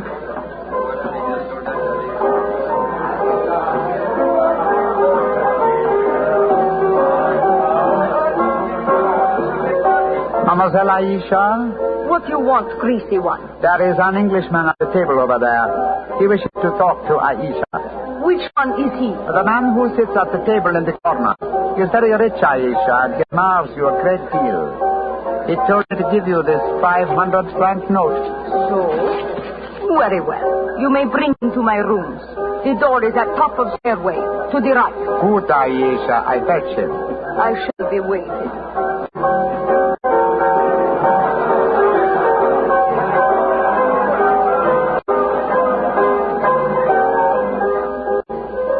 Aisha will see you, Master. Follow me, please. Oh, very well.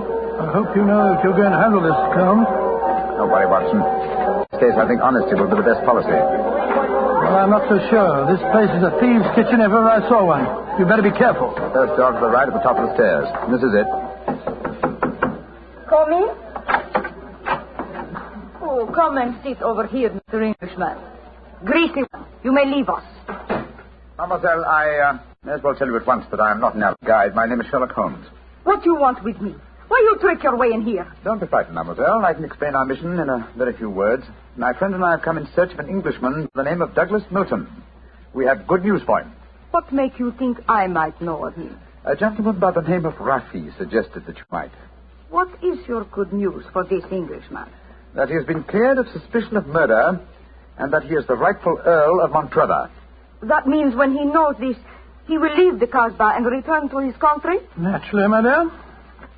I do not know this man. I have never heard of him. Here is your 500 francs. Goodbye. Not so fast, Aisha, mon petit chou. I've been listening from behind these curtains. Gentlemen, allow me to introduce myself. My name is Douglas Milton. Douglas Milton, we found you at last. It gives me infinite pleasure to have succeeded in my mission. How do you do, sir? This is very exciting. Yes, I think the occasion calls for a drink. What will it be, gentlemen? Well, I think a glass of port would be very nice, sir. Yes, it would be the most appropriate for toasting the new Earl of Montrevor. Splendid, splendid. Aisha, bring glasses and a bottle of port and some creme de menthe for me. You are not going to England. I will never let you leave me. Oh, stop being so melodramatic, Aisha. Please bring 2 bottles and some glasses. Very well. I am sorry. Mr. Holmes, I can't tell you how I appreciate your trouble in coming all this way to find me. But well, I must tell you at once, there's one problem that makes it difficult for me to leave this country. You see, I deserted from the Foreign Legion. Yes, we know that, my boy. In fact, that's how we first got onto your trail. I shouldn't let that fact worry you, Mr. Milton. I'm certain the British consul in Algiers can arrange to have any charges dropped against a peer of the realm. Oh, well, I never thought of that. Here are the bottles.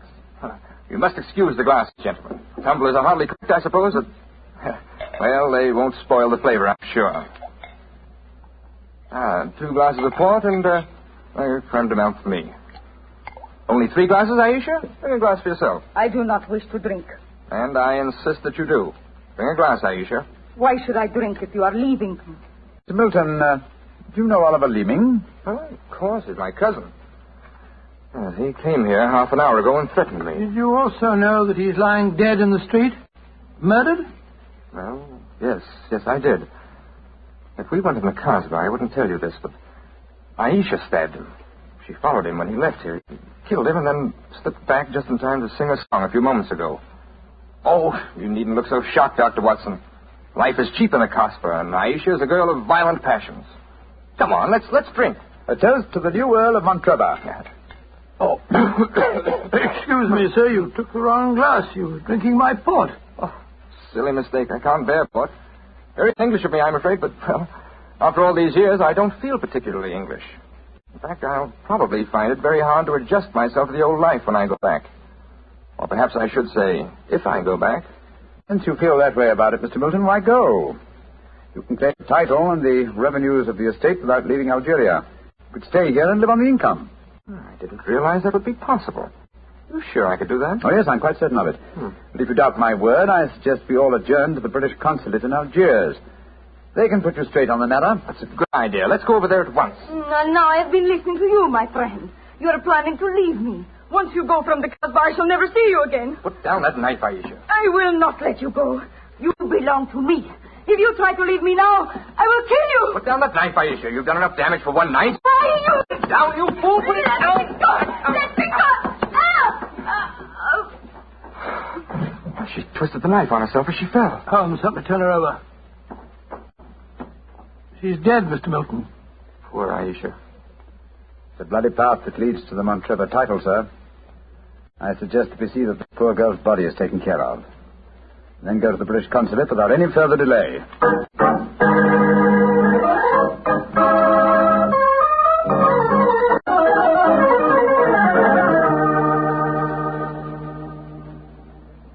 Now that we are at the consulate, Mr. Milton, I suggest that you swear on oath that you are Douglas Milton, heir to the Montrevor estate. This gentleman is a commissioner of oaths, and we can go in and see the consul. Very well. Now, raise the right hand, please, and repeat after me. I hereby solemnly swear that I am Douglas Milton, the missing heir to the Montrevor estate. I hereby swear that I am Douglas Milton, missing heir to the Montrevor estate. Thank you, sir. And now, if you will sign the statement here, these gentlemen can witness it. There you are. Thank you, sir. And now, if you gentlemen will sign. Yes, certainly. Thank you, gentlemen. The document is now legal. Splendid. Now let's go over and see the consul. Not yet, my friend. Watson, this man is not Douglas Milton. What the devil are you talking about? There is no law on the Casbah, sir, so you cannot be punished for the 2 murders you committed there. But now that your avarice has tempted you here to Algiers, where you've been foolish enough to sign a false statement, I think we can at least settle you very nicely for desertion, false impersonation, forgery, and perjury. What do you mean? The story should be obvious, old fellow. Oliver Leeming did track down the deserter. Recognition was uncertain after so many years, but at least it gave this gentleman the idea of impersonating the real Douglas Milton, a friend of his. You have a lively imagination, Mr. Holmes. The real Douglas Milton died of dysentery 2 years ago in Sidi El Raj.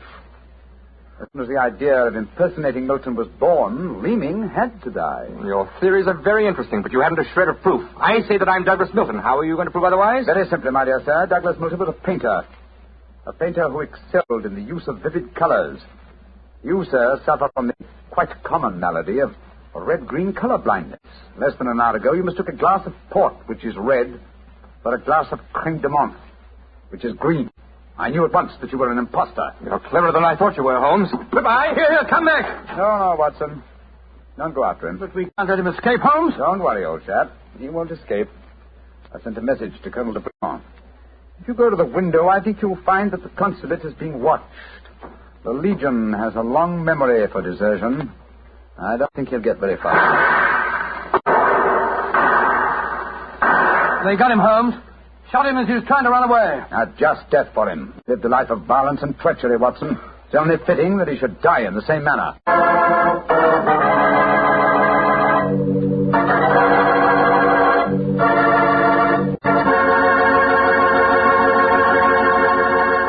Doctor, that was a swell story, but you know something? I wish you hadn't disillusioned me about the Casbah. Disillusioned you? What do you mean? Well, before I heard your story, whenever somebody mentioned the Casbah, I'd always visualize a very glamorous, romantic sort of place full of beautiful women. Every one of them a ringer for Hedy Lamarr. No. Yep. And I could just see myself, handsome, dashing, going up to one of those beautiful girls and whispering in my fine French accent, "Darling, you're a sensational. You're lovely. Gorgeous. Tell me, have you ever tried Petri wine? It's wonderful." Well, you must admit, Doctor, that is the truth. It is wonderful wine. It certainly ought to be. Incorrigible. After all, winemaking has been the business of the Petri family ever since way back in the 1800s. For generations, the Petri family has handed down from father to son, the fine art of turning luscious, sun-ripened grapes into fragrant, delicious wine. And don't forget, because the making of Petri wine is a family affair, the letters P-E-T-R-I on a bottle of wine are the personal assurance of the Petri family that every drop of wine in that bottle is good wine. So no matter what type wine you prefer, for any occasion, remember you can't go wrong with a Petri wine because Petri took time to bring you good wine. Well, Doctor, now I suppose you're ready to tell us about next week's story? Yes, and as soon as I have, I want you to meet a friend of mine. A friend? Yes. But first, Mr. Bartell, next week, I'm going to tell you an adventure in which, for once, Holmes came off second best. An exciting story of high society and romance. I call it A Scandal in Bohemia. Boy, that sounds swell. And now what about your friend? Well, he's waiting at the microphone in San Francisco. He's Dr. Langley Porter, and he wants to tell us about something very important. Dr. Langley Porter. Thank you, Dr. Watson. Radio listeners, tonight in Italy there are thousands, many thousands, dying of cold and hunger. Babies, children, expectant mothers, old folks, dying for want of clothes, want of food. This organization, American Relief for Italy, appeals to you to search your homes for anything that can be made useful for starving, freezing men, women, children. Clothing, layettes for babies, diapers, shoes, food, surgical supplies, but above all, clothes, clean clothes, fit to wear. Take them to the nearest fire station. That your gifts will reach the Italians who need them, you may be sure. Americans of this organization will distribute the packages in Italy through the Italian Red Cross, the Catholic Relief Organization, the League of Italian Women, the Confederation of Italian Labor, and the Italian government. In California, rationing has gone. Christmas comes. There, in Italy, death is on the prowl. Radio listeners, Lives can be saved. It's up to you. Thank you, Dr. Langley Porter. I know that our friends listening in will do all that they can to help the organization American Relief for Italy. Tonight's Sherlock Holmes adventure is written by Dennis Green and Anthony Boucher and was suggested by an incident in the Sir Arthur Conan Doyle story, The Crooked Man. Music is by Dean Fossler. Mr. Rathbone appears through the courtesy of Metro-Goldwyn-Mayer and Mr. Bruce through the courtesy of Universal Pictures, where they are now starring in the Sherlock Holmes series. This is the Mutual Broadcasting System. You're listening to HOJO Radio. Petri Wine brings you Basil Rathbone and Nigel Bruce in the new adventures of Sherlock Holmes.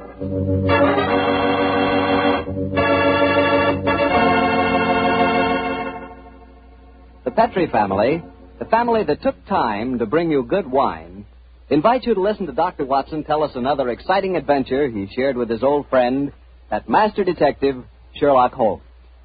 And right now, I'd like to just briefly mention an idea you ought to try tomorrow night, just before you sit down to dinner. Just pour yourself a glass of that good Petri California sherry. Petri sherry is the perfect before-dinner wine. Its cheerful, glowing amber color looks festive and, well, it sort of lends an air of importance to the occasion.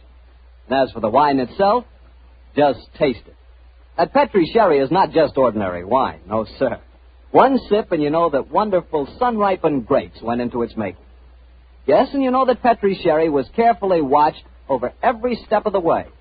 Incidentally, Petri makes two kinds of sherry, regular sherry and Petri Pale Dry.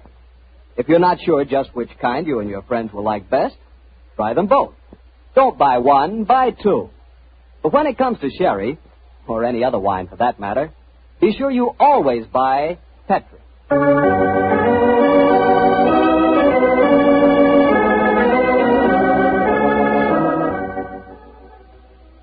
And now I'm certain our good friend Dr. Watson's waiting for us. Let's go in and join him. Ah, there you are, Mr. Bartell. Punctual to the minute, as always. Well, this is one doctor's appointment I'm eager to keep. Nice of you to say so, my boy. Draw up your usual chair and make yourself comfortable. Thanks. Well, Doctor, today's April the 1st. Did anyone try and play any jokes on you? Yes, I did, Mr. Bartell, but I'm happy to say that nobody caught me. Not as in the story that I'm going to tell you tonight, but an April Fool's Day prank certainly scored a bullseye. I see you have the dispatch box out again, Doctor. Been refreshing your memory? Yes, I have, Mr. Bartell. And when I tell you the adventure took place in 1881, I think you'll agree that after such a lapse of time, a man can hardly rely on memory alone. 1881? Say, Doctor, tonight's adventure must have been one of the really early ones. Yes, it was indeed. In fact, to be exact, it took place only a little while after Sherlock Holmes and I had first met and had taken up lodgings together. How was the great detective in those early days? Profound mystery to me, Mr. Bartell. To give you an example, my boy, I'd shared our Baker Street lodgings with him for over a month before I was even certain of his profession, the knowledge of which I learnt to my awe and astonishment when our first adventure together took place. Well, that was the one you called a study in scarlet, wasn't it, Doctor? That's right, Mr. Bartell. The memory you've got, study in scarlet. But even after that adventure, I found myself wondering at times what I had let myself in for, sharing lodgings with such a strange companion. It was in one of those moods of doubt and confusion that my story begins. Late one March evening, I found myself in the neighborhood of Piccadilly Circus. It was cold, and a steady drizzle of rain had dampened my spirits. I thought that a glass of wine and the sound of music would put me in a better mood. And so, Mr. Bartell, I entered the Criterion restaurant. As I sat with a glass of rare vintage port at my elbow, the orchestra playing a dreamy Strauss waltz in the background, I couldn't help thinking of the last time that I'd been there. It was the night I met a young medical student by the name of Stamford. He was the man who first introduced me to Sherlock Holmes. Suddenly, I felt a clap on my shoulder. I turned, and to my amazement, once again young Stamford was standing before me. Watson. Or should I say Dr. Watson. How are you, my dear chap? Hello, Stamford. Come and sit down. Thanks. I'm glad to see that you're not holding any grudge against me. Why on earth should I do that? For introducing you to Sherlock Holmes. I've reproached myself ever since. I think he's as mad as a hatter. Not at all. He may be eccentric. In fact, I'll admit that he is eccentric, but he's an extraordinarily interesting fellow. He'll make a great name for himself as a private detective one of these days. You'll see if I'm not right, Stanford. I saw something about him in the paper the other day. Yes, I think that was the Larston Gardens affair, wasn't Yes, it? yes, it was. He's a brilliant man, Stanford. Quite brilliant. Though I must admit he's difficult at times. He works like a fiend as a rule, but occasionally a reaction sets in, and for days at a time he'll lie on our sofa, hardly uttering a word or moving a muscle from morning to night. It's depressing, I must say. I think he takes himself too seriously. Yes, perhaps you're right. How would you like to join in a little plot? Plot, against Holmes? Yes, yes, just a rag, you know. We thought it'd be rather fun. We? Murphy and I, we were just talking about it. I'll call him over. Murphy? Oh, is that Murphy? I've seen him before somewhere, haven't I? I'm sure you must have done. He's been round at the hospital, and any time you go into the British Museum, you'll find him there. Nice fella, but dull. Definitely dull.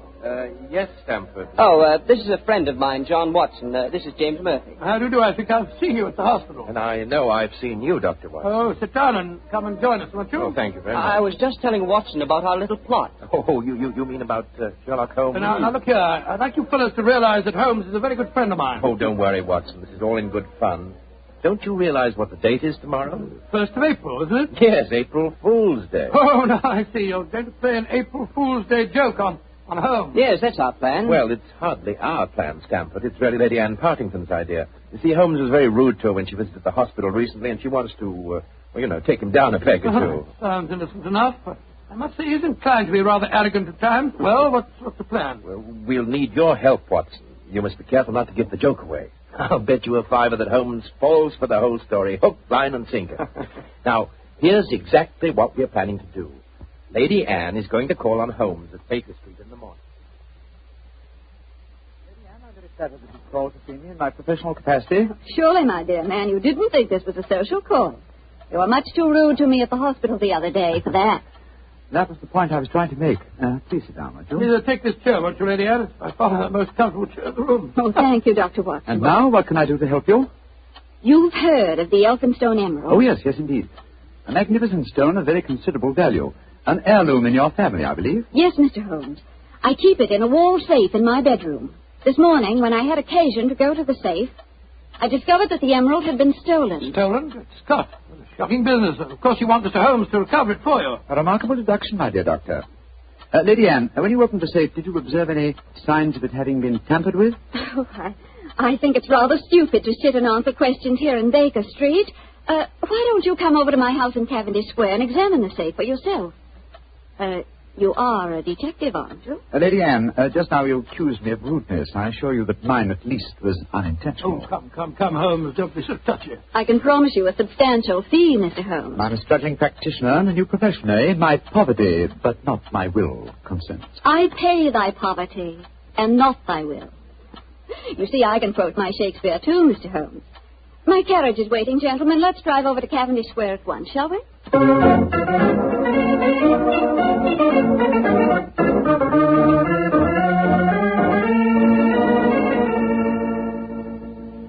This is the wall safe, Mr. Holmes. Not too difficult a safe to crack for an expert. You placed the emerald in it last night, you say? Yes, when I went to bed. And this morning, it had gone. Well, surely, Holmes, this is a good occasion to use that magnifying glass that you're always fitting about. An excellent occasion, my dear doctor. That's why I brought it with me.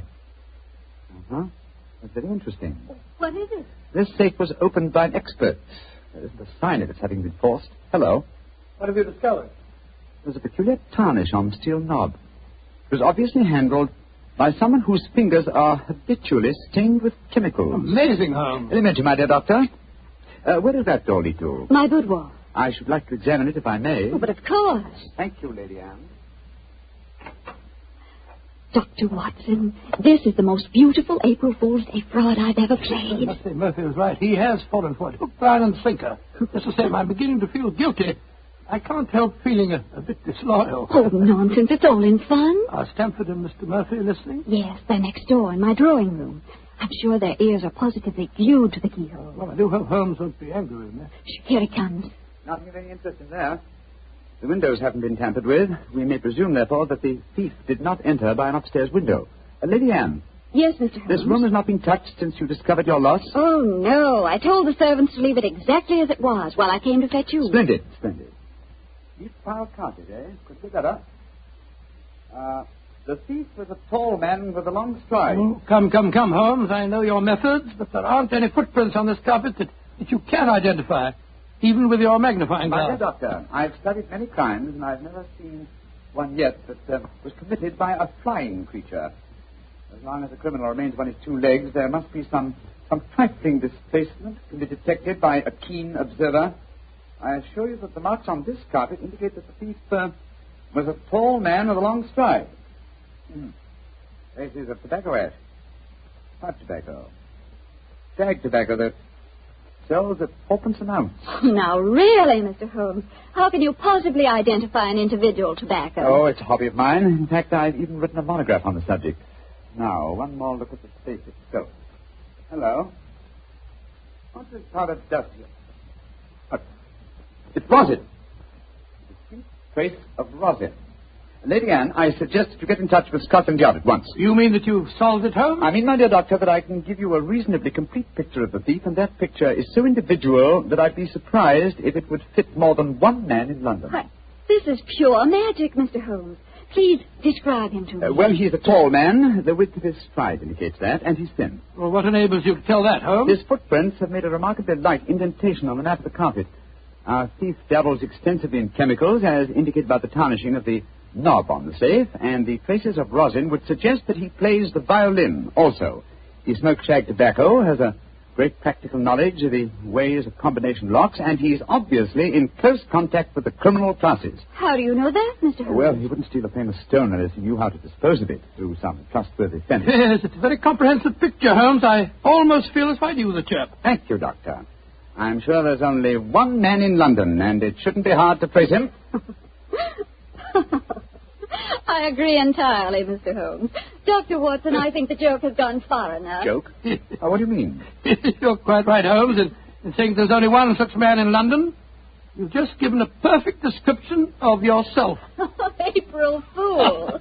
Dr. Stamford, Mr. Murphy, you can come in now. April Fool, Holmes. April Fool. April Fool.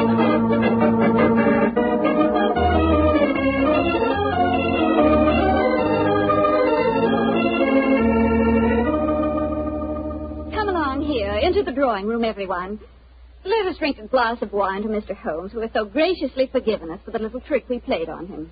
And also to Dr. Stamford, who thought of the whole idea. No hard feelings, Holmes. Oh, no, Doctor. Oh, it was a rather embarrassing experience. When Murphy told me about the plan, I just couldn't resist joining him. Ah, here you are, Holmes. Here's a drink. Thank you, Stamford. You know Murphy, don't you?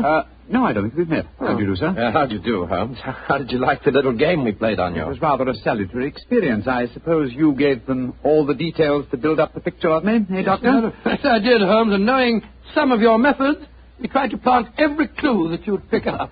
Very neat job, too, and incidentally, a perfect example of the dangers of deductions based on purely circumstantial evidence. I shall profit from this little lesson. I must say it was worth a fortune in emeralds to see your face, Holmes, when you realized what you'd done. Well, the joke's over now. By the way, where is Lady Anne? I believe she said she was going to fetch the Elphinstone emerald. She thought you might be interested in seeing it. She probably feels the sight of it will salve my wounded vanity. Oh, here she comes now. Mr. Holmes! Mr. Holmes! What's wrong? What's happened, Lady Anne? The emerald. It's not where I hid it. This time it's really stolen.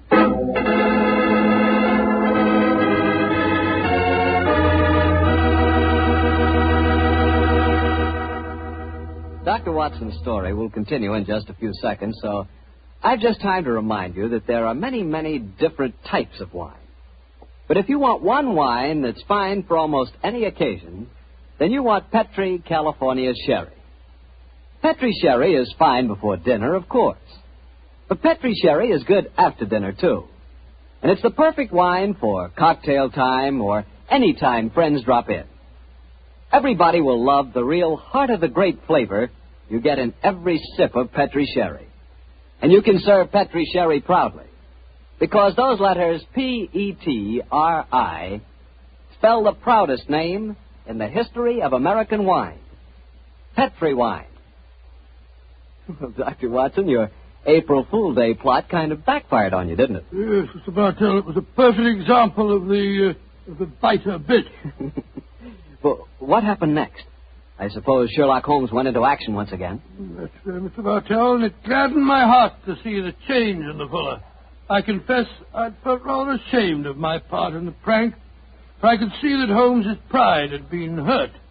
But now, with a definite crime before him, the difference was amazing.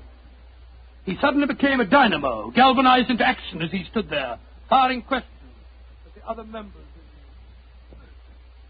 Lady Anne, who besides yourself knew of this fresh hiding place? Both Murphy and I did. Yes. After we left our deliberate clues on the safe, we went with Lady Anne and saw her secrete the emerald in the top drawer of her dressing table. We thought it would be all right there. After all, as soon as the joke was over, I was going to put it back in the safe. Now, I think our wisest plan before we question the servants would be for each one of you who were in this April Fool's Day prank to submit to being searched. Holmes, surely you don't suggest that any one of us took the emerald? No, Stanford, I don't. But if any one of you four are not guilty, this will be a splendid way of proving your innocence. I say, steady, Holmes. You're not suggesting that Lady Anne stole her own emeralds, are you? Are you, Mr. Holmes? I'm suggesting nothing, but I may point out that the recent vogue for the insurance companies has provided another interesting motive for these so-called thefts. I resent your insinuation. It's outrageous. Lady Anne, if I'm to recover your emerald, I must at least consider every possibility. The search is the most immediate practical action, and perhaps you'll retire into the next room while I persuade these gentlemen to submit to being searched. Very well, but I think you're in danger of making a fool of yourself once again. Wait, don't go, Lady Anne. A search won't be necessary. What do you mean, Murphy? I must throw myself on your mercy, Lady Anne. I confess that I stole the emerald. Murphy! After you put it in the drawer, Lady Anne, I slipped back into the room and took it out. Murphy, that's a criminal action. I know it, but I'm poor. I need money desperately for my mathematical research. I knew the emerald was priceless, and I couldn't resist the temptation to take advantage of a joke. Here, Lady Anne, here's the stone, and please don't prosecute me. Please don't. It'd be my ruin. May I examine the emerald, Lady Anne? Thank you. Well, Mr. Murphy, I won't pretend that I'm not deeply shocked. I must ask you to leave my house. But you won't prosecute me, will you? It was a moment's temptation. No, I won't prosecute you. Holmes, what are you doing with the emerald? Well, knowing something of the deceptive ways of thieves, I came on this case fully prepared to test the emerald when I found it. Now, a drop of this acid from this vial, so... Mr. Holmes, what are you doing? You'll enter the stone. No, not if it's a true emerald. Look at that. Good Lord, the acid's eating to the stone as if it was sugar. But then that means... It means, Lady Anne, that Mr. Murphy has just imperiled his honor and his freedom to steal a singularly beautiful fake.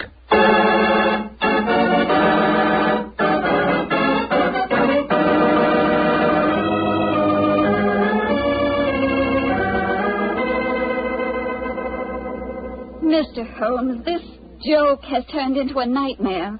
Is there no way of recovering my emerald? I hope so, Lady Anne. I've been taking steps in their logical order. The servants have all been questioned. We've searched Mr. Stanford and Mr. Murphy. Yes, most humiliating experience. Made me feel like a criminal. Well, personally, I was only too thankful to submit to a search this time. I knew I had nothing to worry about. You yourself, Lady Anne, you consented to being searched by the police matron that Holmes sent for? Only because he threatened to send for the police if I didn't.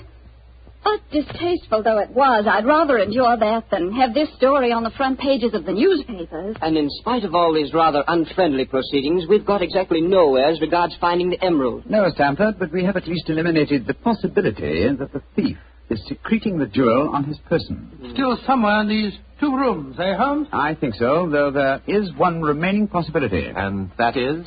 That the fake stone was substituted for the real emerald sometime before all of you engineered your April Fool's Day joke. Oh, no, Mr. Holmes, that's not possible.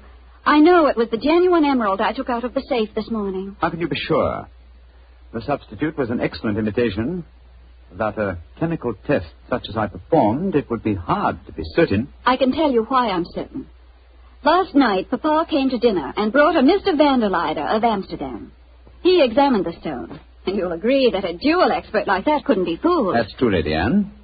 And what did you do with the emerald after Mr. Vanderleider left? I locked it in my safe and went to bed. Mm-hmm. I didn't unlock the safe again until Dr. Stamford and Mr. Murphy came here this morning. That settles it, then. The real emerald is still hidden somewhere in these two rooms. But where? That's the question. I must say it's completely mystifying. Well, let's go back to what we were all doing at the exact moment you came into the room, Lady Anne, and informed us of the loss of your stone. Now, we were drinking a toast to you. That's it. Lady Anne, hard thinking is, it's thirsty work. Oh, I'm so sorry. Let me get you something. A glass of port, perhaps? No, thank you. But I observed that you have a remarkably comprehensive assortment of liqueurs. I wonder if I might have a glass of creme de menthe. Oh, of course. I'll get it for you. Creme de menthe in the middle of the day, Holmes. I knew you were eccentric, but this really... Holmes, this bottle, it clinged as I picked it up. I thought it might, Lady Anne. There's something inside it. Allow me, madam. Thank you.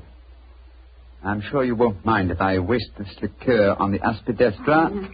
So... Lady Anne, allow me to restore to you the Elphinstone Emerald. Good Scott. Amazing. Fantastic. Ingenious. The one safe hiding place in the room. Where could a green gem be more effectively hidden than in a bottle of green liqueur? But who stole it? Who substituted the fake stone? Frankly, I don't care. The gem is restored. That's all that matters. I prefer not to go to court. Neither you nor I, Mr. Sherlock Holmes, would show up in the best of lights. And my father would disapprove of this whole affair, I'm afraid. Just as you wish, Lady Anne. In either case, I shall expect your check for my services in due course.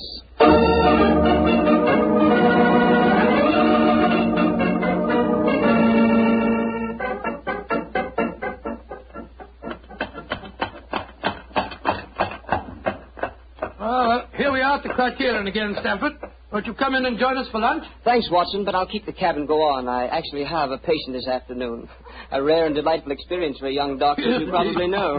As rare and delightful as a client is for a young detective, I quite understand, and I'm correspondingly grateful to you for your profitable hopes. I'm glad it was profitable for you. Personally, I feel pretty stupid about the whole thing. Well, goodbye. Goodbye, fella. Goodbye. 39 Onslow Square, cabby. You're remarkably quiet, Murphy. Well, I'm afraid my conscience won't let me do much talking, Doctor. I'm heartily ashamed of myself. Well, thanks for the lift. I'll leave you chaps. Oh, nonsense. You'll join us for lunch, Murphy. But, no buts about it. I insist. Come on. Well, it's awfully nice of you. Oh, come, Murphy. Any one of us can make a foolish mistake. It's just lucky that you didn't have to pay for yours.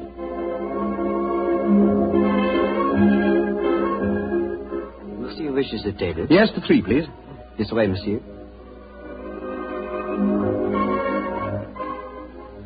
Does this table please you? Excellent, thank you. By George, I'm as hungry as a hunter. How about you, Murphy? No, I'm afraid I have very little appetite. This whole case has upset me dreadfully. You mustn't take it so much to heart, Murphy. By the way, Doctor, I'd like to have your opinion on the case. Who do you think staged the theft of the emerald today? Perfectly obvious to me. Lady Anne Partington did it herself to collect the insurance money. If she hadn't, she'd have insisted on your finding the thief. But you needn't worry, old chap. You'll get your fee all right, I'm sure of that. Oh, I'm not worrying about the fee. But I assure you, Lady Anne did not engineer that fraud today. You mean that it was Stamford? Tell him who was responsible, my dear Murphy. But how should I know? Oh, come now, Murphy. Let's not fence any longer. You did an excellent job, a superlative job. I was almost sorry to spoil it for you. I don't think I understand you, Holmes. Oh, yes, you do, Murphy. You're a splendid actor, too. I was so deeply touched when you had apparently stolen a fake jewel, and all the time you knew that the real one was safely hidden in the bottle of creme de menthe. To be abstracted at your leisure. You scoundrel. Holmes, do you mind telling me what's going on here?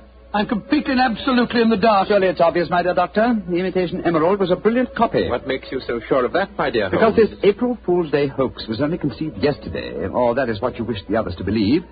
Such a superb paste gem could not have been made at such short notice. Therefore, it must have been prepared by someone who knew about the hoax before it was arranged. Now, my dear Doctor, when Stamford told you about the plan last night, whose idea did he say it was? He told me that it was Lady Anne Partington's plan. Precisely. And yet Lady Anne referred to it today as Stamford's idea. Obviously, you, my dear Murphy, presented the plan to each as the notion of the other, and so only you could have arranged the real theft behind the hoax. I repeat, a splendid job. Thank you, Mr. Holmes.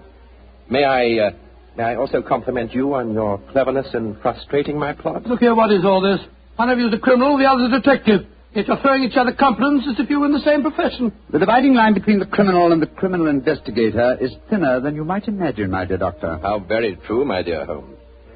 Would you consider coming over to my side of the line? Together we'd make an unbeatable team. Oh, you flatter me. Nevertheless, I must decline your offer, Mr. Murphy. Oh, a pity. On your side of the line, you'll never be a rich man. By the way, for your edification, my name is not Murphy, though Stamford insists on thinking it is. Then what is your name, you scoundrel? Your friend says the word scoundrel so much better than you, Doctor. My name? My name is Murtry. Oh, indeed. Spelled M-U-R-T-R-Y? No. Dear me, I have so much trouble with my name. People will either misspell it or mispronounce it. I'm afraid I'll have to begin calling it the way it looks. M-O-R-I-A-R-T-Y. Moriarty. Moriarty. I shall remember that name. I have a feeling we shall meet again. I trust that we shall. You've won the first round, Sherlock Holmes, I admit that. But I believe that a return match is indicated. I shall look forward to it, Moriarty. And now, Doctor, I can't stand your baleful glare any longer. Let's order lunch, shall we?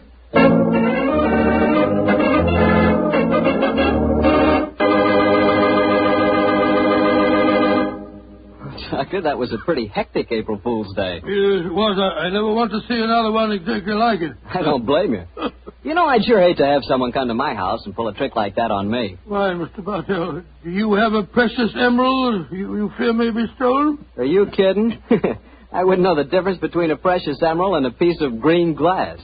But when it comes to rubies, that's something else. Oh, you would know a ruby when you saw it? Sure, because a ruby has exactly the same color as a glass of Petri California port held up to the light. Mr. Bartell, you can find more excuses for talking about Petri wine than any man in the entire world. Believe me. Excuses, Doctor? I don't need an excuse to talk about Petri wine. Why, there's a wine that actually speaks for itself. If I may borrow a phrase from Shakespeare or somebody. There's no other wine quite like Petri wine because only Petri wine is made by the Petri family. And the Petri family has been making wine for generations. They've been handing down from father to son, years and years of knowledge and experience of the fine art of turning luscious grapes into clear, fragrant, delicious wine. Yes, and because the making of Petri wine is a family affair, those letters P-E-T-R-I on a bottle of wine are the personal assurance of the Petri family that every drop of wine in that bottle is good wine. You never miss with a Petri wine because Petri took time to bring you good wine. Well, Dr. Watson, what's the prescription for next week's story? Well, next week, Mr. Bartell, I'm going to tell you a rather unusual story. It concerns a series of strange disappearances and a murder without apparent reason, and yet it was a case that Sherlock Holmes solved without ever meeting any of the suspects. I call it The Singular Affair of the Disappearing Scientist. Well, I'm sure we'll all want to hear that one, Doctor. Oh, I'm sure. Well, before you go, Mr. Bartell, I want to urge our friends to do all they can to save on the use of all wheat and rice products, and also fats and oils. There are millions of families literally starving to death in Europe and Asia. They're not being asked to give them our food. They're just being asked to take it easy on certain foods so that there will be some left for them to buy. I know there isn't one person listening to me tonight who would knowingly let anyone starve. And remember, unless you do help, thousands of little children will starve. So please, let's share a meal and save a life. Tonight's Sherlock Holmes adventure was written by Dennis Green and Anthony Boucher and was suggested by an incident in Sir Arthur Conan Doyle's story, A Study in Scarlet. Music is by Dean Fossler. Mr. Rathbone appears through the courtesy of Metro-Goldwyn-Mayer, and Mr. Bruce through the courtesy of Universal Pictures, where they are now starring in the Sherlock Holmes series. The Petri Wine Company of San Francisco, California, invites you to tune in again next week, same time, same station. Sherlock Holmes comes to you from our Hollywood studio.